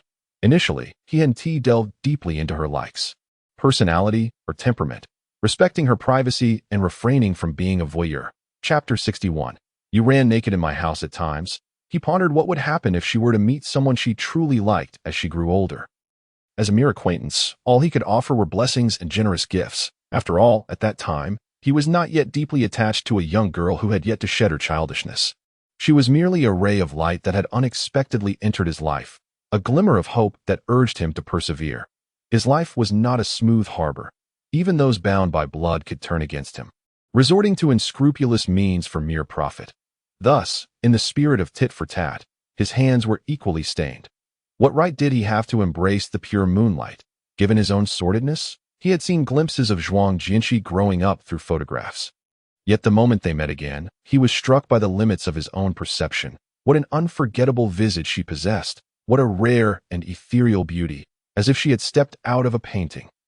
The phrase Zhuang family has a beauty, unparalleled and independent, must have been crafted for her. Undeniably, the very first glance he caught of her in the Zhuang family's reception hall ignited thoughts of seizing her and whisking her away. Blessings and gifts were of no consequence. The girl he had cherished for so many years deserved his protection, and no other man was worthy. Regrettably, she had truly forgotten him, and in her eyes, he found only distance and indifference. Completely devoid of the past joy and reliance, she truly no longer enjoys playing with him. A drunken revelry felt akin to a grand dream. When Qiu Yixuan opened his eyes, fully awakened, it was already the following morning. He rubbed his throbbing temples and sat up, surveying the modest yet tidy bedroom of Zhuang Jinqi. The wooden bookshelf was filled with an array of books, calligraphy, trophies, certificates, colored pens, and paperweights. Another desk held an assortment of intriguing trinkets, brushes, porcelain dolls, and restoration tools. Xiao Yixuan's gaze landed on an open box on the desk, revealing rows and tubes of uniquely shaped hawthorn slices and balls, wrapped in vibrant paper. Unexpectedly, Zhuang Jinshi still relished hawthorn slices even into adulthood, that a wave of nostalgia washed over him as he approached, reaching for a small tube of heart-shaped hawthorn slices that he unwrapped it, popped a piece into his mouth, and savored the familiar sweet and sour flavor, a smile gradually forming at the corners of his lips. Just then, the door swung open, and Zhuang Jinshi entered, carrying a cup of hangover tea. She was not surprised to see him awake, but her gaze lingered on the torn wrappers in his hands, filled with complex emotions. Among the many shapes of hawthorn slices, circular, triangular, star-shaped, and even apple-shaped, he had chosen the heart-shaped ones. Was it mere coincidence, or something more? Zhuang Jinshi approached and handed him the hangover tea, saying softly, "Drink." Xiao Yixuan's eyes softened as he accepted the tea, downing it in one go before wrapping his arms around her. He kissed the top of her head, his tone sticky with affection. "Cici, did I embarrass myself while drunk yesterday?" He believed he had behaved rather honestly while intoxicated, not engaging in any outrageous acts. To his surprise, Zhuang Jinshi nodded. "Yes, you ran around my house naked." Xiao Yixuan exclaimed. "Really? And you didn't think to cover for your husband?" Zhuang Jinshi replied earnestly. "You ran too fast. I couldn't catch up." Xiao Yixuan shook his head. "Impossible. Once I was undressed, I would only run towards you," he added mischievously, "and then strip you as well, so we could." Zhuang Jinshi quickly raised her hand to cover his mouth, exasperated. "Shut up, you didn't run naked." With a playful smile in his eyes, Xiao Yixuan removed her hand. "But that doesn't mean you weren't at a disadvantage, right? You were out cold, like a pig," she retorted. "True, when I'm drunk, I tend to be quite well behaved.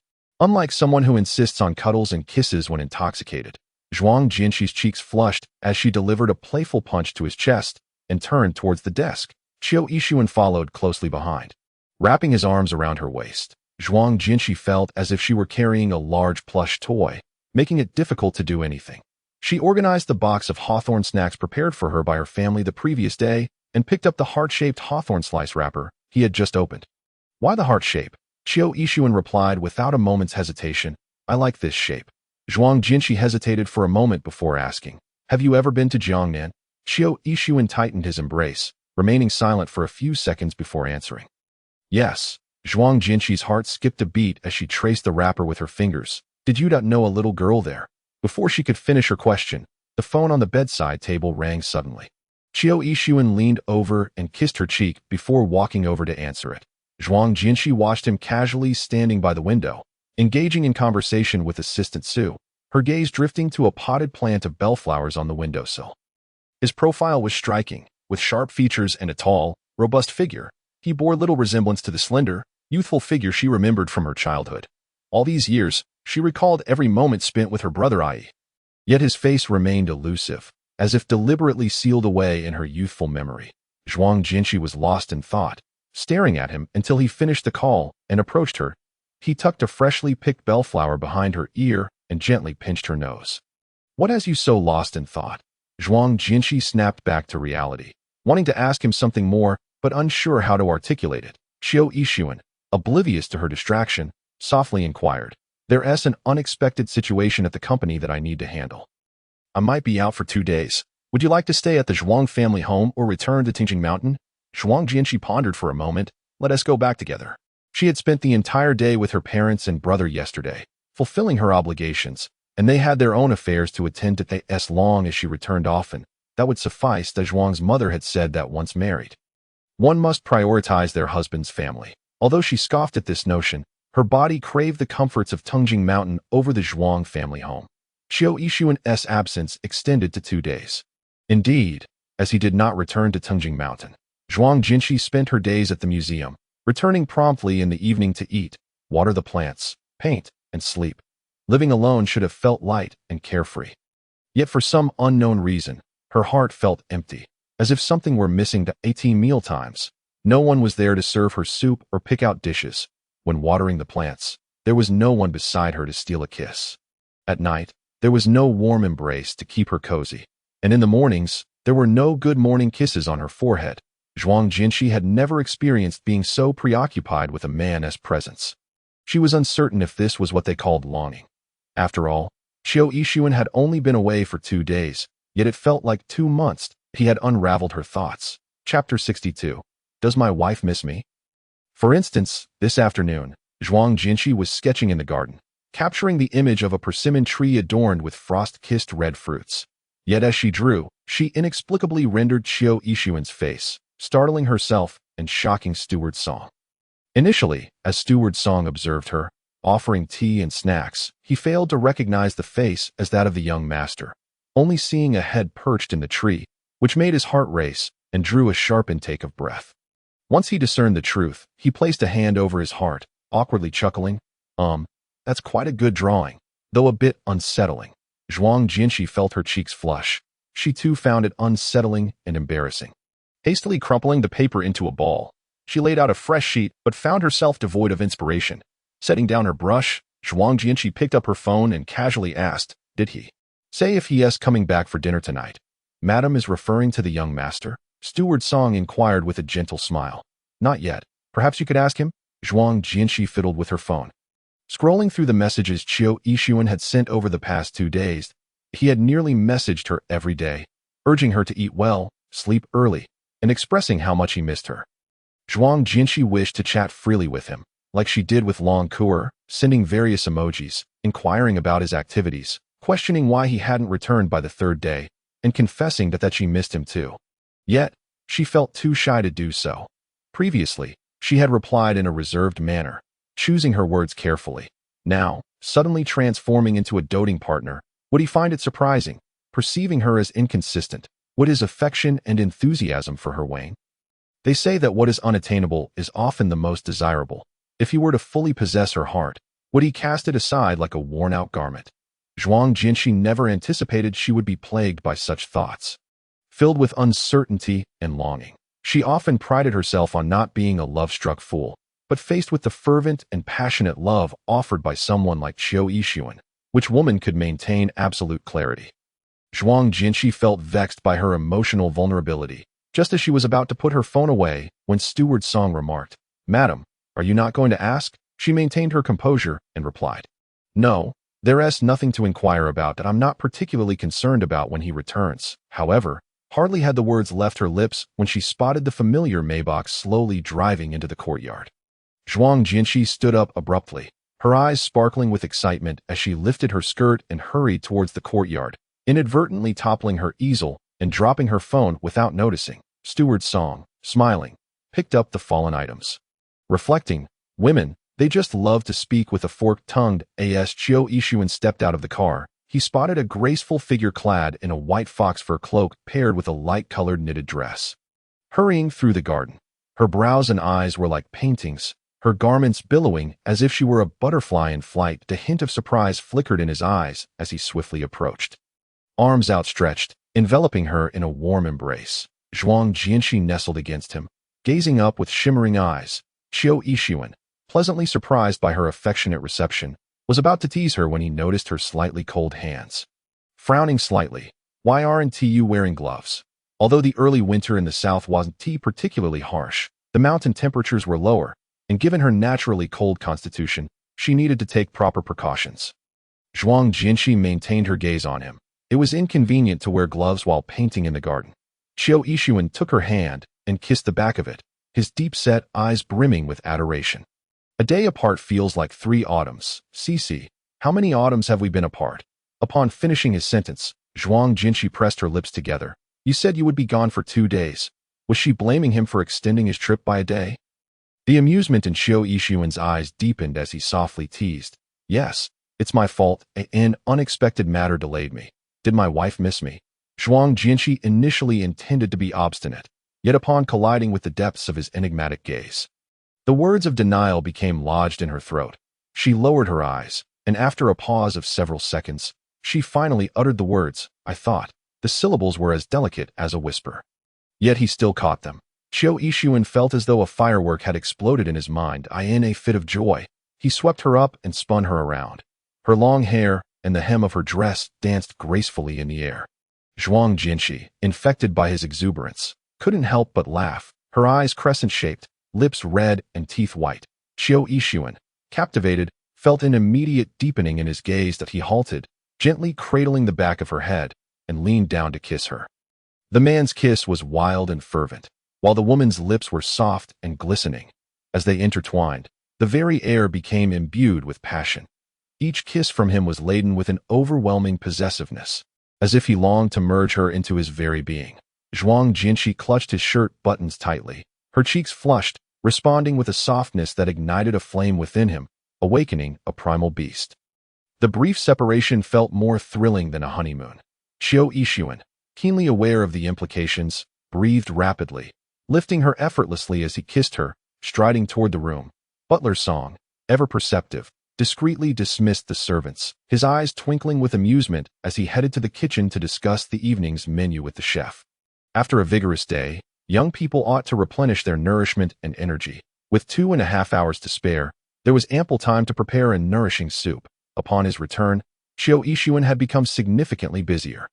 His phone rang incessantly, he frequently ventured out, and after lulling Zhuang Jinshi to sleep each night, the study's light remained aglow until late. Zhuang Jinshi vaguely sensed that he was entangled in a serious project plagued by malicious sabotage, requiring him to clean up a multitude of messes. Yet every day, he maintained a punctual routine, dining with her, occasionally teasing her with playful kisses, all while appearing remarkably composed and unruffled. It hardly seemed of great consequence. On this day, Zhuang Jinshi did not go to the museum. After lunch, she noticed Butler Song carrying a lunchbox, seemingly headed to the company to deliver a meal. Having cared for Qiu Yixuan's daily needs for many years, Butler Song tended to his meals with the concern of a mother. Worrying that he might not be accustomed to outside food, he often delivered meals and soups at noon, reminding him to eat on time, which Qiu Yixuan had grown accustomed to. Seeing this, Zhuang Jinshi felt a spark of inspiration. With nothing pressing on her agenda, she took the initiative to seize the lunchbox and deliver it to him. Butler Song was naturally delighted by her gesture. The driver took her to Qiu's group as she entered through the main entrance. Before Zhuang Jinshi could even inquire, several front desk ladies were taken aback upon her arrival. After exchanging surprised glances, they promptly approached her, bowing in greeting. "Good day, young madam. The president's elevator is this way." Zhuang Jinshi was momentarily stunned. She had not disclosed her identity, nor had she informed Butler Song to notify Qiu Yixuan of her visit. How did they know? A front desk attendant, brimming with enthusiasm, guided her to the exclusive elevator. Beaming, "The elevator is equipped with facial recognition. Simply proceed. President Qiu is on the 29th floor." Zhuang Jinshi nodded appreciatively. "Thank you. No need for thanks. It's our duty." As the elevator doors slowly closed, her enchanting visage vanished from their sight. The front desk ladies, buzzing with excitement, whispered among themselves, "I can't believe President Qiu's wife looks even more beautiful in person than in the photos.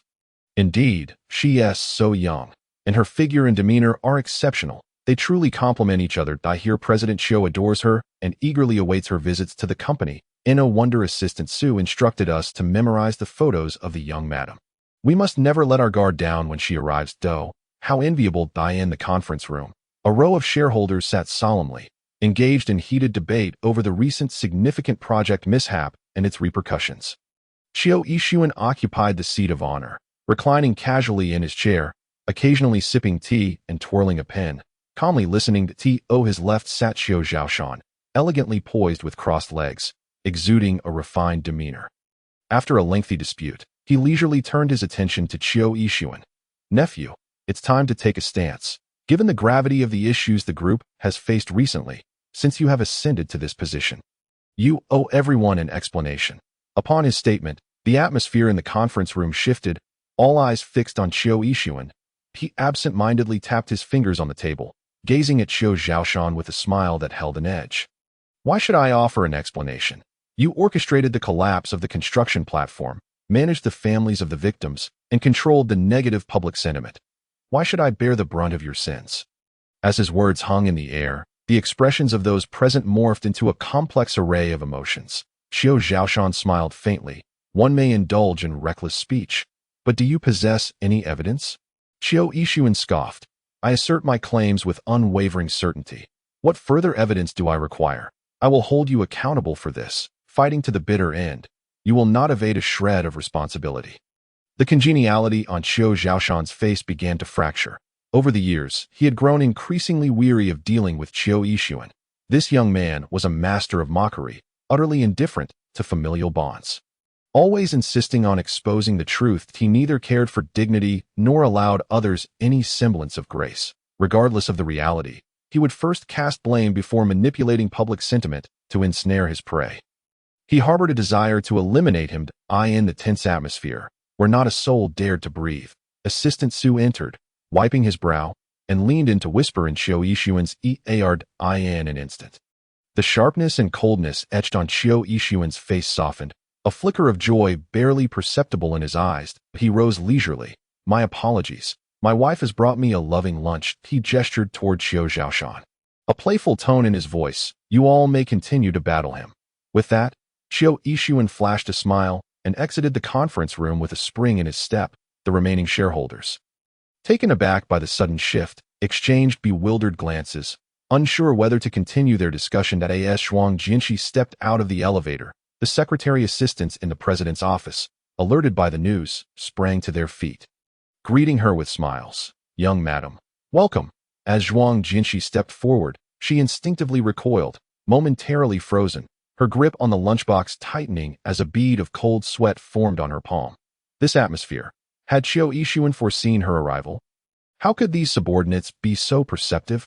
Just then, the door to the conference room swung open, and the tall figure clad in a suit emerged. Qiu Yixuan immediately locked eyes with her, the corners of his mouth curving upward in delight. He strode toward her with an air of confidence, taking the lunchbox from her hands, speaking softly. What prompted this sudden gesture of bringing me lunch? Seeing him, Zhuang Jinshi felt a wave of reassurance wash over her. Maintaining a calm demeanor as she replied, I had some spare time, so I thought I would run an errand for Butler's song.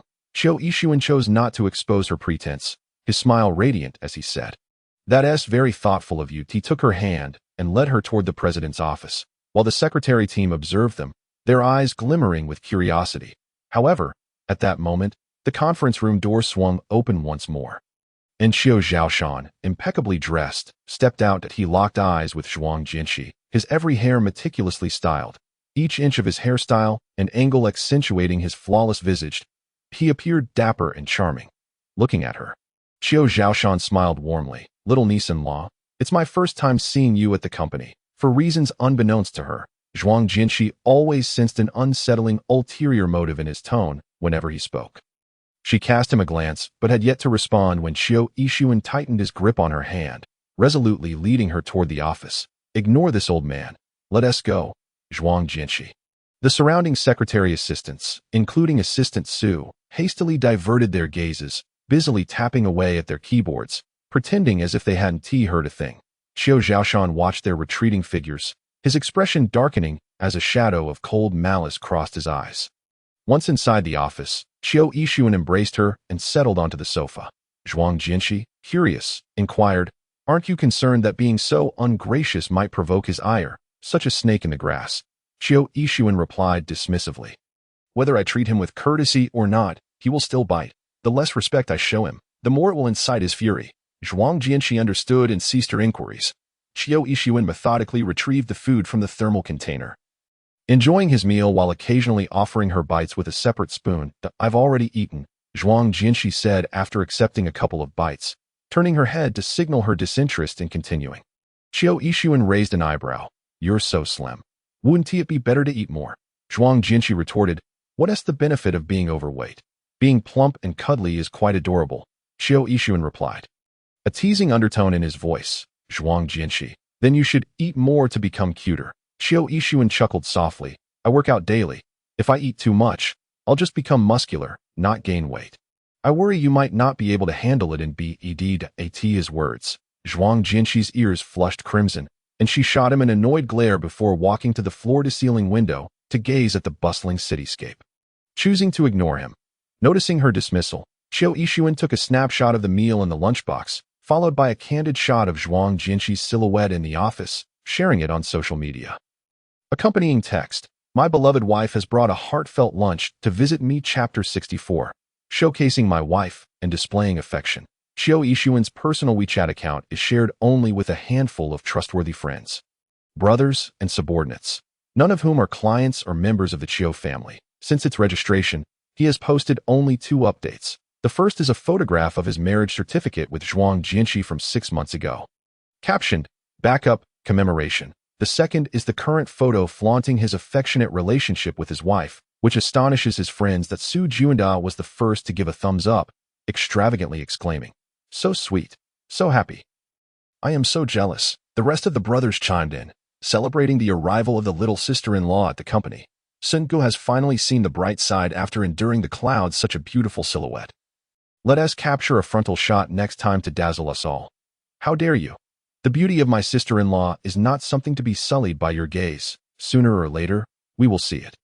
At that time, the grand wedding hosted by the young Master Chiu will be the talk of the town. With such a beauty by his side, what is the point of eating? I envy him so much. Chiu Yixuan observed their playful banter, responding with a single phrase, "Enjoy it, envy away." This meal was exceptionally delicious, leaving him immensely satisfied, coupled with the fulfillment of his promise made during Su Juanda's last visit. Chiu Yixuan found himself disinterested in any pressing matters, wholly absorbed in the presence of his little darling. As Zhuang Jinshi accompanied him to tour the entire office floor, she noticed that whether in his office, the corridors, the reception area, meeting rooms, or the pantry, numerous exquisite antique calligraphies and paintings adorned the walls. Logically, an office should display company culture guidelines or motivational plaques, right? I often thought that one day you would surely come to visit me at the company. So I considered replacing them with artworks you would enjoy, ensuring your visit wouldn't be dull and tedious. Chiu Yixuan felt a surge of pride. He even had assistant Su send down a photo of you, instructing the employees to recognize your visage and never neglect or be unwelcoming upon encountering you. Listening to this, Zhuang Jinshi felt a warm, indescribable sensation flowing within her in a wonder upon her arrival at the company. She was met with seamless access and a plethora of polite greetings that it was all due to his early reminders, reflecting the level of care and significance he placed on her, a sentiment she had never experienced in the Zhuang family. Now, witnessing his demeanor, akin to a wagging tail eagerly awaiting her praise for being so considerate, Zhuang Jinshi couldn't help but chuckle, responding with a casual, thoughtful, Chiu Yixuan, believing her response stemmed from emotion, anticipated her to leap into his embrace and bestow upon him a sweet kiss. However, her expression remained rather indifferent, leaving him slightly disheartened. Yet, he quickly absorbed this minor disappointment, leading her to explore his personally designed model exhibition. After a tiring tour, they found a spacious lounge in the CEO's office, where Chiu Yixuan occasionally took refuge for rest due to its excellent privacy. Upon entering, Zhuang Jinshi leaned against the door, raising her chin like a princess, beckoning Chiu Yixuan with a finger as he prepared a health tea for her. He raised an eyebrow at the sight and approached. Standing at 1.89 meters, he towered over her petite 1.65-meter frame. Zhuang Jinshi directly tugged at his tie, prompting him to lean down until their noses were about 10 centimeters apart. Unwilling to tiptoe, she pinched his waist with her other hand, playfully demanding, "Come a bit closer." The area she pinched was both sore and tingling, prompting Chiu Yixuan to obediently lower his head once more. Zhuang Jinshi planted a kiss on his cheek, asking, "Are you happy now?" The soft, fragrant kiss ignited a spark in his eyes. Chiu Yixuan, feeling a warmth in his throat, feigned nonchalance, replying, "Not bad." Zhuang Jinshi furrowed her brows slightly and kissed his other cheek. "How about now?" Chiu Yixuan felt a heat rise in his lower abdomen.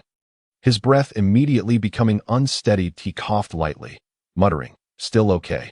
Zhuang Jinshi feigned seriousness, loosening his tie and turning to leave.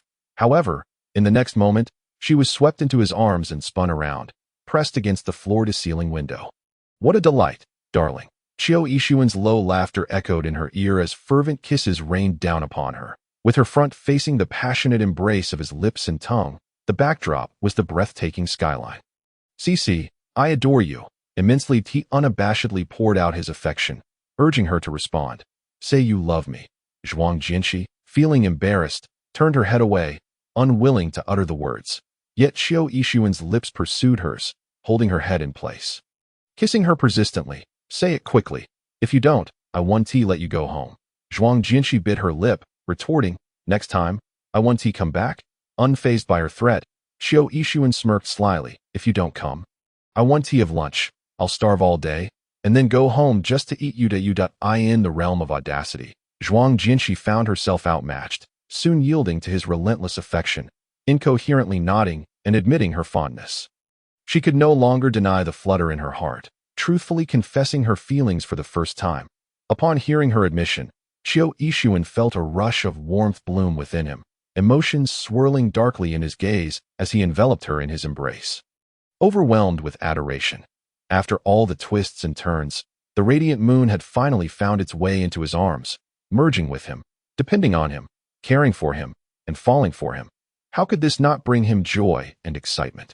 It felt as though all his efforts and waiting had been worthwhile. She had begun to reciprocate his love. Even if it was just a slight beginning of affection, he was utterly content. The consequence of the playful antics in the office led to his little darling catching a chill and falling ill. Zhuang Jinshi spent an entire afternoon in the lounge, only to wake up with a stuffy nose and incessant sneezing. Xiao Yixuan, filled with regret and concern, postponed his work schedule, hurriedly taking her back to Tungjing Mountain.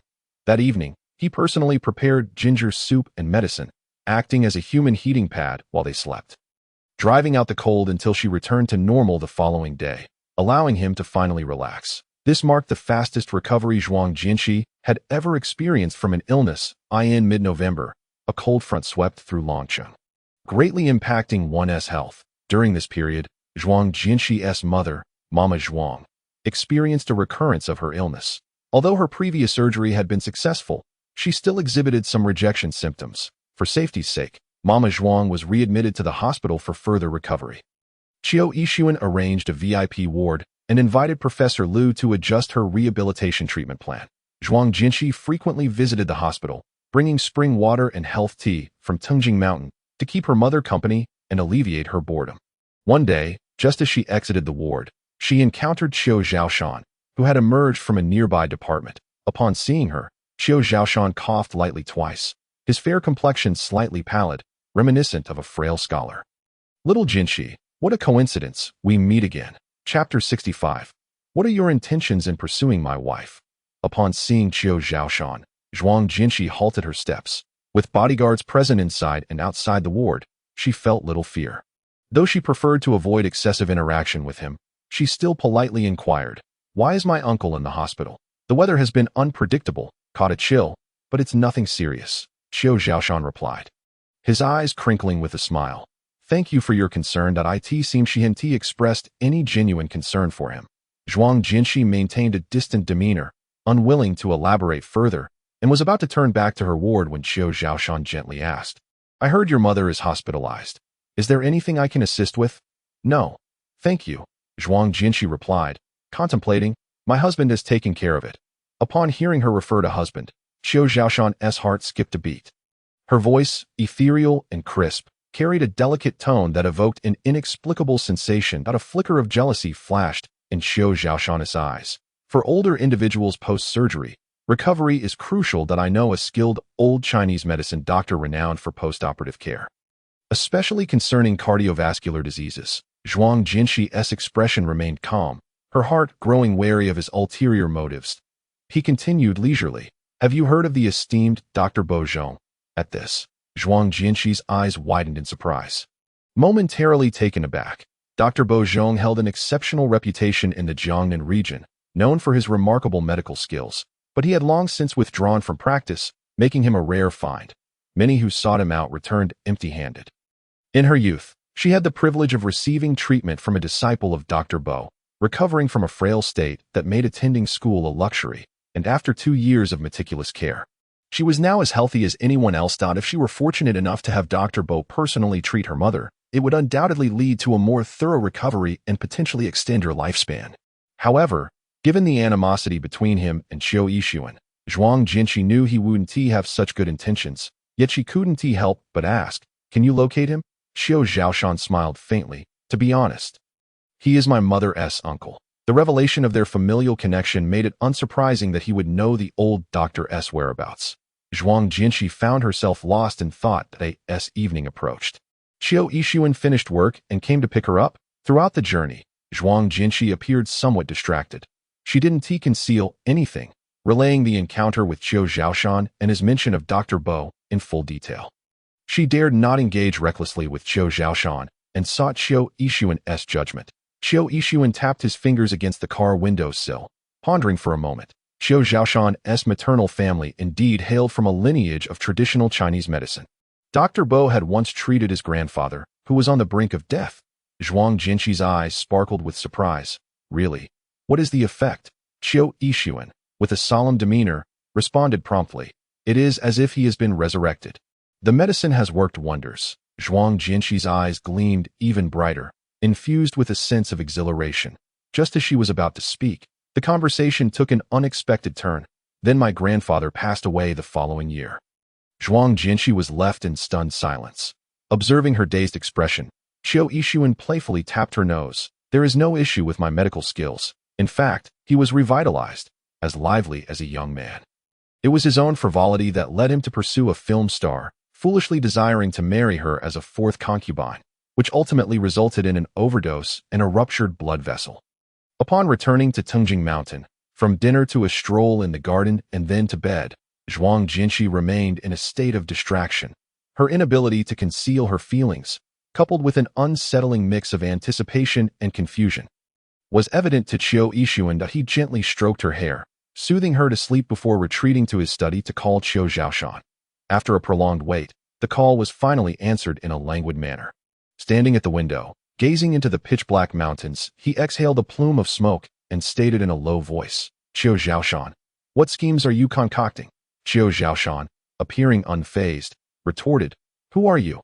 I do not converse with impolite individuals. With that, he decisively hung up the phone. Qiu Yixuan paused, glanced at his phone screen, clenched his teeth, and dialed again.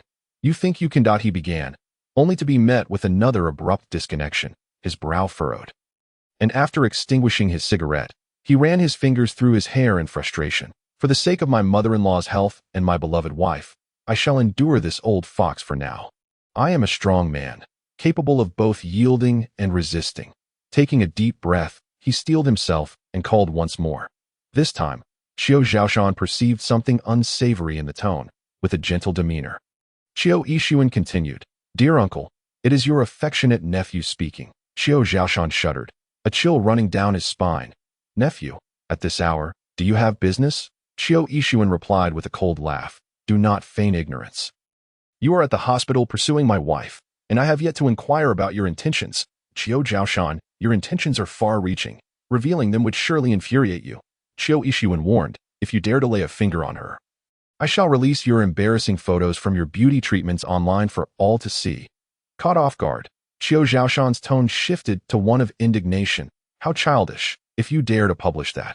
I shall retaliate with your childhood nude photos. Qiu Yixuan scoffed, dismissing the notion. Good luck finding them first. It was indeed a troubling sight to witness two affluent adult men resorting to such threats in the dead of night. After exchanging barbs for a while, Qiu Yixuan finally demanded coldly, Speak. What conditions must be met to persuade that old physician to assist in treating my mother-in-law? Qiu Zhaoshan mockingly replied, You truly are the epitome of filial piety. Last year, when your father was ailing, you did not seek my uncle's help, yet now you are so invested in another's mother. Qiu Yixuan, growing impatient, retorted, I have my own family to worry about. I do not have time for yours. Get to the point. Qiu Zhaoshan remained unperturbed. I hear you acquired a lucrative piece of land in Liangxin district a few years ago. Why not relinquish it to me? A heavy silence ensued. Qiu Yixuan laughed coldly. You have quite the audacity. I invested considerable resources to obtain that prime property.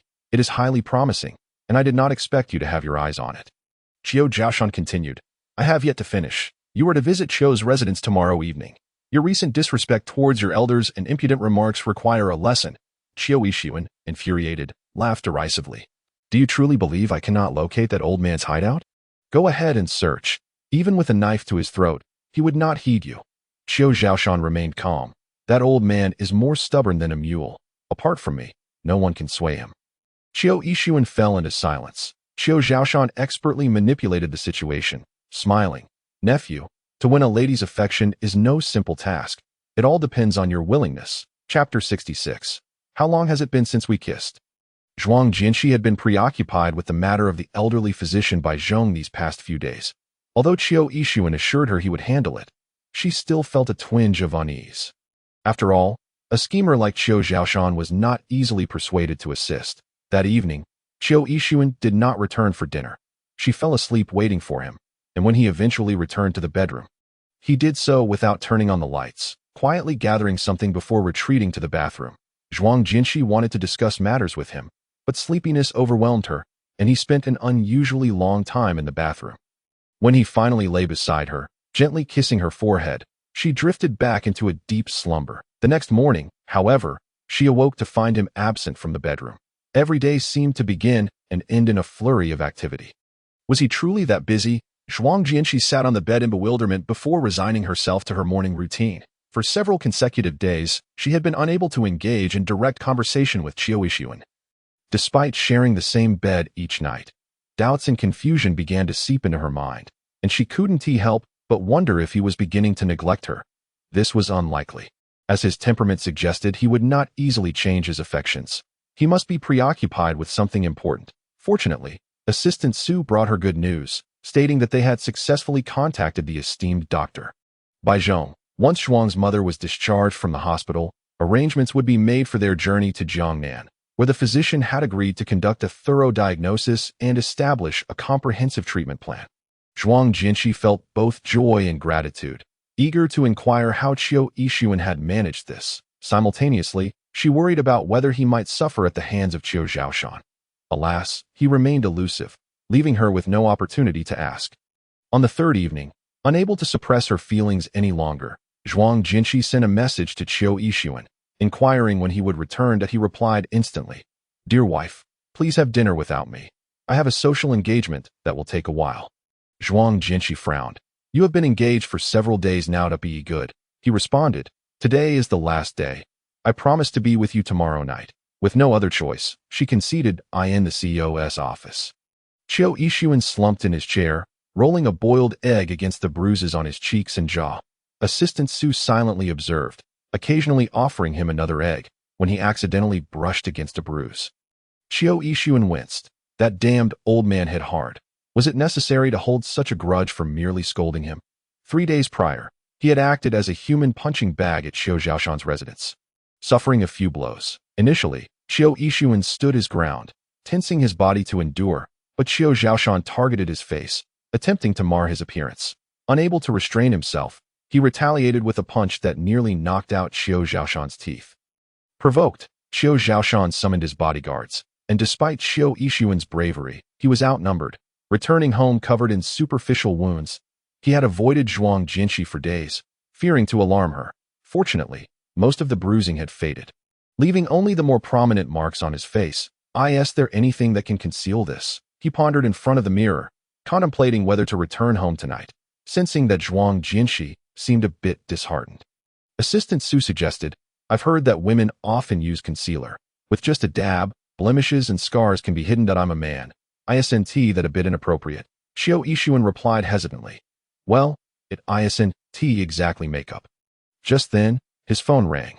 Seeing it was Steward Song, he answered without hesitation. "Young master, madam has been eating less tonight. She may not be feeling well. Her complexion doesn't look great either." Upon hearing this, Qiu Yixuan could no longer remain seated. His expression hardened as he dropped the boiled egg, grabbed his suit jacket, and rushed out. Zhuang Jinshi had just finished dinner and was heading upstairs to sit on the rattan chair on the terrace when she heard the sound of a vehicle approaching the courtyard, followed by hurried footsteps. Turning her head, she saw Qiu Yixuan's tall figure at the door.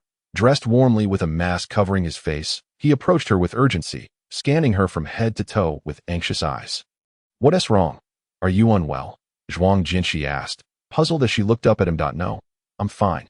Qiu Yixuan scrutinized her closely, taking her hands in his and kneeling slightly. "Then why aren't you eating properly?" "I did eat," she explained. "I just lacked an appetite tonight and didn't eat much." Why did Steward Song report even that? But despite her reassurances, she was relieved he had finally returned, seeing that she appeared normal. He felt a bit reassured. Zhuang Jinshi reached out to touch his mask, confused. "Why are you wearing a mask? Are you sick?" Qiu Yixuan leaned back slightly, holding her hand and feigning a cough. I'm afraid of passing it to you. So he had been avoiding her these past few days due to a cold? Zhuang Jinqi's bright eyes fixed on him intently. With a keen memory, she noted every subtle detail of his features. Having observed them closely during their intimate moments, although the mask obscured much of his face, it could not entirely hide the changes in his complexion, and the slight evasion in his gaze further piqued her curiosity. Zhuang Jinqi leaned in closer, lips parted, her tone suddenly turning candid and unabashed. You must recover quickly. It has been several days since we last shared a kiss. As the words fell from her lips, Qiu Yixuan fixated on her rosy mouth, his eyes igniting with an intense fire, a depth of understanding that was almost frightening. His Adam's apple bobbed as he experienced a wave of dryness in his mouth. He was acutely aware of how long it had been since their last kiss. For the past few nights, he had only dared to steal a kiss on her forehead, not even venturing to touch her lips. Fearful of waking her, Qiu Yixuan longed to press his lips against hers without restraint, yet he held himself back, his voice hoarse as he murmured, let's wait a bit longer. I should be better by tomorrow. Zhuang Jinqi tilted her head, her eyes sparkling with mirth, her delicate hand resting on his chest, slowly gliding upward to his throat. That so? Tomorrow seems a bit hasty. Doesn't a cold typically take a week to heal? Qiu Yixuan stared at her, exhaling gently, swallowing hard, and no need for that. My constitution is strong. Before he could finish his sentence, she swiftly pulled down his mask. In the next moment, he found himself gazing at Zhuang Jinqi's face, which was tinged with frost. That instant, with the mask removed, Qiu Yixuan grasped the back of her head and leaned down, kissing her fervently. Since she had discovered his intentions, he decided to indulge himself and satisfy his cravings first. Zhuang Jinqi had no time to register the injuries on his face before he silenced her with his lips. After a wild and passionate kiss, her lips glistened, her breath uneven to prevent him from becoming overly ardent. Zhuang Jinqi pushed him away with determination. Qiu Yixuan's eyes sparkled, licking his lips, still yearning for more. Up close, his angular face bore the marks of battle, bruised yet ruggedly handsome, the corners of his mouth slightly swollen. Exuding a wild and untamed spirit, Zhuang Jinqi furrowed her brow, her tone serious. What happened to you? Don't tell me you were injured while fighting off a cold. Knowing he could not hide the truth from her, Qiu Yixuan confessed. Upon learning the details, Zhuang Jinqi felt a surge of anger. How could your uncle do this, to treat family members with such despicable cruelty? Indeed, Qiu Yixuan seized the opportunity to pull her close, resting his head on her shoulder, lamenting, he is truly wicked. Not only did he hit me, but he also threatened to post my childhood naked photos online. Zhuang Jinqi's eyes widened, her fingers clenched tightly. That's outrageous, Qiu Yixuan advised. From now on, whenever you see him, you should swiftly hide. He is like a venomous snake. Zhuang Jinqi gently caressed the faint bruises on his face, her voice laced with concern and guilt. You should have agreed to anything with him. If my mother finds out, she will feel even more guilty and might blame me for being reckless and causing you such harm. Qiu Yixuan took her hand, kissing her palm softly, and said gently, it's merely a superficial injury. If it ensures your mother's health and longevity, and brings you joy each day, then it's worth it. Zhuang Jinqi felt warmth in her heart, her nose tinged with a bittersweet sensation. Unable to contain herself, she asked, why are you so good to me? With a smile in his eyes, Qiu Yixuan replied, you silly girl, you are my wife, the most important person in my life. I am merely fulfilling my duties as a husband. Zhuang Jinqi stared at him for a long moment before sniffing and asking, does it still hurt? Let me apply some medicine for you. As she stood to fetch a remedy for bruises, Qiu Yixuan casually plopped down in the wicker chair she had vacated, pulling her onto his lap. It will be completely healed in a couple of days. No need for any ointment. His gentle kisses fell on her earlobe as he murmured, if you care for me, just obediently give me a kiss. His warm breath against her neck sent shivers down her spine. Zhuang Jinqi's cheeks flushed crimson, and she soon melted into compliance, tilting her head back to let him take what he desired. After Zhuang's mother was discharged from the hospital, she was soon sent to Jiangnan for treatment with a well-regarded traditional physician. Zhuang Jinqi wished to accompany her mother, but Qiu Yixuan disapproved, declaring the journey too arduous and forbidding her from exhausting herself, leaving her with no choice but to relent. Once she learned that Qiu Yixuan had arranged for her mother's care, she resumed her normal work and life. However, her state of mind had shifted. With someone she cherished to think about, everything she did felt more grounded and joyful. The couple's life together was sweet and harmonious. On Friday evening, under Long Cour's persistent persuasion, Zhuang Jinshi accompanied her to a charity auction gala. Qiu Yixuan remained busy as ever, his thoughts divided between work and his precious. He had little time or inclination for anything else, making it nearly impossible for friends to reach him. Zhuang Jinshi had casually mentioned attending the gala to him the day before, and he had nodded, promising to pick her up after it concluded. Though women often had their own agendas and wouldn't revolve around him constantly, he still occasionally set limits on her going too far or into crowded places. The curfew remained at 9 in the evening. She was always required to be accompanied by bodyguards and drivers. The charity auction event was grand, complete with a red carpet, media coverage, celebrity appearances, and the attendance of affluent heirs and heiresses.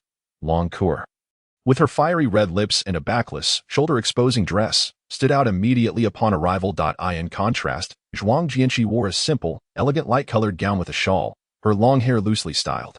While Long Cour was there to pursue the renowned actor Su, Zhuang Jinshi was more interested in the auction items. The two agreed to split up upon arrival, planning to reconvene for dinner later. Zhuang Jinshi made her way directly to the art exhibition area. Her striking appearance and grace inevitably drew a variety of gazes, but she was accustomed to it and paid little heed as she listened to the host's presentations. Her eyes landed on a Qing dynasty jade bracelet carved with an ancient dragon motif. The bracelet, crafted from lustrous jade, was perfectly round and exquisite. Despite Qiu Yixuan having gifted her numerous precious jewels and designer clothing, she felt she had never given him anything in return. This jade bracelet seemed particularly suited for him, steadfast and grand. However, she was not the only one interested in this item, and the bidding quickly escalated to 5 million as Zhuang Jinshi participated in the auction herself, undeterred by the price, as she had her own small fortune. When the bidding reached 7 million, her expression grew serious. This exceeded her budget, yet she was reluctant to concede. 7 million. Her cool voice rang out, attracting the attention of several in the front rows. Some potential bidders, noticing the serious demeanor of this enchanting young woman, reconsidered and chose to withdraw. However, a determined billionaire in the back was preparing to place a higher bid when he was suddenly kicked from behind. Enraged, the billionaire turned to reprimand the offender, only to find himself face-to-face with Qiu Zhaoshan's refined and handsome visage, his cold gaze piercing through him. The billionaire shuddered, retracting his neck and falling silent. Ultimately, Zhuang Jinshi secured the bracelet for 7 million. Her spirits lifted as she cradled the small silk box, feeling delighted throughout the evening. As the auction concluded, guests began to move to the banquet hall for champagne and desserts. The lavish setting filled with soft background music and a flurry of elegant figures. Zhuang Jinshi scanned the room for Long Cour, wondering where she had dashed off to in pursuit of Su Qingzhou. Checking her phone, she noted the time, 8:30, and realized it was time to return. Uncertain if Qiu Yixuan had arrived at the entrance yet, she texted Long Cour, considering leaving early. However, just as she reached the entrance of the red carpet, she spotted Qiu Yixuan's tall figure. Beside him stood a strikingly poised woman, holding a half-full glass of red wine, her radiant smile illuminating their conversation. Qiu Yixuan's expression was uncharacteristically warm, a hint of a smile gracing his lips. Zhuang Jinshi froze, unsure whether to approach or remain where she was at that moment. A calm voice emerged from behind her. You know what relationship they share? Dressed in a crisp white suit, Qiu Zhaoshan had appeared behind her, a cryptic smile playing on his lips. Childhood friends and reliable allies.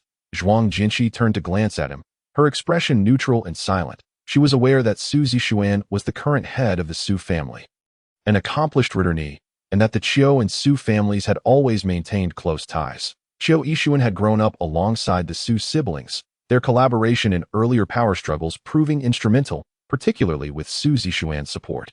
As they were born, the two families had even arranged a betrothal, though it had been forgotten after Qiu Yixuan's mother passed away. Qiu Zhaoshan observed her expression closely, continuing, "It is well known that Su Zixuan has harbored feelings for Qiu Yixuan for many years. They are a perfect match in terms of background and capability. If they were to unite, there would be no place for me in Longqing." Zhuang Jinshi regarded the two conversing animatedly in the distance, her expression remaining unchanged. Qiu Zhaoshan raised an eyebrow. After learning this, do you not feel a pang of discomfort, seeing your husband suddenly entangled with a woman of equal standing in wealth and ability? Would you not feel a sense of loss? To his surprise, Zhuang Jinshi simply replied, the one feeling discomfort is not me. Qiu Zhaoshan raised an eyebrow. Oh, Qiu Yixuan is infatuated with me. We are already married. Therefore, it is she who is left empty-handed, and the one who should feel discomfort is her, not me. As Zhuang Jinshi had just finished speaking, Qiu Yixuan, not far away, noticed her figure alongside Qiu Zhaoshan. His expression instantly turned serious as he interrupted his conversation with Su Zixuan and strode towards her. Grasping her hand, he pulled her protectively behind him, casting a wary glance at Qiu Zhaoshan. What are you doing just standing there? Didn't I tell you to steer clear of this snake? Zhuang Jinshi had only just stepped out. Observing Qiu Yixuan's tense demeanor, Qiu Zhaoshan let out a derisive snort, said nothing further, and turned to leave. Outside the venue, the wind was brisk. Qiu Yixuan removed his black coat worn over his suit and draped it around her shoulders. Are you tired? Did you capture anything worthwhile? Why didn't you use my card? Once Qiu Zhaoshan departed, his expression softened, and he bombarded her with questions. Zhuang Jinshi looked up at him, replying, I'll return it to you. Did you buy it for me? Qiu Yixuan asked, surprised and somewhat pleased. Zhuang Jinshi nodded.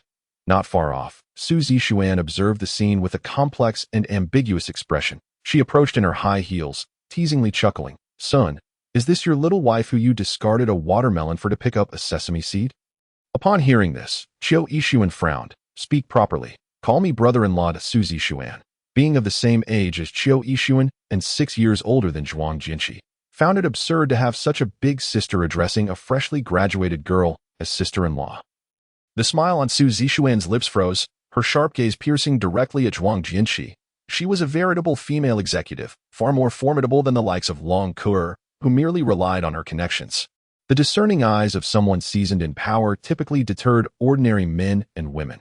Unfortunately, tonight, she encountered a formidable opponent akin to the iceberg that struck the Titanic.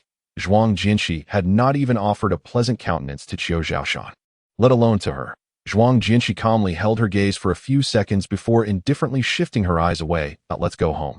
Qiu Yixuan cast a discontented glance at Su Zixuan, said nothing, and wrapped his arm around Zhuang Jinshi's shoulder, tightening the coat around her as they made their way to the parking area. Su Zixuan watched their intimate figures retreating, her grip on the glass of red wine nearly shattering it. She promptly took out her phone and dialed her brother Su Juanda, launching into a tirade. What are you eating to be so foolish? Su Juanda, unaware of the situation as he was enjoying himself with beautiful women at a bar, stammered, eating rice? With a voice filled with resentment, Su Zixuan snapped, I told you to keep an eye on him while I was abroad last year. The moment he has any romantic entanglements, you are to inform me immediately. What are you doing, foolishly indulging in women? Heaven knows that upon returning home after organizing overseas affairs, she had been eager to find an opportunity to meet Qiu Yixuan. Yet, the moment she did, he was beamingly sharing the shocking news of his marriage. The man she had secretly admired for years had been ensnared by a mere superficial vase. Su Juanda hesitated, finally stammering, Sis, it's not that I failed to do my job or deliberately kept it from you. It's just that T's not interested in you. You don't know, that little wife of his was taken against her will. She didn't even want to be with him initially and long ago. He was acutely aware of his own inadequacies and never dared to entertain any extravagant thoughts that he regarded her merely as a classmate, a friend, a neighbor's younger sister, maintaining an utterly pure and unpretentious relationship. Could it be that Xiu Deshao could not tolerate even a grain of sand in his eyes? Such a proud girl as she, if subjected to such control indefinitely, would she truly find happiness? Lu Zuan could not help but add, sometimes the most suitable state for two people is a balance of tension and relaxation. Zhuang Jinshi, upon hearing this, pondered thoughtfully, nodding in agreement without uttering a word. After finishing her mushroom soup, she took her indulgent female assistant and rose to bid farewell. The fragmented paintings had all been collected and would soon be sent to the Cultural Relics Studio for restoration, thus rendering a visit unnecessary. Although Lu Zuan's aunt and others felt some regret, they nonetheless saw them off at the door. Zhuang Jinshi instructed the chauffeur from the Qiu family, who had been waiting, to take her assistant home, then proceeded directly to the black Maybach parked beneath a nearby tree. Qiu Yixuan sat in the driver's seat, the window partially lowered, his hand resting casually outside. fingers pinching a cigarette, his handsome face shrouded in swirling smoke, the jade bracelet on his wrist glimmering faintly. He watched intently as Zhuang Jinshi approached, while at the gate, Lu Ziyuan and others turned to leave after bidding farewell. His expression grew impassive as Zhuang Jinshi opened the car door. A heavy scent of smoke assailed her senses. Her face turned cold, and she promptly slammed the door shut with such force that the entire vehicle shook, causing a portion of the ash from Qiu Yixuan's cigarette to fall. He abruptly choked on the smoke, coughing violently. In the meantime, he hurriedly extinguished the cigarette in the car's ashtray and opened all the windows, activating the external circulation for ventilation. Out of the corner of his eye, he noticed Zhuang Jinshi standing outside with her arms crossed, her expression frosty as she gazed at him. Qiu Yixuan paused for a moment, then retrieved a bottle of air freshener from the car, spraying it several times inside. Only then did he gruffly declare, "All right, there's no smell now." Zhuang Jinshi then silently took her seat in the passenger side. After a brief period of tense silence within the car, Qiu Yixuan unscrewed a bottle of mineral water and took a few sips before breaking the silence with a question. "Have you eaten enough? What do you think?" Zhuang Jinshi shot him a glance. She had only eaten for about 10 minutes, and with 2 or 3 phone calls demanding her attention, it was a wonder she could feel full. Observing her displeased demeanor, Qiu Yixuan huffed. "Then shall we go back and eat until you're satisfied?" To his surprise, Zhuang Jinshi nodded in agreement. "All right." With that, she made to open the car door again. But Qiu Yixuan swiftly grasped her wrist. Chapter 70. He is almost a henpecked husband. He spoke with a hint of sarcasm. "I didn't realize your old classmate's cooking was so delectable that it lingers in your thoughts." Zhuang Jinshi met his gaze without flinching, retorting, "Haven't you ever dined at your childhood friend Qingmei's house?" Qiu Yixuan raised an eyebrow. "My childhood friends are all male. Of course, I've eaten there." "Are you referring to a fruit or a person?" Zhuang Jinshi replied. "The strong woman you were chatting with the other night. Isn't she your Qingmei? She's certainly not male. To call Suzy Xuan that domineering girl, my Qingmei, is an exaggeration." Qiu Yixuan's lips twitched slightly. Calling her a bronze is more fitting. To be frank, the only childhood sweetheart he could acknowledge was Zhuang Jinshi. The rest, regardless of gender, were merely considered brothers. Call her whatever you like. But your uncle mentioned that you and she were childhood sweethearts, well matched in status, and even had a betrothal agreement. Her talents and abilities align most closely with yours. Zhuang Jinshi was no pushover. She promptly countered with a few sharp remarks, rendering Qiu Yixuan speechless and seething with anger. "Why didn't you mention all this to me that night?" Qiu Yixuan gritted his teeth. "I simply advised you to keep your distance from that old fox. He is a master of sowing discord and spreading rumors. What nonsense about childhood sweethearts and betrothal. Those are outdated clichés. I never considered her a woman at all." Zhuang Jinshi, now adopting a mocking tone, replied, "You may not regard her as a woman, but she certainly considers you her beloved." Qiu Yixuan was left speechless. Initially, he intended to set some boundaries, hoping she would refrain from visiting other men's homes, yet now she had turned the tables, leaving him with no room for rebuttal. After the couple returned to Tungjing Mountain following their disagreement, Qiu Yixuan was so upset that he lost his appetite for dinner, retreating to the garden to sulk like a melancholic ghost. After Zhuang Jinshi had her fill during the second round of dinner, she leisurely returned to her room to read, wash up, and even have the servants give her a soothing shoulder and neck massage. She knew she had to establish some boundaries with Qiu Yixuan, ensuring he wouldn't always be so controlling and vigilant. She needed her own space and social activities. She was not merely a canary in his gilded cage. Not long after, while sitting quietly in the garden, Qiu Yixuan received a phone call from Su Jianda, who implored him to attend his birthday party. After contemplating that it had been a while since he had joined their gatherings, Qiu Yixuan glanced at the lit bedroom of Zhuang Jinshi and agreed to go. Su Jianda had booked the entire venue, and the raucous music, flowing drinks, and beautiful women displayed the lavishness of this young master's birthday celebration. Upon entering the private room, Qiu Yixuan casually tossed a set of limited edition sports car keys to Su Jianda as a birthday gift and ordered a few people to extinguish their cigarettes. His childhood friends exchanged glances, chuckling awkwardly. "No way, Qiu Xiao. You used to be the most avid smoker among us. I'm planning to quit." Qiu Yixuan waved his hand dismissively. "Your sister dislikes the smell of smoke. It's too hard to wash off that I want to even make it to bed tonight." Su Jianda was ecstatic upon receiving the sports car gift and immediately declared that no one was allowed to smoke that night, citing the unpleasant odor. Afterward, he urged Xiao Yixuan to drink. Come on, tonight we don't leave until we're drunk. However, Xiao Yixuan hesitated before declining, requesting juice instead. He thought about how he still hadn't had a heart-to-heart with Zhuang Jinshi and couldn't he afford to get drunk. Moreover, not only had he prohibited smoking and drinking, but he had also sent away the accompanying women, claiming they polluted his eyes and the air. This string of actions left his friends dumbfounded, struggling to reconcile the once formidable and decisive Qiu Yixuan with the henpecked husband he had become. They had previously lamented his absence at gatherings, but now felt relieved he hadn't come. Otherwise, such a smoke-free, alcohol-free, and woman-free party would have been utterly dull. Qiu Xiao, you seem a bit out of sorts tonight, a perceptive young Master Liang cautiously probed. Did you have a spat with your sister-in-law? As soon as he spoke, Su Jiwanda and the others fixed their gazes on Qiu Yixuan, eager for a glimpse into the marital gossip that always intrigued them. Qiu Yixuan took a sip of juice. Feeling that it lacked the flavor of alcohol, we didn't argue. I wouldn't dare. He replied quietly, it's just that she has been a bit cold towards me. Young Master Liang was taken aback. Goodness, there's a woman who dares to be cold towards you. After receiving a nudge from Su Jiwanda, he quickly gave a thumbs up. Your sister-in-law is truly formidable. Qiu Yixuan nodded in agreement that yes, they conversed. It seemed the floodgates had opened, and he downed an entire glass of sour juice, lamenting, I'm just a bit anxious about her, and I'm jealous of her dining with other men. She just keeps jabbering at me that I've lived over 20 years, and all this time, I've only ever liked her. How could she accuse me of being childhood sweethearts with your sister?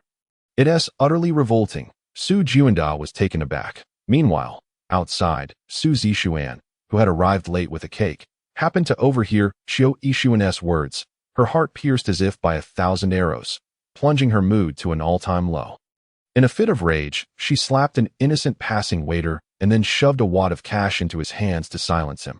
Too disheartened to enter, she leaned against the wall and lit a cigarette.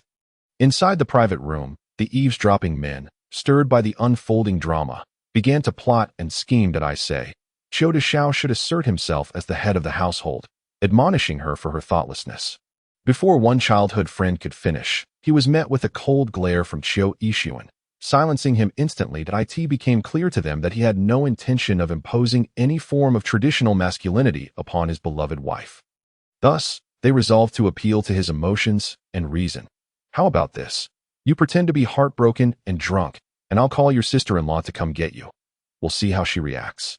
Yes, if she truly cares about you, she won't ignore you. As these words fell, Qiu Yixuan felt a flicker of intrigue, recalling the previous occasion when Zhuang Jinshi had cared for him while he was intoxicated.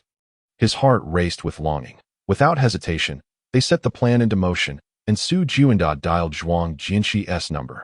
Within 10 seconds, the call connected, and before he could say anything, a melodious yet languid voice echoed through the speaker, sending a shiver down his spine. Where have you been? Why aren't you back to sleep yet? As soon as she finished speaking, Qiu Yixuan snatched the phone from him, turning off the speaker mode. He held the phone to his ear, gently murmuring, Okay, my dear wife, I'll be right back.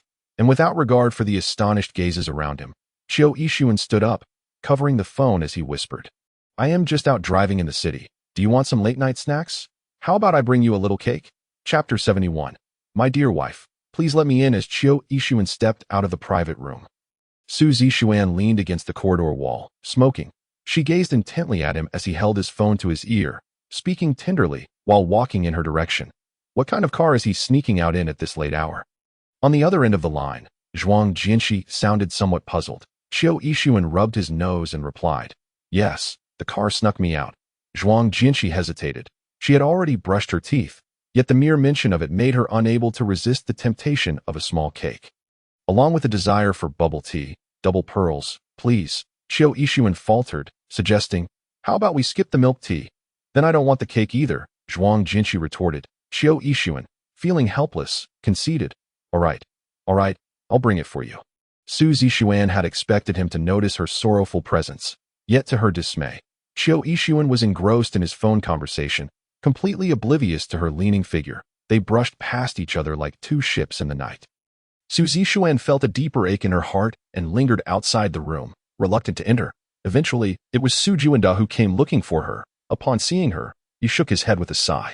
Sister, it's not that I don't want to help you. You saw it tonight. I had painstakingly arranged for Chiu Ishuan to come and clarify things with you. But who would have thought this devoted husband would be so easily appeased? Rushing back at the mere sound of her voice, Su Juanda spread his hands in exasperation. I've never seen him look so unworthy. One can only imagine how deep he has fallen in love. So, dear sister, I advise you to abandon this thought. You and Chiu Ishuan have no future together. Su Zishuan, overwhelmed with frustration, kicked out at him, but Su Juanda swiftly dodged aside. Nevertheless, he still felt a painful sting in his backside. With a grimace, he mused, how have I never escaped your wrath from childhood? Do you really need to lecture me? Go celebrate your birthday. The night in Tungjing Mountain was exceptionally tranquil and serene.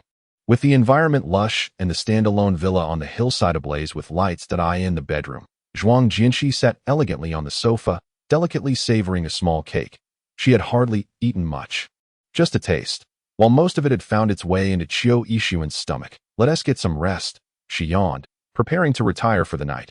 However, Chiu Ishuan was not pleased and pulled her back. We haven't finished discussing things. Zhuang Jinshi turned to him. What is there to say?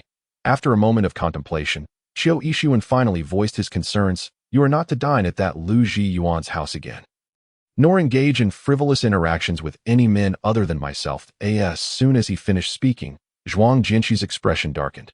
She scrutinized him. Firstly, today was purely a work obligation that I generally do not dine at the homes of unfamiliar men. He is merely a university classmate, an ordinary friend. All interactions are perfectly reasonable and justified. You are being overly controlling, Chiu Ishuan replied. If I were controlling, you wouldn't be allowed to go out freely. At times, he wished he could keep her at home, watching over her 24 hours a day, to prevent her from attracting the attention of countless men. What do you mean by that? Zhuang Jinshi frowned. So, I can only stay home and wash dishes while you gallivant in the business world. I wouldn't dare let you cook. Hearing her mention being a good wife and mother, Chiu Ishuan's thoughts drifted unexpectedly. And he blurted out, are you thinking of having children? How many would you like?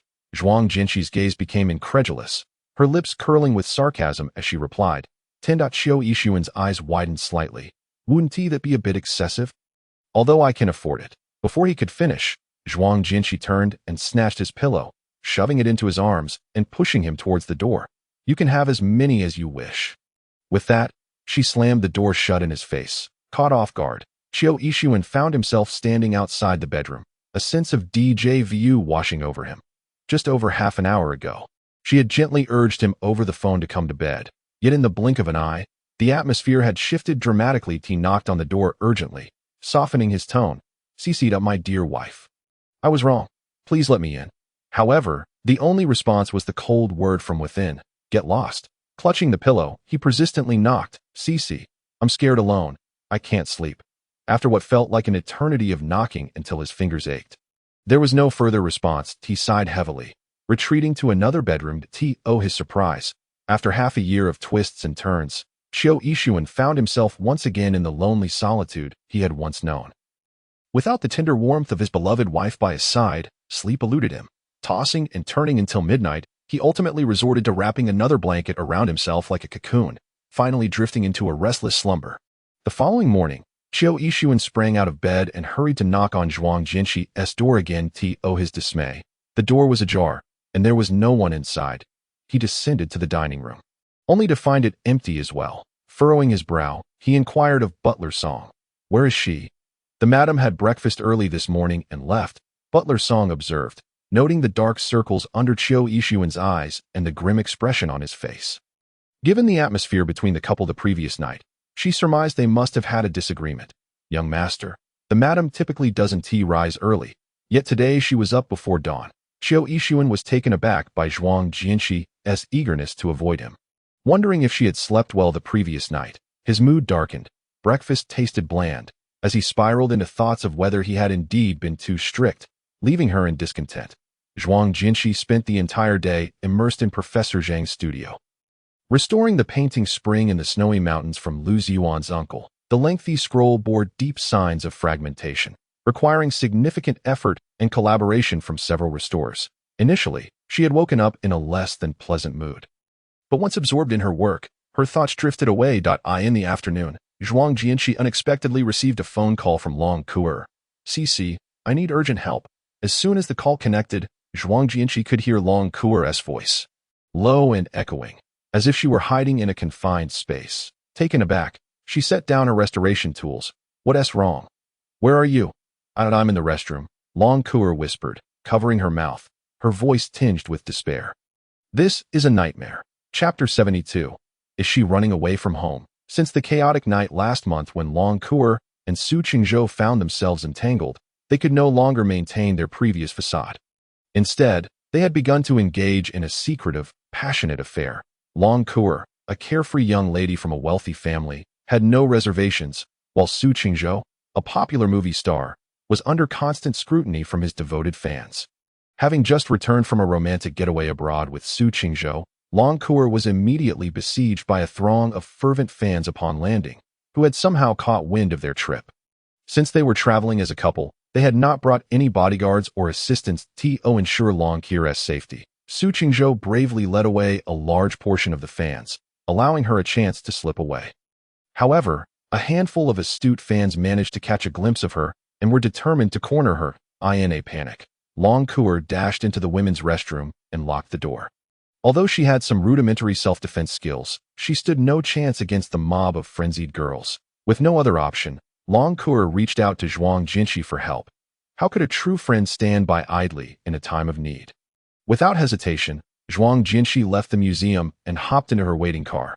Her driver and bodyguard, Lao Xiao, immediately revved the engine and respectfully asked, "Madam, are we heading back to Tengjing Mountain?" "No, take me to Ruidong Airport." Upon hearing this, Lao Xiao's heart raced as he caught a glimpse of Zhuang Jianqi's stern expression in the rearview mirror. He nodded in acknowledgement while discreetly informing Assistant Su, "Young master, we've got a situation." In the office, several management personnel were nervously reporting data. Qiu Yixuan sat at his desk with a dark expression, as if they owed him billions. Assistant Su entered the room with a tense demeanor. Waving his hand to dismiss the anxious employees, "Lao Xiao just informed me that the madam is on her way to Ruidong Airport." "What?" At this revelation, Qiu Yixuan's pupils dilated, his face darkening instantly. "You mean she's going to the airport?" Assistant Su nodded gravely that a sharp pain pierced Qiu Yixuan's heart as he realized she was so upset that she intended to leave home. Did she no longer want him?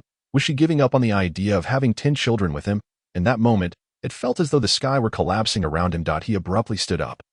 Striding toward the office door, "Notify Lao Xiao. If anyone dares to allow her to board that plane, they can prepare to be made into a human shield." Assistant Su wiped his brow nervously. "Understood." Upon receiving the notification, Lao Xiao discreetly wiped his forehead, his foot trembling on the gas pedal as he drove. When Zhuang Jianqi noticed the car had inexplicably slowed to a crawl, she turned to Lao Xiao. Perplexed, "What is going on? Did you skip lunch? Please drive faster." Lao Xiao cautiously replied, "Madam, it would be best to discuss any issues with the young master directly. He will not disregard your wishes." Zhuang Jianqi furrowed her brow, wondering how she could possibly be in the mood to converse with him at this moment. It is inevitable for couples to quarrel. As the saying goes, one fights at the head of the bed and reconciles at the foot. Zhuang Jianqi was perplexed by the sudden heartfelt concern of the usually taciturn driver, yet the urgency of Kuer's situation left her no time for idle chatter. "Can you drive faster? If not, just pull over. I'll take a taxi myself." Old Xiao, feeling helpless, could only grimace and accelerate towards the airport. At worst, once they arrived, he would kneel and plead with her, waiting for the eldest young master to arrive. The museum was not far from Ruidong Airport, and they reached it within 10 minutes. Zhuang Jianqi immediately headed towards the restroom area where Long Kuer was hiding, with old Xiao, who was as formidable as 10 men. By her side, she felt no need to call for security. Old Xiao noticed that she wasn't heading towards the ticketing area and felt a twinge of confusion, staying close to her throughout the journey. The brightly lit restroom was somewhat chaotic and noisy at that moment. Conveniently, this particular restroom was located far from the waiting hall, resulting in fewer travelers using it. Over a dozen female fans had barricaded themselves inside, chattering incessantly. "She's in there. Let us pry the door open," they exclaimed. "How dare she get involved with our Su Yingdi and ruin his bright future? We must expose her and make her regret it for life." "Yes, There are so many of us. Tearing her apart will be no problem. Long Ku, hiding in the innermost storage room, felt her teeth grind in anger at the fans' words. If it weren't for their numbers, she would have surely charged out with a mop in hand to confront them. Old Xiao, get them all out of here. At that moment, a cool voice echoed from outside, and Long Ku's eyes instantly lit up. The fans turned their heads, staring at the woman who had appeared seemingly out of nowhere, dressed in a light-colored wool coat and knitted dress, exuding a grace that surpassed even that of a movie star. They were momentarily stunned. The leader of the fans was the first to regain her composure and coldly retorted, "We've commandeered this restroom. Please go elsewhere." Zhuang Jinshi, uninterested in engaging with them, merely tilted her chin. The robust old Xiao stepped forward, seizing the fan leader's wrist and dragging her outside. "Let go of me, it's harassment. Assault," the leader shrieked, but old Xiao was no stranger to dealing with unruly individuals. With a few swift movements, he roughly tossed each of them out one by one. The group of female fans, furious yet intimidated, found their anger futile in the face of such overwhelming strength. Just then, security personnel, who were maintaining order, rushed over to disperse the crowd. Only then could Long Ku finally breathe a sigh of relief, feeling liberated with Zhuang Jinshi by her side. "Oh, thank you so much. My CC." In critical moments like this, a sister is the most reliable, Long Ku exclaimed, excitedly hugging and smiling at her, while Zhuang Jinshi felt somewhat helpless. "That you've made quite a mess of things this time. If something really happened, your parents would be worried sick." Long Ku stuck out her tongue. "I know I was wrong. You mustn't tell them. Otherwise, they won't worry to death, but I'll be the one to get beaten first." Zhuang Jinshi frowned, still somewhat displeased. "Had I known that being with Su Yingdi would involve such trouble, I should have dissuaded you from the start instead of helping you plot." Long Ku linked her arm with Zhuang Jinshi as they walked towards the airport exit, playfully saying, "Oh, come on. We've been so happy together since we got together. Su Chengzhou treats me well. He doesn't want this either. If there's anyone to blame, it's those overzealous fans." Old Xiao, overhearing their conversation, finally pieced together the whole story. It turned out that the young mistress wasn't running away from home, but rather coming to rescue her best friend. He had made a tremendous blunder, having sounded the alarm for no reason, and had caused young Master Chiu to rush over in a frenzy. Just then, a young man wearing a baseball cap, mask, and sunglasses emerged from the corridor not far from the airport. Dressed in a thin shirt layered over a white t-shirt and paired with jeans and sneakers, he stood out starkly against the winter attire of the people around him. Fu Jialan, having just sneaked over from Guangqing, stuffed his hands into his pockets. Upon disembarking from the plane, he felt the bone-chilling cold of this place, sneezing several times. "Damn it. Why is winter here so much colder than in Guangqing? I should have worn the knitted vest my grandmother made for me." He had dressed this way to evade Qiu Yishuan's notice, intending to meet with Qiu Zhaoshan's people in secret. Though cold, Longqing was truly a delightful place. Even the air carried a faint fragrance reminiscent of women. Fu Jialan felt the call of freedom and joy that if he didn't take the chance to show himself, those tomato-loving beauties might forget about him altogether. Just then, he inadvertently caught sight of a pair of beautiful women exiting the restroom, one of whom was particularly familiar. That exquisitely delicate face, those aloof yet noble features. He simply couldn't look away. That Fu Jialan quickly ducked behind a potted plant, peering through the leaves with keen interest. The heavens were indeed smiling upon him. Upon entering Longqing, he was met with the sight of the enchanting fairy he had been yearning for, a feast for his eyes. Narrowing his eyes, he gazed intently at Zhuang Jinshi. His eyes sparkling with excitement. As Zhuang Jinshi and Long Ku strolled through the hall, she inexplicably felt a searing gaze upon her. She paused, instinctively turning her head. Fu Jialan, realizing he had been spotted, quickly turned to flee, leaving Zhuang Jinshi with only a fleeting glimpse of his retreating figure. A jolt ran through Zhuang Jinshi's brow. A few months prior, the night Fu Jialan had drugged her, she had seen him up close and personal, taking in every detail of his features, voice, and demeanor. Everything was etched into her memory the moment Fu Jialan revealed the slightest hint of his presence. She recognized him immediately. "Old Xiao, apprehend that man." Zhuang Jinshi's expression turned grave as she pointed in Fu Jialan's direction. Without a moment's hesitation, Old Xiao sprang into action, moving with the swiftness of an arrow. Fu Jialan never anticipated that this enchanting fairy possessed such keen perception. Cursing under his breath, he dashed forward, weaving through the crowd. Unfortunately, despite his noble upbringing, his physical fitness could not match that of a professional. In the blink of an eye, Fu Jialan found himself caught by old Xiao, crashing heavily to the ground before Zhuang Jianxi. What a disaster! I was doomed before I even began. Old Xiao yanked off Fu Jialan's disguise. As his roguishly handsome face was revealed, several passing girls couldn't help but steal glances. Long Kuer's eyes widened at Fu Jialan. The name of the playboy from Guangxing was well known, and almost no one in the upper echelons was unfamiliar with him. Fu Jialan looked up to meet Zhuang Jianxi's icy gaze, her penetrating stare causing his heart to race once again with admiration. That he smirked. Zhuang Jianxi, long time no see. You look even more beautiful. Even dressed like this, you recognized me. That it seems you've been thinking about me day and night. Before Zhuang Jianxi could respond, Long Kuer stepped forward and delivered a resounding slap. That's for your arrogance. Having learned of the drugging incident, Long Kuer had scolded Fu Jialan countless times. If it weren't for his actions, Qiu Yixuan wouldn't have been so quick to indulge. Now, after being chased back to his I am already your legal husband, your man for life, and you shall never think of abandoning me. Zhuang Jianxi was even more perplexed. How did he suddenly become so emotional? Qiu Yixuan, in his urgency, continued, can I agree to anything you want? From now on, you can go wherever you wish, do whatever you desire.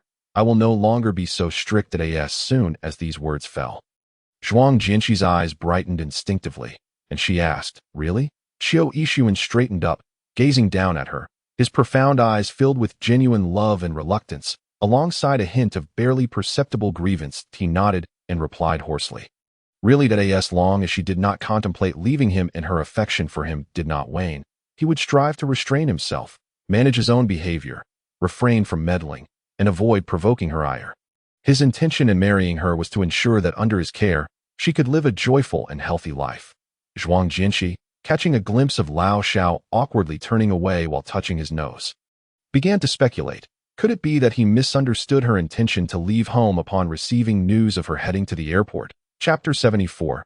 Bathing together in the hot spring. Meanwhile, hearing his heartfelt words, Zhuang Jianxi felt it was impossible not to be moved. She even sensed her affection for him deepening further. How could this man be so considerate? As Qiu Yixuan awaited her response, he could no longer resist cupping her face in his hands. When their eyes met, he discovered her gaze sparkling with bright laughter. He stared for a moment, nearly convinced he was seeing things. Are you secretly amused? Zhuang Jianxi quickly suppressed her smile and replied seriously, no, I was just contemplating. Qiu Yixuan inquired, have you reached a decision? Zhuang Jianxi nodded, affirming her decision. Yes, let's go home. Only then did Qiu Yixuan breathe a sigh of relief. Gripping her hand tightly, his lips curving into a smile. All right, let's return home. Long Kuer, witnessing this scene, appeared dazed on the surface, yet internally she was astounded. So, everything she had said before was true. Qiu Yixuan was utterly obedient before her. It was as if he had transformed from a ferocious tiger ready to conquer mountains to a docile cat, allowing for all manners of teasing and affection without any annoyance. Long Kuer found it hard to believe that the man before her was indeed the notorious Qiu Xiao that sent shivers down people's spines. Zhuang Jianxi had not forgotten Long Kuer and intended to invite her to join the ride home. At that moment, Su Qingzhou's assistant arrived, expressing concern for Long Kuer, hurriedly asking if she was all right. Long Kuer graciously waved her hand, exchanged a conspiratorial wink with Zhuang Jianxi, and then followed the assistant away. It was a jest. While she could freely criticize Qiu Yixuan privately, a mere glance from him made her feel as if she could shrink her neck faster than a turtle. How could she dare to act boldly? As they exited the airport and entered the car, Zhuang Jianxi shared with Qiu Yixuan her recent discovery regarding Fu Jialan. Upon hearing this, Qiu Yixuan's expression hardened. A flicker of sharp danger flashing in his eyes. The Fu family, having suffered significant setbacks, had not learned their lesson, and Fu Jialan brazenly wandered into his territory. He would not hesitate to be ruthless. He nodded, indicating his understanding, and reassured her not to worry. Meanwhile, after Fu Jialan managed to escape the airport under the guise of a few companions, he boarded a discreet vehicle bound for Qiu Zhaoshan's estate. The opulent yet classically styled interior of the living room exuded an air of antiquity. Slouching on the sofa, Fu Jialan rubbed his face with one hand while clutching his chest with the other. Gasping for breath, the young master had faced a beating upon his arrival. His luck was rather dismal. Xiao Zhaoshan, elegantly savoring his tea, cast a disdainful glance at him. Fu Jialan scowled, exclaiming, "Isn't it your people who arrived too late?" Xiao Zhaoshan leisurely replied, "My people have been stationed at the airport all along. They reported that you were so captivated by a beauty that you couldn't move, lingering there peeping, only to be caught in the act." Fu Jialan, speechless, upon hearing his subordinate's description, Xiao Zhaoshan couldn't help but chuckle, his tone laced with a hint of affection. My little niece has the sharpest eyes, even with you bundled up like that. She was able to spot you. Quite impressive. Fu Jialan felt particularly irked by his tone, as if Zhuang Jinshi were someone significant to him. He waved dismissively. "All right, now that I'm here, let's get straight to the point. What's your plan?" Xiao Zhaoshan twirled the teacup with his fingers, responding, "You proposed this collaboration. If you don't reveal your cards, how could I have a plan?" Fu Jialan clicked his tongue, inwardly cursing him for being so cunning. After a moment of contemplation, he spoke, "I once invested in a jade mine in Longqing." With these words, Xiao Zhaoshan finally smiled. "To collaborate, one must first demonstrate sufficient sincerity. Otherwise, how could he accept his goodwill?"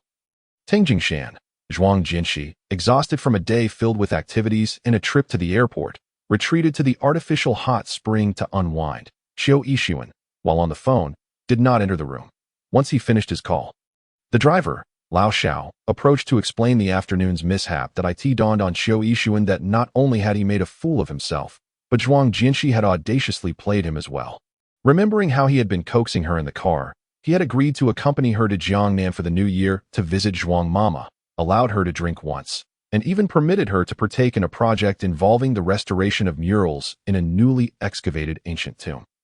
How could she have the heart to take advantage of his sincere intentions and secure so many benefits?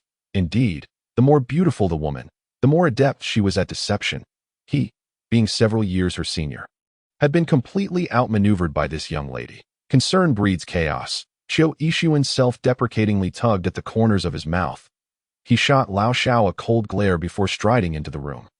In the misty hot spring pool, Zhuang Jinshi rested her head on the edge, drowsily teetering on the brink of sleep, her cheeks flushed, her delicate back curving enticingly, with butterfly bones subtly visible, her long hair cascading over her chest.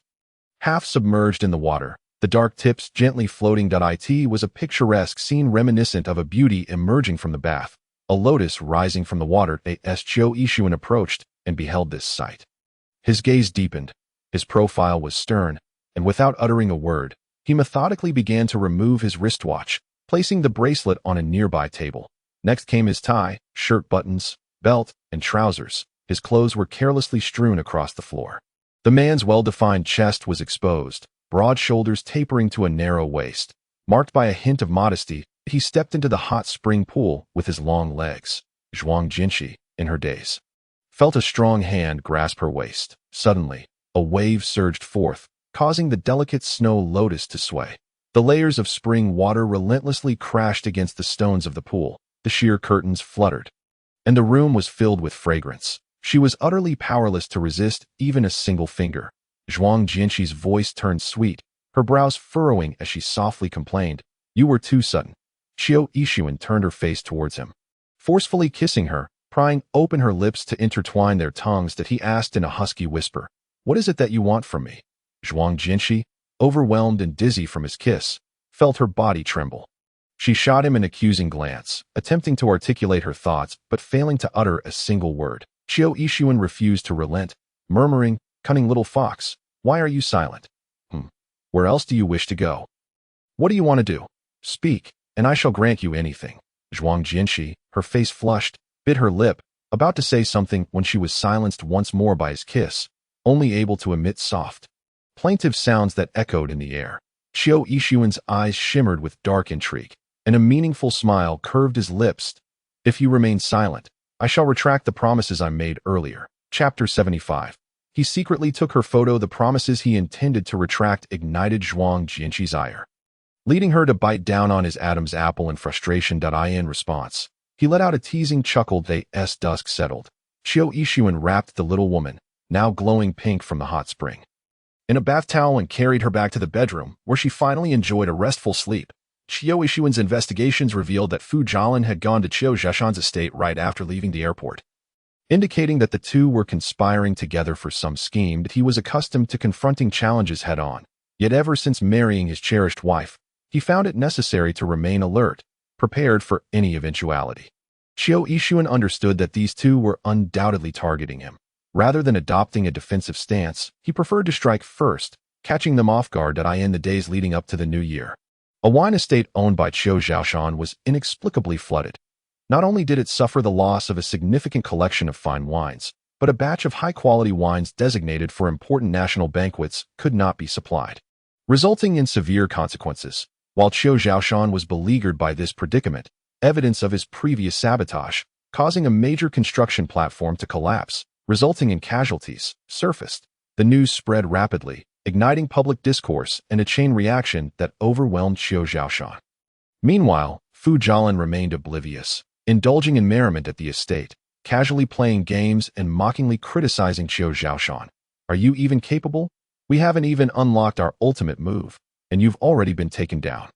Qiu Zhaoshan cast a sidelong glance at him, his expression grave, declaring that he should either remain silent or return to Guangqing. Fu Jialan clicked his tongue and fell silent. However, his troubles soon ensued.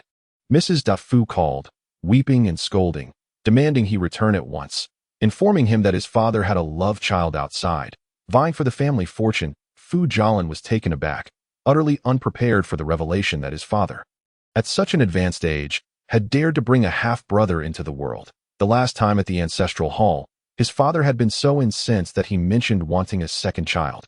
Little did he expect it to materialize so swiftly, suggesting it had been secretly orchestrated long before, merely awaiting the right moment to surface. Qiu Zhaoshan observed Fu Jialan, who was now pacing in agitation, exasperated and at his wits' end, and scoffed softly. Qiu Yixuan was indeed treacherously cunning. Even before we had made a move, he had already set the tone against us. Fu Jialan raked his fingers through his hair, feeling a sense of retreat, hesitatingly suggesting to Qiu Zhaoshan that perhaps their collaboration should come to an end. Qiu Zhaoshan leisurely brewed tea, his tone nonchalant, remarking that with such a lack of courage, there was little chance he would secure much inheritance upon returning home. Fu Jialan rolled his eyes, proclaiming himself the legitimate eldest son, unafraid of anything.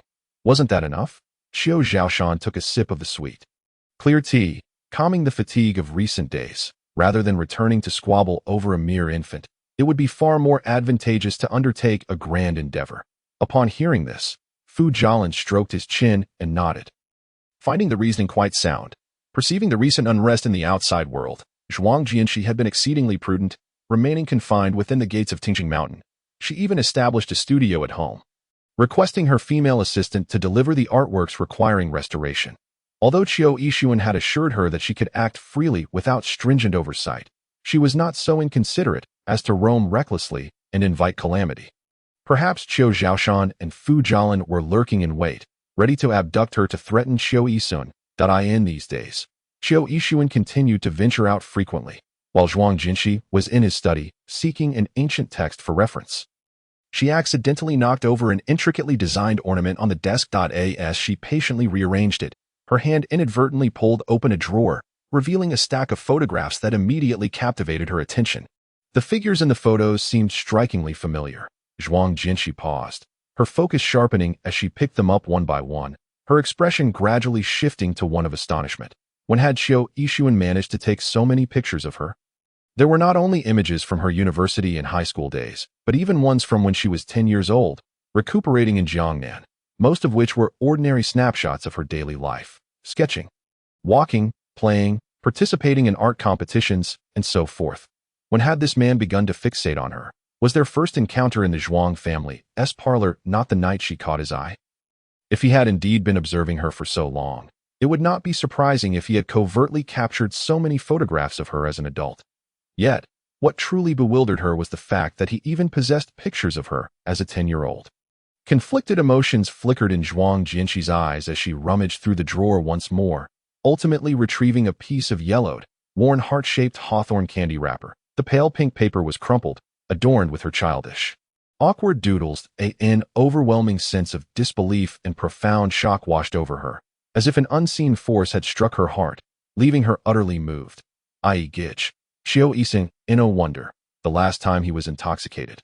He did not call her Sisa but rather little Jinshi. No wonder he had only eaten the heart-shaped hawthorn candied. In no wonder, months ago, he had inquired whether she remembered events from her childhood. Of course, she remembered. Those days spent in Jiangnan, seemingly idyllic and comfortable, were in truth the loneliest and most desolate period of her life. The appearance and companionship of the slender youth had brought her the greatest joy for a month. Yet his departure left her in a prolonged state of melancholy. Her inner solitude and resentment had compelled her to deliberately forget his visage. However, at this moment, with just a fleeting thought, Xiao Yixuan's face seamlessly merged with the memory of that young boy. It turned out that everything was traceable. There was no such thing as love at first sight. It was merely the culmination of his long-standing affection and meticulous planning. In an instant, Zhuang Jinshi's heart was flooded with indescribable joy and complexity. Just as she pondered seeking out Xiao Yixuan for clarity, a thunderbolt of news nearly knocked her to the ground. While supervising a significant project at a suburban resort, Xiao Yixuan had encountered a landslide and was trapped within. Unable to reach him by phone, Zhuang Jinshi rushed over, her heart racing, her complexion pale. Her mind was consumed with thoughts of Xiao Yixuan, recalling every moment they had shared, each frame and scene magnified and replayed before her eyes. She could hardly fathom how she had transitioned from loathing him and wishing to escape his presence to now desperately wanting to see him, praying for his safety, all within a mere 6 months. They had only been married for half a year. He had yet to take responsibility for her future. If he dared to withdraw from her life once more, she would certainly not forgive him. Upon arriving at the resort, chaos reigned. Boulders lay scattered, sand and debris piled high, dust swirling in the air. The cacophony of rescue machinery, barking search dogs, and shouts of rescuers intermingled, creating a scene of utter disorder. Under the protection of her bodyguards, Zhuang Jinshi navigated through the throng, spotting several members of the Qiu and Su families already present.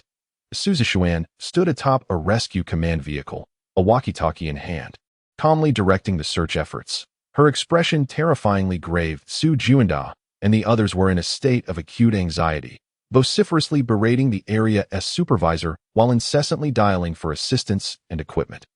Zhuang Jinshi's arrival garnered little attention, as everyone was preoccupied with the rescue. The volume of debris was akin to half a mountain collapsing, rendering the search exceedingly challenging. Some construction workers were buried in particularly remote locations, and with each passing minute, hope dwindled. The external media frenzy and news coverage flooded in, and Zhuang Biqiang and others from the Zhuang family were also alerted to assess the situation, with Qiu Yixuan's fate uncertain. This was a dire predicament for the Zhuang family, who were on the brink of an alliance. Upon witnessing her sister's pale and distressed countenance, Zhuang Qinyang felt both heartache and helplessness, offering her comfort and support as best he could. Throughout the afternoon, Zhuang Jinshi remained by the ruins, her gaze fixed ahead, a terrain map of the resort clutched in her hands, and no amount of anxiety or worry could alter the situation. She had long since composed herself, beginning to observe the surrounding topography. Should the trapped individuals lack sufficient oxygen and suitable temperature, their chances of survival would only diminish, despite the relentless excavation and rescue efforts underway. Progress remained painfully slow. Meanwhile, Qiu Zhaoshan had also come to survey the situation and quickly spotted Zhuang Jinshi. Her face etched with concern, he raised an eyebrow and approached her. She neither wept nor panicked, merely furrowing her brow as she meticulously studied the terrain map, seemingly searching for a breakthrough. The unwavering determination in her focused expression rendered her captivating in every aspect. Qiu Zhaoshan, well aware of her tenacity, walked beside her, gazing at the massive, ominous mound of mud and stone that had devoured countless buildings and lives, and casually inquired, "Are you afraid?" Zhuang Jinshi paused momentarily, averting her gaze, her tone icy as she replied, "What is there to fear? Only the heartless and inhumane would tremble, those who fear retribution for their misdeeds." Qiu Zhaoshan smirked slightly, turning to observe her profile. "You wouldn't think I caused this disaster, would you?" Zhuang Jinshi remained silent. "If I possessed such power, the earth would surely be obliterated." Qiu Zhaoshan shook his head with a sigh. "It seems one cannot commit too many wrongs. Otherwise, all the blame will inevitably fall upon oneself." Zhuang Jinshi, unwilling to engage further, had no time to speculate whether this calamity was a natural disaster or man-made. Suddenly, a thought struck her, prompting her to dash towards the rescue command center. However, the loose soil beneath her feet caused her to stumble as she ran. Qiu Zhaoshan kindly offered her support, but she brusquely shook him off, not looking back as she pressed on. Bursting into the command center's tent, Zhuang Jianqi found Su Zixuan embroiled in a heated argument with a lead supervisor. One insisted on altering the rescue plan to expedite the process, while the other insisted on adhering to the original plan to consider the safety of more buried individuals. Su Zixuan was visibly agitated. Despite Qiu Yixuan's indifference towards her, the bond formed over the years between him and her siblings held greater significance than anything else. Spotting Zhuang Jianqi, who appeared utterly powerless, Su Zixuan frowned in disapproval. "What are you doing here? I have no time to soothe family members right now." Zhuang Jianqi ignored her and unfurled the terrain map before several geological and rescue experts, articulating her thoughts. This new large-scale resort was still under construction and had not yet been completed. Apart from a few construction workers and foremen, there were hardly any civilians trapped. Qiu Yixuan and assistant Su were reportedly missing near the observation deck. Suddenly, she recalled that not far from the resort was a recently excavated ancient tomb that a few months prior, she had been invited along with Professor Zhang and several other restorers to collect and document some rare, fragmented ancient paintings from the tomb. Inside, there lay a deep, unfathomable underground passage, rumored to lead to a complex area within the mountain, situated close to the resort project. This underground passage might serve as a viable alternative to bypass the formidable challenges of direct rescue efforts. Upon hearing this, the experts immediately adopted serious expressions, beginning to assess and discuss the matter, even reaching out to the excavation team of the ancient tomb for collaboration. After a fervent period of research, they finally excitedly confirmed the feasibility of the plan proposed by Zhuang Jianqi. Soon, a newly formed rescue team, equipped with professional apparatus, commenced their exploration through the underground passage leading from another direction into the tomb chamber. The rescue efforts on the surface were proceeding methodically. Meanwhile, in a secluded darkness, there existed a small space constructed of massive stone walls and piled earth. This area was dim and damp, the air thick with the mingled scent of soil and vegetation, accompanied by the faint sound of a man's breathing. Qiu Yixuan illuminated his phone. The screensaver displayed a photograph of Zhuang Jianqi. The scant battery life and complete lack of signal rendered every moment he caressed the woman's smiling face on the screen immensely precious. Bathed in the faint glow, his handsome features softened, filled with longing. Was his beloved she currently worried, her delicate face paling in fear, lost and anxious. The mere thought of her potentially being left helpless and besieged by unscrupulous men like Qiu Zhaoshan sent his heart into a tumult. Filled with regret, he should have devised comprehensive strategies to ensure her lifelong security and peace, even if he found himself in peril. Yet, he had failed, overly focused on human antagonism and conflict, neglecting the genuine threat of natural calamity. The recent heavy rains had already destabilized the mountainside adjacent to the resort. He had noted this during his last inspection, but other pressing matters had occupied his mind, leading to this significant oversight. Beside him, Assistant Su silently endured the pain from the recent blow to his back, muttering self-reproach. "Qiu Zong, I apologized if I hadn't been such a burden. You might have escaped sooner the moment the mountainside collapsed." Qiu Yixuan had sensed impending danger as he shouted for everyone to flee. Assistant Su was caught off guard, struck in the back by a rock the size of a head, causing him to spit blood immediately. Qiu Yixuan did not abandon him. Rather, he persistently pulled him as they ran to evade further danger. Otherwise, with his agility, he would have been buried. Now that they were in this situation, expressing regrets was futile. "Conserve your strength and hold on." Qiu Yixuan merely glanced at him calmly, uttering this simple phrase before repeatedly illuminating the screensaver to gaze upon Zhuang Jianqi's photograph. He placed his faith not in deities, but in himself. His wife, his brothers, and his subordinates. He could feel the vibrations of the ground intensifying. Even the earth beneath began to tremble ominously. As long as someone did not forsake him, his demise would not be so easily sealed. Chapter 77. Your precious wife is extraordinary. Within the underground passage leading to the tomb's entrance, a rescue team, having undergone rigorous approval, cautiously advanced, meticulously assessing the exact location of the trapped individuals while carefully widening the excavation path. Fearful that even the slightest oversight could damage precious artifacts, more and more people gathered at the entrance. Each wore a tense expression, their eyes fixed intently on every movement below. Zhuang Jinshi stood to the side, her lips tightly pressed together, her gaze unwavering, her nails unconsciously digging into her palm, leaving deep marks in all the moments that had passed. None had caused her heart to clench with such intensity as this very moment. When she saw that familiar tall figure being assisted by the rescue team, eyes covered, slowly emerging, her lips began to tremble, and her eyes rapidly filled with tears, glistening like pearls that had come undone. Qiu Yixuan felt a blinding light wash over him, inhaling the fresh air that was no longer stifling. He took a moment to adjust before slowly opening his eyes. Everything before him seemed to slow down. With people surrounding him, yet his gaze instantly locked onto the slender figure clad in light-colored attire. Her face was pale and haggard, yet she rushed towards him without a second thought. Emotion surged within him, and he stepped forward, arms wide open, enveloping her in a tight embrace. The warmth of his beloved's embrace and the familiar scent finally brought solace to his heart, which had narrowly escaped calamity.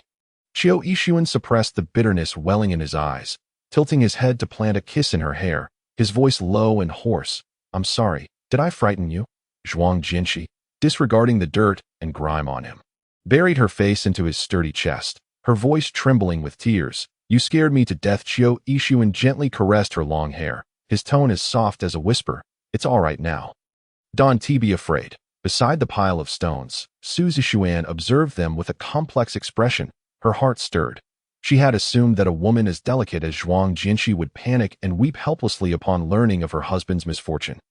But to her surprise, Zhuang Jinshi remained composed, quietly assessing the terrain and diligently assisting in finding the best rescue methods, only shedding tears once he was saved. Now, witnessing Qiu Yixuan, despite his own injuries, comforting his precious wife, Su Zishuan finally understood where she fell short compared to Zhuang Jinshi. Qiu Yixuan did not seek a powerful woman to aid him in his grand endeavors. He only desired that petite woman who filled his heart and mind. The tender and blissful scene before them prompted many to quietly observe, reluctant to intrude, yet there were always those who sought to disrupt the moment. With Qiu Yixuan unharmed, the most delighted were the members of the Zhuang family. Zhuang Biqiang rushed forward, exclaiming, "Oh my heavens, bless us! A good person is rewarded. It's wonderful that young Master Qiu is safe and sound. We were so worried. What about our little Shi?" This loud declaration shattered their intimate moment, prompting Zhuang Jinshi to pull away from his embrace with a sniffle. Qiu Yixuan cast a disdainful glance at Zhuang Biqiang, too weary to engage in conversation that he lowered his gaze to her, raising his hand to wipe the moisture from her eyes. But finding his hands stained with dirt, he refrained. With the establishment of this special underground passage, numerous trapped individuals were gradually rescued. Qiu Yixuan sustained no serious injuries. After being examined in the emergency tent, treating his bruises, and replenishing some water and food, he regained his vigor. However, Assistant Su had sustained more severe internal injuries and had spat blood, necessitating urgent medical attention. Su Juanda heaved a heavy sigh of relief, plopping down onto a folding chair and gulping down 2 bottles of mineral water. "Damn it, I was parched to death. Almost thought you'd be buried alive." Zhuang Jinshi had been on edge all day and had hardly eaten anything. Now, she nibbled on some bread. Qiu Yixuan held her thermos, offering her water and wiping the corners of her mouth. His voice gentle, "Eat less. When we return, let Song Guanjia make some warm soup. This bread contains too many additives." Zhuang Jinshi's mood lightened, her cheeks full as she shot him a smile. Qiu Yixuan affectionately pinched her cheek. Seeing this, Su Jiwanda rolled his eyes, thinking to himself, "Just pretend he has air." After the display of affection, Qiu Yixuan turned his attention to Su Jiwanda and the newly arrived Su Zishuan, stating earnestly, "Thank you for your hard work this time. I will remember this favor." This time, it was indeed thanks to their race against time. Without their mobilization of personnel and equipment, he might not have escaped so swiftly. Su Zishuan replied nonchalantly, "We were merely busying ourselves. It was your wife who was truly remarkable, exhausting herself to find a breakthrough. Otherwise, we might have to toil until dark to dig you out." Upon hearing this, both Su Juanda and Zhuang Jinshi exchanged glances, clearly sensing a change in her tone. Yet, Qiu Yixuan remained oblivious to the shift, his deep gaze fixed on Zhuang Jinshi, the affection within him nearly spilling over. He grasped her hand and kissed it, his gaze burning with intensity as he proclaimed, "My greatest fortune in this life is marrying my little hope." Su Juanda could only think, "Damn, That's so cheesy. Zhuang Jinxi's ears flushed crimson, quickly retracting her hand. Many from the Qiu and Zhuang families, as well as other well-acquainted noble families, approached to offer their sympathies and inquire after their well-being. Not far away, on a high ground, a white luxury car sat quietly. Qiu Zhaoshan occupied the back seat, peering through the window at the couple nestled within the tent, his expression dark as water. The landslide had nearly consumed half the resort. The extent of the burial so severe that Qiu Yixuan had miraculously escaped unharmed. He had consulted several experts and officials earlier in the afternoon, concluding that the rescue would be exceedingly difficult. Should they miss the golden rescue window, those trapped below would undoubtedly perish. He had planned to delay the rescue efforts while publicly announcing the heir of the Qiu family had met with disaster. Once the public sentiment turned, stock prices plummeted, and chaos ensued, he would seize the opportunity to intervene, overturning all previous negative press and reclaiming control over the Qiu group as a matter of course. With Zhuang Jinxi left widowed, their marriage would naturally be voided. Subsequently, he could send her abroad to lay low, repackage her, and reclaim her for himself, with no one daring to object. This was a fortuitous opportunity. Yet it had shattered before it could materialize, igniting his fury and hatred. Beside him, Fu Jialan pretended to observe with binoculars for a while, shaking his head with a sigh. The grand tide has receded. The great momentum is lost. Brother Shan, why don't we split our belongings and part ways, just like that? Chapter 78. Dear nephew, a winner in life, Fu Jialan had previously boasted with fervor, vowing to take down Qiu Yixuan and seize his wife, but in reality, he was merely a blustering fool, stirring the waters without any real intent. When it came to action, he was the first to flee. Qiu Zhaoshan's virtue was unmistakable, as he let out a cold laugh and seized Fu Jialan by the collar. Are you jesting with me? You speak of collaboration, yet do you think my territory is yours to enter and exit at will? Fu Jialan was yanked forward, his gaze fixated on Qiu Zhaoshan's porcelain-like face, devoid of any visible pores, his expression momentarily dazed. How could this man maintain skin more tender than a woman's? Shaking his head, he gritted his teeth and retorted, what else can I do? You're being suppressed by Qiu Yixuan like a rat scurrying through the streets, and those media hounds would shove a microphone down your throat if they could. Should I linger here to serve you prison meals? Just a petty squabble. Qiu Zhaoshan narrowed his eyes, releasing him with a chilling tone. Who will laugh last? We shall see. Fu Jialan straightened his collar, adopting a stubborn demeanor. I don't care. My mother is calling me home for dinner. With a scoff, Qiu Zhaoshan retorted, you think you can leave after getting into my car? Fu Jialan glanced out the window, spotting two tall, burly bodyguards approaching, and turned back to Qiu Zhaoshan, swallowing hard, his tone cautious. What do you intend to do? I warn you, I am not like the others. Qiu Zhaoshan felt a dark cloud of irritation wash over him. Were it not for the impending necessity of Fu Jialan, he would have loved to tape shut that incessantly chattering mouth. As night fell, the Qiu family's vehicle slowly departed from the resort. This area, nestled deep within the mountains, was secluded with scarce traffic, making the winding roads a favored spot for speed enthusiasts. In the back seat, Zhuang Jinxi, exhausted and frightened from the day's events, leaned against the warmth of the man's embrace. Drifting into a light slumber, Qiu Yixuan adjusted the coat draped over her shoulders and gently tucked a stray hair behind her ear. Outside the speeding window, the shadows of trees danced, the steep mountains loomed, and the sounds of chirping insects and birds infused the tranquil atmosphere with a hint of danger. Suddenly, Qiu Yixuan, who had been resting his eyes, opened his dark gaze and fixed it ahead. The car slowed as Lao Xiao frowned at an oncoming silver sports car. The mountain road was narrow. When meeting another vehicle, it was customary to ease aside to allow passage. Qiu Yixuan's car was on the return lane, perilously close to the edge, and one misstep could send it tumbling into the valley. As they cautiously maneuvered, the silver sports car's front prepared to brush past them. Just then, the low rumble of its engine roared, and Qiu Yixuan tightened his hold on Zhuang Jinxi, instructing Lao Xiao in a low voice, step on the gas. In that instant, as Lao Xiao pressed the accelerator, the sports car surged forward, intent on pushing them down the mountain. Fortunately, Qiu Yixuan's vehicle had already been replaced with a modified SUV, its sturdy frame steady as a rock, merely grazing the other car, while safely passing by. In contrast, the silver sports car, driven with reckless abandon, nearly veered off the road, stopping just in time as smoke billowed from its tires. The sudden commotion roused Zhuang Jinxi from her slumber, and she instinctively clutched Qiu Yixuan's waist. "Don't be afraid. Go back to sleep," he softly reassured, gently patting her back that a glint of sharpness flashed in his eyes. He had anticipated Qiu Zhaoshan's reckless gamble, with his energy depleted and many of his men lost. Now was the optimal moment to strike. Sure enough, two vehicles soon appeared ahead, barreling down the road without yielding.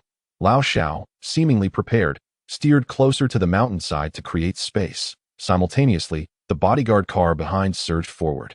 Undeterred, even accelerating to collide, the opposing drivers gasped in shock upon realizing they were up against an armored vehicle. How could they hope to prevail? The powerful crash echoed throughout the valley. Soon, the foremost car was forced off the road, rolling into the underbrush, while the last white car was flipped onto its side, scraping sparks against the rocky terrain. After the cacophony of collisions subsided, the mountain road returned to its serene hum of insects. Qiu Yixuan instructed Zhuang Jinshi to remain in the car, then stepped out, his polished black shoes crunching on the smooth concrete. He casually lit a cigarette, striding towards the severely dented white vehicle. A row of bodyguards swiftly disembarked, forming a protective barrier, awaiting orders. Qiu Zhaoshan, injured from their earlier collision, stumbled out of the damaged car, blood staining his forehead as he struggled to open the mangled door. Meeting Qiu Yixuan's disdainful gaze, he couldn't help but let out a bitter laugh. Who would have thought his once indomitable pride would crumble before a mere junior? Truly, the younger generation was rising, surpassing their predecessors. Perhaps at Qiu Yixuan's age, he lacked the foresight and audacity that this young man possessed. Defeat was defeat, and there was nothing more to say. The inevitable clash between them would determine the victor.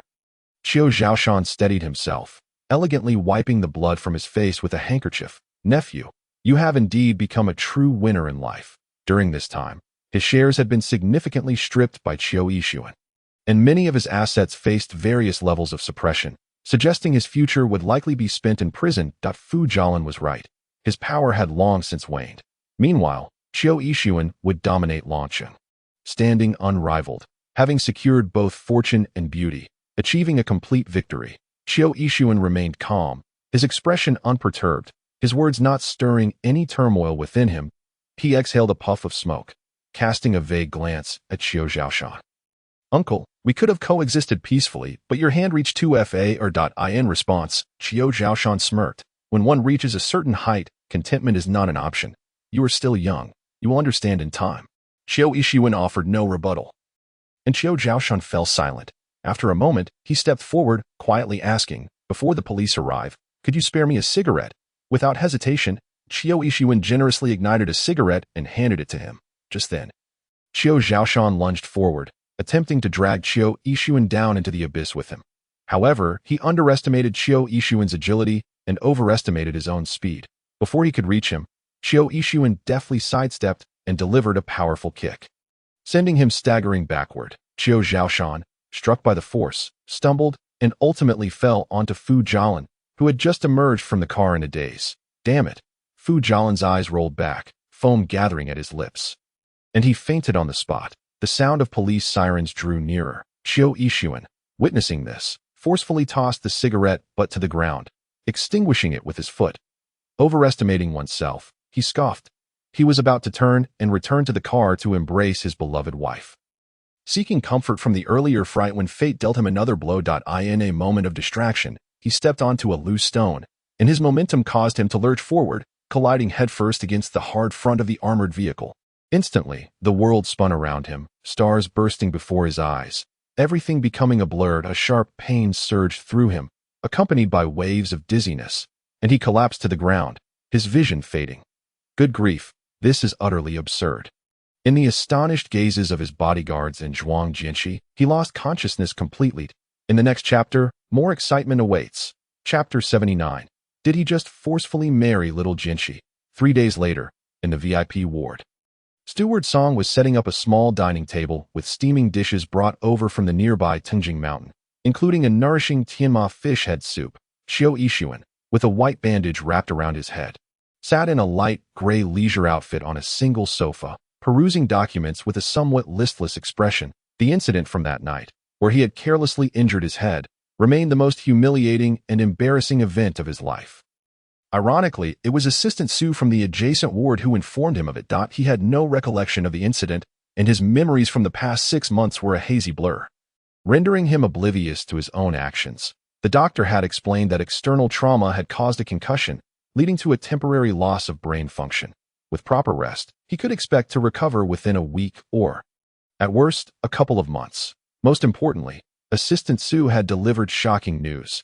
He had forcefully taken the little Jinshi, whom he had met in his youth and had long cherished in his heart, and married her. Chiu Yixuan struggled to comprehend what had driven him to make such a rash decision 6 months prior. He had intended to wait until he had everything in hand, until the dust settled, to pursue her openly and gradually.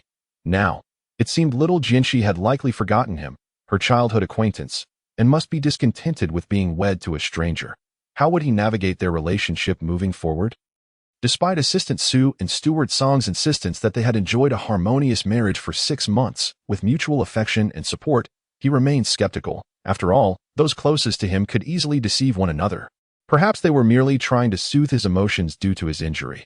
Otherwise, why hadn't Zhuang Jinshi visited him even once in these past few days? His only recollection of the first night in the hospital was a fleeting moment of consciousness when he felt a cool hand brush against his forehead, softly calling his name. That singular memory had haunted him for 2 days and nights, filling his heart with a tumult of emotions. At the side, the ever-dutiful butler's song interrupted Chiu Yixuan's deep contemplation and distraction. "Young master, drink it while it's hot. The fish head soup is nourishing for the brain." Chiu Yixuan set down the documents, frowning as he reiterated, "And song, I have merely experienced a temporary lapse in memory. My brain has not been injured." Butler Song chuckled amiably, nodding repeatedly. Indeed, I misspoke." Chiu Yixuan moved to his meal, eating leisurely. After a prolonged silence, he cautiously inquired, "What has she been up to these past few days?" "Butler Song, are you referring to Madam? Madam has been exceedingly busy of late, coming home late and leaving early. It is said she is involved in the restoration of an ancient tomb site. Hardly ever at home." Previously, Chiu Yixuan had enforced a curfew of 9 o'clock, compelling Zhuang Jinshi to return promptly even if she had matters to attend to. However, now that she had forgotten all about it after banging her head, she no longer adhered to his rules. Merely avoiding a life of recklessness was already showing him some consideration.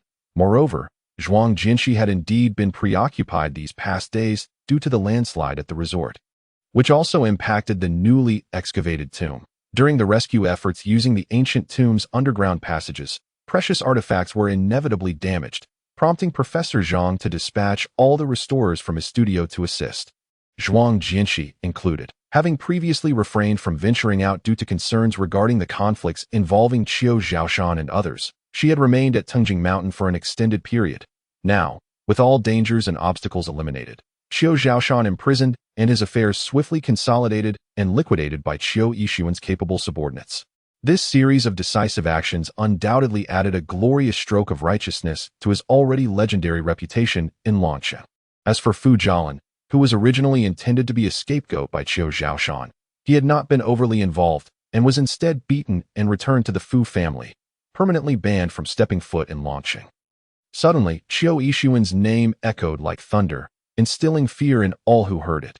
Zhuang Jinshi, being his wife, found that wherever she went, any young masters who recognized her, some even older than she, could not help but respectfully address her as sister-in-law. Zhuang Jinshi felt as though she had become the esteemed wife of a gang leader, for no one dared to provoke her wherever she roamed. Upon learning that Chiu Yixuan had merely bumped his head and experienced a brief amnesia without lasting harm, she relaxed, diving into her work with a sense of freedom and focus. After all, the opportunity to personally explore the ancient tomb and collect artifacts was a rare and precious life experience. It was not until the 4th morning that Chiu Yixuan requested to be discharged from the hospital that Zhuang Jinshi found the time to visit in the upscale VIP ward. The recuperated Chiu Yixuan had tidied himself up a bit. Clad in a well-ironed gray coat over a shirt and black trousers, with his hair neatly styled and posture erect, he exuded an aura of refined elegance, embodying a reserved yet alluring charm. The visiting Su siblings, Su Zishuan and Su Jiwanda, were taken aback. Su Zishuan's gaze was fixed, leaving only the apple core in her hand, while Su Jiwanda, stroking his chin, marveled, while others are bedraggled in the hospital. "You appear robust and striking," he gestured at his sister. "Look how you've captivated my sister." She's nearly cut herself with that knife. With that, Su Zixuan hastily shoved an apple core into his mouth. Her face tinged with embarrassment. Qiu Yixuan, accustomed to their banter, said nothing, instead absently touching his empty left wrist. His eyes searching, he felt as though he had forgotten something. Butler Song, having already organized all his belongings, inquired, "Young master, what are you looking for?" Qiu Yixuan remained silent, searching the bathroom and then rifling through the bed linens, ultimately uncovering an ancient green jade beaded bracelet beneath the pillow. With a sigh of relief, he slipped the cool jade back onto his wrist, feeling a sense of calm wash over him. He couldn't recall when he had begun to cherish this accessory, only that it brought him comfort. Without it, he felt as though a part of him was missing. Butler Song smiled knowingly. "Ah, so you were searching for the bracelet gifted to you by Madame. It seems even if you forget many things, anything related to Madame remains etched in your heart." Having shared countless days and nights together, certain sentiments and habits had become ingrained within him. Su Juanda, witnessing Qiu Yixuan fondling the jade bracelet, cleared his throat and leaned in mischievously. "That I heard you lost half a year of memory. 2 months ago, you borrowed 20 million from me. You can't just flake on that. Do remember to pay me back." As soon as he finished, Su Zixuan kicked him. "Have some decency." Qiu Yixuan shot Su Juanda a sidelong glance, expressionless. "I may have forgotten, but I am not foolish." Su Juanda clutched his backside, grinning. "Forgetting your debt is fine. But don't forget the romance with your little sister-in-law." Chapter 80. An intimate relationship. Heaven knows how hard they had worked to reach this affectionate state. Let not a single misstep send them back to square one. He had witnessed how humbly Qiu Yixuan had pursued Zhuang Jinshi, as if she were the sole woman in his world. The once powerful Qiu Xiao had seemingly diminished to nothing if this led to a cooling of their marital bond. How regretful would Qiu Yixuan be if he regained his memory? Su Zixuan, observing Qiu Yixuan, began to ponder. With his memories of their sweet past erased and Zhuang Jinshi absent these days, did it imply their relationship had reverted to its nascent state? This was indeed a rare opportunity. However, she quickly dismissed this far-fetched thought. They were already married. She had no desire nor the inclination to be a homewrecker. Qiu Yixuan, upon hearing this, fell into contemplation, looking at Su Juanda with a puzzled expression. "Have we been very affectionate during this time?" Su Juanda nodded vigorously. "Of course. When sister-in-law says go east, you wouldn't dare go west. When she tells you to get into bed, you immediately strip." Qiu Yixuan. Su Zixuan interrupted Su Juanda's ramblings, inviting Qiu Yixuan to celebrate his discharge with drinks at her newly opened bars. A lover of merriment, Su Juanda was quickly swayed, eagerly encouraging the idea. Qiu Yixuan hesitated, pondering how to face Zhuang Jinshi at home. He was about to agree to join them for a brief respite when the sound of delicate high heels echoed outside the ward. Zhuang Jinshi entered, clad in a wine-red fitted velvet dress, draped in a chic French cardigan, adorned with dazzling ruby earrings, gracefully commanding attention. She seldom dressed so strikingly, and her radiant beauty captivated even Su Juanda, who was accustomed to superficial appearances. While Su Zixuan found herself glancing several times at that moment, Qiu Yixuan was on a call, bringing the device to his ear. Upon noticing Zhuang Jinshi's arrival, he froze momentarily, unable to tear his gaze away. Zhuang Jinshi approached him, silent, her clear eyes fixed intently on him as he beheld her attire. His deep-set eyes shimmered with emotion. The assistant on the line, having received no response, cautiously inquired again. "Mr. Qiu?" Qiu Yixuan replied, "You may make your own judgment." With that, he promptly ended the call. The assistant was left bewildered. He had called specifically for a definitive answer to arrange the schedule. Yet Qiu Yixuan had turned the question back on him. How could a mere subordinate make decisions for the boss? Perhaps it was best to consult Assistant Su instead. After a brief exchange of glances, Zhuang Jinshi was the first to speak, her voice soft and melodious. "Does your head still ache?" At her words, Qiu Yixuan's face flushed. He cleared his throat. "Not anymore." Zhuang Jinshi's eyes twinkled with mirth. "So you are being discharged now?" Qiu Yixuan gazed at her, nodding affirmatively. He could have been discharged earlier, but Butler Song and Assistant Su had insisted he stay for further observation, considering the head injury. Zhuang Jinshi acknowledged this. "Now, will you come home with me, or join them for the gathering?" Her last words carried a hint of meaning as she cast a sidelong glance at Su Zixuan, clearly having overheard their earlier conversation. Zhuang Jinshi had inquired about Qiu Yixuan's condition from the doctor, and was aware that his current mindset had reverted to the initial stage of their acquaintance 6 months prior. Had it not been for the discovery of the photos he had secretly taken of her in his study drawer, she might still be uncertain of his feelings towards her. Now, with complete understanding and an omniscient perspective, it would be a simple matter to rekindle and deepen his affections for her. Indeed, as soon as her words fell, Chiu Yixuan spoke earnestly. I intended to return home. Su Zixuan felt a tinge of disappointment. While Su Juanda merely pursed his lips, he had seen through Chiu Yixuan's moment of emotional stirrings that a smile crept onto Zhuang Jinqi's lips. She reached out, interlocking her fingers with his. Then let us go. Her soft hand brushed against his palm, her slender fingers weaving through his, snugly fitting together. The warmth and smoothness unique to her sent a shiver through him. Chiu Yixuan's dark eyes deepened as he gazed at her. Unwavering, Zhuang Jinqi took a couple of steps forward, turning to Su Zixuan and Su Juanda with a gentle smile. Say goodbye to your friends. Su Zixuan rolled her eyes in exasperation. Did she really think Chiu Yixuan was a mere child in kindergarten? 99.81, As dawn broke, the morning sunlight filtered through the curtains, casting a warm glow into the room. Zhuang Jinqi slowly opened her eyes and, upon raising her head, met the clear and profound gaze of Chiu Yixuan. It was evident that he had not slept well. His eyes harbored a tumult of complex thoughts. Unaware of his restless night, Zhuang Jinqi leaned in and planted a kiss on him, greeting him with a soft good morning. Husband, this affectionate address, coupled with the gentle kiss, stirred something deep within the man, his eyes nearly melting with emotion. Chiu Yixuan gazed deeply at her, his finger brushing against her cheek as he spoke tenderly. Cici, from now on, just be happy and be yourself. There's no need to accommodate me. Zhuang Jinqi paused, puzzled, for she had not been accommodating him at all. Her earlier gesture had been merely habitual. In the past, Chiu Yixuan would wake her each morning with multiple kisses, regardless of whether she was awake. Now that she had taken the initiative to kiss him, he not only refrained from reciprocating, but seemed to withdraw into a more reserved demeanor. She had never anticipated that if she had continued to reject him as she once did, he would have become possessive and domineering. Yet, in her newfound compliance, he appeared reluctant to assert himself too forcefully. Noticing her momentary confusion, Chiu Yixuan assumed she was indeed moved and began contemplating how to return to his true self. He chose not to disturb her further and proceeded to wash up. Zhuang Jinqi, still pondering the meaning of his words, found herself at breakfast with Chiu Yixuan quietly consuming his noodles. Unlike before, he did not fidget or steal glances at her, nor did he casually brush against her foot or sip from her bowl. It was as if a layer of formality had descended between them.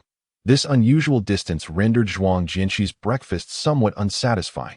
Before their marriage, she had often believed that a gentleman should be quiet and composed. But having grown accustomed to his playful words and affectionate gestures, she found herself struggling to adjust to this newfound decorum. What exactly had changed? No longer interested in her porridge, she set down her spoon and leaned back in her chair, leisurely nibbling on a sweet corn cob, casting meaningful glances at him from time to time. Chiu Yixuan, noticing the kernels stuck at the corner of her mouth, resisted the urge to wipe them away. Reminding himself that he should not act like a rogue without her consent, lest he provoke her displeasure. After contemplating for an entire night, he realized that they had been married for half a year without a proper wedding ceremony, which he deemed utterly absurd and disrespectful. He was determined to begin planning a grand and dignified wedding for her, as they both harbored their respective thoughts. Zhuang Jinqi called out to him just as they were about to leave. Chiu Yixuan watched his petite wife approach, her features as delicate as a painting, gracefully adjusting his tie. I'll pick you up from work this afternoon, she said softly, flashing him a smile. Chiu Yixuan longed to lean down and kiss her. Yet he restrained himself, nodding in agreement. The company. Chiu Yixuan busied himself while frequently glancing at the clock, feeling as though time was dragging on interminably. Despite having accomplished a myriad of tasks, he discovered that only an hour had passed. The financial director and a deputy were presenting project data, and upon noticing Chiu Yixuan's restless glances at the time, they hastened their report, eager to leave the office, as if fleeing. Once the office fell silent, Chiu Yixuan found himself feeling somewhat bored and summoned his assistant Su to recount the love story between him and Zhuang Jinqi over the past 6 months. Su, feeling rather helpless, was well-versed in work-related matters, but knew little about Chiu Yixuan's personal life, as he did not reside with them. He could only recount their previous dinners at Chiu's residence. Moments when Zhuang Jinshi brought him meals at the office, and a few incidents involving a landslide that had brought them together. Qiu Yixuan listened intently, repeatedly asking, "She likes me, right? She truly loves me?" She I senti coerced, is she? Su could only lament silently.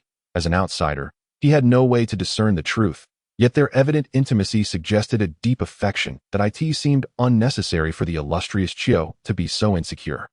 Finally, as afternoon approached, Zhuang Jianqi had yet to arrive. Su Zixuan came first, bringing a stack of materials to discuss the reconstruction of a resort. The resort, boasting breathtaking scenery and an ideal location, had suffered a landslide but could be developed with proper safety measures.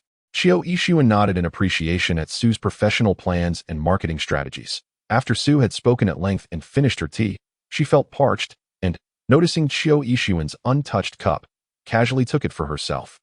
"If you're not drinking, I will." Just then, Zhuang Jinshi entered, having taken the exclusive elevator to the office to Su, holding Qiu Yixuan's cup midair, met Zhuang Jinshi's indifferent gaze. The usually composed Su felt an unexpected flutter upon encountering the younger woman. Qiu Yixuan, reacting more vigorously, snatched the cup from Su's hand and tossed both cup and tea into the trash. Sitting up straight, he glanced at Zhuang Jinshi and sternly informed Su, "This tea. There was a fly in it." Su cleared her throat, slightly awkward though. "Then I certainly wouldn't dare to drink it." It was indeed rare to have a fly in a 39-floor building. Zhuang Jinshi's eyes flickered. "Am I interrupting something?" Qiu Yixuan rose and approached her, taking her bag from her hand. "Not at all, that we finished quickly. You can come in and sit for a while." Zhuang Jinshi, holding a bag of desserts, politely offered, "I brought pudding cups. Would you like some, Zixuan?" Su Zixuan smiled faintly and replied directly, "You enjoy it. I'm not fond of sweet treats." Zhuang Jinshi shrugged and settled onto the opposite sofa.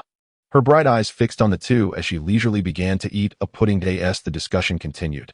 Su Zixuan could distinctly sense Qiu Yixuan's thoughts drifting far away. Zhuang Jinshi's lips bore a trace of white cream from the pudding, causing Qiu Yixuan's fingers to twitch. Watching her, Zhuang Jinshi playfully licked the wooden spoon, prompting Qiu Yixuan to swallow hard. Chapter 83. He showed her his figure. Su Zixuan observed Qiu Yixuan's enraptured expression, rolling her eyes in exasperation, and decided not to be a third wheel. Gathering her materials, she took her leave. Once she was gone, Zhuang Jinshi approached Qiu Yixuan, who was still captivated, and sat beside him. Qiu Yixuan turned his head as she offered him a spoonful of pudding. Zhuang Jinshi smiled. "You've been watching me closely. Do you want some?" Qiu Yixuan's eyes darkened. He indeed desired more than just pudding. When she noticed his hesitation, she playfully turned the spoon back toward her mouth, teasing, "If you want to eat, then I will." Before she could finish, Qiu Yixuan leaned in and took a bite, their noses almost touching. The proximity allowed them to share each other's breath, their reflections mirrored in each other's eyes. Zhuang Jinshi observed that Qiu Yixuan's gaze held the depth of a hidden lake, impenetrable to others but revealing to her the fervent affection he harbored within. She stared, momentarily lost in his gaze. Qiu Yixuan, equally entranced by her expression, could not help but lean closer. His cool lips brushed against her soft ones. The kiss, gentle yet fervent, imbued with the sweetness of the pudding. Sensing her lack of retreat, he cradled the back of her head, deepening their kiss as their bodies instinctively drew closer, entwined in an unbreakable embrace. Qiu Yixuan's kiss was both tender and possessive, as if he wished to envelop her entirely within his embrace. The kiss lingered, leaving Zhuang Jinshi breathless, and when he finally released her, he placed a few gentle kisses at the corner of her lips. Zhuang Jinshi's cheeks flushed a rosy hue, her eyes shimmering with the afterglow of their intimate moment. Meanwhile, Qiu Yixuan felt a surge of desire, wishing nothing more than to claim her fully upon the sofa. Just then, a knock interrupted the moment, with Su reporting that General Zhao from Hongfu Enterprises wished to speak with him. Realizing he had matters to attend to, Zhuang Jinshi picked up her bag and dessert, saying, "I'll head inside. You can continue with your work." She stood to leave. Qiu Yixuan reluctantly tugged at her hand. Zhuang Jinshi shot him a playful glare before retracting her hand and heading toward the lounge. General Zhao had long been allied with Qiu Zhaoshan, and with his downfall, Zhao's supply channels had been abruptly severed, leaving him in dire straits. Unable even to pay his employees, he had come to plead with Qiu Yixuan for mercy and a chance at survival. As the warmth faded from Qiu Yixuan's demeanor, he transformed back into the cold and ruthless heir, showing no mercy to his adversaries. In recent years, General Manager Zhao, through his connection with Qiu Zhaoshan, has nearly monopolized over half of the material supply from the Qiu family. He has been stuffing both quality and inferior goods into the market, amassing a fortune while having a safety net. Now that his support has vanished, he comes to lament. Qiu Yixuan lightly scoffed, tossing the documents back. You'd better disclose everything. Only then will the employees' wages be secured. Zhao's face turned pale as he replied. Young Master Qiu, my funds have been completely drained. Please, leave me a channel for material supply, or we will truly be at a dead end. If you have no way out, then don't try to escape. Prepare for bankruptcy proceedings, Qiu Yixuan stated nonchalantly, picking up a discarded pudding lid from the sofa that Zhuang Jinshi had opened earlier and tossing it into the trash. He added, do not harbor any illusions about future collaborations with the Qiu family. You have lost your chance. Assistant Su, who was nearby, shook his head in disbelief, noting the frequency of bankruptcies among companies connected to Qiu Zhaoshan in recent times. That a saying goes, when the tree falls, the monkeys scatter, take advantage of a person's illness to claim their life. Zhao's legs weakened, nearly collapsing to the ground, and he was ultimately escorted out by Assistant Su, his face ashen. In the lounge, Zhuang Jinshi was nestled on the sofa, engrossed in short videos, oblivious to the door behind her that had been gently pushed open. Just then, Long Kuo had recommended a video to her, and she clicked on it, only to be surprised by a handsome man showcasing his 8-pack abs while dancing. Zhuang Jinshi rarely encountered such captivating male dancers. It was momentarily startling, yet she inexplicably did not scroll away. Qiu Yixuan's voice drifted from behind her. Do you fancy such provocative displays? Startled, she dropped her phone to the carpet as she turned to face him, her cheeks instantly ablaze. Meanwhile, the video continued to play in the background, with the handsome dancer calling out sister in a playful tone. Zhuang Jinshi hurriedly picked up her phone and turned off the screen, feeling a wave of embarrassment wash over her. It was recommended to me by someone else, she stammered, rising to grab her bag. The courier is looking for me. Perhaps you should continue with your work while I go shopping with her. However, Qiu Yixuan remained motionless, grasping her arm and pulling her back. He lowered his gaze to her, his expression inscrutable, yet with a hint of a smile as he said, that man's physique may not rival mine. Would you care to see? Zhuang Jinshi had long been aware of his physique, which was comparable to top male models, and his features were more defined and alluring than those of the man in the video. She had merely been curious about the dancer's remarkable flexibility, never expecting to be caught in her intrigue. Qiu Yixuan's expression revealed a subtle jealousy as he fixed his gaze on her, and then, without warning, began to unbutton his shirt to show her. Zhuang Jinshi felt a rush of embarrassment and quickly pressed his hand down, exclaiming, I've seen it. Your physique is the best. The moment the words left her mouth, she felt an additional wave of awkwardness. Realizing how suggestive they sounded, Qiu Yixuan raised an eyebrow. Is that so? She nodded vigorously. I truly believe so. I don't believe you, he countered stubbornly, continuing to unbutton his shirt. If my physique is so commendable, yet you still look at other men, it indicates you don't know me well enough. That's not true. Zhuang Jinshi felt overwhelmed, silently cursing Long Kuo for putting her in this position. In broad daylight, her husband was insisting on showing off his body. It was far too embarrassing. An hour later, at the bustling and fashionable Longhui Mall, Long Kuo linked her arm with Zhuang Jinshi's, her eyes sparkling with excitement as she exclaimed, No way. Qiu Yixuan really showed you his body. Zhuang Jinshi hurriedly attempted to shush her. Keep your voice down. Long Kuo lowered her tone, giggling. Who would have thought he'd be so possessive, wanting to impress you with his physique? Zhuang Jinshi felt her ears flush. Heaven knew how much temptation she had faced in the office lounge just moments ago. Chapter 84. His intense possessiveness. Qiu Yixuan had stripped down to his bare skin, pinning her against the door, guiding her hands from his chest to his abs, tracing every inch down to his V-line. Each contour was thoroughly explored, leaving her so shy that she averted her gaze, only to have him grip her chin and kiss her, forcing her to open her eyes and take in the moment, embedding it in her memory. Zhuang Jinshi was so bewildered by his actions that she completely forgot what the handsome man from the video looked like. Long Kuo had aptly described the situation. He was indeed washing her eyes. If it weren't for his current amnesia and newfound restraint, he would have surely pinned her against the floor-to-ceiling windows in the lounge until the sun set, leaving no escape. Zhuang Jinshi felt uncomfortable discussing such matters in public, but Long Kuer was unabashedly enthusiastic. After a while of chatting, Zhuang Jinshi inexplicably felt a wave of melancholy wash over her. If only Su Changzhou exhibited such jealousy, she mused. Perhaps due to his lengthy involvement in the entertainment industry, he had become desensitized to romantic entanglements, even when he saw her with other men. He merely smiled, showing no hint of anger. Additionally, during their private meetings, she was always the one to eagerly approach him, while he merely stood aloof, maintaining an air of superiority. Zhuang Jinshi frowned at her words. How could that be? Normal couples should feel jealous. If Qiu Yixuan were to see her mingling with other men, he wouldn't hesitate to confront them. Long Kuer pouted. Exactly, in truth, I'm not sure how much he truly likes me. Perhaps he is just enjoying the novelty of being with me. She wasn't entirely infatuated, simply experiencing her first crush, where emotions outweighed rationality. Let us break up. Long Kuer was taken aback by the suddenness of Zhuang Jinshi's directive. Are you not really that resolute? Zhuang Jinshi nodded. Yes, you hold little significance in his heart. Avoid sinking deeper. It's best to cut ties swiftly. Long Kuer hesitated. What if that I'm being too hasty? Maybe I've misunderstood his feelings. That is not the case, Zhuang Jinshi assured her.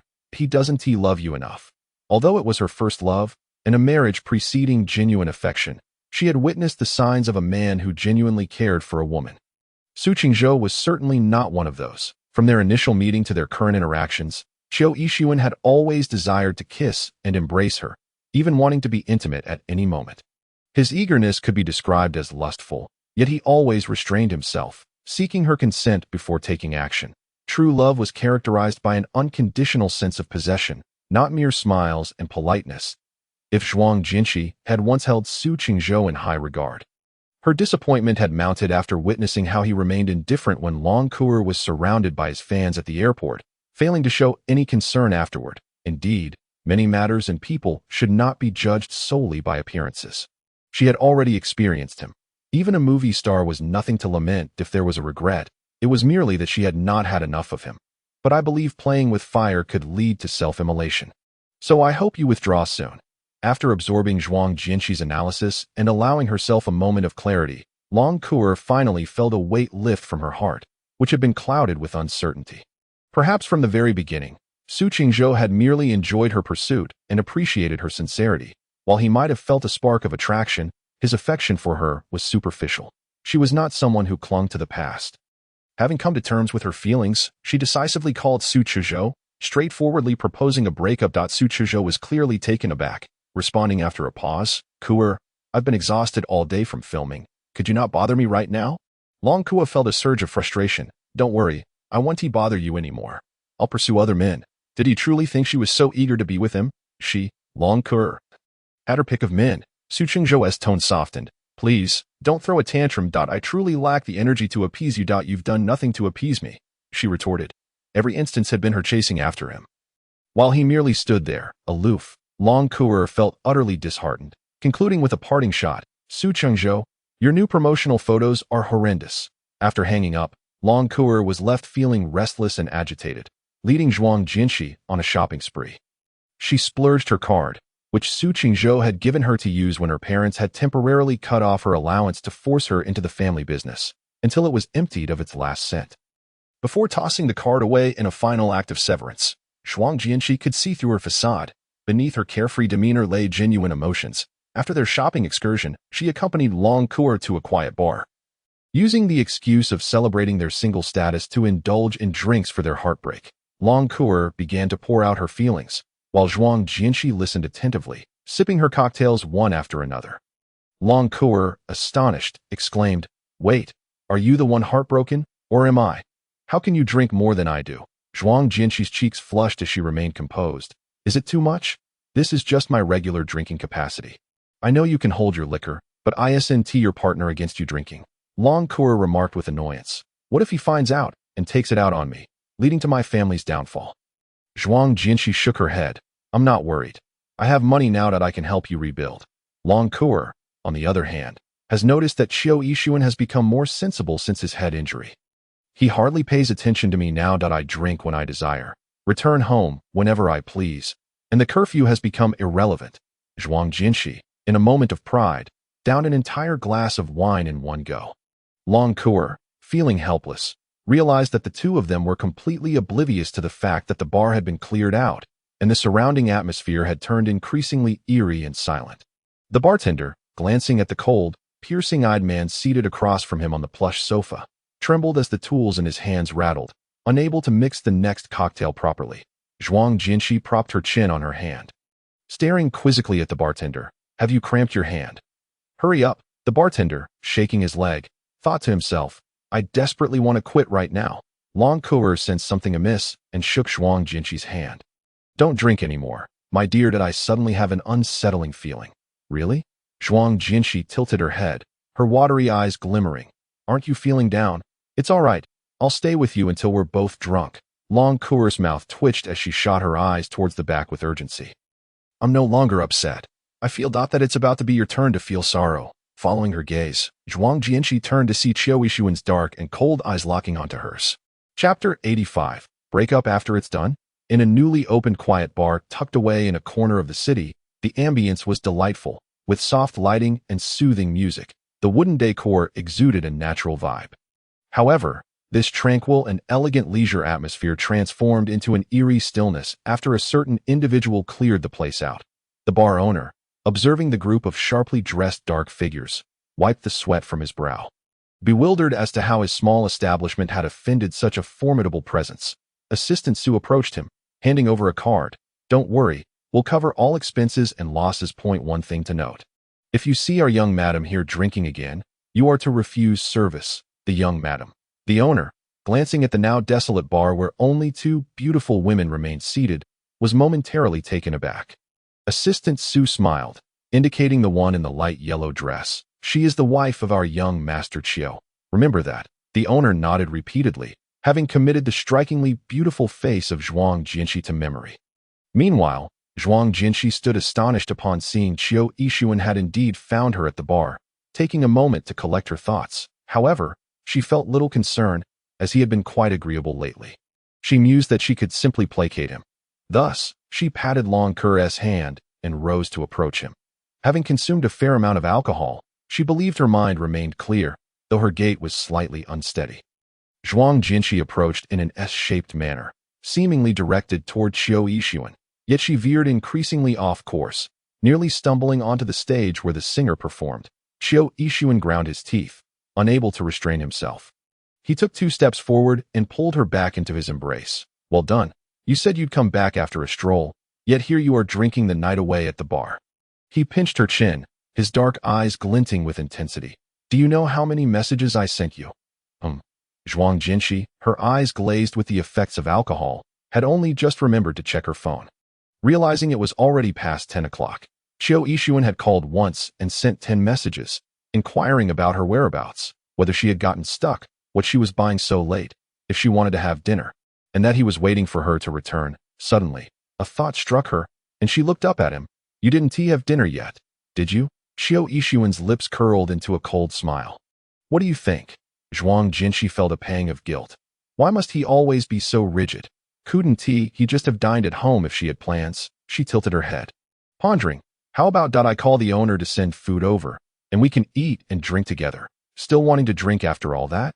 Qiu Yixuan nearly laughed in exasperation. He tightened his grip around her waist. "You really think I'm so daft as to let you off the hook? After just 2 days of leniency, you think you can act recklessly?" With that, he pulled her close and, weary of further discussion, led her towards the bar's exit. Zhuang Jinshi hurriedly protested. "I've only had a little. Do you think I would believe you?" As they parted, Qiu Yixuan cast a cold glance at Long Cour, causing her to shiver, nearly retreating beneath the bar counter. It was over. She had become too afraid to invite Zhuang Jinshi out lately. Gigi truly was something else, boasting about her carefree nature while, in truth, she was under strict control. Once they departed, the bar resumed its normal operations, with many young men and women whispering about the earlier commotion caused by young Master Qiu Yixuan. "Oh, think he went through such trouble just to catch his wife." Long Cour, still not quenched, found drinking alone rather dull. She called over the manager, slipped him a tip, and requested that the charming singer come down to share a couple of drinks with her. The handsome young man, with his sunny demeanor and sweet words, even helped her fend off other men who approached, in her excitement. Long Kuo adorned him with an expensive watch purchased on Su Qingzhou's card.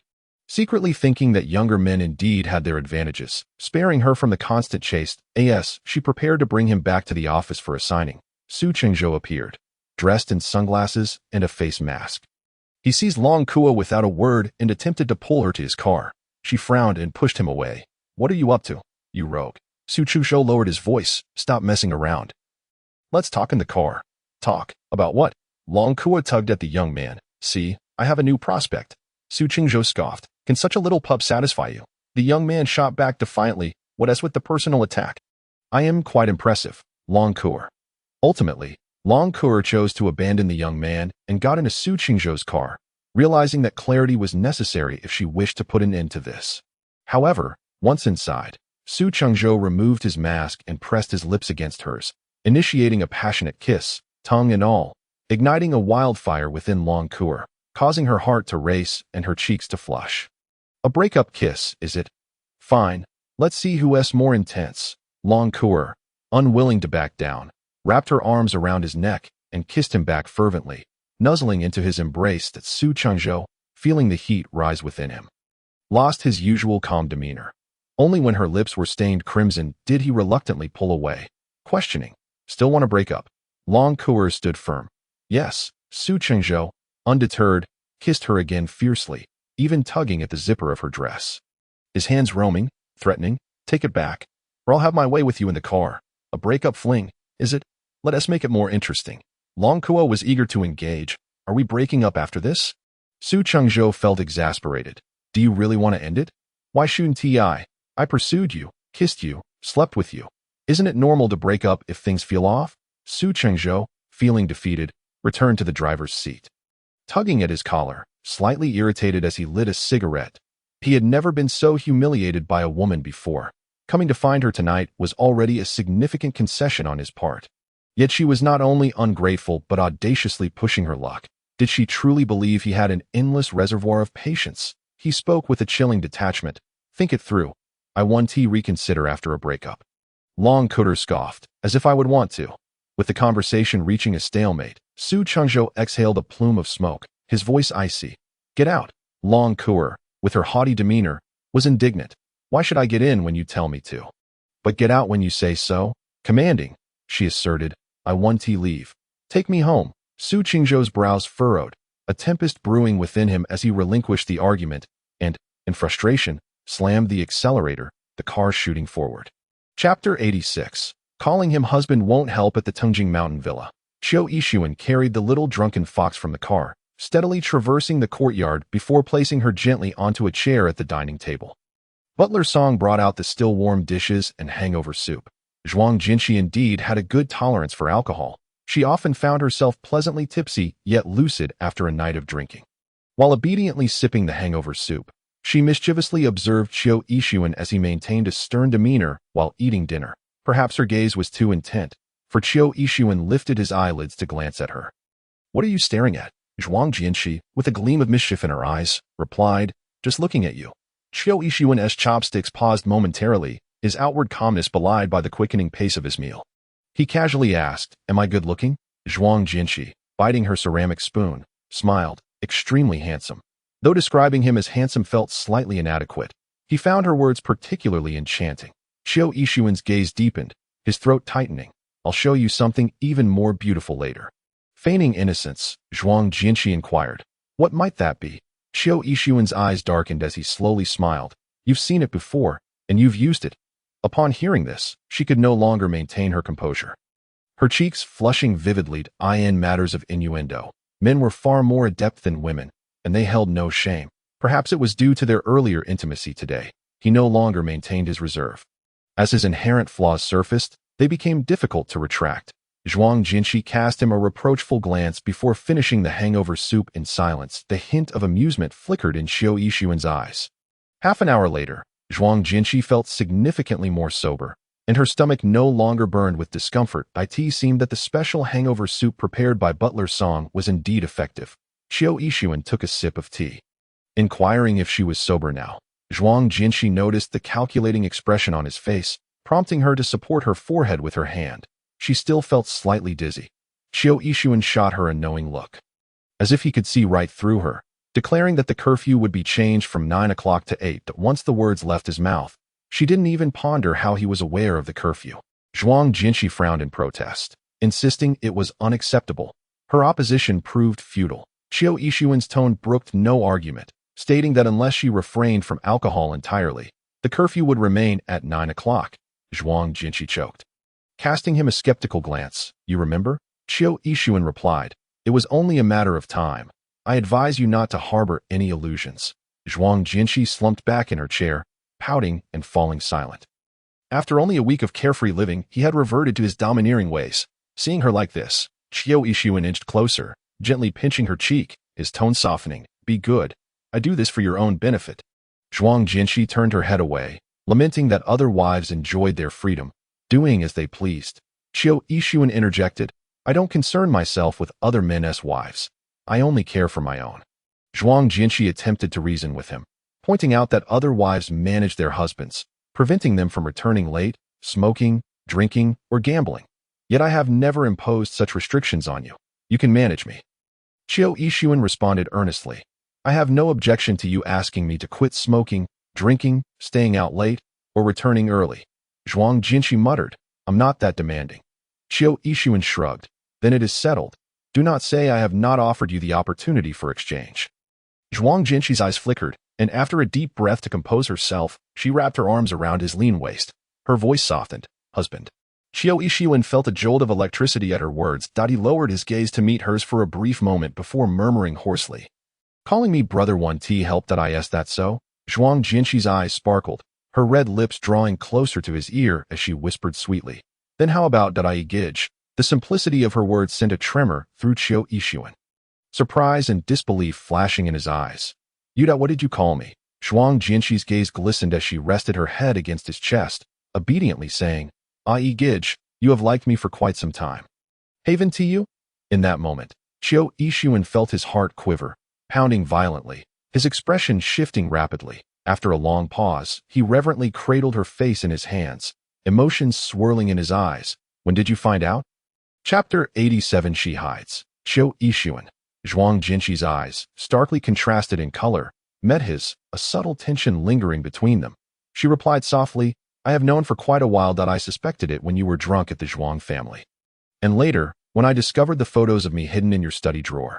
Zhuang Jinshi came to understand everything that transpired the night he hit his head and was hospitalized. Assistant Su had shared much with her. He spoke of the burdens and objectives Qiu Yixuan had carried for over a decade, of how he had always thought of her and silently protected her. He recounted how, in response to Qiu Zhaoshan's designs to ensnare her and plunge the Zhuang family into crisis, he had forcefully intervened to shelter her under his wing. It was then she realized that Qiu Yixuan's love and schemes for her were far deeper and more profound than she ever imagined. Initially, she had treated him with indifference and harsh words. He must have felt helpless and heartbroken at that time. Yet he continued to tolerate all her little quirks, catering to her every need and providing her with the best of everything. Whether as the youthful Ai or the present Qiu Yixuan, his affection for her had always been unreserved, a manifestation of utmost indulgence. The thin veil of mist formed in Zhuang Jinshi's eyes as she looked up at him, her voice trembling with emotion. "You truly are a great fool, only capable of action, yet unable to express your feelings." Had she known sooner that he was the Ai Gij from her memories, perhaps she would have lowered her guard and interacted with him more openly from the very beginning. Qiu Yixuan's gaze was deep and tender as he gently brushed the dampness from her eyes with his fingertips. His voice hoarse, "It's not that I cannot express myself. I feared you would not believe me, and I did not wish to use our past bond to manipulate you into loving me." The past Ai had borne many responsibilities and targets, his heart not entirely pure. The present him, filled solely with thoughts of her, could love her more completely. That evening, they sat entwined in each other's arms, sharing their innermost thoughts, fully opening their hearts, and embracing one another. Zhuang Jinshi was particularly affectionate that night, draping herself over him, breathing softly, sweetly calling out, and showering him with soft, fragrant kisses. Each moment of intimacy ignited a fervor within him, stirring his very soul. Previously, he had doubted the notion that heroes were often ensnared by the allure of beauty, but now that he had tasted that beauty, He silently cursed what need there was for heroes to face any trials. He would willingly give his life for it. Afterward, Zhuang Jinshi lay on his robust chest, softly pleading for mercy. The man chuckled, placing a gentle kiss on the crown of her head, in a state of drowsiness.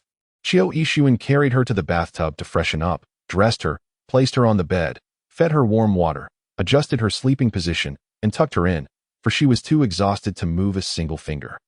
Some precious memories had been lost to an absurd degree, yet they returned in an instant. Zhuang Jinshi's call of Ai Gij allowed a flood of moments from the past 6 months to pour back into her mind, enriching his dreams with profound happiness. In the quiet of the night, Qiu Yixuan slowly opened his eyes, clarity replacing the confusion and emptiness left by amnesia. That cherished 6 months of memory had been regained. He tucked the sleeping form of his wife under the covers, placing a gentle kiss on her forehead before contentedly drifting back to sleep. The two of them slumbered until the sun was high in the sky. Basking in its warmth, with the king still absent from court, Qiu Yixuan experienced the thrill and ecstasy of young love twice over, unwilling to let his dear wife remain at home while he toiled away at tedious work. Fortunately, it was the weekend, and Zhuang Jinshi had no obligations to leave the house. They lazily spent the days at home, enjoying the luxury of being catered to, as well as that evading Qiu Yixuan. He was too overwhelming. Always possessing an unwavering passion and energy for such matters that it was manageable when he was at the office, as work occupied his mind. However, when he was home, all his focus shifted to her. He was either engaged in activities or scheming to entice her. One afternoon, Zhuang Jianqi lay tiredly on the bed watching a Korean drama, having stumbled upon a series that perfectly suited her taste, with a rather charming male lead. She was engrossed in the show when she suddenly heard familiar footsteps approaching. In a panic, she quickly turned off her tablet and scrambled into the closet. If he discovered she had not taken a nap but was lost in a drama, he might insist on having his way with her again. Qiu Yixuan entered the bedroom, carrying afternoon tea, only to find it empty. Raising an eyebrow in curiosity, he placed the items on the table and began searching around the room, calling out, Shishi. Qiu Yixuan checked the bathroom, balcony, study, and even the gym, returning without finding her. He even crouched down to look under the bed. He was aware she hadn't gone downstairs, but now that she was nowhere to be found, it was likely she was intentionally hiding. A smirk crept onto his lips as his sharp gaze fell upon the disarray of the closet. Where could she have gone? He muttered to himself. Surely she hasn't gone to the 3rd floor for a soak. With that, he made his way out the door. Zhuang Jianqi, hidden behind a row of clothes in the closet, listened as the footsteps faded away, and suddenly found the act of hiding while watching her drama amusing.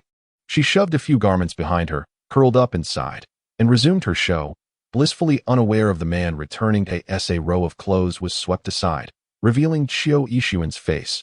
Zhuang Jianqi let out a startled squeak, tilting her head back to widen her eyes in surprise. Why are you hiding here?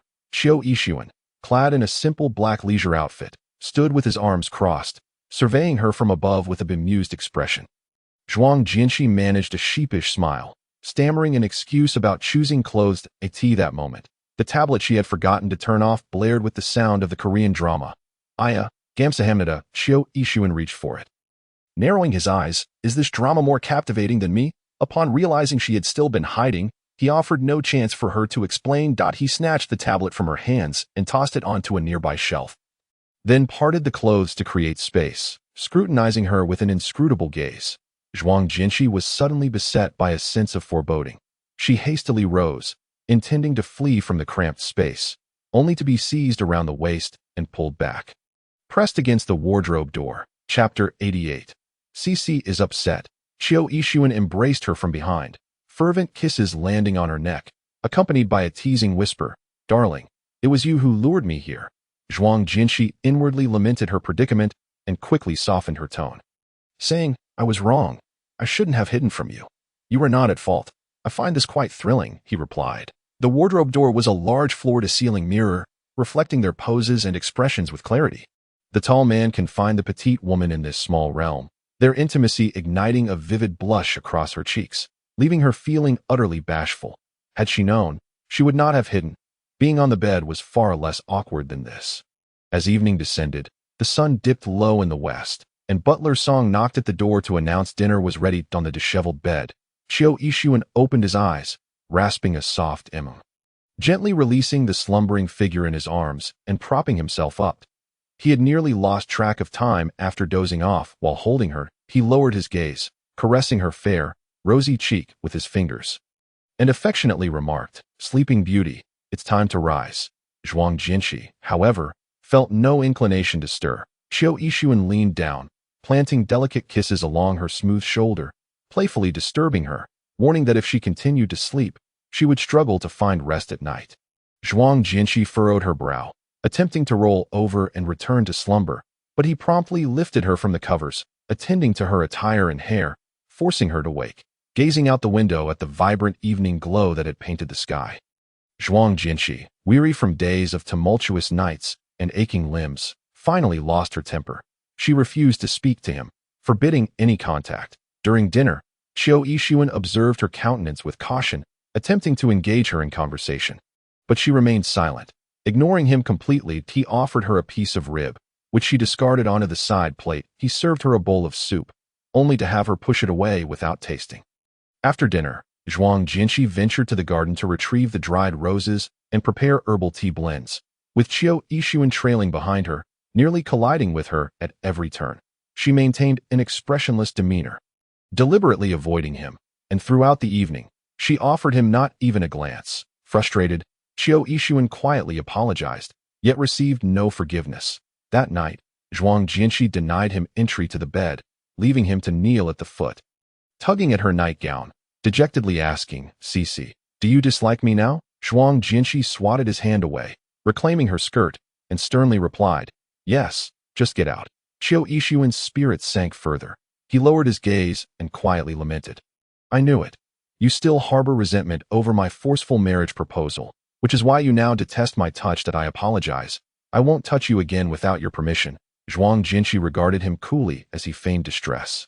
Seeing her unresponsive, he stood, dejected, saying, "Then I'll let you rest early. I'll sleep in the next room." Yet, before he reached the door, Zhuang Jinshi let out a sound of discontent, commanding him to stop. Qiu Yixuan's eyes brightened as he turned, only to be met with a pillow hurled in his direction. He caught it, momentarily stunned. She coldly stated, "You were not allowed to come over this morning for a good morning kiss." Alas, he had spoiled his precious wife. With no other choice, Qiu Yixuan resigned himself to spending the night alone in the adjacent room. The following morning, he left for the office, daring not to disturb her peaceful slumber. Zhuang Jinshi awoke at her leisure, and upon washing up, she discovered numerous kiss marks and hickeys adorning her neck and the nape of her ear, inciting a surge of anger. Today was her brother Zhuang Qinyang's birthday, and there would be a gathering in the evening. How could she face anyone? After much contemplation, Zhuang Jinshi chose not to wear a dress that exposed her neck. Instead, she donned a warm-toned knitted sweater paired with a skirt and wrapped a silk scarf to conceal her marks. Upon arriving at the museum, just as she was about to become busy, she received a message from Qiu Yixuan.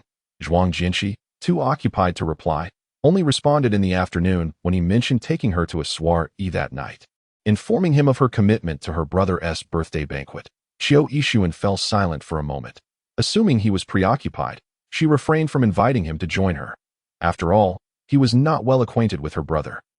His presence might only induce discomfort at the birthday feast. Zhuang Qinyang's birthday celebration was scheduled at Longhua Hotel. Modest in scale, he inherited his father's introverted and low-key nature, resulting in few friends.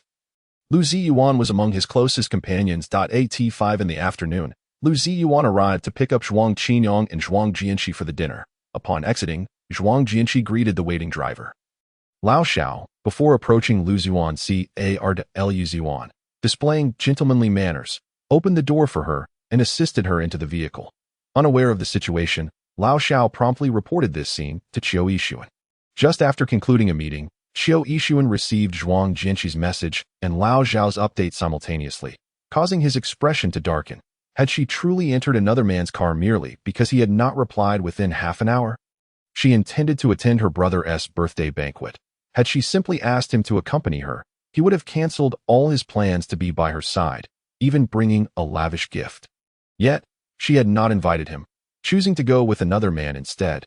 Did she believe he had no right to appear before her family and friends? Qiu Yixuan's mood soured as he pondered. Then instructed his assistant, Su, to ascertain the location of Zhuang Qinyang's birthday banquet. Su promptly complied, reporting the hotel address shortly thereafter. The route from the museum to Longhua Hotel passed by a crossroads near his company. Chiao Yixuan seized the car keys and strode from his office. Moments later, a white Koenigsegg roared out of the underground garage. After Zhuang Jianxi entered the car, she handed Zhuang Qinyang a gift. Her smile radiant, exclaiming, "Brother, happy birthday." Zhuang Qinyang opened it to reveal a luxurious, high-end branded watch, clearly worth a fortune, that he couldn't help but smile in surprise. Ruffling her hair, "You shouldn't have splurged. I don't really wear such extravagant items." Zhuang Jianxi raised her chin defiantly, declaring, "Since I gifted it to you, you must wear it." Zhuang Qinyang chuckled at her prideful demeanor, nodding. "All right, I promise to wear it." Yuan, observing through the rearview mirror, shared a knowing smile at the sibling banter. The two chatted jovially, even video calling their mother, Zhuang Mama, who was recuperating in Jiangnan, creating a harmonious atmosphere throughout the journey. However, as they reached a traffic light at an intersection, a sports car abruptly roared to life, veering in front of Lu Ziyuan's Benz, startling everyone inside. Zhuang Jianxi's brow furrowed as she recognized the tall figure stepping out of the sports car. Chapter 89. Does she think he is inconsiderate? Chiao Yixuan's expression was frigid as he strode over, disregarding Lu Ziyuan in the driver's seat, heading straight for the back of the car. Just as he reached for the door handle to pull out his wife and personally escort her, he caught sight of Zhuang Jianxi's icy visage in the presence of Zhuang Qinyang beside her. Chiao Yixuan's pupils contracted, his hand withdrawing as if shocked. Damn Lao Xiao, why hadn't he mentioned that Zhuang Jianxi was accompanied by her elder brother? The car window slowly descended. Zhuang Jianxi regarded the impetuous man blocking their path and calmly inquired, "What do you want?" Chiao Yixuan stood frozen for a moment, his gaze wavering, before he finally muttered, "I came to see you off. To see me off? More like to intercept me." Zhuang Jianxi understood his temperament well. He must have assumed she had boarded Lu Ziyuan's car alone, prompting his jealousy-fueled intervention.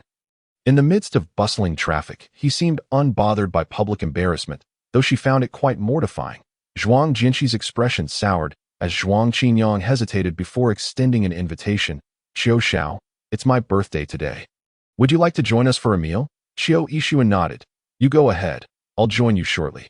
With that, he glanced at Zhuang Jianxi, turning back to his car. The light turned green, and the vehicles behind remained patient, deterred by the expensive sports car blocking the way. Throughout the drive, Zhuang Jianxi could see the white sports car trailing closely behind in the rearview mirror. Inside, Zhuang Qinyang, having grasped the situation, gently explained to her the reasoning behind the matter.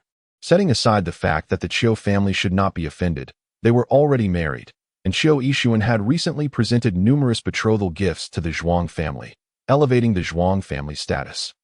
Out of obligation and propriety, she ought to bring her nominal husband, Chiao Yixuan, to her brother's birthday banquet.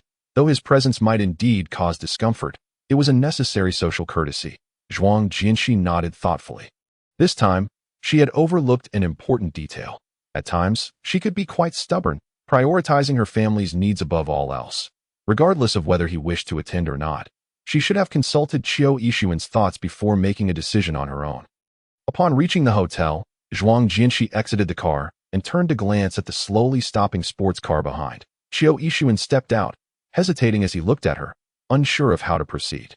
Did she perceive him as too formidable, wishing to avoid his presence at her family's gathering?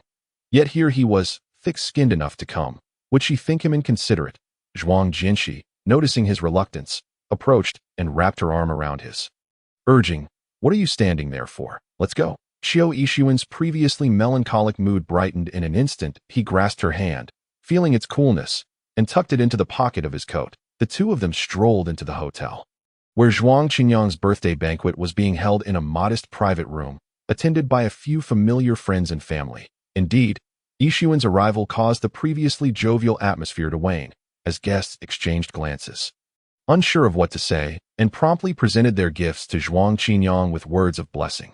Zhuang Qinyang, unusually cheerful today, graciously expressed his thanks for each present. Sitting beside Zhuang Jianxi, Chiao Yixuan discreetly checked his pockets for something suitable to give. He had neglected to ask assistant Su to prepare a gift earlier, and not presenting anything would make him seem stingy.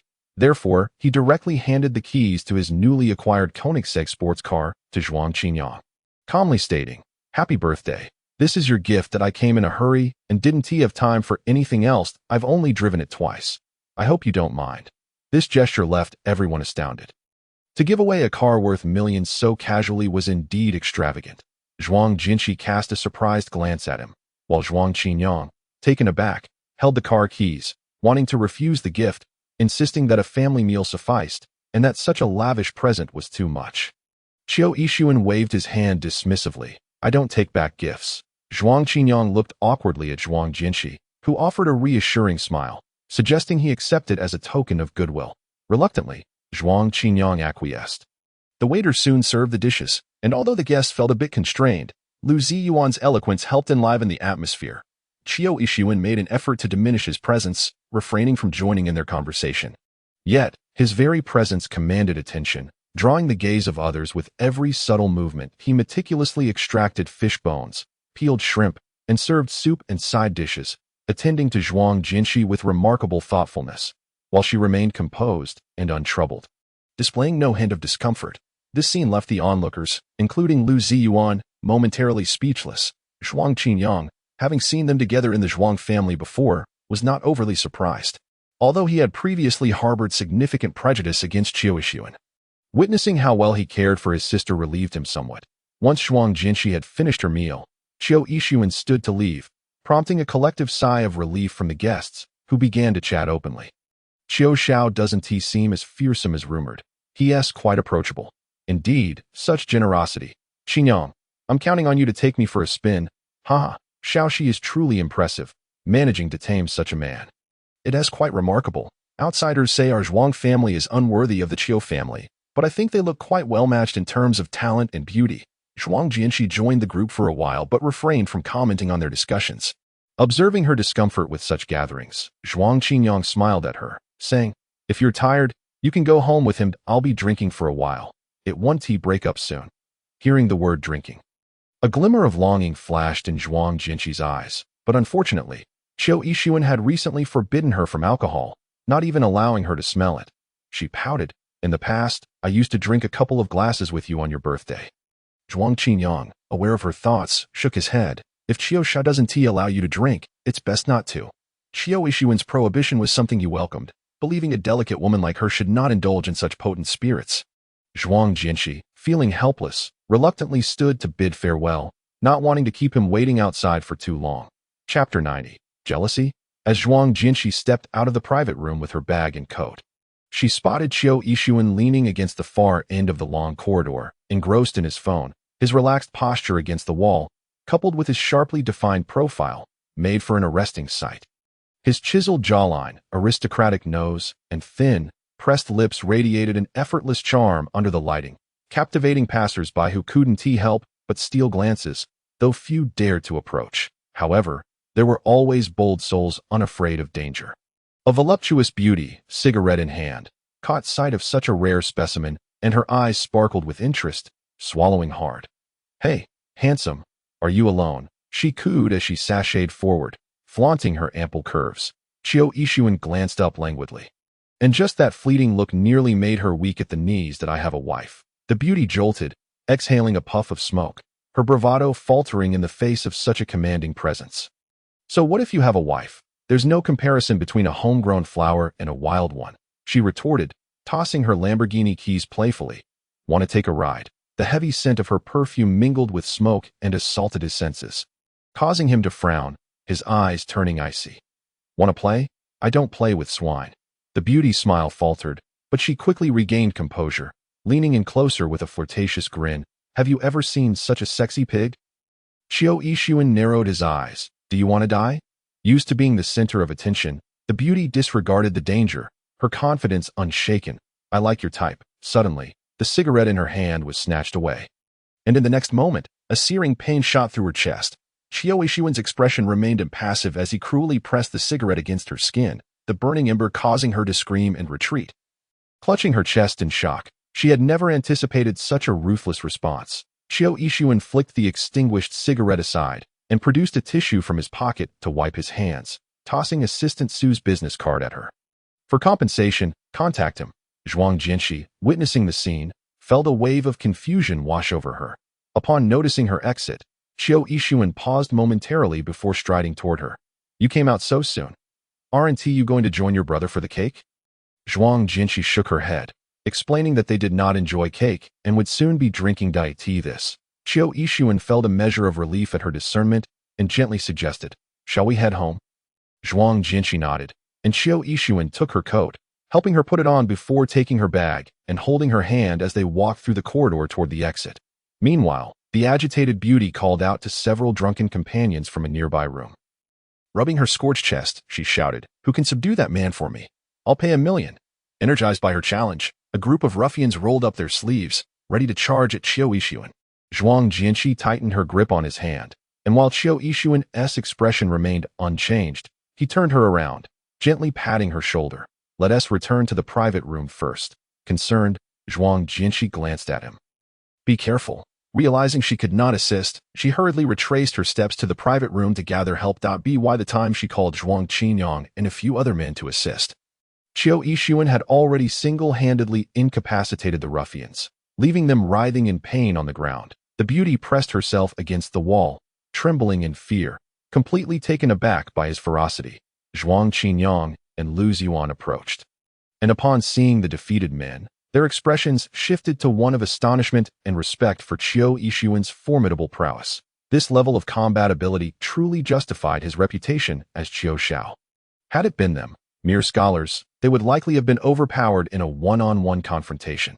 Assistant Su, who was en route with the car, arrived just in time to manage the aftermath of the incident. As they drove back to Tengjing Mountain, the car's warmth enveloped them. Zhuang Jinshi scrutinized Qiu Yixuan. "You didn't get hurt, did you?" She even tugged at his coat to check his chest. A mischievous glint flickered in Qiu Yixuan's eyes. "Would you like me to strip for you to inspect?" Zhuang Jinshi scoffed, casting him a sidelong glance. "Who knew you were so popular? Just stepping out attracts a woman willing to offer 1,000,000. Upon hearing this, Qiu Yixuan chuckled silently, pinching her cheek. "You're taking things out of context. His current status, 1,000,000 wound tea, even by a fingernail. Are you feeling jealous?" Zhuang Jinshi swatted his hand away, insisting she was not. Observing how he treated her with such tenderness while being so brusque with other women satisfied her vanity. A married man ought to behave properly, avoiding flirtations and fulfilling his duties as a husband. Qiu Yixuan presented his reddened hand before her, feigning a pout. She, you hurt me." Zhuang Jinshi glanced at his hand, noticing the slight swelling at the knuckles. "I didn't apply much pressure." Seizing the opportunity, Qiu Yixuan leaned closer, resting his chin on her shoulder, his eyes glinting with a hint of mischief. "It must have been bruised while I was dealing with those men. It hurts so much. Could it be that the bone inside is broken?" Upon hearing this, Zhuang Jinshi's eyes widened in shock that a fracture would be catastrophic. Without hesitation, she declared, "We must go to the hospital." However, Qiu Yixuan shook his head in refusal, saying, "No need. Let's just have the family doctor take a look at it when we get home." He coaxingly suggested, "How about that you blow on it to alleviate the pain for now?" Qiu Yixuan initially thought she would ignore him, but to his surprise, Zhuang Jinshi actually bent down and gently blew on his hand, her striking black and white eyes gazing at him. "Does it feel better?" He nodded, his eyes deep with understanding, and swallowed hard. "It's manageable." She blew a few more times, and a smirk crept onto Qiu Yixuan's lips. "If you could just kiss it, I wouldn't feel any pain at all." Zhuang Jinshi released his hand and pushed his head away from her shoulder. "I can see that you're perfectly fine." Qiu Yixuan dropped the pretense, sitting up straight and pulling her into his embrace. "Wife, may I sleep in our room tonight?" Zhuang Jinshi hesitated for a moment. Conceding that sleeping together was acceptable, Qiu Yixuan responded eagerly, "Good. I promise to be very innocent." He planned to take his time, gently coaxing her, and then gradually pushing the boundaries further. Zhuang Jinshi was well aware of his intentions. She glared at him, her tone serious. "No funny business. It's 3 times a week at most." Qiu Yixuan was taken aback, and upon processing her words, he looked at her with a wounded expression. "See, you're torturing me." He lamented that limiting him to 3 times a week was akin to starvation. Zhuang Jinshi remained resolute. "I don't care. It's better to abuse you than to endure mistreatment myself."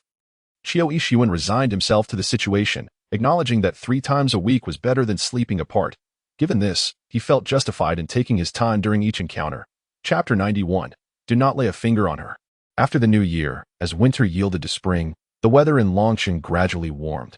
Time flew by, and Zhuang Jinshi found her year to be fulfilling. She did not yearn for great wealth or power.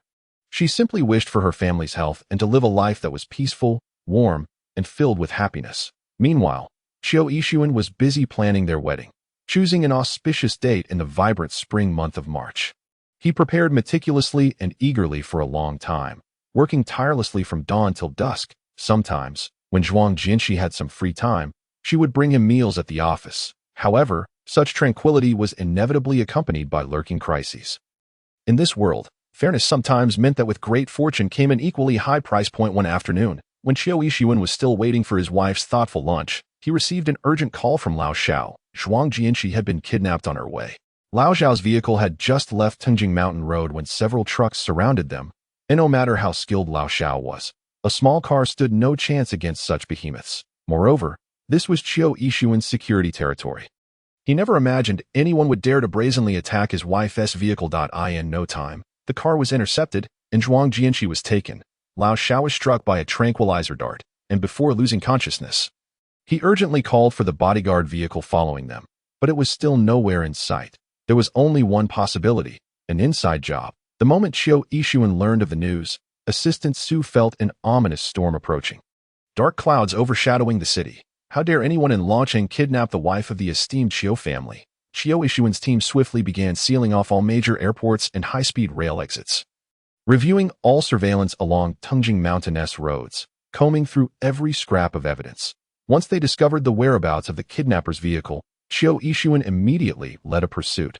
When Zhuang Jinshi groggily regained consciousness, she found herself bound and lying in the back seat of a van. The vehicle jolted along a bumpy mountain road, and though she had lost consciousness under bright sunlight, it was now dusk outside the window. The environment whizzing by was both unfamiliar and remote, causing her to turn pale from the jostling, threatening to vomit. She struggled to sit up and realized the driver was a weary-looking middle-aged man, Zhao Bin, the general manager of Hongbin Enterprises. Once thriving under the Chiu family's protection, he had now fallen from grace, completely bankrupt and estranged from his family. Caught between suicide and revenge, he chose the latter. Alone and desperate, he sought out former associates who had also been ruined, but they were too fearful of Chiu Yixuan's retaliation to join him. Fortunately, some factions of the Chiu family learned of his desperate plan and provided him with support, enabling him to capture Chiu Yixuan's most cherished woman. With nothing to lose, his sole obsession with revenge was to take Zhuang Jinshi with him, ensuring that Chiu Yixuan would regret his past decisions and suffer for a lifetime. When Zhao Bin noticed Zhuang Jinshi had awakened, he maintained an impassive demeanor, his voice low and rough. "You're awake. That's good. Let your husband know you're awake and suffering in agony. He should be heartbroken." Shun Tihi. Realizing her dire situation, Zhuang Jinshi could not hide her panic and confusion. She forced herself to remain calm and asked, "What do you want? Money or something else?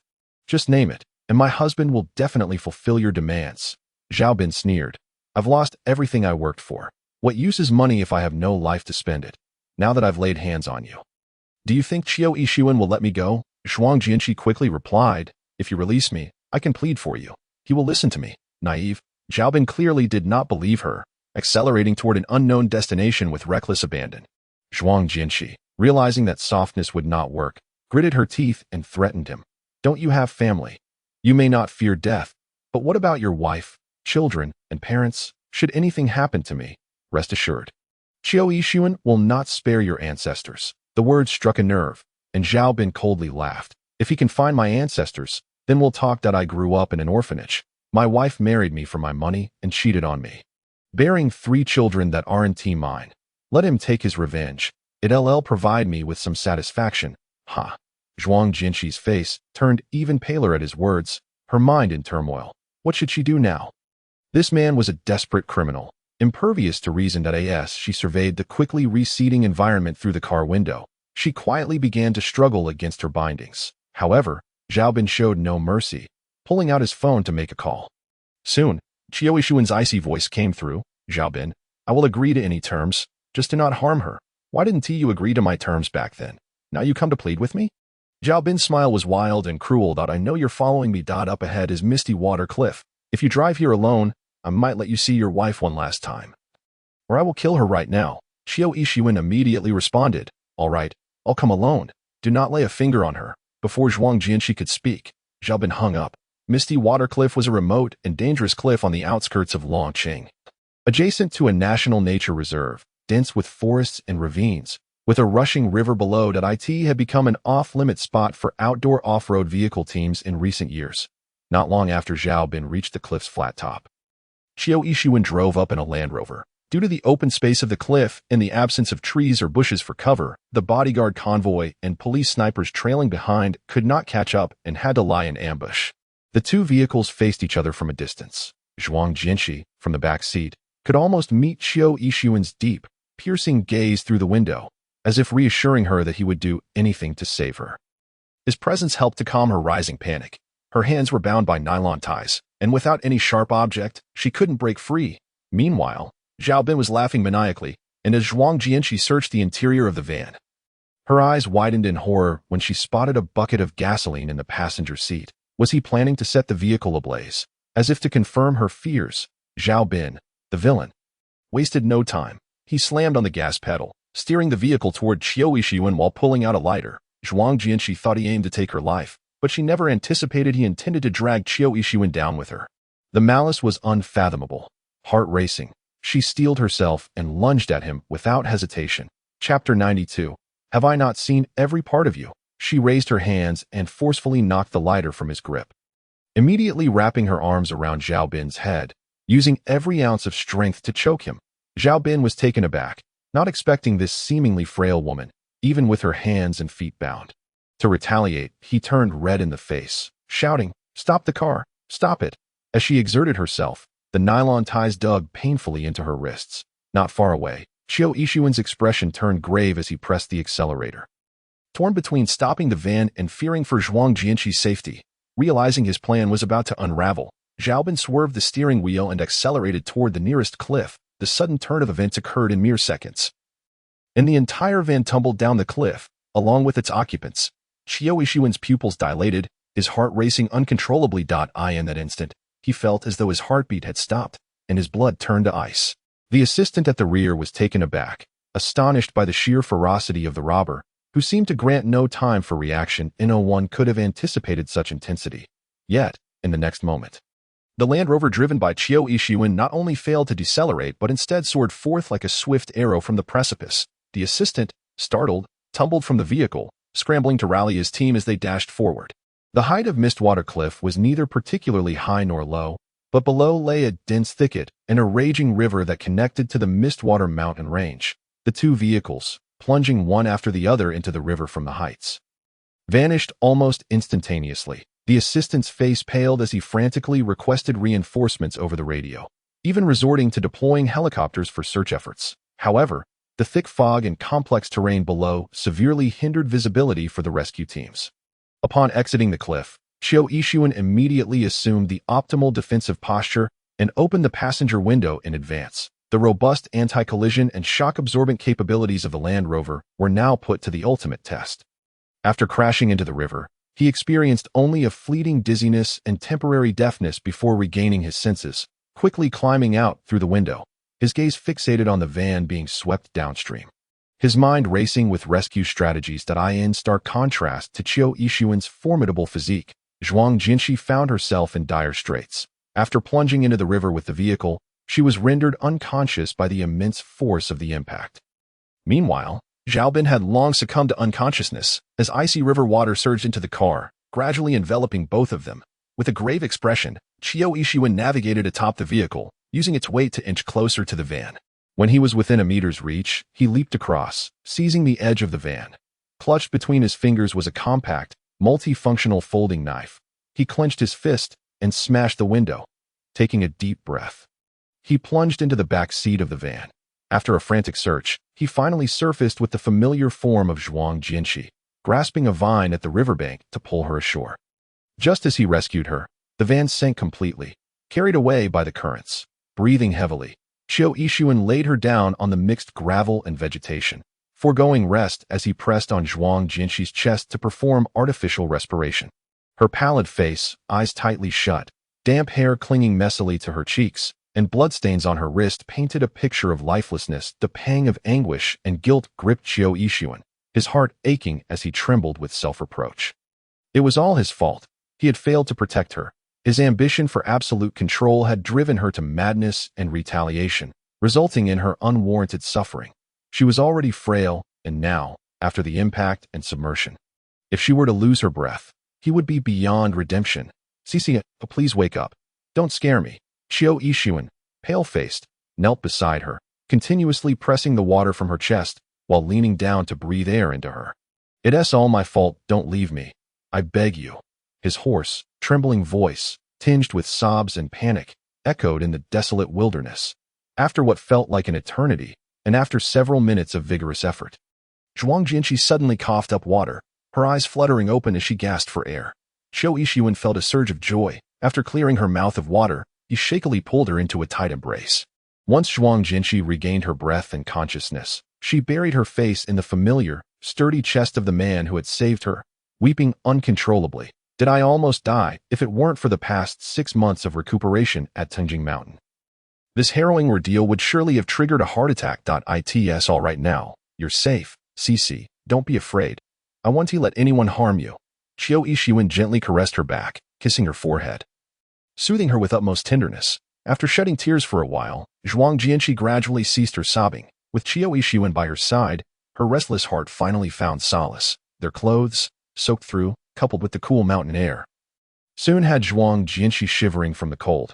After using the folding knife to cut away the bindings on her wrists and ankles, Chiao Ishuan's heart ached at the sight of the gruesome red marks left behind. However, in this remote wilderness, the priority was to start a fire to dry their clothes and stave off the chill. The assistant's arrival was uncertain, and the complex terrain of the mountainous forest left Chiao Ishuan unsure of their current location. With nightfall fast approaching and darkness enveloping them, the difficulty of search and rescue would only increase, making a swift return impossible. With determination, Chiao Ishuan lifted Zhuang Jinqi into his arms and, before complete darkness set in, ventured into the depths of the forest. Having previously participated in an outdoor survival camp abroad, he possessed a degree of wilderness survival knowledge and skills. Scanning the surroundings, he found a suitable spot backed by a fallen hollow tree. Elevated and dry, he set Zhuang Jinqi down and kissed her forehead. Wait for me. I'll be back soon. Zhuang Jinqi nodded, curling up with her arms around her legs, trembling from the cold, watching Chiao Ishuan gather dry twigs and leaves. She couldn't help but ask, "Can you start a fire by rubbing sticks together?" Her lips were pale, yet curiosity shone in her eyes. Chiao Ishuan squatted down, flashed a reassuring smile, and nodded, "I can." Zhuang Jinqi watched him intently. Eager to see his method, he picked up a handful of dry reeds and produced a small metal lighter from his damp pocket. With a swift flick, a blue flame flickered to life against the encroaching darkness. Fortunately, it hadn't rained, and soon the pile of dry grass and twigs ignited. The roaring flames chased away the bone-chilling cold, and Zhuang Jinqi, unable to resist, inched closer to the warmth. Chiao Ishuan returned to her side, methodically removing her wet knit top, long-sleeve shirt, skirt, leggings, and socks, wringing them out and hanging them on a tree trunk to dry. As the night deepened, the temperature plummeted, necessitating the urgent drying of all their clothes to prevent hypothermia. Feeling somewhat embarrassed in just her undergarments, Zhuang Jinqi hugged her knees, her face flushed. Chiao Ishuan glanced at her, maintaining a calm demeanor as he reassured her, "I've seen you in less." The fire blazed robustly, quickly drying their clothes. Once clad in warm, dry garments, Zhuang Jinqi felt significantly better, her shivering subsiding. Though she remained in a fragile state, she nestled against Chiao Ishuan, who tenderly stroked her hair, his expression a mix of concern and anxiety. In this remote wilderness, dangers lurked, and the dampness of the air intensified the risks. While he, a robust man, could endure the night, how could she, who had always been sheltered, manage? He could only hope for the swift arrival of his team. Unable to brew ginger tea, he decided to fetch some hot water to help warm her from within. As he scanned the surroundings, just as he reached for the folding knife to cut a bamboo tube for boiling water, Zhuang Jinqi grasped his shirt tightly. "Where are you going? Don't leave." Her anxious gaze met his. Chiao Ishuan patted her hand reassuringly. "I'm just getting you some hot water. I'll stay within your sight. Don't worry." Zhuang Jinqi shook her head. "I don't want to drink it. Don't go." Having never encountered such a strange and eerie wilderness, the thought of him departing terrified her. "My dear, drinking hot water will help prevent a cold." After much coaxing, Zhuang Jinqi reluctantly released her grip. She watched intently as he fashioned a torch, ventured to a cluster of wild bamboo, and effortlessly snapped off a stalk. Using his knife to carve out 2 cup-sized tubes, he then made his way to the riverbank, filled them with water, and placed them beside the fire to heat. Half an hour later, Zhuang Jinshi sipped the warm water. Feeling comforted as warmth spread through her belly, Qiu Yixuan remained steadfastly by her side, the two of them leaning against the tree trunk to rest. Zhuang Jinshi, half drowsy, nestled her ear against his chest. Listening to his strong heartbeat, her eyelids growing heavier, Qiu Yixuan held her wrist, kissing the red mark gently, whispering, "Sleep now. When you wake up, we'll be home." Zhuang Jinshi murmured a faint before succumbing to slumber. Qiu Yixuan wrapped her tightly in his coat, his gaze fixed on the dancing flames, his dark eyes alert to the slightest sound in the stillness of the night. He remained awake, keeping watch until the early hours. Occasionally checking her forehead as the night deepened, the cold intensified, with layers of dew settling in. Despite the fire, the chill was penetrating. Zhuang Jinshi, inherently sensitive to cold, began to shiver uncontrollably, her teeth chattering, her limbs icy. Instinctively burrowing closer to him, Qiu Yixuan rubbed her hands and feet to warm them, but they quickly turned to ice again. Simultaneously, she began to run a slight fever, her lips losing colored, so cold. "I want to go home," Zhuang Jinshi murmured drowsily, and Qiu Yixuan tightened his embrace, wishing he could envelop her completely, using his own warmth to soothe her. "Persevere a little longer. They will soon come for us. Or perhaps we can endure until dawn, when the sun rises, and he might devise a way to escape." Zhuang Jinshi, nestled in his embrace, obediently nodded. She too wished to endure, yet her body betrayed her. Trembling incessantly and feeling discomfort, Qiu Yixuan furrowed his brows, racking his brain for a solution. If this continued, she would risk hypothermia, which would spell trouble. After a moment's contemplation, as if struck by a sudden inspiration, he gritted his teeth and whispered something into Zhuang Jinshi's ear. Upon hearing it, her originally pallid face began to bloom with a faint flush. It was rather embarrassing, especially in this desolate wilderness. Qiu Yixuan replied, "If you prefer not to, then rise. I shall lead you in a few laps or perhaps some push-ups to warm your body." Zhuang Jinshi, lacking any athletic inclination, immediately shook her head. "No, I do not wish to move." Qiu Yixuan, feeling helpless, remarked, "If I move, you refuse to participate." Zhuang Jinshi fidgeted, a cold gust brushing against her, causing her to shiver slightly before ultimately relenting. "Well then, you may proceed." Qiu Yixuan chuckled softly. Before long, the quiet forest was filled with the soft sounds of their breaths. Amidst the motion, the flames in the campfire danced, crackling as sparks flew, amplifying the sounds of insects and birds around them. Meanwhile, the phenomena occurring that led to alterations in the molecular distances at the contact surfaces, consequently inducing changes in the intermolecular potential energy. He unexpectedly began to explain to her, with utmost seriousness, the physics behind frictional heat generation while attending to their predicament. Zhuang Jinshi felt a mix of embarrassment and awkwardness, beads of sweat forming on her forehead. Qiu Yixuan playfully asked, "Do you understand? Such a simple principle, who wouldn't grasp it, that especially presented in such an ambiguous manner?" The warmth emanating from him made her feel surprisingly less cold. Fortunately, after sweating profusely, her low-grade fever subsided, and she succumbed to exhaustion, drifting off into a deep slumber in his arms. Qiu Yixuan held her close, resting his chin on her shoulder, allowing himself to unwind as time passed slowly. At last, around 4 or 5 in the morning, the horizon began to lighten, and the sound of a helicopter's blades echoed above the treetops. Drawing nearer, when Zhuang Jinshi opened her eyes again, she found herself back in the familiar confines of her villa's bedroom. She sat up abruptly, and the ever-watchful butler Song quickly cautioned, "Madam, please be careful with your movements." Lowering her gaze, she noticed an 4 drip attached to her hand, and the bandaged wounds on her wrists. "Your body is quite weak and requires ample rest," Butler Song observed with a mixture of concern and affection. What a harrowing ordeal it had been. The young lady had been bound, threatened, and had plunged into icy waters, enduring countless dangers to reclaim her life. She must not be left with lingering ailments. Chapter 94.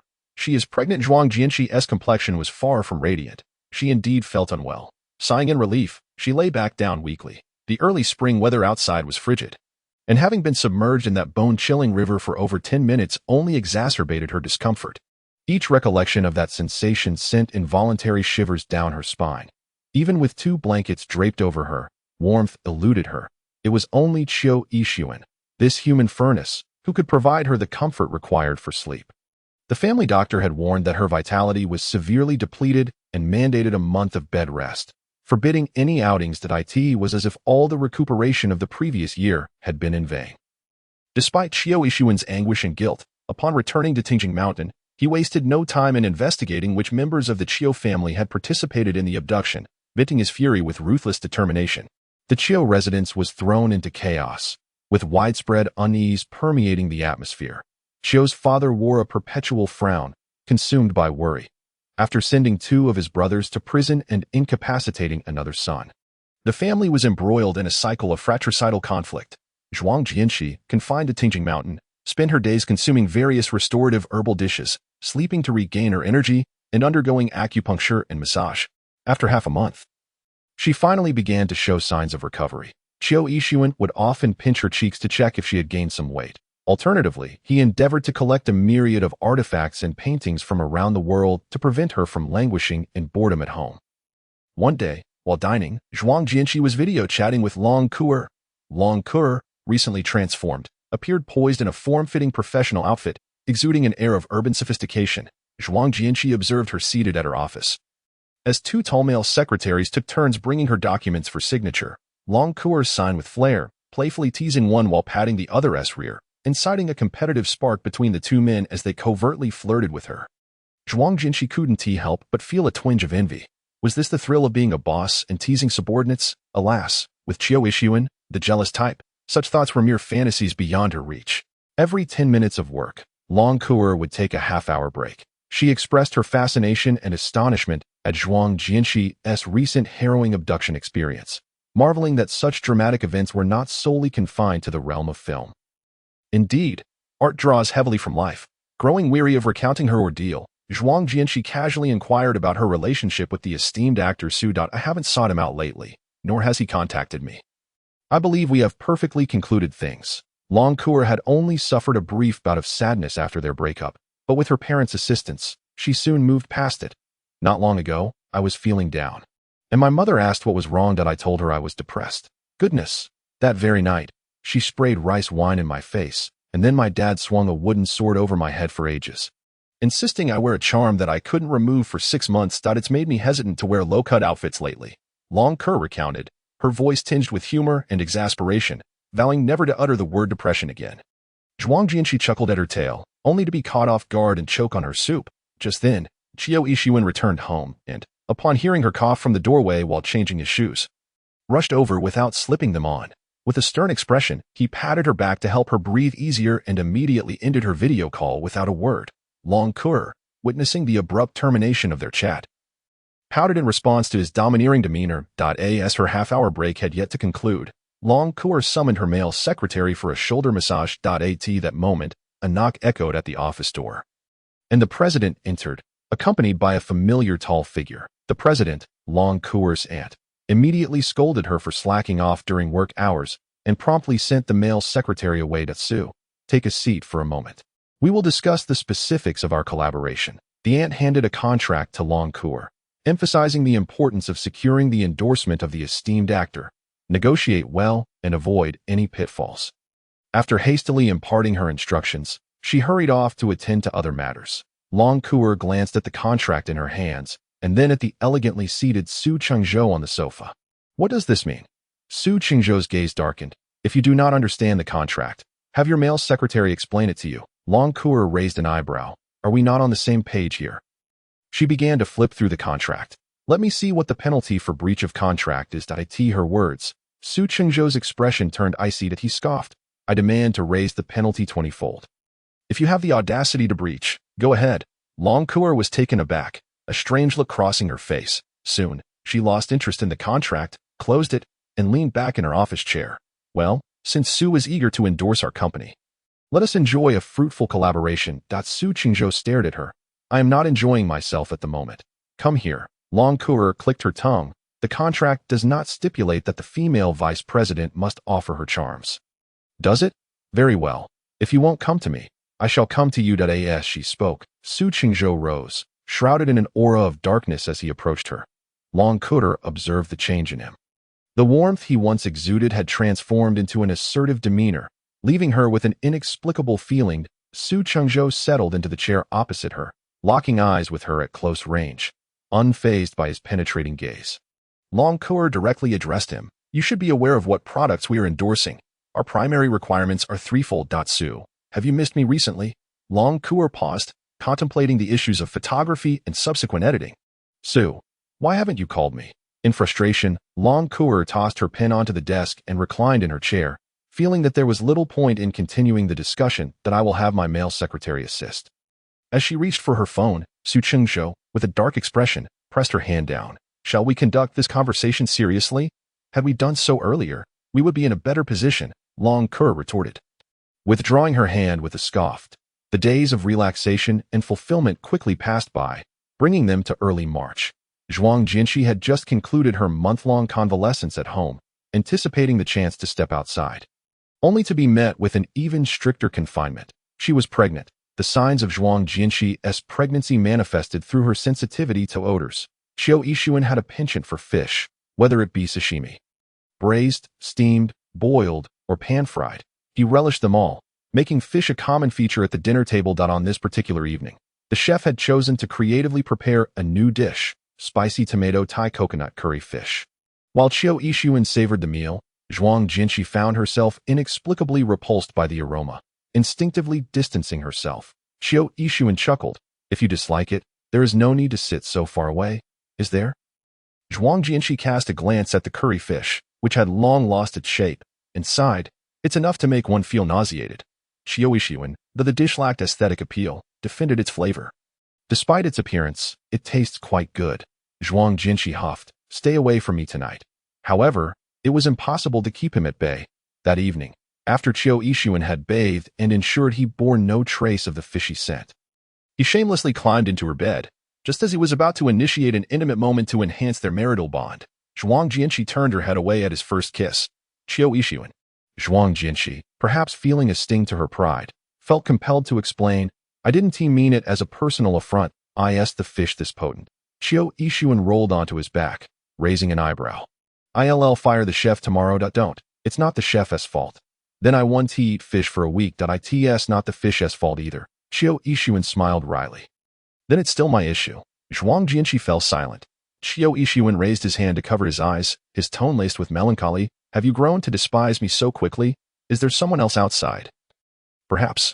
Zhuang Jinshi had been insisting on returning to work these past few days. He had advised her to rest a while longer, but she wooed and teeheed him. Who could possibly be out there? With her constantly longing to leave, Zhuang Jinshi tugged at her lips. Why don't you try staying at Tingjing Mountain for a month without going out? Xiao Yixuan replied nonchalantly. I'll give it a shot. I'll work from home tomorrow. Zhuang Jinshi shot him a glance, ignoring him, and turned over to sleep beneath the covers. The next day, Xiao Yixuan indeed had documents and materials delivered home for work. Conducting meetings via video calls in the study, his phone ringing incessantly, Zhuang Jinshi, under the watchful eyes of several bodyguards, finally ventured out to spend the day with Long Kuer, returning with numerous bags. During dinner, perhaps exhausted from shopping, she still lacked appetite, sipping at her bird's nest soup.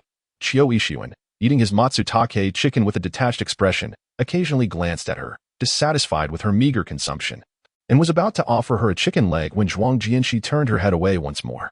Xiao Yixuan, oh now you want to even eat chicken?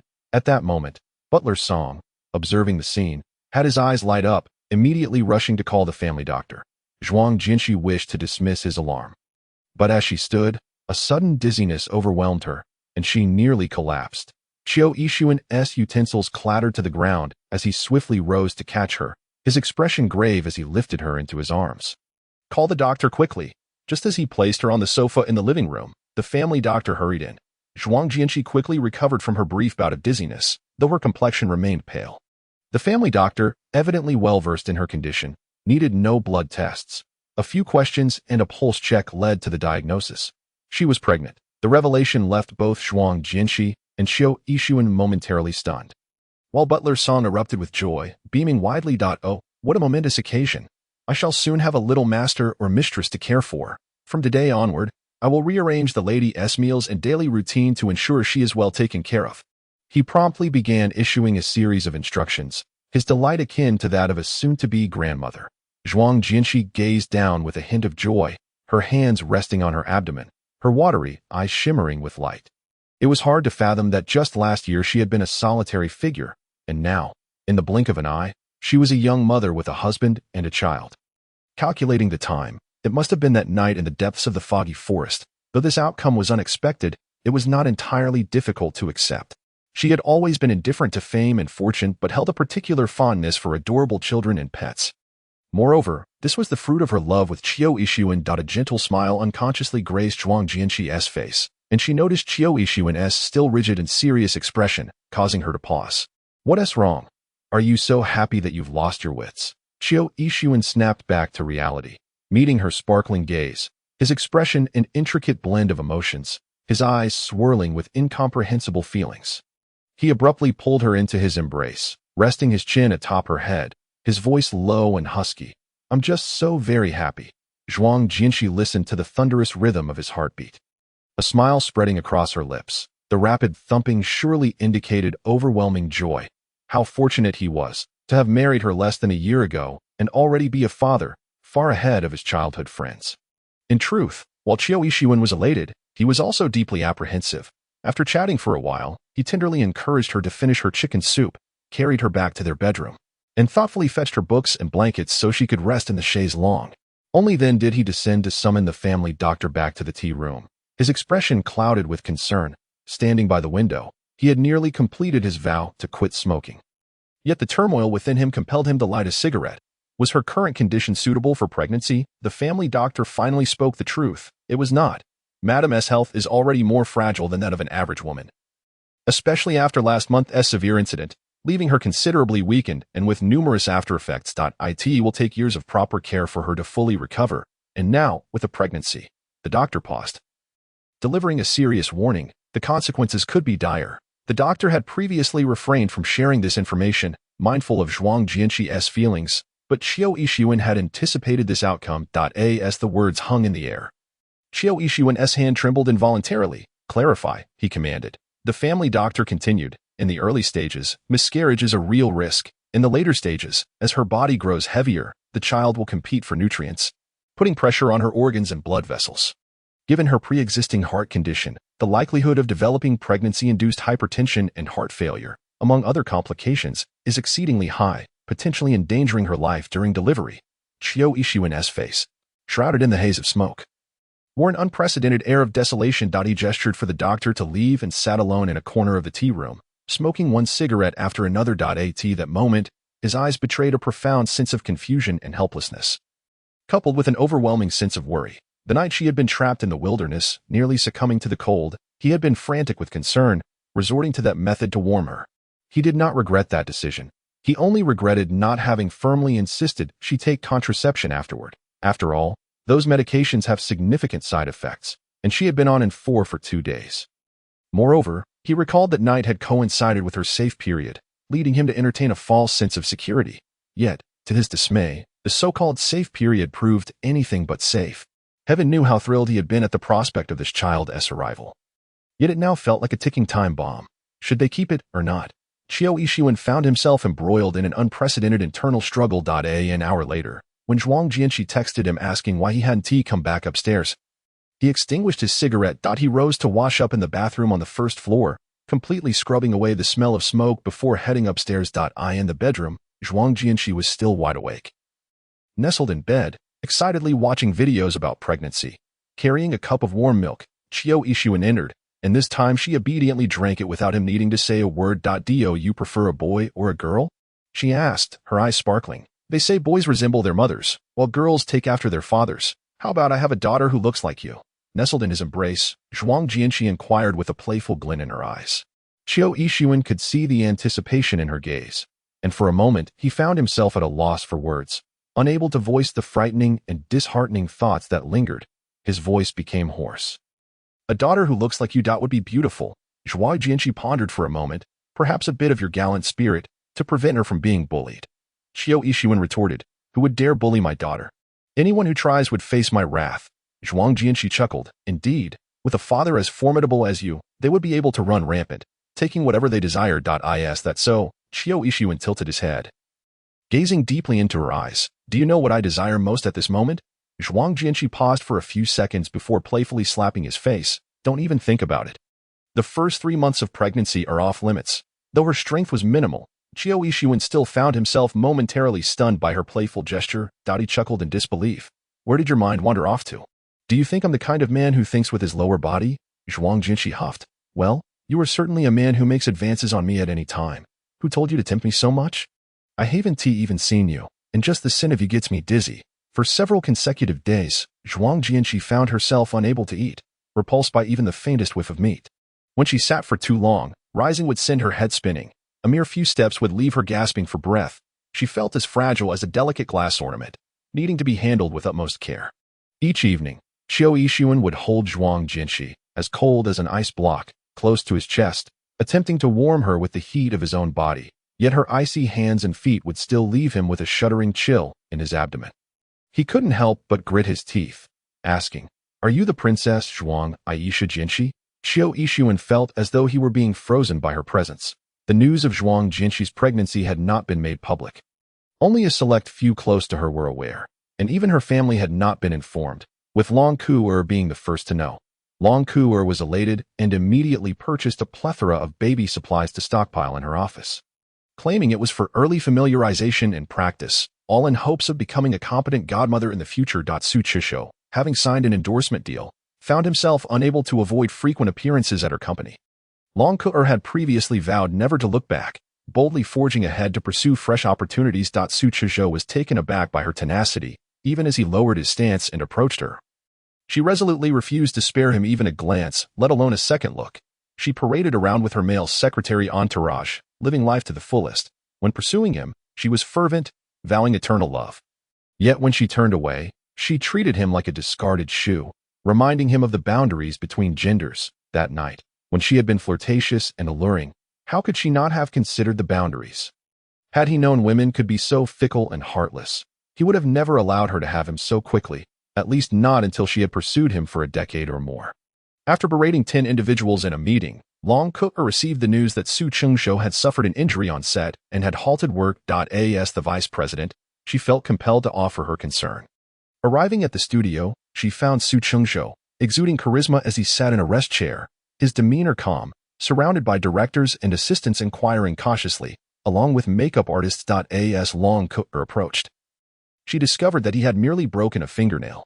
She scoffed, considering it a rather exaggerated workplace injury. Even the director was puzzled. Su Chengzhou had always maintained a stellar reputation, being warm and courteous. So why had he suddenly thrown a tantrum behind the scenes? Truth be told, Su Chengzhou felt embarrassed and awkward, never anticipating he would have such an unreasonable day. However, upon seeing Long Ku'er finally appear, he disregarded his pride and raised the injured finger towards her. Vice President Long, I've been injured on the job. I fear I may need your assistance. Before he could finish, Long Ku'er exclaimed seriously. What a severe injury. How could you all allow such harm to come to Suingdi? Do you not realize the value of a mere fingernail? Can you all afford to compensate for this? The crowd was left speechless. Su Chengzhou quickly withdrew his hand, lowering his head and covering his forehead with a hand, closing his eyes in defeat. Long Ku'er was not finished, her expression earnest and anxious. Shouldn't we call an ambulance? Are we waiting for someone to amputate a finger? Su Chengzhou gritted his teeth, unable to bear the humiliation any longer. Forget it. Long Ku'er crossed her arms. How can that be? What if you end up with complications later? There won't be any complications. I was just being overly dramatic. Is that acceptable? Su Chengzhou shot her a disheartened glance before standing up to return to work. The subsequent filming went remarkably smoothly, with no further mishaps. After wrapping up efficiently, Su Chengzhou pondered and, undeterred, made his way to Long Ku'er's office, intending to clarify matters. However, upon knocking and entering, he was met with the sight of her desk piled high with baby supplies. While Long Ku'er was fiddling with a baby bottle filled with milk, curiously, she turned it upside down, discovering it did not leak, and even took a sip to taste the effect. This led to an unexpected eye-to-eye encounter with him. Su Chengzhou was momentarily stunned, exclaiming, "You're pregnant." Long Ku'er, after a brief hesitation, decisively declared, "I'm preparing to become a mother. A godmother is still a mother." Su Chengzhou was utterly taken aback, his face falling. "Whose child is it?" Long Ku'er hesitated for a moment. Which scoundrel? That. Long Ku'er recalled Qiu Yixuan's handsome yet brooding face. The domineering and forceful scoundrel. I apologize, my godchild, for cursing your father. This is entirely intentional. Su Chengzhou was incredulous that merely a month after their breakup, she was with another man and pregnant, leaving him to question his own position. He had thought that by extending an olive branch, she might come back to him, yet it was clear she had no intention of doing so. It was utterly laughable. Su Chengzhou's expression turned indifferent as he gazed deeply at her. I apologize for the disturbance during this time. If that is the case, I wish you a happy family of three. Long Cook met his gaze for a few seconds, nodding, thank you, and I wish you a bright future as well. The two parted ways once more in discontent. At the villa, Zhuang Jianqi gently handled some of the baby items and maternity supplies Long Cook had sent over, including a small golden lock and a diamond tiara for a princess. It was evident that Long Cook understood her circumstances, knowing she couldn't go out, and immediately helped procure these items, catering to her newfound excitement as a mother. Qiu Yixuan personally prepared a nutritious porridge and brought it out from the kitchen. Noticing Zhuang Jianqi playing with a small teething stick in her studio, his heart sinking. You should eat first before continuing with that. He approached her, taking the small piece of prickly ashwood from her hands and gently leading her to the dining area. Zhuang Jianqi had been unable to stomach any oily foods for days, her appetite severely diminished, and her chin had become more pronounced. Qiu Yixuan was deeply concerned and had taken it upon himself to learn how to prepare her favorite light pastries and sweet porridge. Although his culinary skills could not compare to those of a professional chef, Zhuang Jianqi graciously obliged and made an effort to eat more. After finishing her nutritious porridge under his watchful eye, Qiu Yixuan sighed in relief. Her ability to eat gave him great confidence. He then ventured into the kitchen to prepare some meat dishes, reasoning that she couldn't survive solely on porridge. However, after he confidently presented a plate of scrambled eggs with beef, she managed to eat half before rushing to the bathroom to vomit. In the end, she retched so violently it brought tears to her eyes. Qiu Yixuan furrowed his brow, offering her warm water to rinse her mouth, and silently carried her to the sofa. He tenderly wiped away the moisture at the corners of her eyes, his voice hoarse and filled with anguish. Are you feeling very unwell? Zhuang Jianqi nestled against him, devoid of strength, and weakly replied, It's all right. I've read that these reactions are normal in the early stages, if I can endure the first 3 months. It will be fine. 3 months is an eternity, he thought. While she might endure it, I cannot stand even a single day of her suffering. He would gladly bear all the pain himself rather than witness her endure such torment. Especially knowing this was just the beginning. Qiu Yixuan stroked her long hair in silence for a moment before speaking in a conciliatory tone. You are still so young, having just graduated a year ago. This is the prime of your life, a time to flourish and develop your career. Don't you think having a burden so early would be a setback? Zhuang Jianqi raised her gaze to him. But after giving birth, you will be here. I have to bear it alone. So what is there to fear? Qiu Yixuan searched for other reasons. Look, without a child, our world as a couple is so much more fulfilling. I had even planned to take you abroad for a honeymoon trip. Can you endure being unable to travel for 10 months? Zhuang Jianqi hesitated upon hearing this but quickly affirmed, I can manage. I'll just consider it a retreat. What could be more important than giving birth to an heir to inherit your family's fortune? Qiu Yixuan was left speechless and amused. All you need to do is ask. Everything I have is yours. Why go to such lengths? Zhuang Jianqi, rarely in good spirits, jested. I don't want something handed to me. I want to rise through my own child. Qiu Yixuan's expression shifted to one of helplessness. Zhuang Jianqi noticed that since he had learned of her pregnancy, his brow had been furrowed tightly, seemingly never relaxing. If one were to say he was happy, he indeed looked forward to it. Having kissed her belly that evening, calling out to the tiny life within his baby all night long. Yet, if one were to say he truly cared, he had been subtly urging her not to keep the child. Zhuang Jianqi felt perplexed, her expression darkening as she questioned him. So, do you not want this child? Of course I want it. Qiu Yixuan's gaze grew deep and complex. You cannot fathom the extent of my desire. That child was a part of him, intertwined with her essence. How could he not want it? Since his mother had passed away during his childhood, he had fought alone for so many years. And now he had finally found a treasure in her, bringing forth another small jewel. How could he not cherish it? Yet, all of this hinged on not causing her harm. Nothing, and no one was more important than her. His passionate kiss fell upon her hair, and he spoke with deep sorrow. The extent of my love for you is matched by my fondness for this child. However, between you and the child, I would choose you without hesitation. Only then did Zhuang Jianqi realize that his shoulders trembled slightly as he held her. This once robust man now appearing utterly defeated. She perceptively asked, what is truly going on? Qiu Yixuan had not intended to keep the truth from her for long. He had planned to wait until her initial excitement faded before revealing everything. But now, seeing her growing expectation and attachment to the baby. He could not allow her to sink deeper into this illusion. The first month is considered the most optimal time for an abortion, as it inflicts the least harm on the body. Procrastination only leads to greater complications. As Zhuang Jianqi listened attentively to him elucidate all the circumstances and consequences, her expression gradually grew grave, shedding the lightness and joy she had displayed in previous days. It was no wonder he felt so conflicted, both eager and anxious. It turned out there was such a significant risk involved. Zhuang Jianqi pondered in silence for quite a while before finally speaking. Please arrange for a few more doctors to examine me. Let us first ascertain the true situation before proceeding. I refuse to believe that if fate has chosen to place this life within me, it must be taken away before it has had a chance to settle. Qiu Yixuan nodded solemnly, sharing her sentiments. However, the higher the hope, the heavier the disappointment. After consulting several authoritative obstetricians and gynecologists for a thorough examination of Zhuang Jianqi, the consensus was clear. Her current health condition was best suited for terminating the pregnancy, with the possibility of considering childbirth only after several years of recovery. Yet, it was not impossible to carry the pregnancy to term. However, it posed significant risks to the mother, thus necessitating mental preparedness. Zhuang Jianqi was resolute in her belief that she could endure, even if it meant being bedridden for several months, for that was a vibrant little life. During the ultrasound, she distinctly heard its heartbeat. Though faint, it was so clear that it made her heart ache at the thought of giving up. How could she bear to part with it? In March, the world awakened from its winter slumber, bursting forth with vitality. That afternoon, Qiu Yixuan returned home to find Zhuang Jianqi, who was reclining in the sun on a lounge chair, appearing even more delicate. His heart darkened. He approached slowly, stooping to pick up the book that had fallen to the ground, gazing intently at her almost translucent face as she slept, lost in thought. The pain and bitterness in his eyes surged uncontrollably.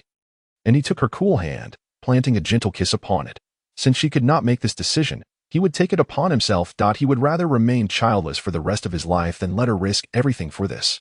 There were only minor setbacks. It was hardly tragic, as this sweet narrative was nearing its conclusion. Chapter 98. He was truly frightened. Zhuang's mother had returned from Jiangnan some time ago. Observers noted her brisk walk and rejuvenated spirit. Appearing a decade younger, leaving no trace of her previous frail condition, her vibrant demeanor suggested she could even partake in square dancing, showcasing the remarkable efficacy of Mr. Baizheng's one-on-one therapeutic methods. Regrettably, due to Qiu Zhaoshan's imprisonment, Mr. Baizheng fell into deep sorrow, succumbing to illness shortly thereafter, and an obituary was soon issued. Otherwise, Qiu Yixuan would have gone to great lengths to enlist him for Zhuang Jianqi's care. As dusk fell, the horizon was painted with gentle shades of orange and red, enveloping the vibrant garden in a dreamlike glow. Zhuang Jianqi, clad in a simple long dress, her cascading hair catching the last rays of the setting sun, radiated a delicate golden sheen. Cradling freshly picked tulips in her arms, a gentle breeze swept by, prompting her to stifle a sneeze. Qiu Yixuan, who was on the phone nearby, immediately turned his head, hung up without hesitation, and strode over. Zhuang Jianqi felt a weight on her shoulder as Qiu Yixuan draped his suit jacket over her, his expression neutral as he announced it was time for her to come inside. As he guided her indoors, she complied without resistance, teasingly remarking, "You, as a warden, are far too strict. It's not even been 10 minutes. For days, he had kept a watchful eye on her, even standing guard at the door while she bathed or used the restroom. If she took too long or any noise emerged from within, he would be poised to break down the door. He had prohibited her from using any of her restoration tools, claiming they would strain her eyes, and limited her phone calls to no more than half an hour. Her days had devolved into a cycle of eating and sleeping, akin to a pampered little pig. Qiu Yixuan, I've been generous. The doctor said the first month should be almost entirely spent in bed. Zhuang Jianqi insisted on keeping the child, and he dared not pressure her to terminate the pregnancy, instead allowing the situation to unfold day by day.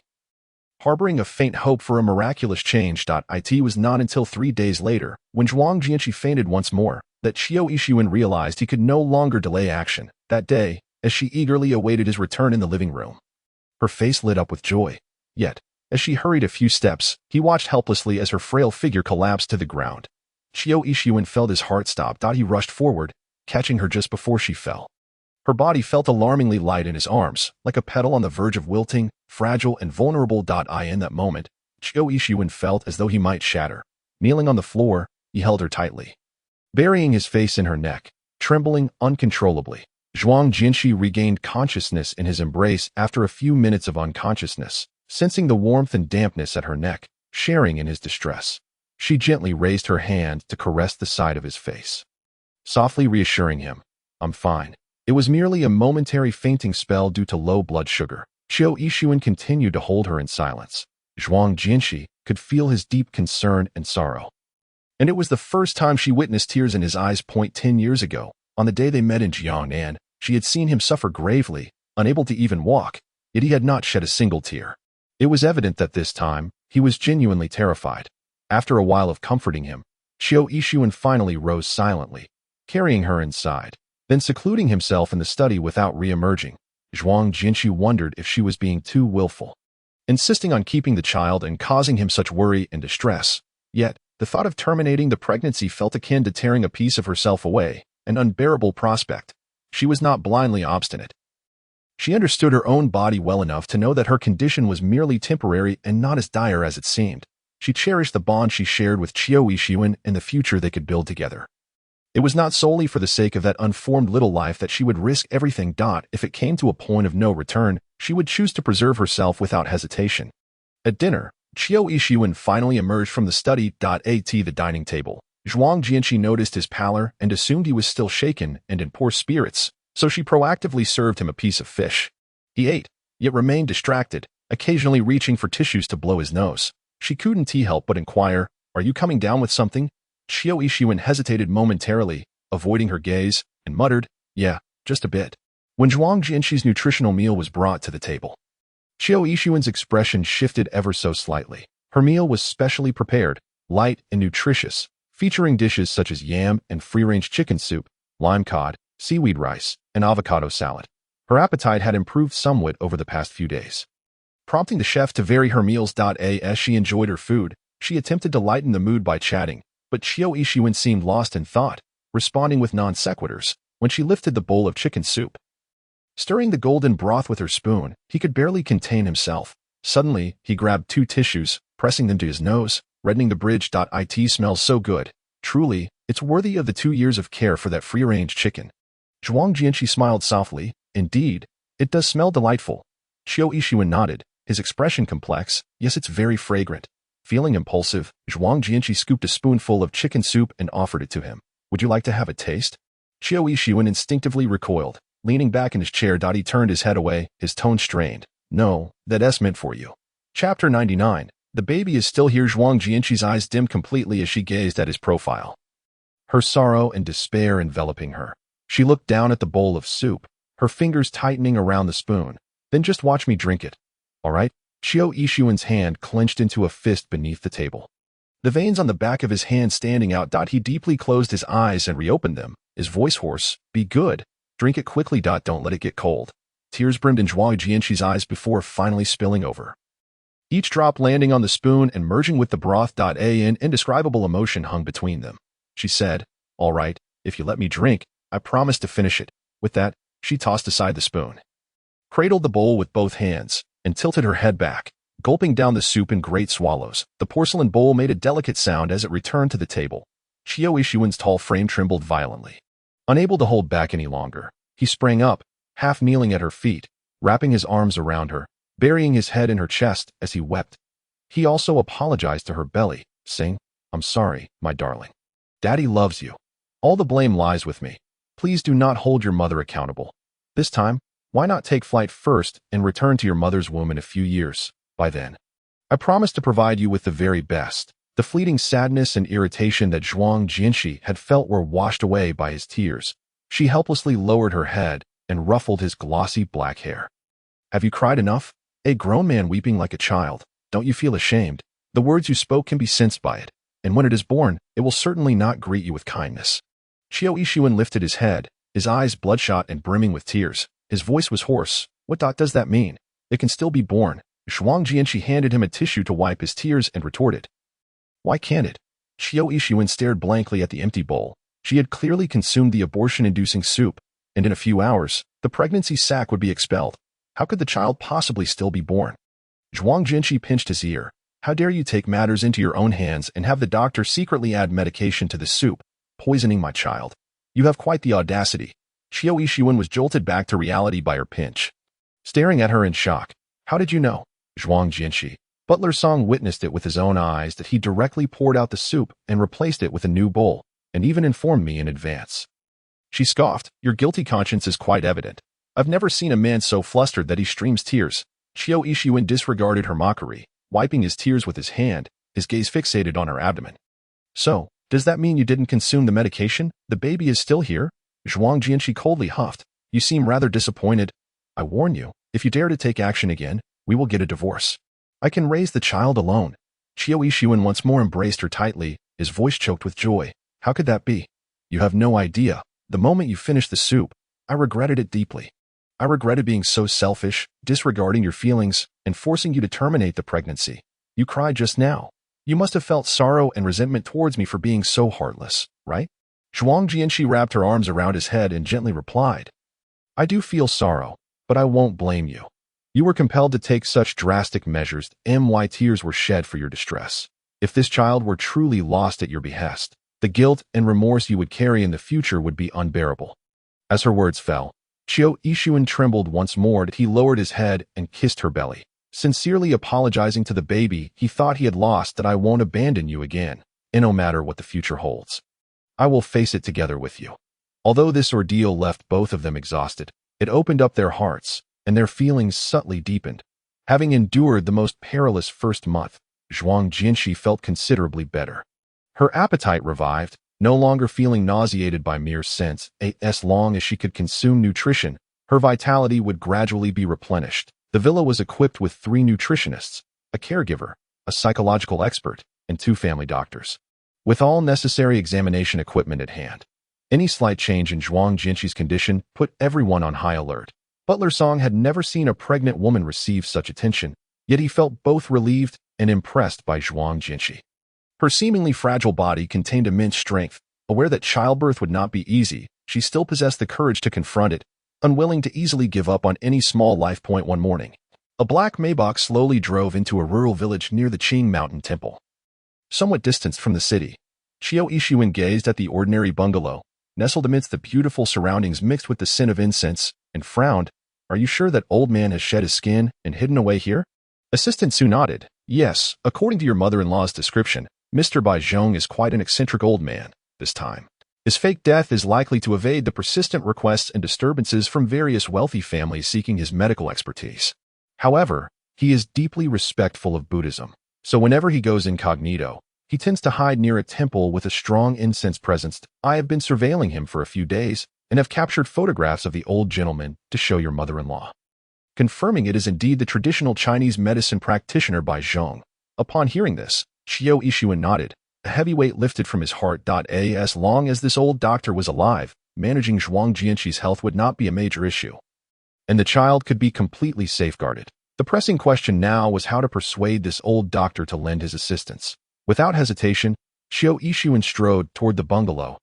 He was prepared to use any means necessary, whether coercion, bribery, or whatever price it took. For several consecutive days, Zhuang Jinshi noticed a significant decrease in the times she saw Qiu Yixuan. She was unaware of his recent endeavors, as he often vanished without a trace. Yet he was fully aware of her daily activities, how much she ate, and what she did, even occasionally calling to check on her. Zhuang Jinshi thought little of it, believing he had grown bored after accompanying her in the mountains for a month and had gone out to attend to business.